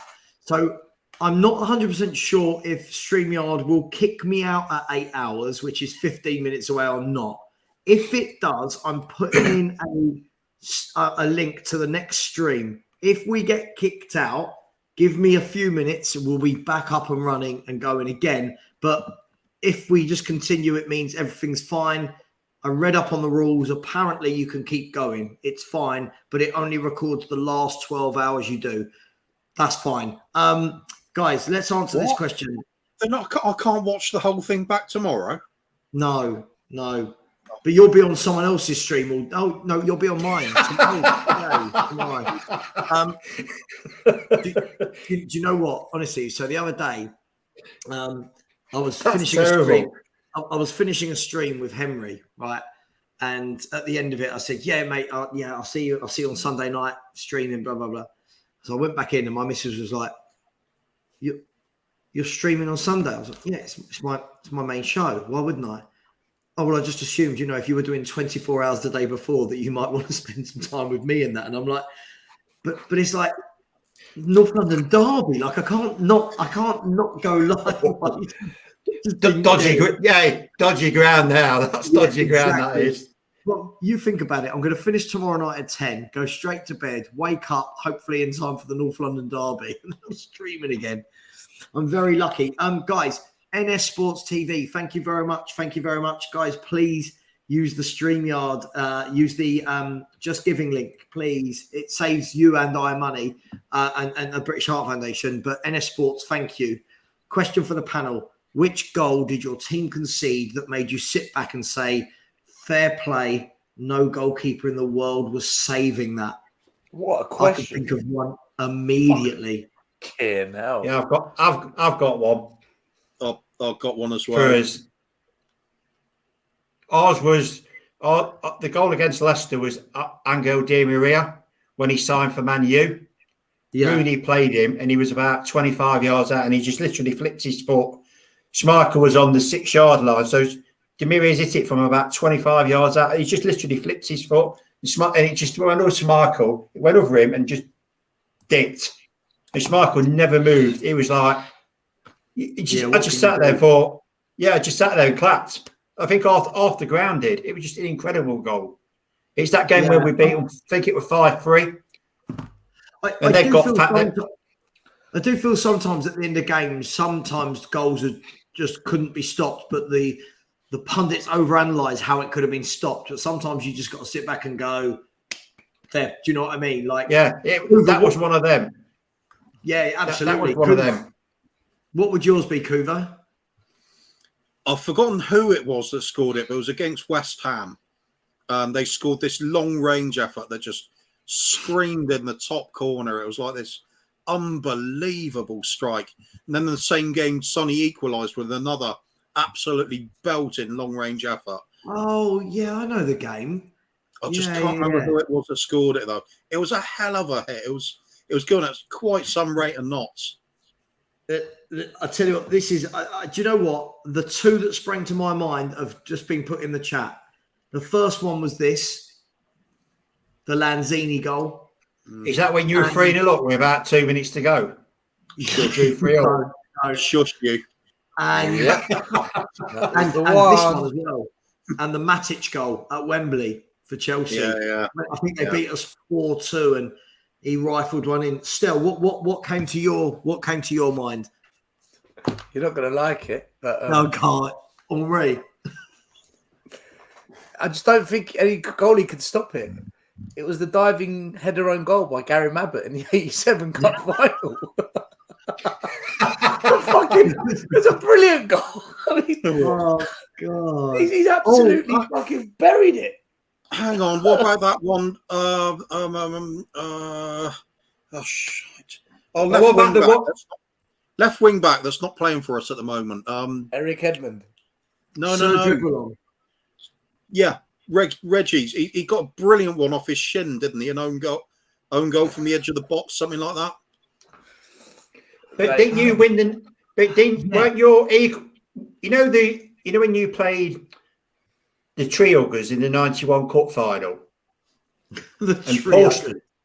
and Paul Stewart scored. But Des Walker. But one of your goals was the Des Walker own goal. That was a cracking finish. That was, and that was kind of redemption for like Tottenham from 4 years before of the Gary Mabbott own goal. Mate, he's literally dived onto the ball and headed it, buried it into the net. Mate. Like, you're literally thinking, Mabbott, what have you done? Oh, man.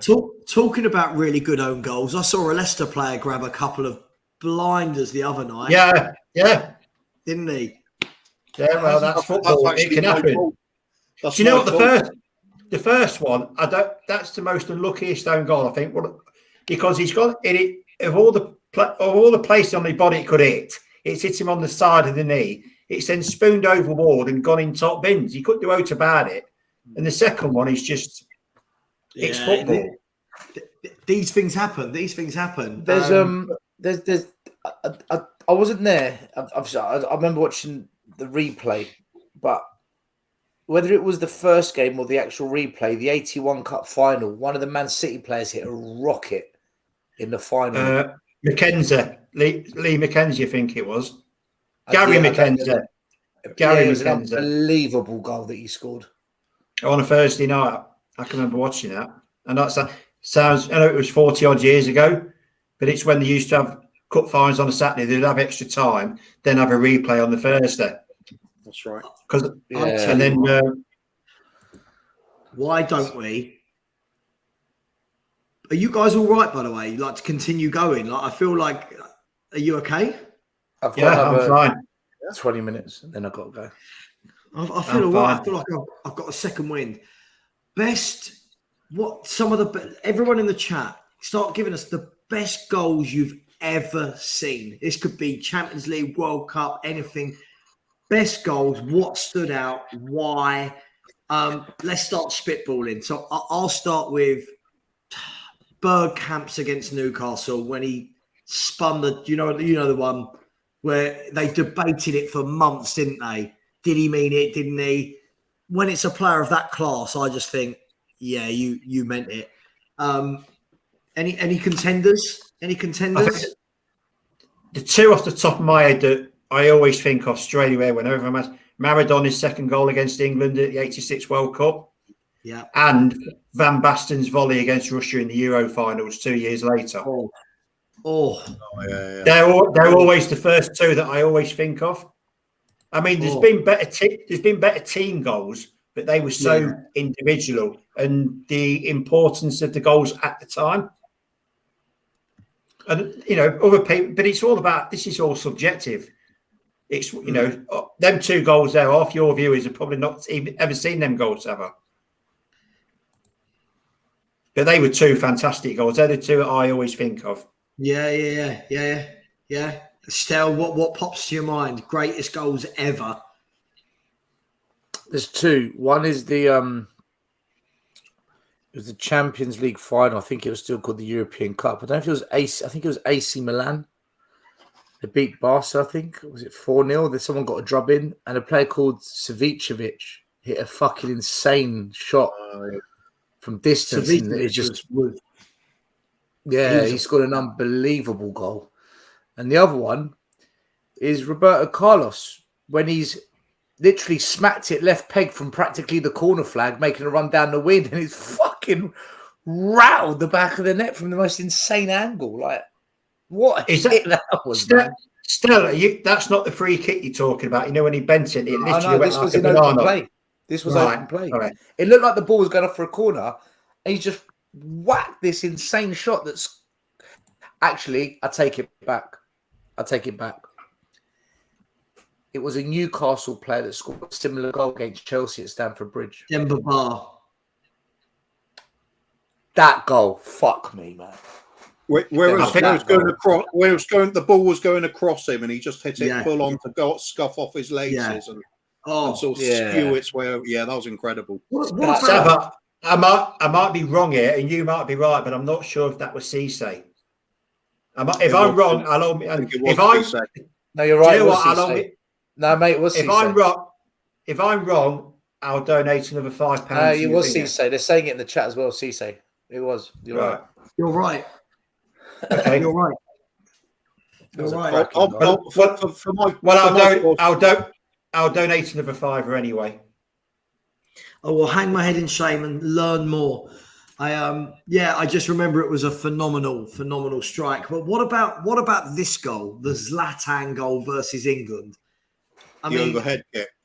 It was overhead, but kind of like do you know what I mean? It was weird. It was about 8 miles out, wasn't it? Yes, it was. Yeah, he was in. He was in South London and he scored at Wembley. Yeah, it was mad, wasn't it? He took the shot one day in advance. What about? Did you remember Wanyama's goal against Liverpool? Yeah. Out of note, this guy doesn't score goals. And was that a Saturday night game that ended 2-2, I believe? There was penalty dramas at the end. Yeah, that's it. Yeah. You know what made that goal? Do you know what made that goal? It was Gary Neville's commentary where he jizzed. He went, oh. Yeah. He just jizzed on himself. I've got a couple of blasts from the past then. First one, our very own godlike player, Glenn Hoddle against Watford. It was the turn just inside the box where he left the whole defence going the opposite direction, and then instantly just turned it into a chip over the goalkeeper from an angle. It was just unbelievable. The delicacy on that chip and the vision for it is just breathtaking stuff. One for you boys. What about Gascoigne's goal at Wembley against Arsenal? Was it the 91 semi-final from about 40 yards out against Seaman? He's only gone and tried to save it. Schoolboy's own stuff. Naeem's goal from the halfway line was better. That right there. Against Arsenal. I hear you, but I will up you Jason Cundy against Ipswich. Jason, what the sliding tackle that ended up as a shot? Yeah. I don't know. I've not seen this. I'd have to YouTube it's a joke of a goal.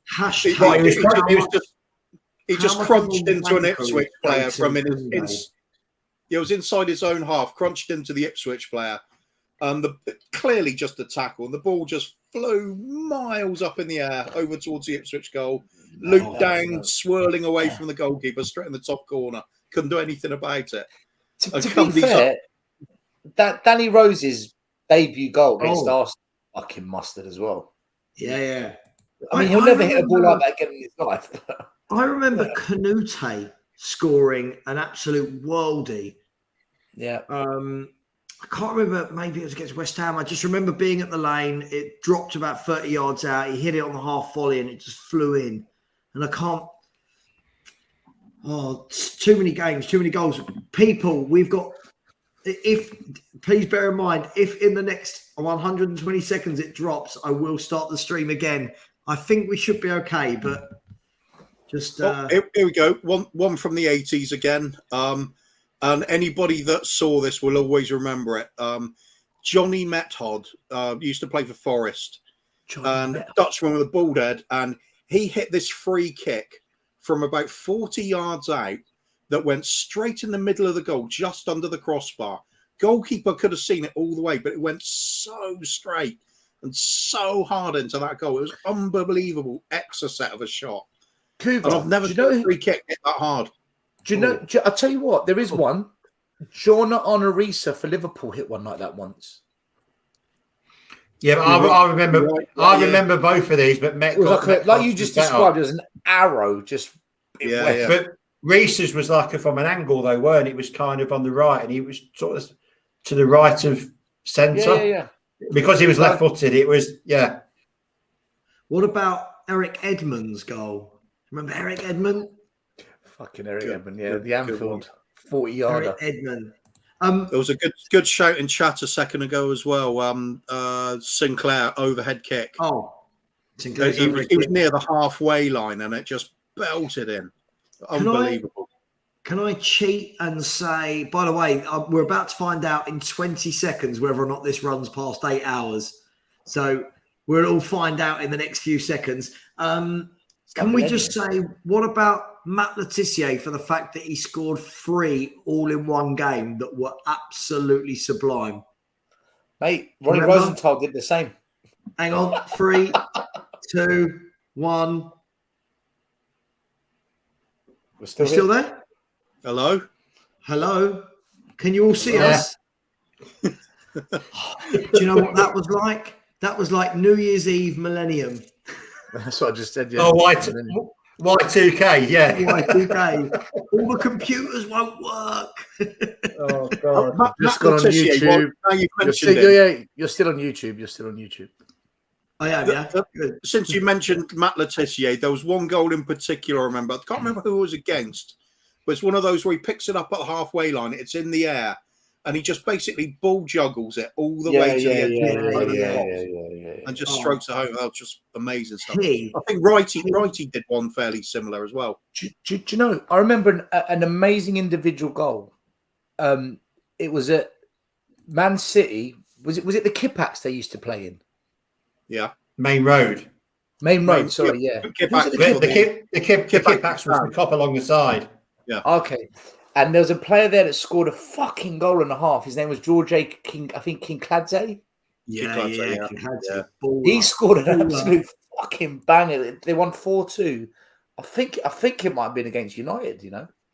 Oh, Kinkladze. He was one of our quiz question answers earlier. Man City's Player of the Year 2 years in a row. That's who Kvaratskhelia reminds me of. Oh, he's class. That boy really? Is class. Is he that good? So we're not going to sign him then. We won't be getting him. No, we're too late. It's gone. Did any of you see Marseille? Kvaratskhelia? No, he's an. I mean, we missed that. We could have got him really cheap the other year, and we just didn't bother. And then he's gone to Italy. Yeah. So it's going to cost a lot now. So that's us out of the running. Yeah. If it's over 10 quid and a packet of skips, we're out of the running. Skips are expensive. Skips are expensive. Do you know what, Kubi? I've seen a different light to you tonight. I didn't know we were there. Wait, go watch Saturday night. A few people have been asking about the Manchester derby. We'll pick that up in a little bit. Just before we do that, because obviously that has a big bearing on our season, that game, funnily enough. What's the best... Oh, hang on. Oh, no, sorry. I thought it was frozen there. What about the Van Persie goal? I don't know if we spoke about that already. Again, which one? It's the goal where the ball was floated over and he just watched it all the way and just... Charlton Athletic.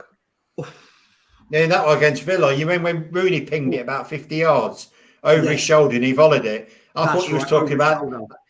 This is going to sound odd, and I'm going to get slaughtered here, but I think his header in the 2018 World Cup against Spain was a better goal. The movements in his header. Hey, what about Van Persie his volley against Charlton Athletic when he then went up and climbed the stands and did? Do you remember that goal? No, I've not seen that. No. What about Henry when he flicked it up? He flicked it up against Man United, didn't he? Back to goal and just swivel. God, I feel like there's not enough of those types of goals anymore. I remember when goal of the month used to be... Savage shit, mate. It's shit. It is. Goal of the month used to be like 10, 30-yarders, didn't it? Like it was all Letitiers and Bergkamps and Okochas. And now it feels like... Well, half the goal of the month are just Haaland. It's like his own collection. I remember one of those sort of all-in-one moment goals from Clive Allen ages back, back in the 80s as well, where the ball came to him just off the ground in front of him. He just hooked it up over his own head and spun round in one move, left the defender behind him for dead, and then just stroked it into the net with nobody there to challenge him. It was a beautiful move. Listen, that was a great goal against us. That literally won them the league. Yeah, is this the Gary Neville commentary of where do you want your statue, Vincent Company?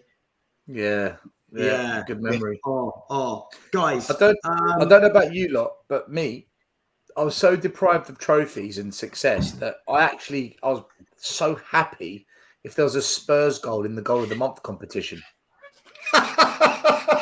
Sorry, Steph. I shouldn't be laughing. I'm being serious. I'm not even joking. No, I shouldn't be laughing at you. I shouldn't be laughing at you. I'm sorry. We got one in there. I've never heard any of the team's fans say that. Right, Cooper's initial reaction. He knows. He knew. Remember when we had Santini in charge?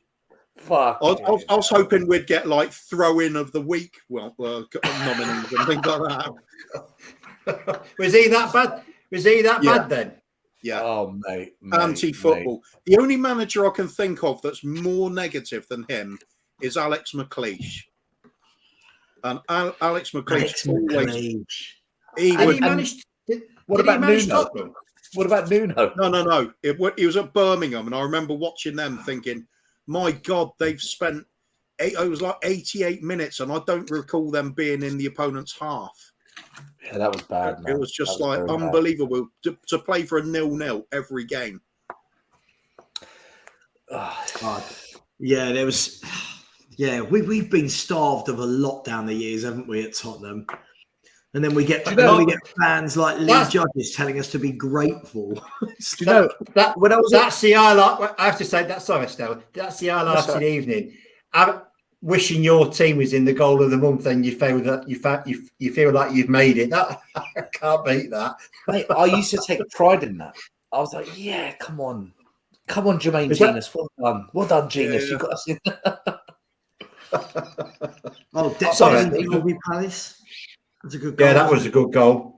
How far as he fell off? That was, do you know what? That was a fantastic goal by Denver. So here's a question before we move on to the Manchester derby, because it affects us.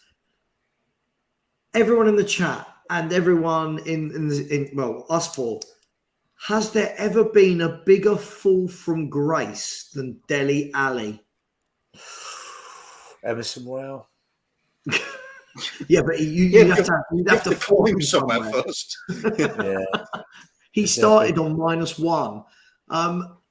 I don't think I've seen players decline. I've seen players regress like we all have. I don't think I've ever seen someone go from that prolific goal scoring burst onto the scene to getting booed off on loan in Turkey in about the space of 4 years. I can't think of it.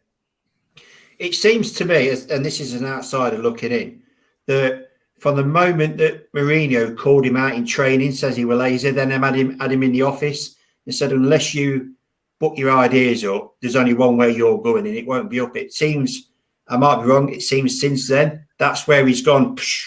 I'll be honest, Wayne, I think that's when it was first highlighted. I think most Spurs fans will probably tell you that even during Poch's reign, the last kind of 6-7 months of it, Dele Alli, again, we didn't have anyone to drop him for, but should have been dropped. And this is what we always say: if we had these players to push people like that, who knows? But oh yeah, you're obviously going to know that. I obviously didn't watch I didn't used to watch football as much then because other things were going on in my life. But if Leicester were on, obviously. But I'll tell you one player who I thought was quite good when he burst on the scene, and I still think he's a good player, but I don't know what's happened to him. But my Chelsea friends absolutely fucking slag him off like nothing, like no man's business. He's a Mason Mount.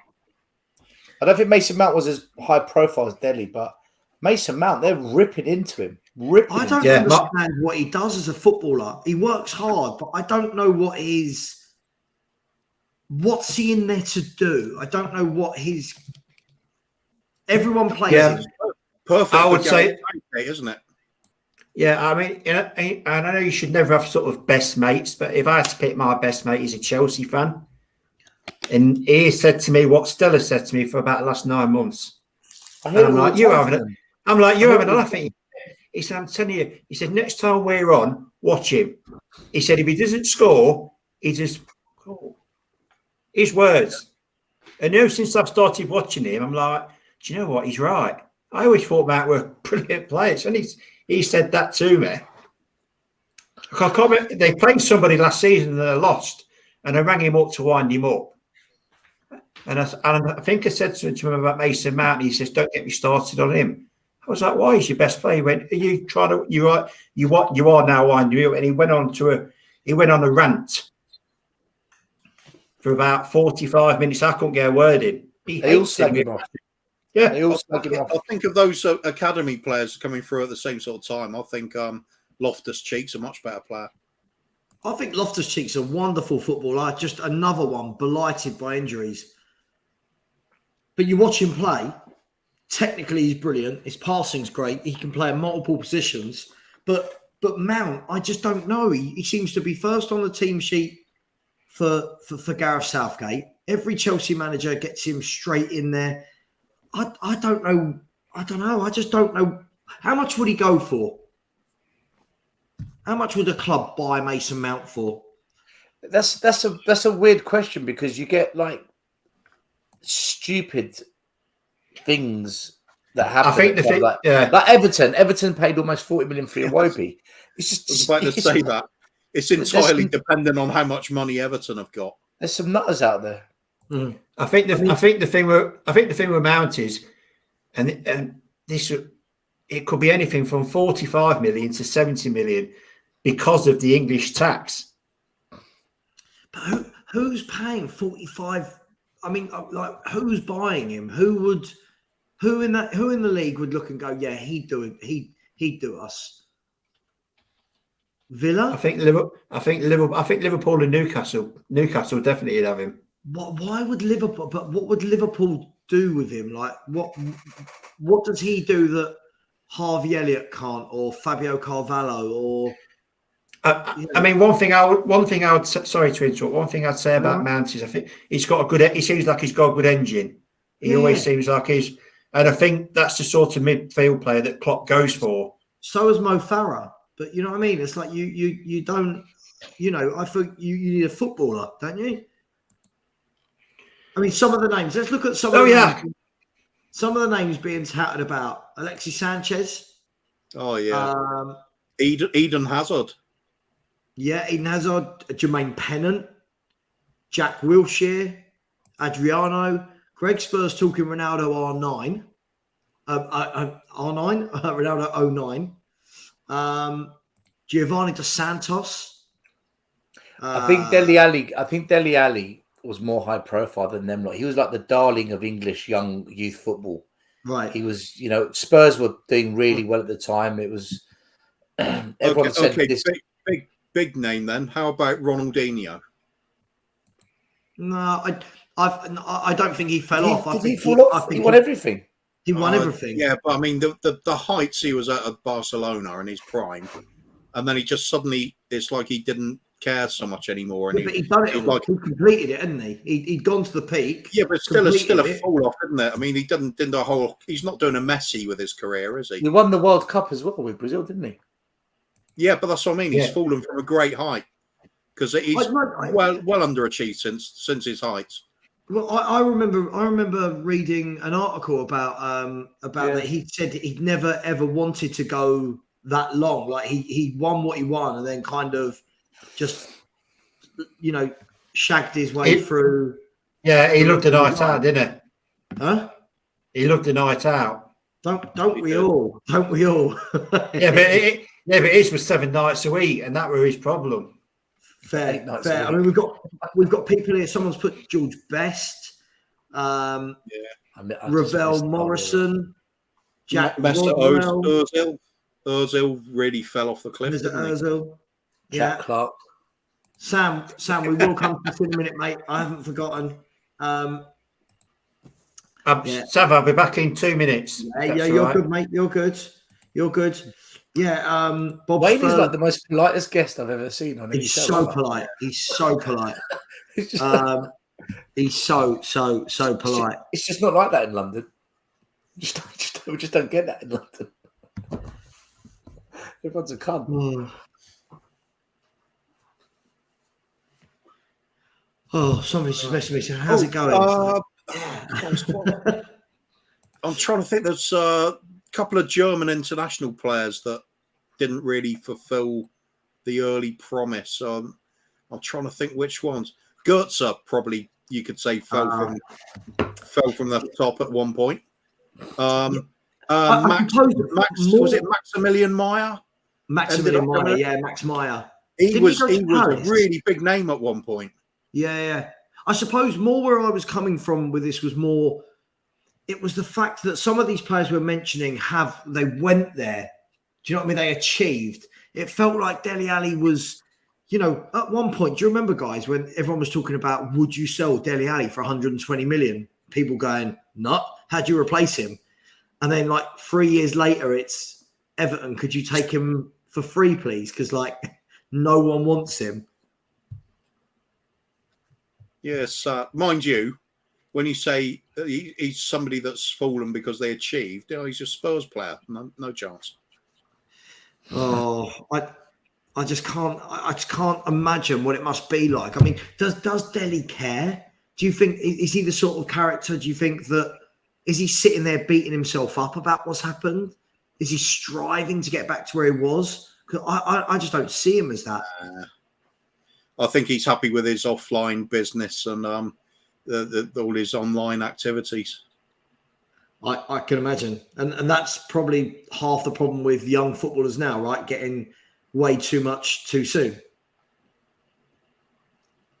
Oh, yeah, Schweinsteiger. Yeah, you could definitely argue for him as well. Oh, I used to love Bastian Schweinsteiger. I used to really like him. Who was that player at Spurs who scored that amazing free kick against Arsenal in the North London derby? Christian Ziege. That's it. I loved Christian Ziege. Really top. You think he had a great Lewis Holtby. Lewis Holtby. He fell from the heights. Lewis Holtby reminds me of, that's how I feel like people are treating Papa Sarr.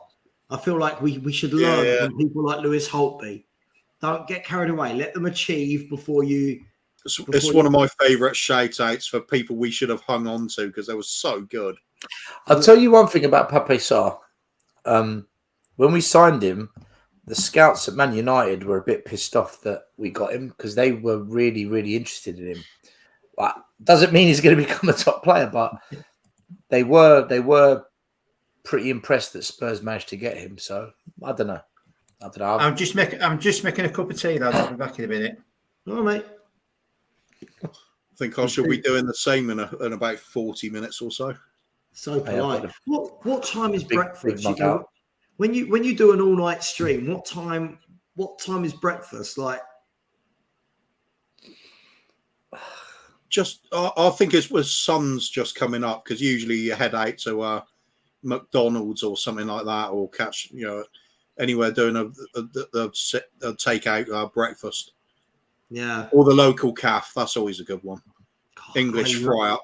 Yeah, I love a fry up. You can't beat it. I want a real oily bit of fried bread. Do you know what I mean? I want that. Here you go. Look, Mark.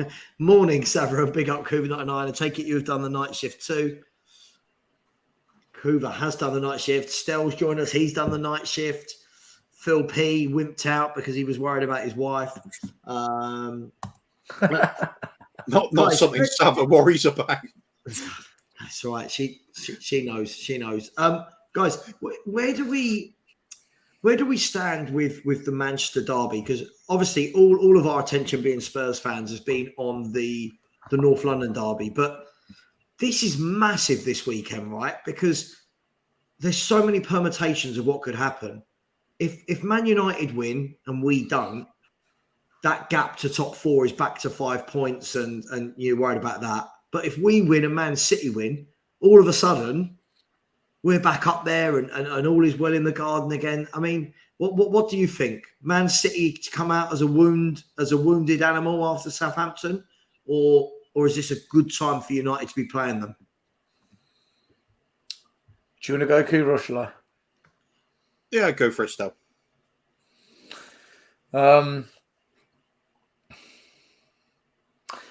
So, do you remember start of the season? I said to you and Henry Sava that I just don't see I don't think Man City will run away with it. It was more of an instinct. It was more of a gut thing than anything else. But I look at them at the moment, and I've got to say,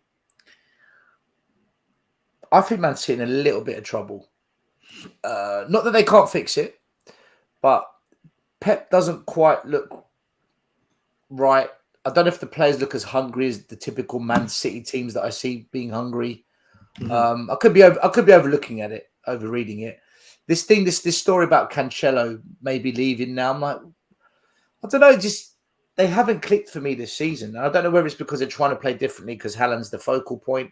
I just feel, or maybe because Sterling and Jesus were runners for them, and they haven't replaced the runners. There's something doesn't quite sit like it used to be at Man City. I think, personally, looking at it, I think the pressure's on Man City, and the Arsenal actually fucking good. And I think Man United under Ten Hag have improved so much so quickly. They've bought the right players they needed. He's got players back on board. I kind of feel like when we had that kind of 3-4 month period with Conte after January, like February, March, April, May, and we just took off. I kind of feel Man United are in that little wave with Ten Hag. Yeah. And I think Man United are going to beat them. I think Man United are going to be so fired up to get revenge in this one. And they've got belief. They're playing well. Casemiro looks like a fucking absolute stunning signing for them. He's really shored up that midfield. And then with Eriksen, Anthony, they've got the creativity. It just... I think they're catching Man United City at the right time. And it's at Old Trafford. I think City are going to lose this game. And I don't know if that actually puts pressure on Arsenal to come and take advantage of that, or whether if Man City were to beat them, that puts more pressure on Arsenal. I don't know what puts more pressure on Arsenal, but I think City are going to. I think United are going to win it. I do. I think if but I'm not underestimating them, by the way. I'm not underestimating because I know what they can do when their backs are up against the wall as well. I think if United beat Arsenal, that puts more pressure on Arsenal because then they've got the chance to go, 11 points clear? Something like 11. that. I think they're 5 points clear at the moment. Oh, is it 5? 8. 8, sorry. Yeah. Yeah. I'll agree with that. I'm seeing pretty much what Stel said. I wish I'd gone first now. Yeah, I did offer it to you. You're always copying everyone, Kuva. Always. Yeah, City, I agree. City look disjointed. I think everybody can see that at the moment. It's not the free-flowing City of last season. I think, in a way, they kind of miss Jesus because although Haaland is obviously a far superior goal scorer, Jesus is a good all-round footballer. He joins in with the build-up play so well. He's a really silky kind of passer of the ball. And I think they kind of lost a little bit of that. It might be something to do with the fact that Sterling and the others have gone. Some of the direct runnings out of the team as well. Perhaps the likes of Cancelo is not playing as well as expected. But there's something not quite clicking with City. They're still capable of winning a lot of games, but right now I don't see them. I agree. I think they're under pressure. I think United can do them because. Sorry, just finish it. United must have been loving it in recent weeks when they're seeing us at the top. Oh, Spurs are doing really well, but then suddenly we're not so much and we're sinking down the table. And then they look at Chelsea and Chelsea imploding week in, week out. Can't get the grips with all the new signings, new manager. They're out of the question. Liverpool misfiring. Nunes having a howler one week, doing okay the next week, then having another howler. Van Dijk out for 6 weeks. And all of the time, United had just quietly been improving and improving and improving. They're suddenly in fourth and they look good for it. I don't think they're under pressure because they know they're going forward. City are under huge pressure because they're expected to win the title. And they're not performing to the sort of standards they set for themselves. I think all the pressure's on them. And likewise, all the pressure is on Arsenal when they come to us because, let's face it, we're a shower of shit at the moment. And they are top of the table. Well, we are, aren't we? We have no idea what our performance is going to be like. Yeah, we do. Do you know, Kuva, do you know what? If I not that I would never tell Pep how to coach, right? Because he's elite. And I hate when people go in on him because he is elite. But if I was Pep, there's 3 things I would be doing right now. One, Alvarez needs more game time. The boy's a talent, right? He needs more game time. I would starting Grealish week in, week out, because my God, man, he causes problems. The guy just causes problems. And the other thing I would do is Rodri needs to be the starting holding mid. They're a different team when Rodri plays. If he can do those 3 things, I think they'll tick again. But he likes to listen. He likes to rotate, Pep, man. He loves to rotate. He loves it. Do you know what? Sorry, go on. No, go on, mate. Go on, you're right. Go on. I was going to say, I agree about the Grealish thing because if you've got the likes of Haaland in your team, really big, powerful bloke there. Feed him. And you've got Grealish. Grealish, one thing he does no matter what, even if he's being tightly marked, is he will draw fouls constantly, right the way through the game. He's exceptional at it. And if you have got that big target man like Haaland, it gives you such a powerful weapon when you've got the likes of De Bruyne to pick out a passer across from that sort of position. You've got your huge target man, and then you've got tons of talent backing it up. The likes of Mahrez hanging around for any loose ball. It's just getting it in there in the danger areas, and some of these players just bring it to you from Mahrez, Foden, Gundogan. Yeah, it's all there. Do you know the thing for me, Kuva? I almost feel like, I've never seen Pep rotate as much as he is at the moment. He always kind of had that team that he would always fall back on, and then every now and then he'd change a few things. At the moment, I feel like he's trying way too much. Now, obviously, who are we to criticise him? But, the first half against Chelsea in the league the other week, the first half he was trying some sort of, Rodri was like, they said it was like the old Beckenbauer role. He was sort of in between the halfway line of the penalty area, but not in his normal centre circle area. And and then when he went back to the normal kind of 4-3-3, so to speak, City look like City again, and then he changes it completely for Southampton. It just feels weird. Like when they turn it on, but there's no consistency. However, I will go against you guys. I think they'll win today. I think they're a wounded animal. I think he'll give them a kick up the backside, and I think it will spur them on for one of their 10 to 12 game runs. And then they've got Tottenham next, haven't they? So that should be fun. You're not confident about that, then? Good God.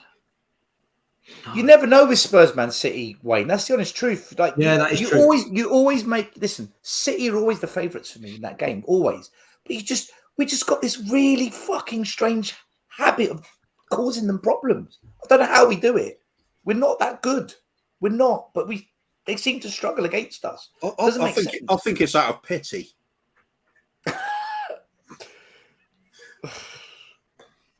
Do you think Pep's doing it on purpose just to fucking say, yeah, Arteta, I coached him? Do you think he's just bending over for fucking Arteta to prove a point that he can coach coaches as well as players? Well, it's strange, isn't it? Because you look at it and you think, just keep a consistent team, and City are brilliant. But he's almost got too many defenders to pick from now. Like, I remember when he just kind of had a threadbare back four, you knew what their defence was going to be. Now it's like 1 week of Kanjay centre-half, then it's Stones, then Walker shifts in there, and then you've got Laporte in there, and it's like what we were saying earlier, the partnership aspect seems to have gone from that. And I think when they put their best 11 out, no one can match them. But is Diaz injured, Sarah? Ruben Diaz, is he injured? I haven't seen him for ages. I think he must be. See, I think he's their best centre back. I think he's the best centre back they've got. And again, up top, he's got a lot of options, and I don't know whether maybe they've got too many options. You know, they've got off the left, they've got both Grealish and Foden that can play from there. You know, off the right, they've got Bernardo Silva that can go out there, plus Mahrez can go out there. Then you've got Haaland, Alvarez. Have they got too much? I know it's a problem we'd love to have at Spurs, but have they got too much in that area? Wayne, no disrespect to you, but you know the season you won the league? Yeah, it's fine. A lot of teams were in transition or falling off or just not quite at it, right? I look at Arsenal this year, and like Sava said, Chelsea are a fucking shit show right now.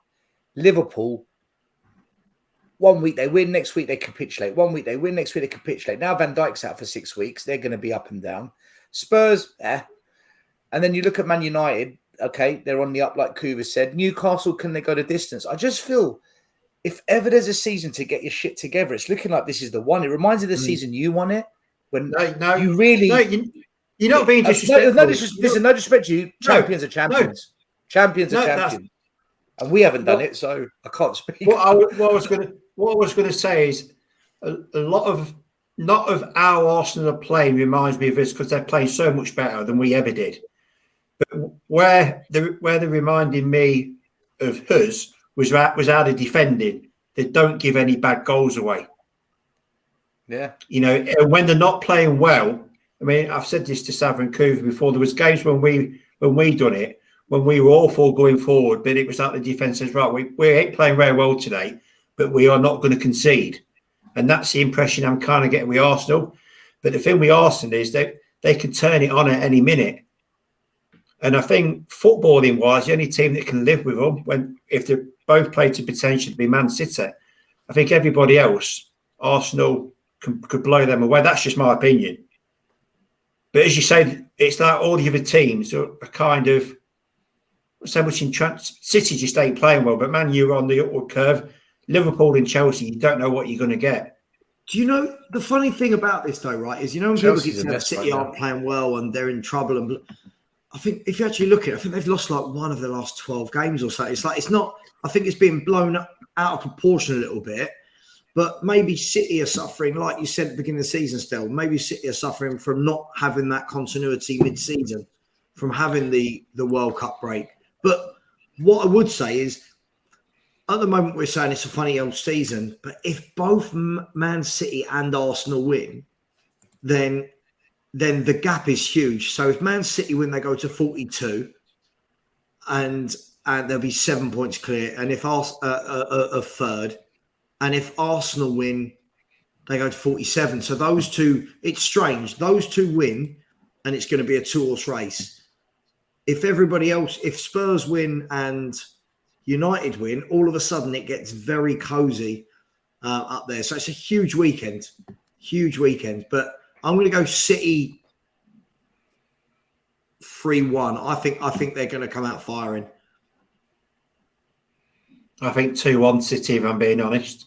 I think because of how they played the other night, I just think not so much Guardiola, I'll have him fired up, but I think he'll play his best team that he can. There'll be no, Rodri will start, he'll have De Bruyne, Silva and Foden. And he'll probably have Grealish, Mahrez and Haaland up front.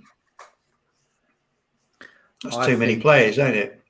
Yeah, I think it's between Foden and Grealish who starts, if I'm being honest. I'd start Grealish. I mean, I think against Chelsea, they just about got a 1-0 win. And Chelsea are not good. And against Southampton, they didn't even get one shot on target. I just think Man United have caught them right at the best time, and it's at home. Do you know what? I'm going 2-0 Man United. I'm going 2-0. Still, that's why. And if this was at the Etihad, I'd totally agree with that. And I think it was yesterday afternoon I spoke to my mate. His City season ticket holder has been since like the middle of the 90s, so he's seen the club go up. And he said to me, if this was at home, I'd fear it. He said, but we always play well at their ground. Wait, do you know what? When I went up to Old Trafford this season, we lost 2-0. We were fucking crap as hell. Anyway, one thing you did sense there, and you kind of felt it before the game, you definitely felt it during, and afterwards you knew. There's a good vibe at Man United right now. They're very optimistic. This isn't that, Ollie got a second, Mourinho won us the cap. There's a belief, and you can sense it. The right manager is at the club right now. They've actually got the right manager there. And that, in a derby game, I don't know. I don't think City are going to the same Old Trafford they've been to in the past 3-4 years. No, I think they're going to a different Old Trafford. I think you're right.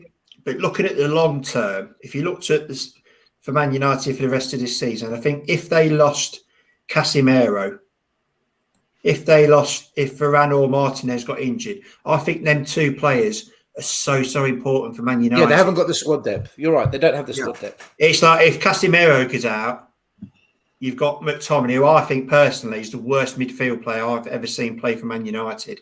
I think he's shocking. All he does is goes around kicking people. He can't do anything. That's my opinion. To be honest with you, only Man City have got the squad depth for this season. But saying that, once Arsenal get Smith Rowe back, once they get Jesus, if they buy that Mudryk guy, suddenly they've got depth as well. Suddenly Arsenal have got depth. Everyone else hasn't got it. Liverpool haven't got it. Chelsea ain't got it. Tottenham ain't got it. I don't mean Chelsea got injuries. It was flying around Leicester last night on Leicester Twitter that Tielemans is on his way to Arsenal for 25 million. If they get Tielemans and Mudryk, I'm telling you, it's going to be a difficult season for Spurs fans. I'm telling you, we're in for one hell of a fucking horrible season. It's bad enough as it is. Just quickly, guys and girls, thank you, Ryan Isaacs. Can I please ask if anybody is going to donate, please put it through the GoFundMe, please. It means all of 100% of the donation gets there. I'll put the link in the chat. He has said, good morning, gents. Here supporting the cause. It's North London Derby weekend officially. Ryan, it certainly is. Thank you so much. Sava, as an idea. Sava, I was just going to say, I'm sure there's a way you can turn super chats off. Yeah. I'll look into it. Yeah, I'll look in the background. In the studio. Sorry, Sal. I was going to say, at the bottom where it's scrolling, rather than having the long message, why not put do not super chat, donate to this link instead or something? Yeah, actually, good idea. YouTube are taking all the fucking money. Or you could just put Sava's in the mud, he's wearing a red shirt. It's maroon. It's maroon. It's crazy. Look, we've nearly made it through to 7 a.m., which means that we're getting there. And look, the Manchester derby, should I say, will kick off in just under 6 hours' time. So, so we've got that to look forward to. The 3 o'clock kickoffs. I think there's Brentford versus Bournemouth. That top of the table heavyweight clash is at 5:30 as well. And then the 8 p.m., the only game I could find, I believe, was Lyon and Strasbourg. So once we do that, it's 24 hours. But guys, is this going to be the tightest season we've seen for a while? In terms of, for the last 5 years, it feels like it's pretty much been Man City, Liverpool. Are we going to see a really tight race between 3 or 4 teams, or are we going to see what we normally see at this stage of the season and 1 or 2 pull away? Where are we at with that? For me, it's a title race between City and Arsenal, Newcastle as well. Sorry, 3-way race, and Man United just coasting in 4th with no real challenge to it. Yeah. Can't tell you who's going to win out of the top 3 though. That's the some of these. Your top Arsenal, Arsenal, City, and Newcastle top 3. Do you think so? You think Newcastle are going to stay up there? Yep. Yeah. Absolutely no doubt in my mind at all. Is everyone in agreement? They feel Newcastle are going to be in that top 4 come the end of the season? 100%. They've got no Europe. They've got no midweek. Yeah. I was just about to say laughing. that, Newcastle are laughing. Estelle brought it up. The season we won the league, we only had 1 game a week. And that, we played the same team every single week. So, things fell for us. And I think they're out of the FA Cup as well. Yeah. There is that. But regarding the title, I still think City will win it because they're capable of winning 13, 14 games on the trot. And the thing with Arsenal is, could they implode again this season like they did last year? Now, I know they've made 2 or 3 really good signings and they might get a couple more. But I think winning the first trophy is always the hardest. Yeah. I know they've won the FA Cup. You're talking about the league now.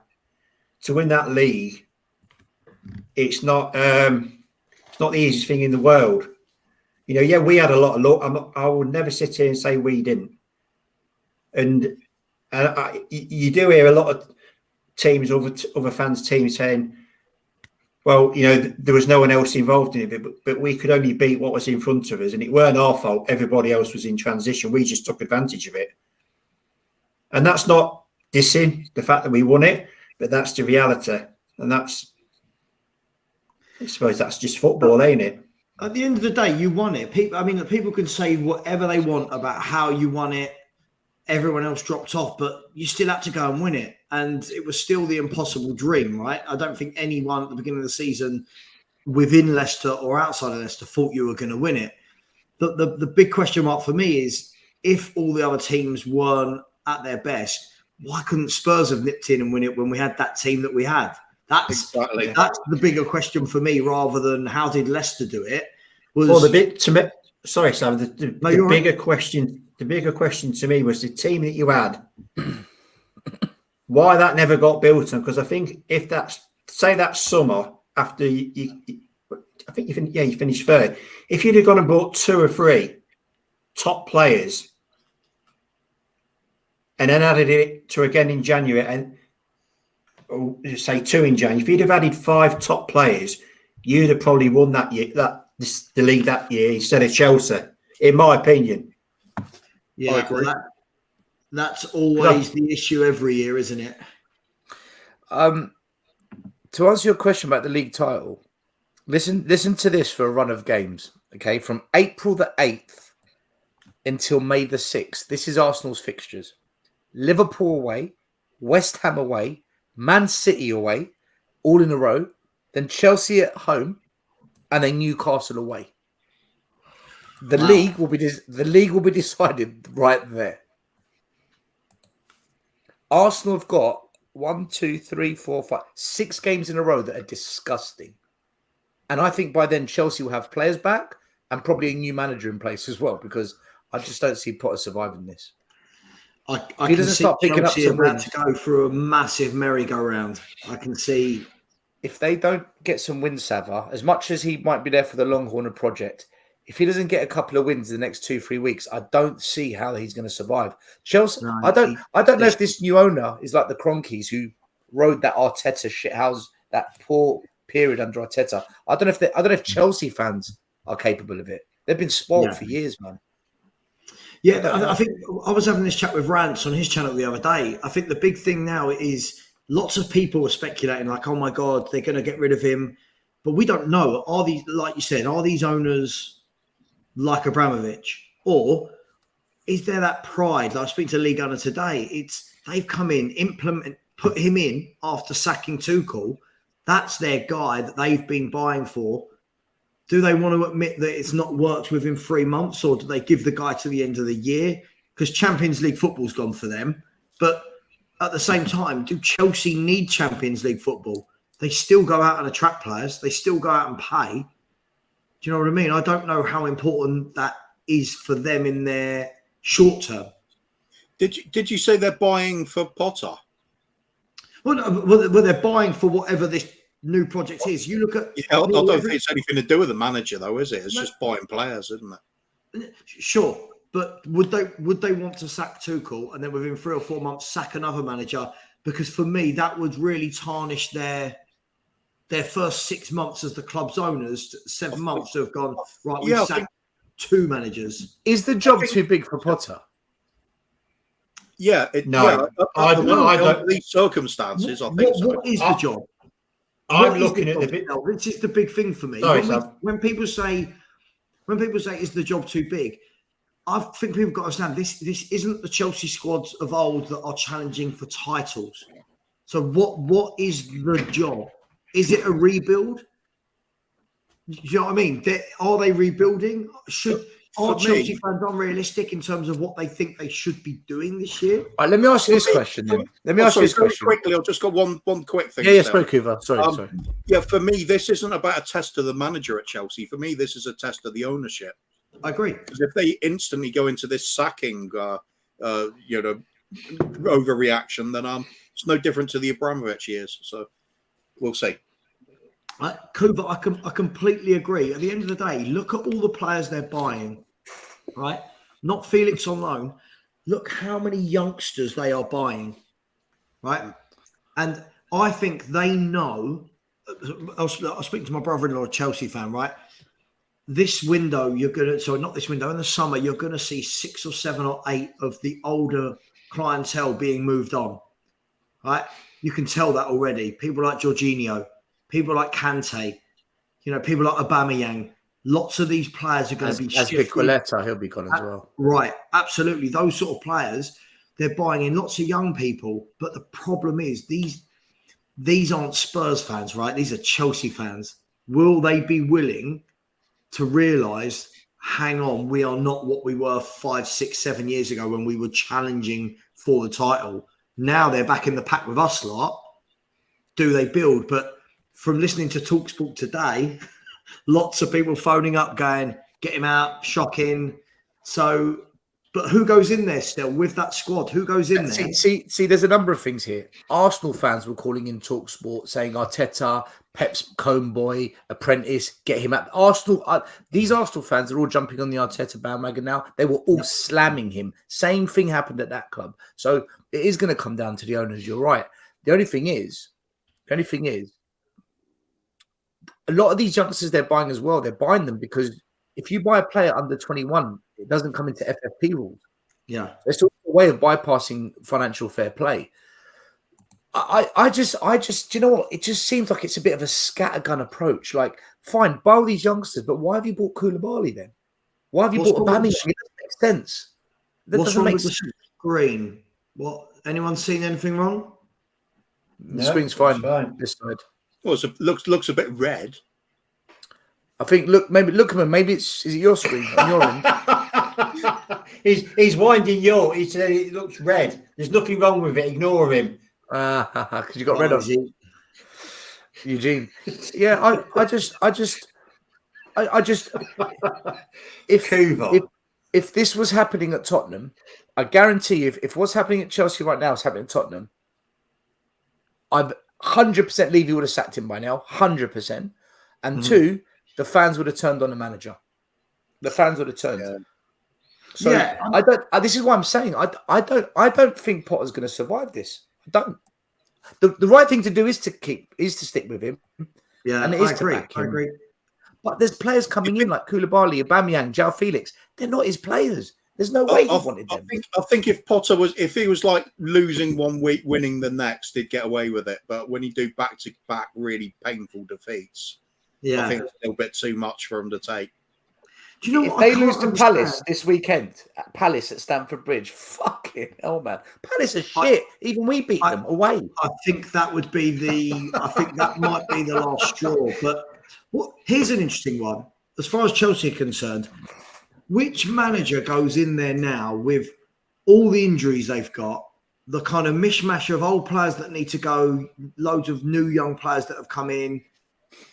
Which manager do Chelsea fans think goes in there immediately? Conte.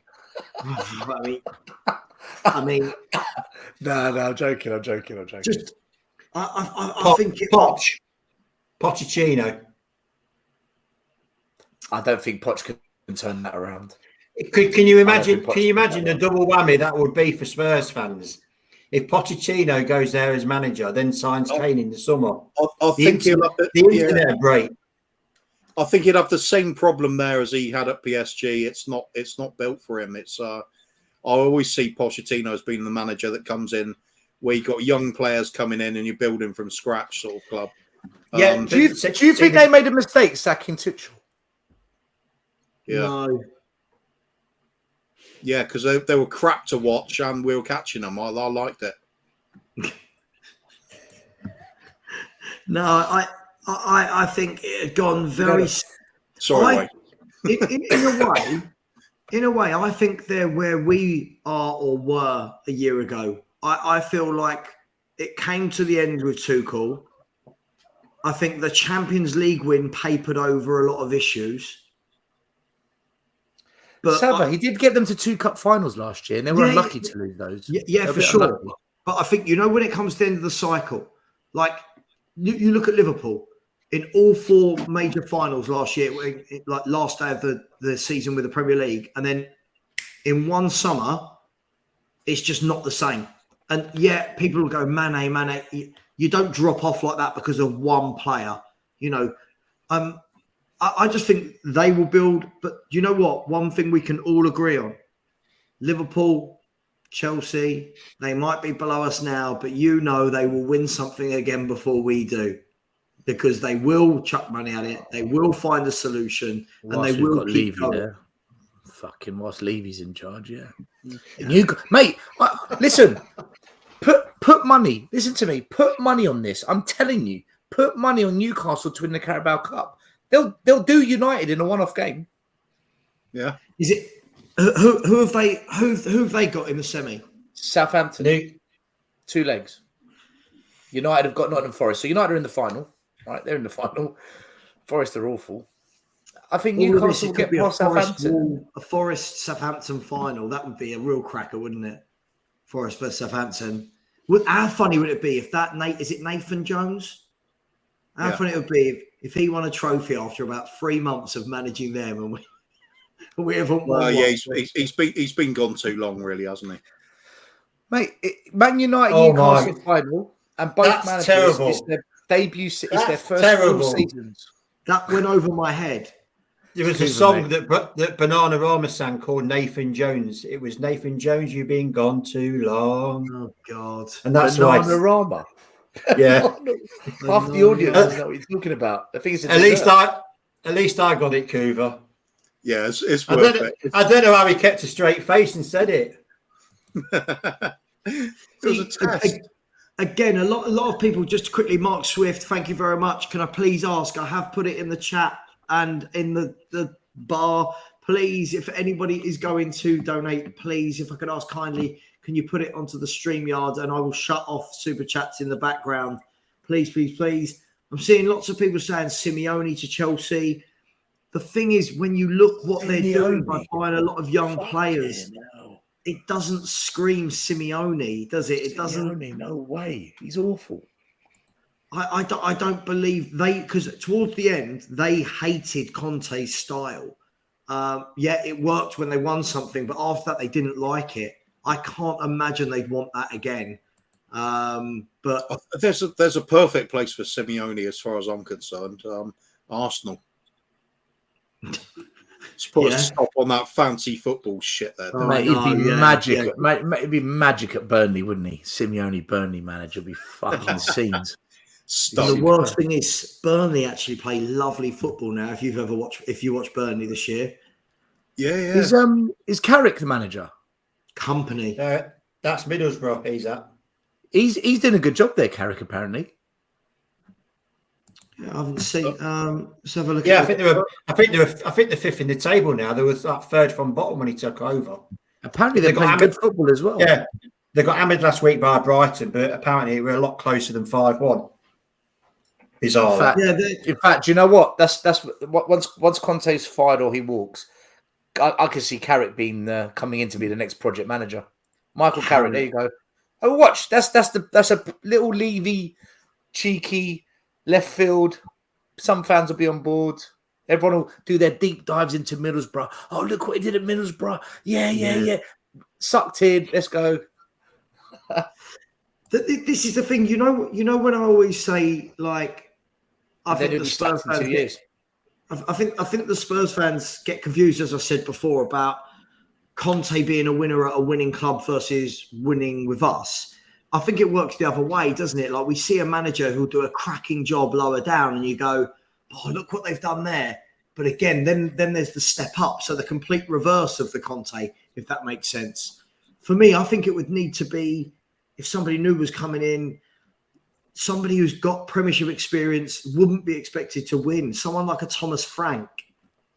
Do you know what I mean? Who wouldn't, I don't think he'd come in and the Spurs fans would automatically go, oh my God, this is the guy that's going to win us something. But equally, it doesn't matter, does it, who comes in now? We know that, right? So I think after Conte, there is no manager that's going to appease the fan base because we've gone for everyone. I don't think there's any type of manager we're going to say, yeah. What about Poch? How would that go down? 50-50 split. Split everyone. I absolutely love Pochettino, but he'd be a fool to come back to this club at the moment. When we had the chance to break, in fact, it doesn't matter. Whoever comes in isn't going to get backed. He'll be the same fucking shit. Let's have Emerson Royale, bit of no-look management. Yeah. Well, we've got no-look chairman. Let's trickle it right down. No-look chairman. Just quickly, there's 143 of you in the chat. Happy Saturday to you. It is 7 a.m. If you would like to donate, please. That is the whole point of us doing the 24-hour chat. As much as we're here for your entertainment to discuss all things football, please, the link is in the chat. I'm putting it, the link is pinned. I'm putting it in the chat as well. Please donate for the British Heart Foundation. Let's see if we can get to $2,000 as quickly as possible. I mean, still, that is truly the worry, isn't it? Is we would have gone through Conte, Poch, Nuno, Jose, Redknapp, AVB, Redknapp, Yol, Ramos. A lot of them winners in their own right at previous clubs. They've all won. They've all won. What do we do now? What if that doesn't change fans' mind? What can their aspirations for this football club possibly be? If that list of managers doesn't tell you that no one's going to win, what can they want? Someone said to me today, is your channel just about moaning, complaining and having a dig and questioning the board and you just don't talk about football no more? Is that what you're about? And my reply to him was, well, when you spent all these years defending Enoch and Levy, all your conversation was about the financials, the stadium, the architecture and the cash flow, and look where we've come as a club. So now I want to talk about it. You want to talk about the football because I'm complaining because the football shit. But you can't cherry pick if you want to talk about financials to defend your argument, then have a dig at me when I talk about your argument, because I'm not talking about the football no more. I said to him, I'll talk about the football as much as you like. It's shit. We ain't got the right players. We haven't backed the manager, in my opinion. We've got too much deadwood at the club. And once Harry Kane goes, then you'll see why I've been kicking off for the past 5 years, because then we're really fucked. So, Sava, I don't think there's anyone that saves this club, unless we get a miracle lucky Poch that comes in that somehow makes us compete again. But even that guy will fail eventually, Sava. You know it. He'll fail eventually as well. I need to reply to, when I see silly comments in the chat, you know, when you see one and you think, oh my God, really? So Liam said, Simeone to Tottenham. I'm sick of trying to play attacking football and not winning any trophies. Which one is it, Savaha? Fancy football or trophies? Kuva, I know this grinds your gears as well. Liam, let me ask you a question. We are not trying to play football now and we're not winning trophies. We can try and play fancy football. We're not winning trophies. Please, please, please stop this correlation that the only way that any club can win trophies is by not playing good football. It is ridiculous. There's no correlation between the two things. Yeah? All I've ever said is if you want to play Conte-style football, or Conte ball as they call it, back him and give him the players. If you don't, there's no point the guy being here. Conte's not going to win here. The next manager's not going to win here. The owners need to go. Why does it have to be fancy football or trophies, Kuva? Why? I don't get it. He says he's joking. Oh, he's got to be, please, because it winds me up so much. I'll still say it's Greg Spur, though. I'm sticking with it. Possibly. it just winds me up like no end. I mean, be honest, Stel, do you think now it's 100% he's not here next year? No, it's not 100%. It's not 100%, but like I said, that contract not being signed by now for me was a real killer blow to whatever direction I thought we might get ourselves onto. I don't see how this works. I don't see how we. Okay, you just want a straight answer, don't you? Yeah, I think he won't be here. He won't be here next year. Yeah, listen, I do agree with you. I think the whole contract thing's just got stupid. I thought he should have walked. I thought he should have walked in the summer. Go on. Please, Mr. Saba, may I go and make a cup of tea? You may. Is he mocking me? Yes. Probably. Yeah. I'll be back in a minute. Yeah, Coover, you know those old movies. Please, sir. Please. Please, sir. There's nothing wrong with having some manners. There isn't. We're not used to it. We're not used to it. Down south. Guys, let's discuss this. I'm up north. I'm a northerner. Yeah, you say good morning and hello and things, don't you? Champions League not all the time, no. Has anyone got a club down as a favourite? I'm not looking at anyone and thinking, oh, you're really good this year. Bayern for me. Bayern? Of the group games that I've seen, yeah, they look the most I think when they went to Barcelona, and that Barcelona team they've got now, it's not shabby. It's getting better all the time. But they were a step above Barcelona. Yeah, I think whoever beats Munich, I think to win it you're gonna have to beat Munich. Saying that, Liverpool will probably knock them out. I don't think you can write off Real Madrid, as always. I think you're right. Bayern looked good this year. I think PSG potentially. I'll tell you a dark horse, Napoli. Normally Napoli just fuck it all up and bottle it at the end of the Serie A season. They're 10 points clear. But this is different. They're in a good position. Napoli, they're dark horses. They dismantled Juventus last night, and it should have been 10-1. They had chance after chance, but they all look at it. I think they're about to end this Inter Milan, Juve, AC Milan dominance. I really do. I think they're. Savo, thanks for that. I'd take that and didn't know the score, so thanks for that. I'll save me having to watch it now. Oh, sorry, mate. I didn't. Well, listen, you know, we're on a I should have said. I know. Man City, they're still capable. They're still capable. I know they get laughed at a lot because they keep bottling it, but they are capable. I think the difficulty is, right, is getting over the line in that competition, and the Real Madrid are just so good at it. You know, I'm not saying they'll definitely win it this year, but they're so good at it. I'll tell you what's interesting. For the first time in a very, very, very, very long time, the next round could see Liverpool, Chelsea and Spurs all crash out. The way things are at the moment, they could all crash out. I look at all of them. I mean, Bayern have been patchy at times this year. Real Madrid have dropped way behind Barcelona now. Barcelona are out. City are not flying. Chelsea are still in it. Yeah, Chelsea still in it. They've got Dortmund. They've got Dortmund. Yeah, Dortmund aren't what they were. Yeah, I think it's a real open competition. This has got the vibes of the Porto year. But I say this most years, and then one of the big boys tends to Madrid to come through, don't they? Because they know it's what they do from now to the end, not the group stages, right? The group is just about getting through. But yeah, it's interesting. So no one giving Tottenham any hope for the Champions League. Yeah, Treble's on. Treble, he's back. He's back. Look, here he is. Here he is. Where's your cup of tea? Do you know what I said something to who was it?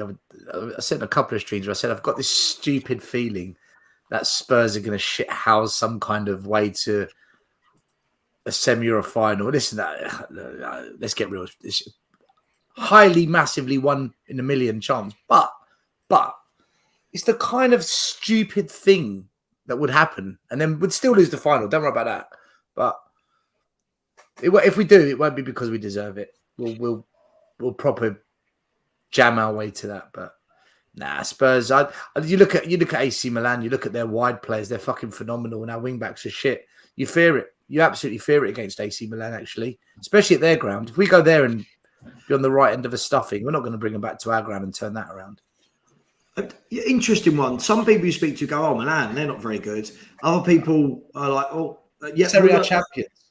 Listen, that's our fan base. Our fan base think we're brilliant, but then have an excuse every time we don't win anything. I mean, Ayush has said he's got a feeling that we're going to fluke a semi-stroke-final. Kuva, you like stroking? Semis. I certainly like fluking a semi. Keyword is fluke. Fluke a semi. At my age, you take what you can get. Oh, yeah. Deary me. Yeah, it could be one of those weird seasons, couldn't it? That's football, isn't it? Everything points towards us not doing anything. So perhaps we have got a semi-final or final on the horizon. But you know what's going to happen, even if we do make the final or semi-final, we'll probably do the reverse, because that will be Spursy then. Go 2-0 up and then piss the game away in the second half. Yeah, to someone like Portsmouth. Could you imagine that? Yeah. Listen, I think the best Spurs can do this year is get top 4. Now, I think that realistically, FA Cup, as soon as we play a big boy club, we'll. Yeah, here's a question for you then. Would you accept Arsenal winning the league if it meant you winning the FA Cup? I would. Yeah, we did that in 91.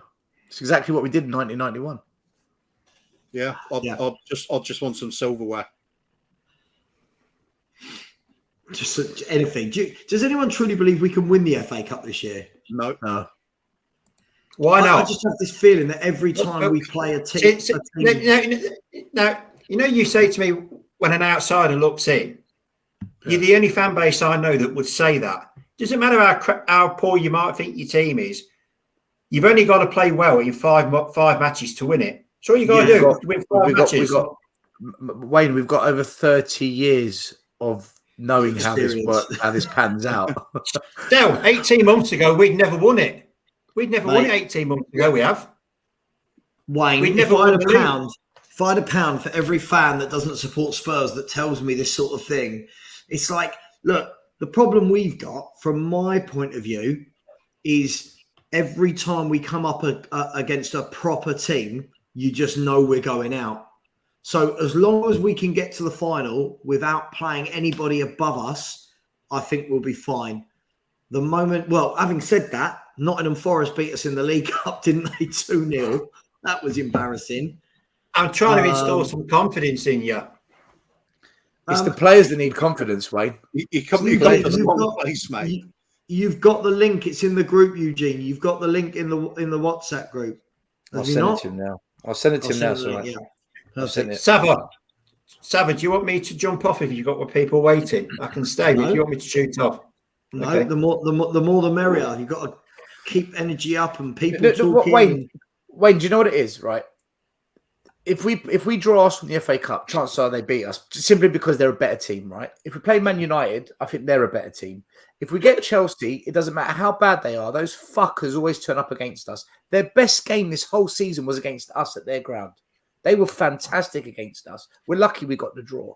So that's them three. Liverpool, they tend to have our number in the cup. We're going to have to play two of them. We might get past one. Two, with Dyer and Davies and Sanchez and them, fucking no chance. Yeah, I get all that. And I get everything that you're saying. You know your team better than I ever will. But why can't you go into these games thinking, do you know what, we can do this? Doesn't matter how crap your players are playing. Because we never do. We never do it. But don't you think? And I'm sorry, I know I'm frustrating you, Kuva. And this is just payback for going like that. You're not frustrating me, no. It's the simple answer is because I've tried doing that for the past 30 years, every bloody year. And I've got to the point now, I am broken. This club's winning nothing. I'm done with all this shit. I just want change of management. We went away to Nottingham Forest and lost 2-0. How the fuck are we going to beat Arsenal United? Not just lost to Forest, but lost to Forest's reserve team. We lost to Newcastle, Aston Villa at home. Yeah, we're the worst football I've seen in decades. Hey, we're playing there in 8 hours and we always get beat there. Who's that? Forest, the Tree Huggers. We've got them later today at 3 o'clock. We never win there. They found a little bit of form lately. They found that they picked up a little bit of form. And they always beat us at their ground, all the time. I hear what you're saying, Wayne, yeah? I hear cup competitions. I just don't have belief, Sava. I don't have belief anymore. I've lost belief. No, absolutely. I think, look, it's like when I watched us play against Nottingham Forest in the cup, first of all, it told me that the cup didn't really seem that important to whether it was Conte, whether it was the players or all of them. It just didn't seem like it was a priority.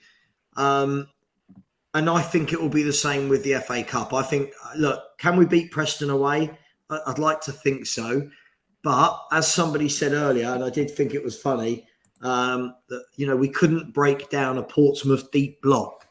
And it took a Harry Kane special to get us past Portsmouth. So do I have any hope that if we were to go for an away game at Elland Road or an away game at, you know what I mean, at Villa Park, do I think we'd win?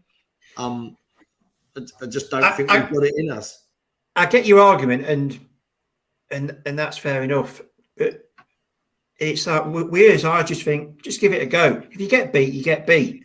But give it a go. But it's almost, I always feel that sometimes a lot of you fans think you beat it before you even walk on the pitch. Or it's like, you've got Man City. I don't think it's the fans, though, Wayne. Like, I think when we're saying we're beaten before we step on the pitch, I think, look, we've got a set way of playing with the players that we've got. And it's we're not, like you say, give it a go. The team isn't set up to go and give it a go, is it, Kuva? It's not a team that where you go, right, we're going to go up and at them today. We're very specific in the way we play. We let teams come on to us. We try and counter. The better teams all go 2-0 up against us because they know how to play us. So it's not about us giving it a go. To dare is to do, and we neither dare nor do.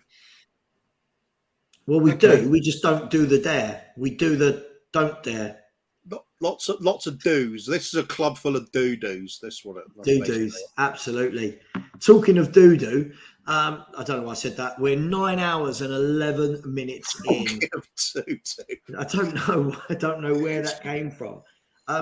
Everybody, thank you so much for your support so far. Where are we? We are at $258 in super chat revenue, 265 likes.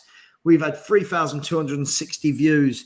We've been streaming for 9 hours and 11 minutes, and we've got £1,266 in the Just Giving page.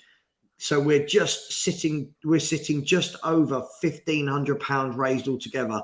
Let's get it to 2,000. If you're in the chat, £1, £2, £3, whatever it may be, let's get it in there. And I've put my money where my mouth is and stuck my own money in today. So come on, let's make this happen. Who have you got in the FA Cup, Wayne? Walsall away. Are you confident you're going to win the FA Cup this year? I think we've got as much chance as everyone. We ain't out yet. So we ain't out yet. We can still win it. Catch you out. I was trying to catch you out with that. I was hoping you'd go no, and I could go, oh, what happened to blah, blah, blah, blah, blah, blah. Here it is. Eugene, are you driving? Are you driving safely? Yeah, don't worry. I'm used to doing this. Hi, guys. Hi, mate. You all right? Hello, Eugene. Yeah. Just here to represent Malaysia, right? For your charity stream, Sava, right? Yeah, we're still going strong. We're at 9 hours and 13 minutes, Eugene. We're going strong. Eugene, give me 3 reasons why Tottenham are going to win the FA Cup this year. Levy out, Enoch out, Conte walks. There you go. That's where we're at as a fan base, Wayne. That's the problem. I wish you hadn't said no now. Say that again. Why do you think we're going to win the FA Cup? Oh, I do not think we're going to win the FA Cup. But why can't you? You're still in it. This is what I don't get. You're still in it. You've got as much chance as everybody else. We don't win cups. Our cup is the top 4. Right? We get a top 4 cup. But can I just say, if it gets to June the 3rd and Luis is lifting the trophy, I'm going to call all four of you out. Why? Who's signing Lloris then? I give up. Wayne, honestly, we know this club so well. Listen, can anybody win the FA Cup? Sava, imagine we get to the final, right? 1 week before the FA Cup final, Conte gets sacked. It wouldn't surprise me. It wouldn't surprise me. We've seen it all before. But if Southampton can knock out Man City, why can't Spurs beat Man U or Liverpool or Chelsea? Okay, Haas, we haven't managed to beat any one of those teams this year. The best team we've beaten. Here's Bob Spur. He's in a car as well, I think. Oh, ding, ding, ding, ding, ding, ding, ding, ding. How you doing? Hey, Bobby. You're hallucinating yet, Sav? Am I hallucinating? Yeah. No, but I like how dark your camera is. It means we don't have to see but racism as soon as I come on, man. That's amazing. Just that's casual amazing. racism, though. That's all right. Yeah, right? Yeah. Oh, how are we doing, guys? It's nice and light wherever Eugene is, and it's not where you are, Bob. Mate, I'm on my way to work. Look at it. Look. Oh, literally on my way. I know. So it's a bit shitty. Lovely. Well, I'm on my way back home for my break. Yeah. I'm gonna start driving, Sam. I'm just gonna put the camera off, mate, because I can't risk any more points. Yeah, you do what you've got to do. You do what you've got to do.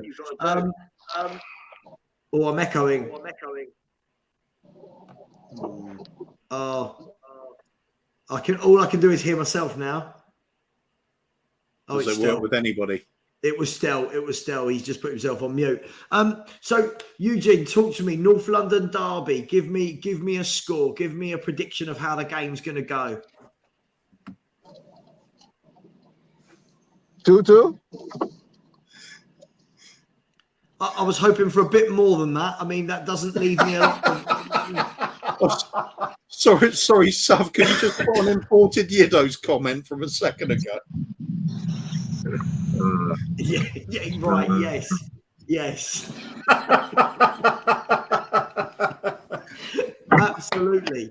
Absolutely, yeah. It's I like that. You imported Yido. You've got to remember that the guy with positivity has seen his team win a league and FA Cup in the last 7 years. So what it feels like. Sorry, I've let Eugene talk. Sorry. Go on, Eugene. Talk to me about the North London derby. That's okay. No, I'm saying for the North London derby, right? Based on form, of course, we are shit, right? Based on form, they are brilliant, right? But it's the North London. We do get the fans behind our players, and we're still shit, right? So it wouldn't help much. Our biggest hope is for a draw, unless the referee is on our side, right? And there's some external influence out there. Because for all you know, if Manchester United beat M City tonight, Arsenal can afford to lose to us. To be fair, right? Yeah. All right. And I've been saying all the while, Pep Guardiola is going to give back this Premier League title and give it to Arteta as his parting gift. Right? My good Padawan. I mean, Bob, can you hear me, Bob? Yeah, can you hear me? All right. I think I'll go, mate. Yeah. Loud and clear. What's your thoughts? But you're normally quite positive, Bob. What's your thoughts about this North London derby? I'll be honest with you, and I've said this. By the way, big up, Wade. I think it was this time last year you and Daigle started talking for good reason. Yeah. We might go. Yeah. But, long time no speak. You're right. Yeah, I know, mate. I know. Big up, mate. For me, it's the smugness that Arsenal have got at the moment, mate. I mean, obviously, I always say 4-1 Spurs. I've never wanted to beat Arsenal more than now. Purely and simply, there's arrogance and smugness about Arsenal fans have always been wankers anyway. Yeah, that's standard. But the entitlement that the way the players are walking around, but more so Arteta. They're this untouchable aura. You know, they've just been charged for being the way they behave against Oxford, man. I mean, come on. There's this something not likable about Arsenal at the moment. The fact they're playing probably the best football in the league is added to it. But yeah, this smugness and this attitude that they've got at this moment, some would say rightly so. But I just want to wipe that smugness off their face, even if it is just for 90 minutes, man. I never want to beat Arsenal more than what now. I agree with Bob on that. You know, not so much the fans, but the players, and especially the manager. They're coming across as it's almost like they think they've won it before they actually have won it. Yeah. If that kind of makes sense. And ejaculation. Yeah, and I think if it goes tits up from the banter that will get chucked at them from all sides, and they'll deserve it. Yeah, I think it's a difficult one, isn't it? Arteta, this will be the first time in his managerial career that he's been involved at this level, right, in terms of a title race. I'm guessing this is brand new for him. He's not an experienced manager that knows how to play this coolly and calmly. There's probably not many winners and leaders within that Arsenal team that have won things, and so I don't blame them in a way. But for me, it's more the fans than anything, guys. It's my Arsenal mates are unbearable at the moment. It's gone from Arteta out, he's the worst thing ever, to, oh my God, this could be the best managerial season ever. And you're like, oh, wow. Like, that took a turn in 15, 16 games. Sava, this is exactly what our fans do as well, though. Oh, but is it all fans, Coo? It's all fans, though, isn't it, Coo? There's always a fickle element for every fan. I just think it feels like us and the Gooners are the worst for it, though. Yeah. I just think the premature jizzing at this time of moment by everyone. Premature jizzing. I've never heard that. It's a thing. There's no such thing as premature jizzing. It just means your bird can't keep up. That's it, yeah. Dear me. Sorry, it's 7. It's 7:30 in the morning, man. I've come in within the wall vibe, so sorry about that. No, you're absolutely. Listen, for us, this is in the wall vibes. It's 9 hours and 20 minutes in. How do you feel, Saf? How do you feel, mate? How do you feel? I'm all right.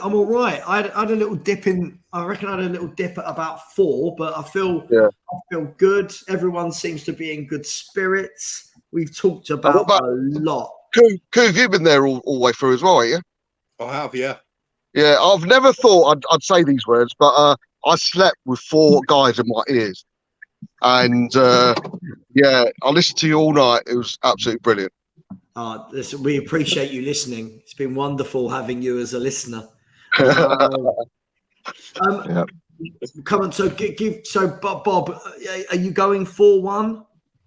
Yeah, always, mate, always, 100%.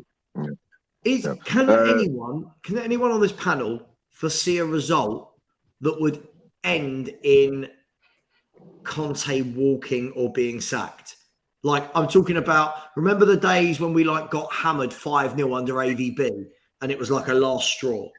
Does anyone see anything like that with how volatile it is? I think if we come off the back of consecutive defeats, mate, maybe. But the fact that, and let's be honest, we were good against Palace away. 1-off, yeah. We did play well. Portsmouth, I didn't watch a second of that game, and from what I hear, wasn't great. But I think if the fact we're coming off 2 wins, regardless of how we performed, and a clean sheet, yeah, if we took a battering, then I think there may be consequences. But the fact we're coming off 2, there is maybe it's the optimism as always. I hope that kills all Spurs fans. I think we will beat them, man. And I'm not just saying this because of the 4-1 and all this. I truly believe there's something there to suggest that we're going to beat them, and I'm going to go back to my tablets. But Trevor, guys, I'm going to make a move. I reached home. Keep up the show. Maybe I'll join you guys again later, right, on the way to work or something like that, guys. And guys, don't forget, please donate to the charitable fund that the Stava is doing now.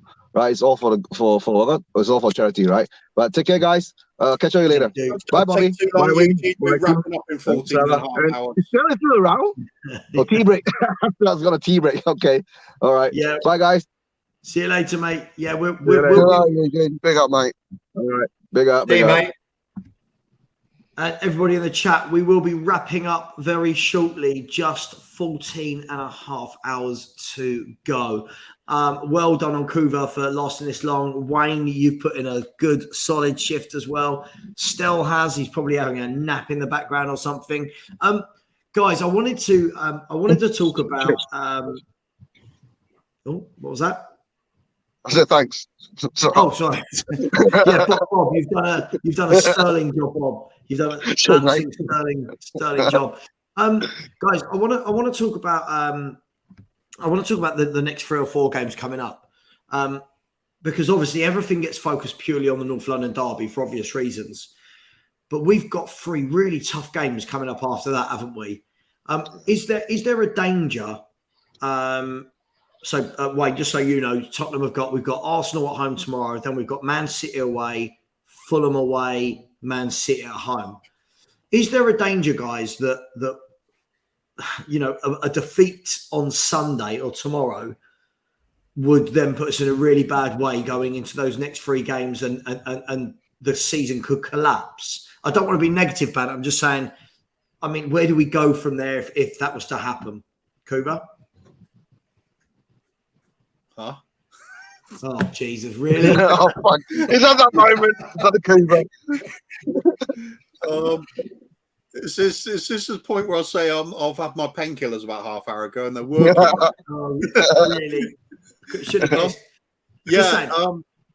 Did you hear? Stuff football Spurs. I'll answer it. Wayne, you answer. Go on, mate. Basically, if you lose tomorrow, if you lose your next 4 games, And I think if you get hammered tomorrow and Man City demolish you both times and you lose at Fulham, then I think whether it'll be curtains for Conte or Conte walks, but I can't see you losing all 4.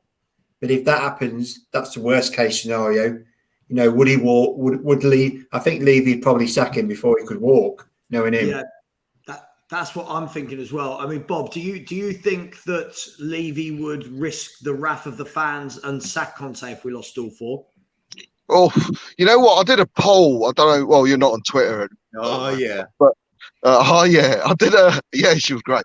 Yeah, I did a poll on Twitter, and I just kept it simple. I go, look, Levy in, Levy out, or ENIC change, and Lenik out one by 81%. I didn't put any narrative to it. I just asked a simple question. So it just does show where we are as a fan base. With regards to the if Lenik would actually do it, yeah, of course they would. But it also depended on how close, how true this takeover rumours are. Now, from what you hear, there is a lot of fire, there is a lot of smoke, and there's a lot of truth behind it. Minority stake. I'm not an accountant, man. I'm not a finance guy. Means nothing to me. With regards to the games, Arsenal form does go out the window. We've known that. Man City is going to be a weird one because yes, we are their bogey team. We know that. We do perform well against them normally. We do get a result, but they're probably at the most dangerous at the moment. Not playing well. There isn't something right. I heard you guys earlier, and they're going to want to prove a point. And Man City wanted to prove a point against a club who do well against them normally. Yeah, I think that's going to be the most dangerous. And if there is a spanking on the horizon, then it's likely to be the City game, I reckon. And that could potentially, put the team to pieces, confidence-wise. Yeah, I think it's a bit of a shame you didn't have your poll was ENIC in, ENIC out, or Qatari investment option. Yeah, because then you could have had in, out, or shake it all about. Yeah. Oh, good God, it's getting worse, isn't it? We're waiting on that one. Yes. Right. Okay. I'm going to do that now, too. I'm going to go on Twitter now to do that. One thing I see a lot of people talk about is this, and big up BT, always in the chat, is whether or not losing to Arsenal and City would actually, obviously not planning to, but would 2 defeats in those games help improve our transfer situation? I've been saying this for years. Every time we lose at this sort of time of the year and we need reinforcements, you always think, well, maybe that will make them jump into the market. But it won't, will it? They're going to do what they're going to do regardless, right? No, do you reckon? Oh, no. I'll just ask the question in my own head, then realise it was a fucking stupid question. I was going to ask, do you reckon Lineker are holding back to invest because there is a takeover coming? But they've been holding back for 22 years, so no, probably not. No, that's not as daft as it sounds. I think you've got to, you could be thinking that. They might be thinking, why would we go out and spend £200 million when we've got money? We could have money coming from an outside investor. Or perhaps well, obviously, don't doubt any of us is financial that much savvy about it. Well, except for Sava, because it sounds like it. I'm talking bollocks now. Yeah. Anyway, it could be we're not investing. We're not investing because it's good to have a cash heavy amount of cash left in the bank, and you can use that as a indicator about how well we're doing financially to investors. I don't know if it would work that way or not, but it's a question. Or I could have just said nothing. I wish I'd chosen that option. No, it's good. Always choose something. I mean, it's an awkward one, isn't it? Because you'd like to think that if he's been bought in, he's been told, yeah, there is money available. And if there isn't money available, it must be because something has gone wrong, right? Not that he's been lied to. But I just can't see what the hold-up is. Why weren't players, if we're talking transfer window now, why weren't players lined up for January 1st? Why weren't they lined up for before players to come in to play in this North London derby? Give the fans a real raise. What Bob? What's going on with this? Mate, it's a guessing game. Absolutely no idea. Like you say, the only reason you think Conte would sign is if we've been promised. And we've gone over this many a times. Now the situation is that, there's reports from ITKs that Conte's going to stay here till we've won a trophy. And I saw the image that you put out, Sam. He was like 90 years old. Still in the jacket. Maybe there is, and hope.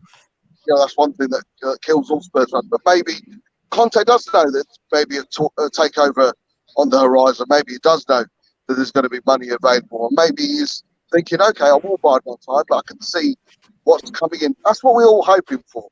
I don't care if it's coming from Qatar, if it's coming in from America. I don't care where the money comes from. I'm not a hypocrite. I'm not going to sit there and watch the Premier League, Man City, Newcastle, the World Cup, and then say, no, I don't want no Qatari to take over. I don't know what impression that was, but I'm not a hypocrite. I don't care where the money comes from. All I want is a successful Spurs. And I believe if we've got money, Conte is the right man. But if there's no money and it's Lenik, then Mason in, man. All the way. When you say that, I mean, do you truly believe that if he goes, you might as well give it to Mason, or because obviously you like joking about a lot, but are you serious with that? 100%. I said this, and Kuba knows. I've been saying this for over a year, mate. When we have that 75-day debacle of looking for a manager, I go, what's the point?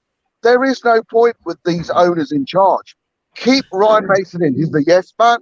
He'll do whatever they want. And then, maybe the fans who aren't seeing the light, maybe they'll realise by having a Lenik person in how low this club can get. Mate, there's no point. If the Lenik aren't going to change or aren't going to move on, there's no point getting anyone in. We've done it, man. We've done the Redknapp's. We've done the Mourinho. We've done the Conte. We've done the Pete Poch. There's no point, man. Mason in. Mason, while this ownership is in, while there's no change of mindset, 100% Mason in. Yeah, I mean, Kuva, do you agree with that? You might as well give it to Ryan Mason if Conte was to walk. Oh, yeah. Totally with Bob on this one. It doesn't matter, does it? It really doesn't matter. You might as well just tap local lad. That no pressure on Mason. Nobody expects him to win anything. So gets a bit of experience in the job. Maybe that's good for him. Perhaps it'll help him with coaching, or maybe he does go into management at some point. Who knows? Doesn't really matter. Just keep the cheap option. Wait for the club to decide we can't do this anymore and move on, because nothing's changing. Would the overall fan base be happy with that, Kuva? Obviously, I know. Of course not. But what would they expect after Conte? What would they expect? I think Sel said it. I think we've said it on In the Wall. Any other manager coming in from after Conte is a step backwards. I know the football shit. I know what you and Kuva think about the football right now, mate, and understandably so. Even the most ardent Conte fan, I'm one of them, can't sit here and say the football's been great. It's been shit. Of course it has. But I believe, any manager coming in with the CV will be a step backwards. Yes, it's kind of good. Although we're on opposite sides of the Conte thing, we kind of agree at the same time, because we'd also say that there's no point swapping the manager if your idea is to get success, because it's not going to make any difference. So Conte's as good as you get if you want to win anything. Doesn't matter. Yeah, it's an interesting one, isn't it? Because I'm just hoping that if this does happen, that people see Ryan Mason in charge and riot, and that for me is the aim. That's the end goal here. But guys, it's got to happen soon, because I get the feeling if we get to the end of the window and nothing significant has happened, and he says he's happy again, we're then getting into kind of Poch and Jose territory, where they're now literally just saying anything, right? and we were all hoping that this would be the guy that calls him out, right? Why is he not calling him out still? Is this something in his contract? Is he happy? Pick up, Bob. Stel meet Bob. Bob meet Stel. I think he has called him out. He said, "My vision, their vision. I'll only sign if I'm if I get assurances." I think what he's doing is he's playing the fans against the board. I think he's putting up one side against the other side. And for him, he can do that because if he's really not happy in 5 months' time, bye-bye, contract up. If he's not happy and the board begin to get pissed off with him, he gets sacked. Thank you, £20 million, and I don't have to work for 4 months. I think Conte is pulling the strings. He's the one in control, and I think Levy, for the first time, doesn't know what to do. He literally doesn't know. How does Levy get out of it? Whatever he does now, Levy's in a losing position unless we actually finish the season strong, somehow get top 4, and that just buys Levy a bit more time yet again. But if we carry on playing average, finish 6th, 7th, that means we've regressed. We've gone backwards from last season. Yeah. That's unacceptable. It's absolutely unacceptable, especially when Newcastle and Arsenal are now ahead of us. So, yes, I think Conte's playing this right. I think he's playing it the right way. For me, the most telling thing out of all the quotes he's come out with since he's joined was that one the other day when he said, fourth place, 5th place, 6th, 7th, 4th. What does the club want to do? Basically, that told you everything. He sees that the club doesn't even know what it wants to do. And what's interesting, Kuva, every time he makes a comment like that, half the fans will be like, "Shut your gob," and half the media are like, "Oh, what's he doing? Freaking hell!" But then the other half of the fan base will be like, "Do you know what? I'm getting sick of this Daniel Levy character."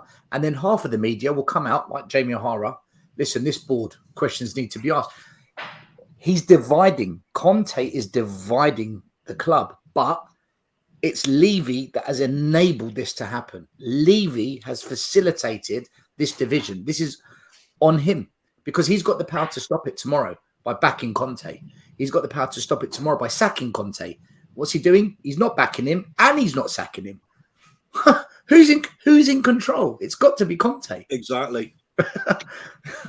It's crazy. We're the only club this could happen to. There's only one place leadership can come from, and that's the top, and that's one place we don't get it from. Well, it's the shared vision, isn't it, Coop? I mean, there's no point of bringing in a manager with that CV when you're not going to share that manager's vision. Yeah. It's all about, like Stel says, the club's vision is this, the club's vision is that. No, the club should be dancing to Conte's vision. Why? Because he's got the trophy, the CV to back up whatever he wants, whatever he says should be the first, the end all, the end game. There's no point in bringing a manager in, and I've said this, if you're not going to share a lot of Conte's stature, if you're not going to share his vision, it shouldn't be the club's vision. I'm sorry, it shouldn't be the club's vision. We've seen the club's vision for 23 years. You bring a Mourinho in, you bring a Conte in because you want their vision to be implicated over the club. And again, we failed to do that. Ryan Mason in, man. Ryan Mason in. Do you know what's interesting as well? With this whole Conte saga, actually, someone take over. I've completely lost what the fuck I was about to say. I'll ask you a question.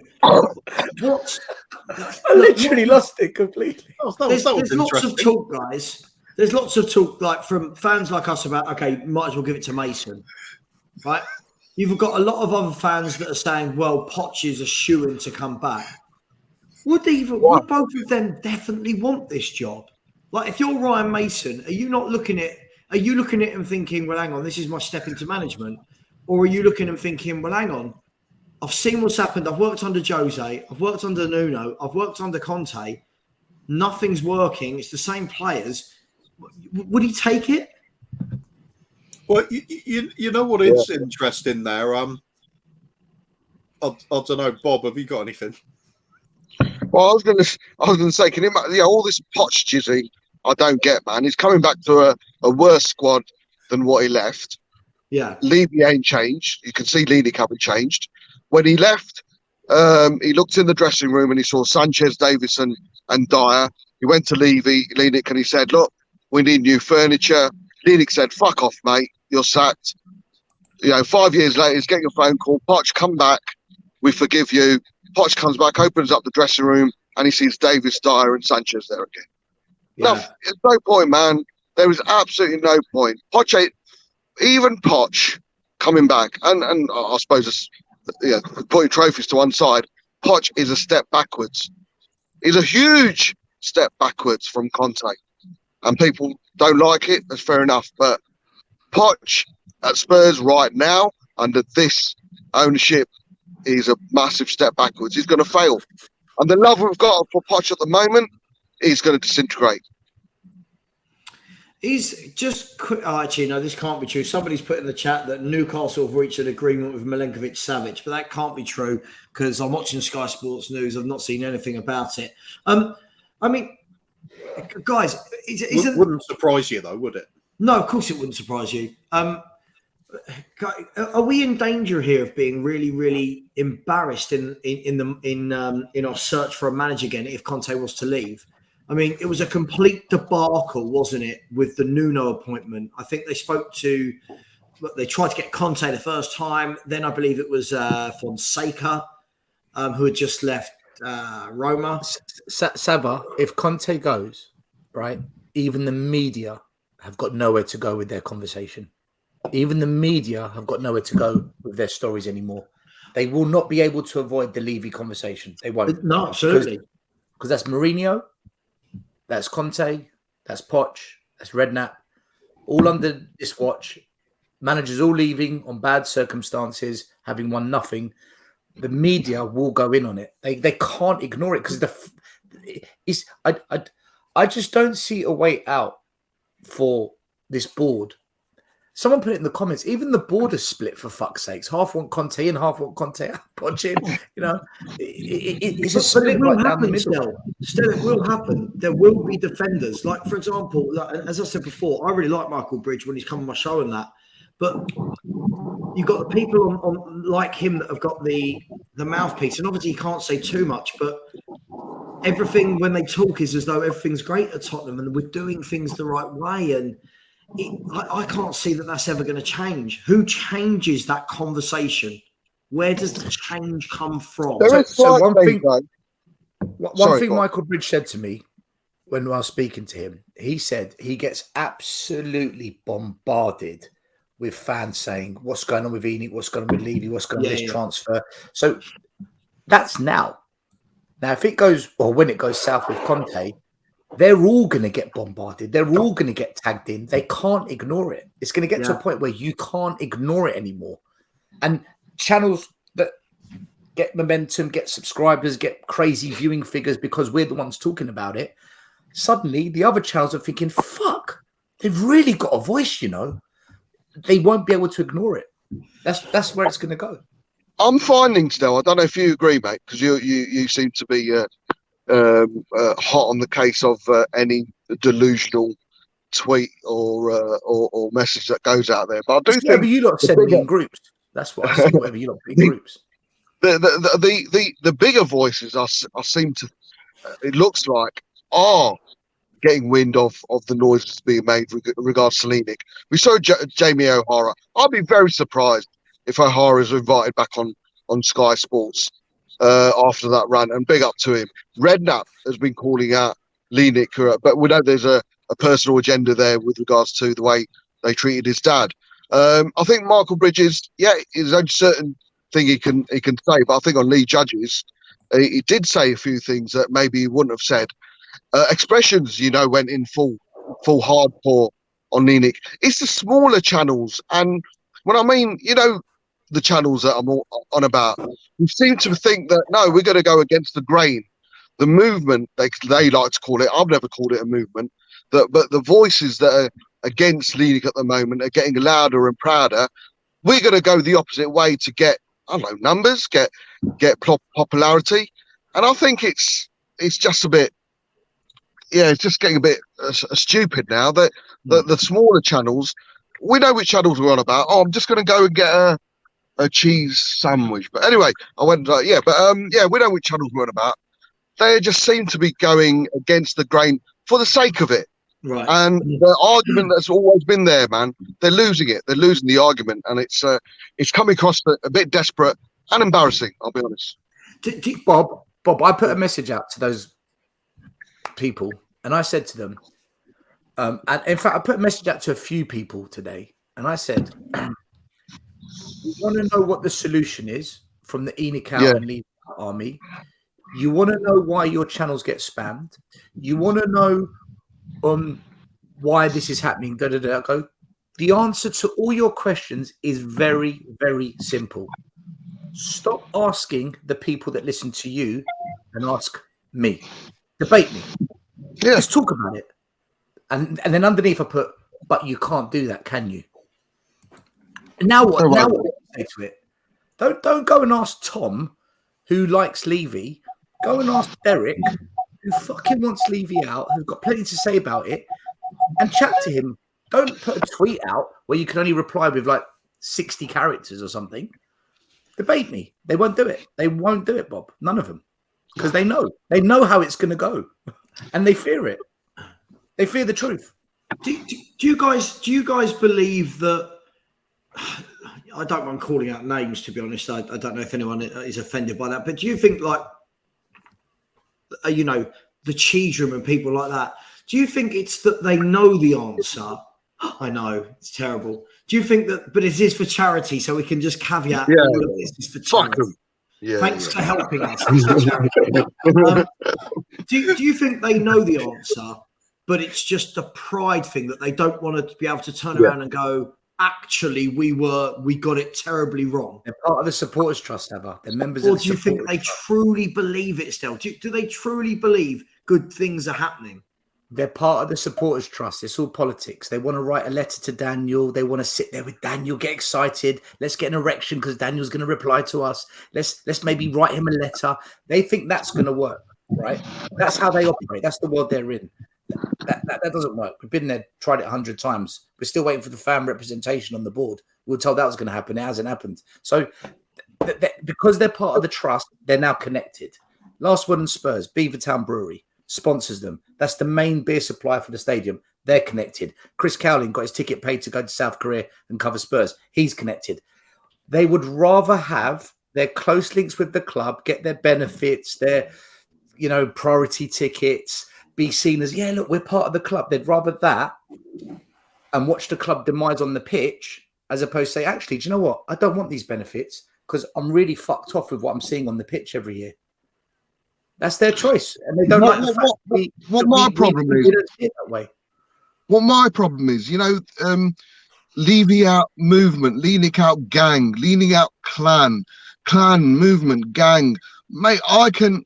Please look at tweet. I've never used that. I've never used a Levy in gang, Levy inners, Levy in folks, whatever. If you're leaning in, there's absolutely nothing wrong with that. Unfortunately, the divide, so-called divide, is when the people who don't understand or acknowledge the argument or the reasons why we want leaning out. It becomes personal. It does become personal. There was a tweet the other day. I said, look, I'm going to make it. I'm not a finance person. I'm not an accountant. I don't know what revenue, how much revenue's brought. And personally, I couldn't give a shit.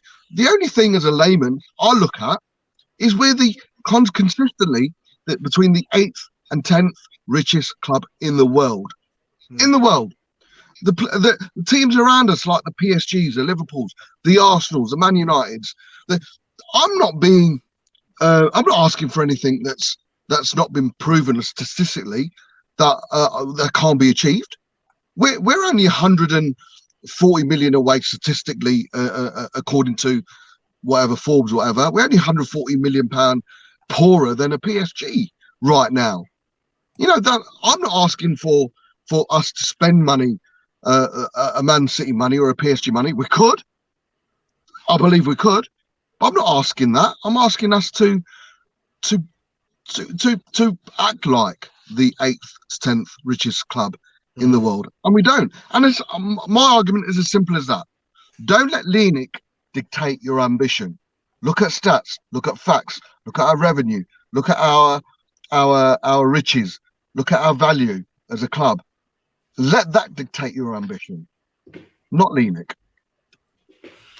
Yeah, very, very well said. Just quickly, we have got a super chat here. I will keep saying it. I should turn the super chats off. Please. Yeah, do that. I have to do that, mate. I have to do that. Yeah. Yeah, I will do that. Yeah, please donate to the Just Giving link, which I have got pinned, and I do regularly put it into the chat box. But we have got a message here from James Mbappe, who has said, question for the panel.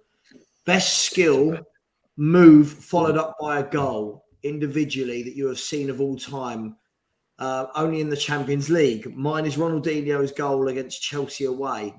Not sure how to quite interpret that. Let's go with I'm reading it as for example, Dele Alli's your turn. Yeah, Palace. Okay. Has anyone got anything they can flip off the top of their head in the Champions League? The volley, Zidane volley, but there wasn't a move before that. I mean, the skill, I suppose, of the volley itself.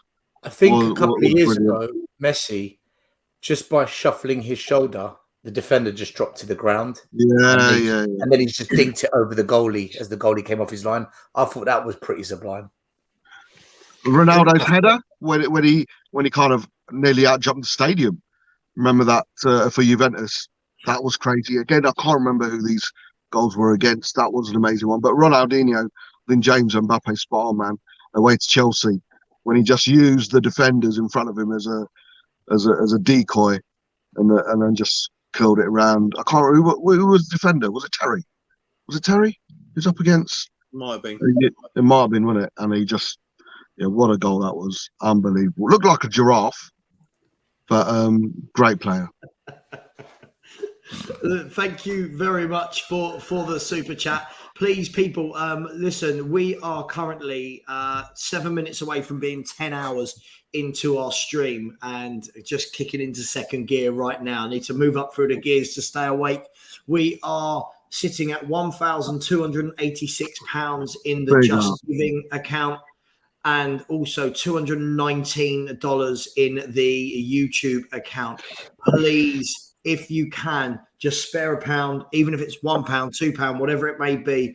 Let's make sure we keep the ball rolling. Let's see if we can get the extra 500 to get to £2,000 by the time we reach 10 a.m., by the time we reach halfway mark.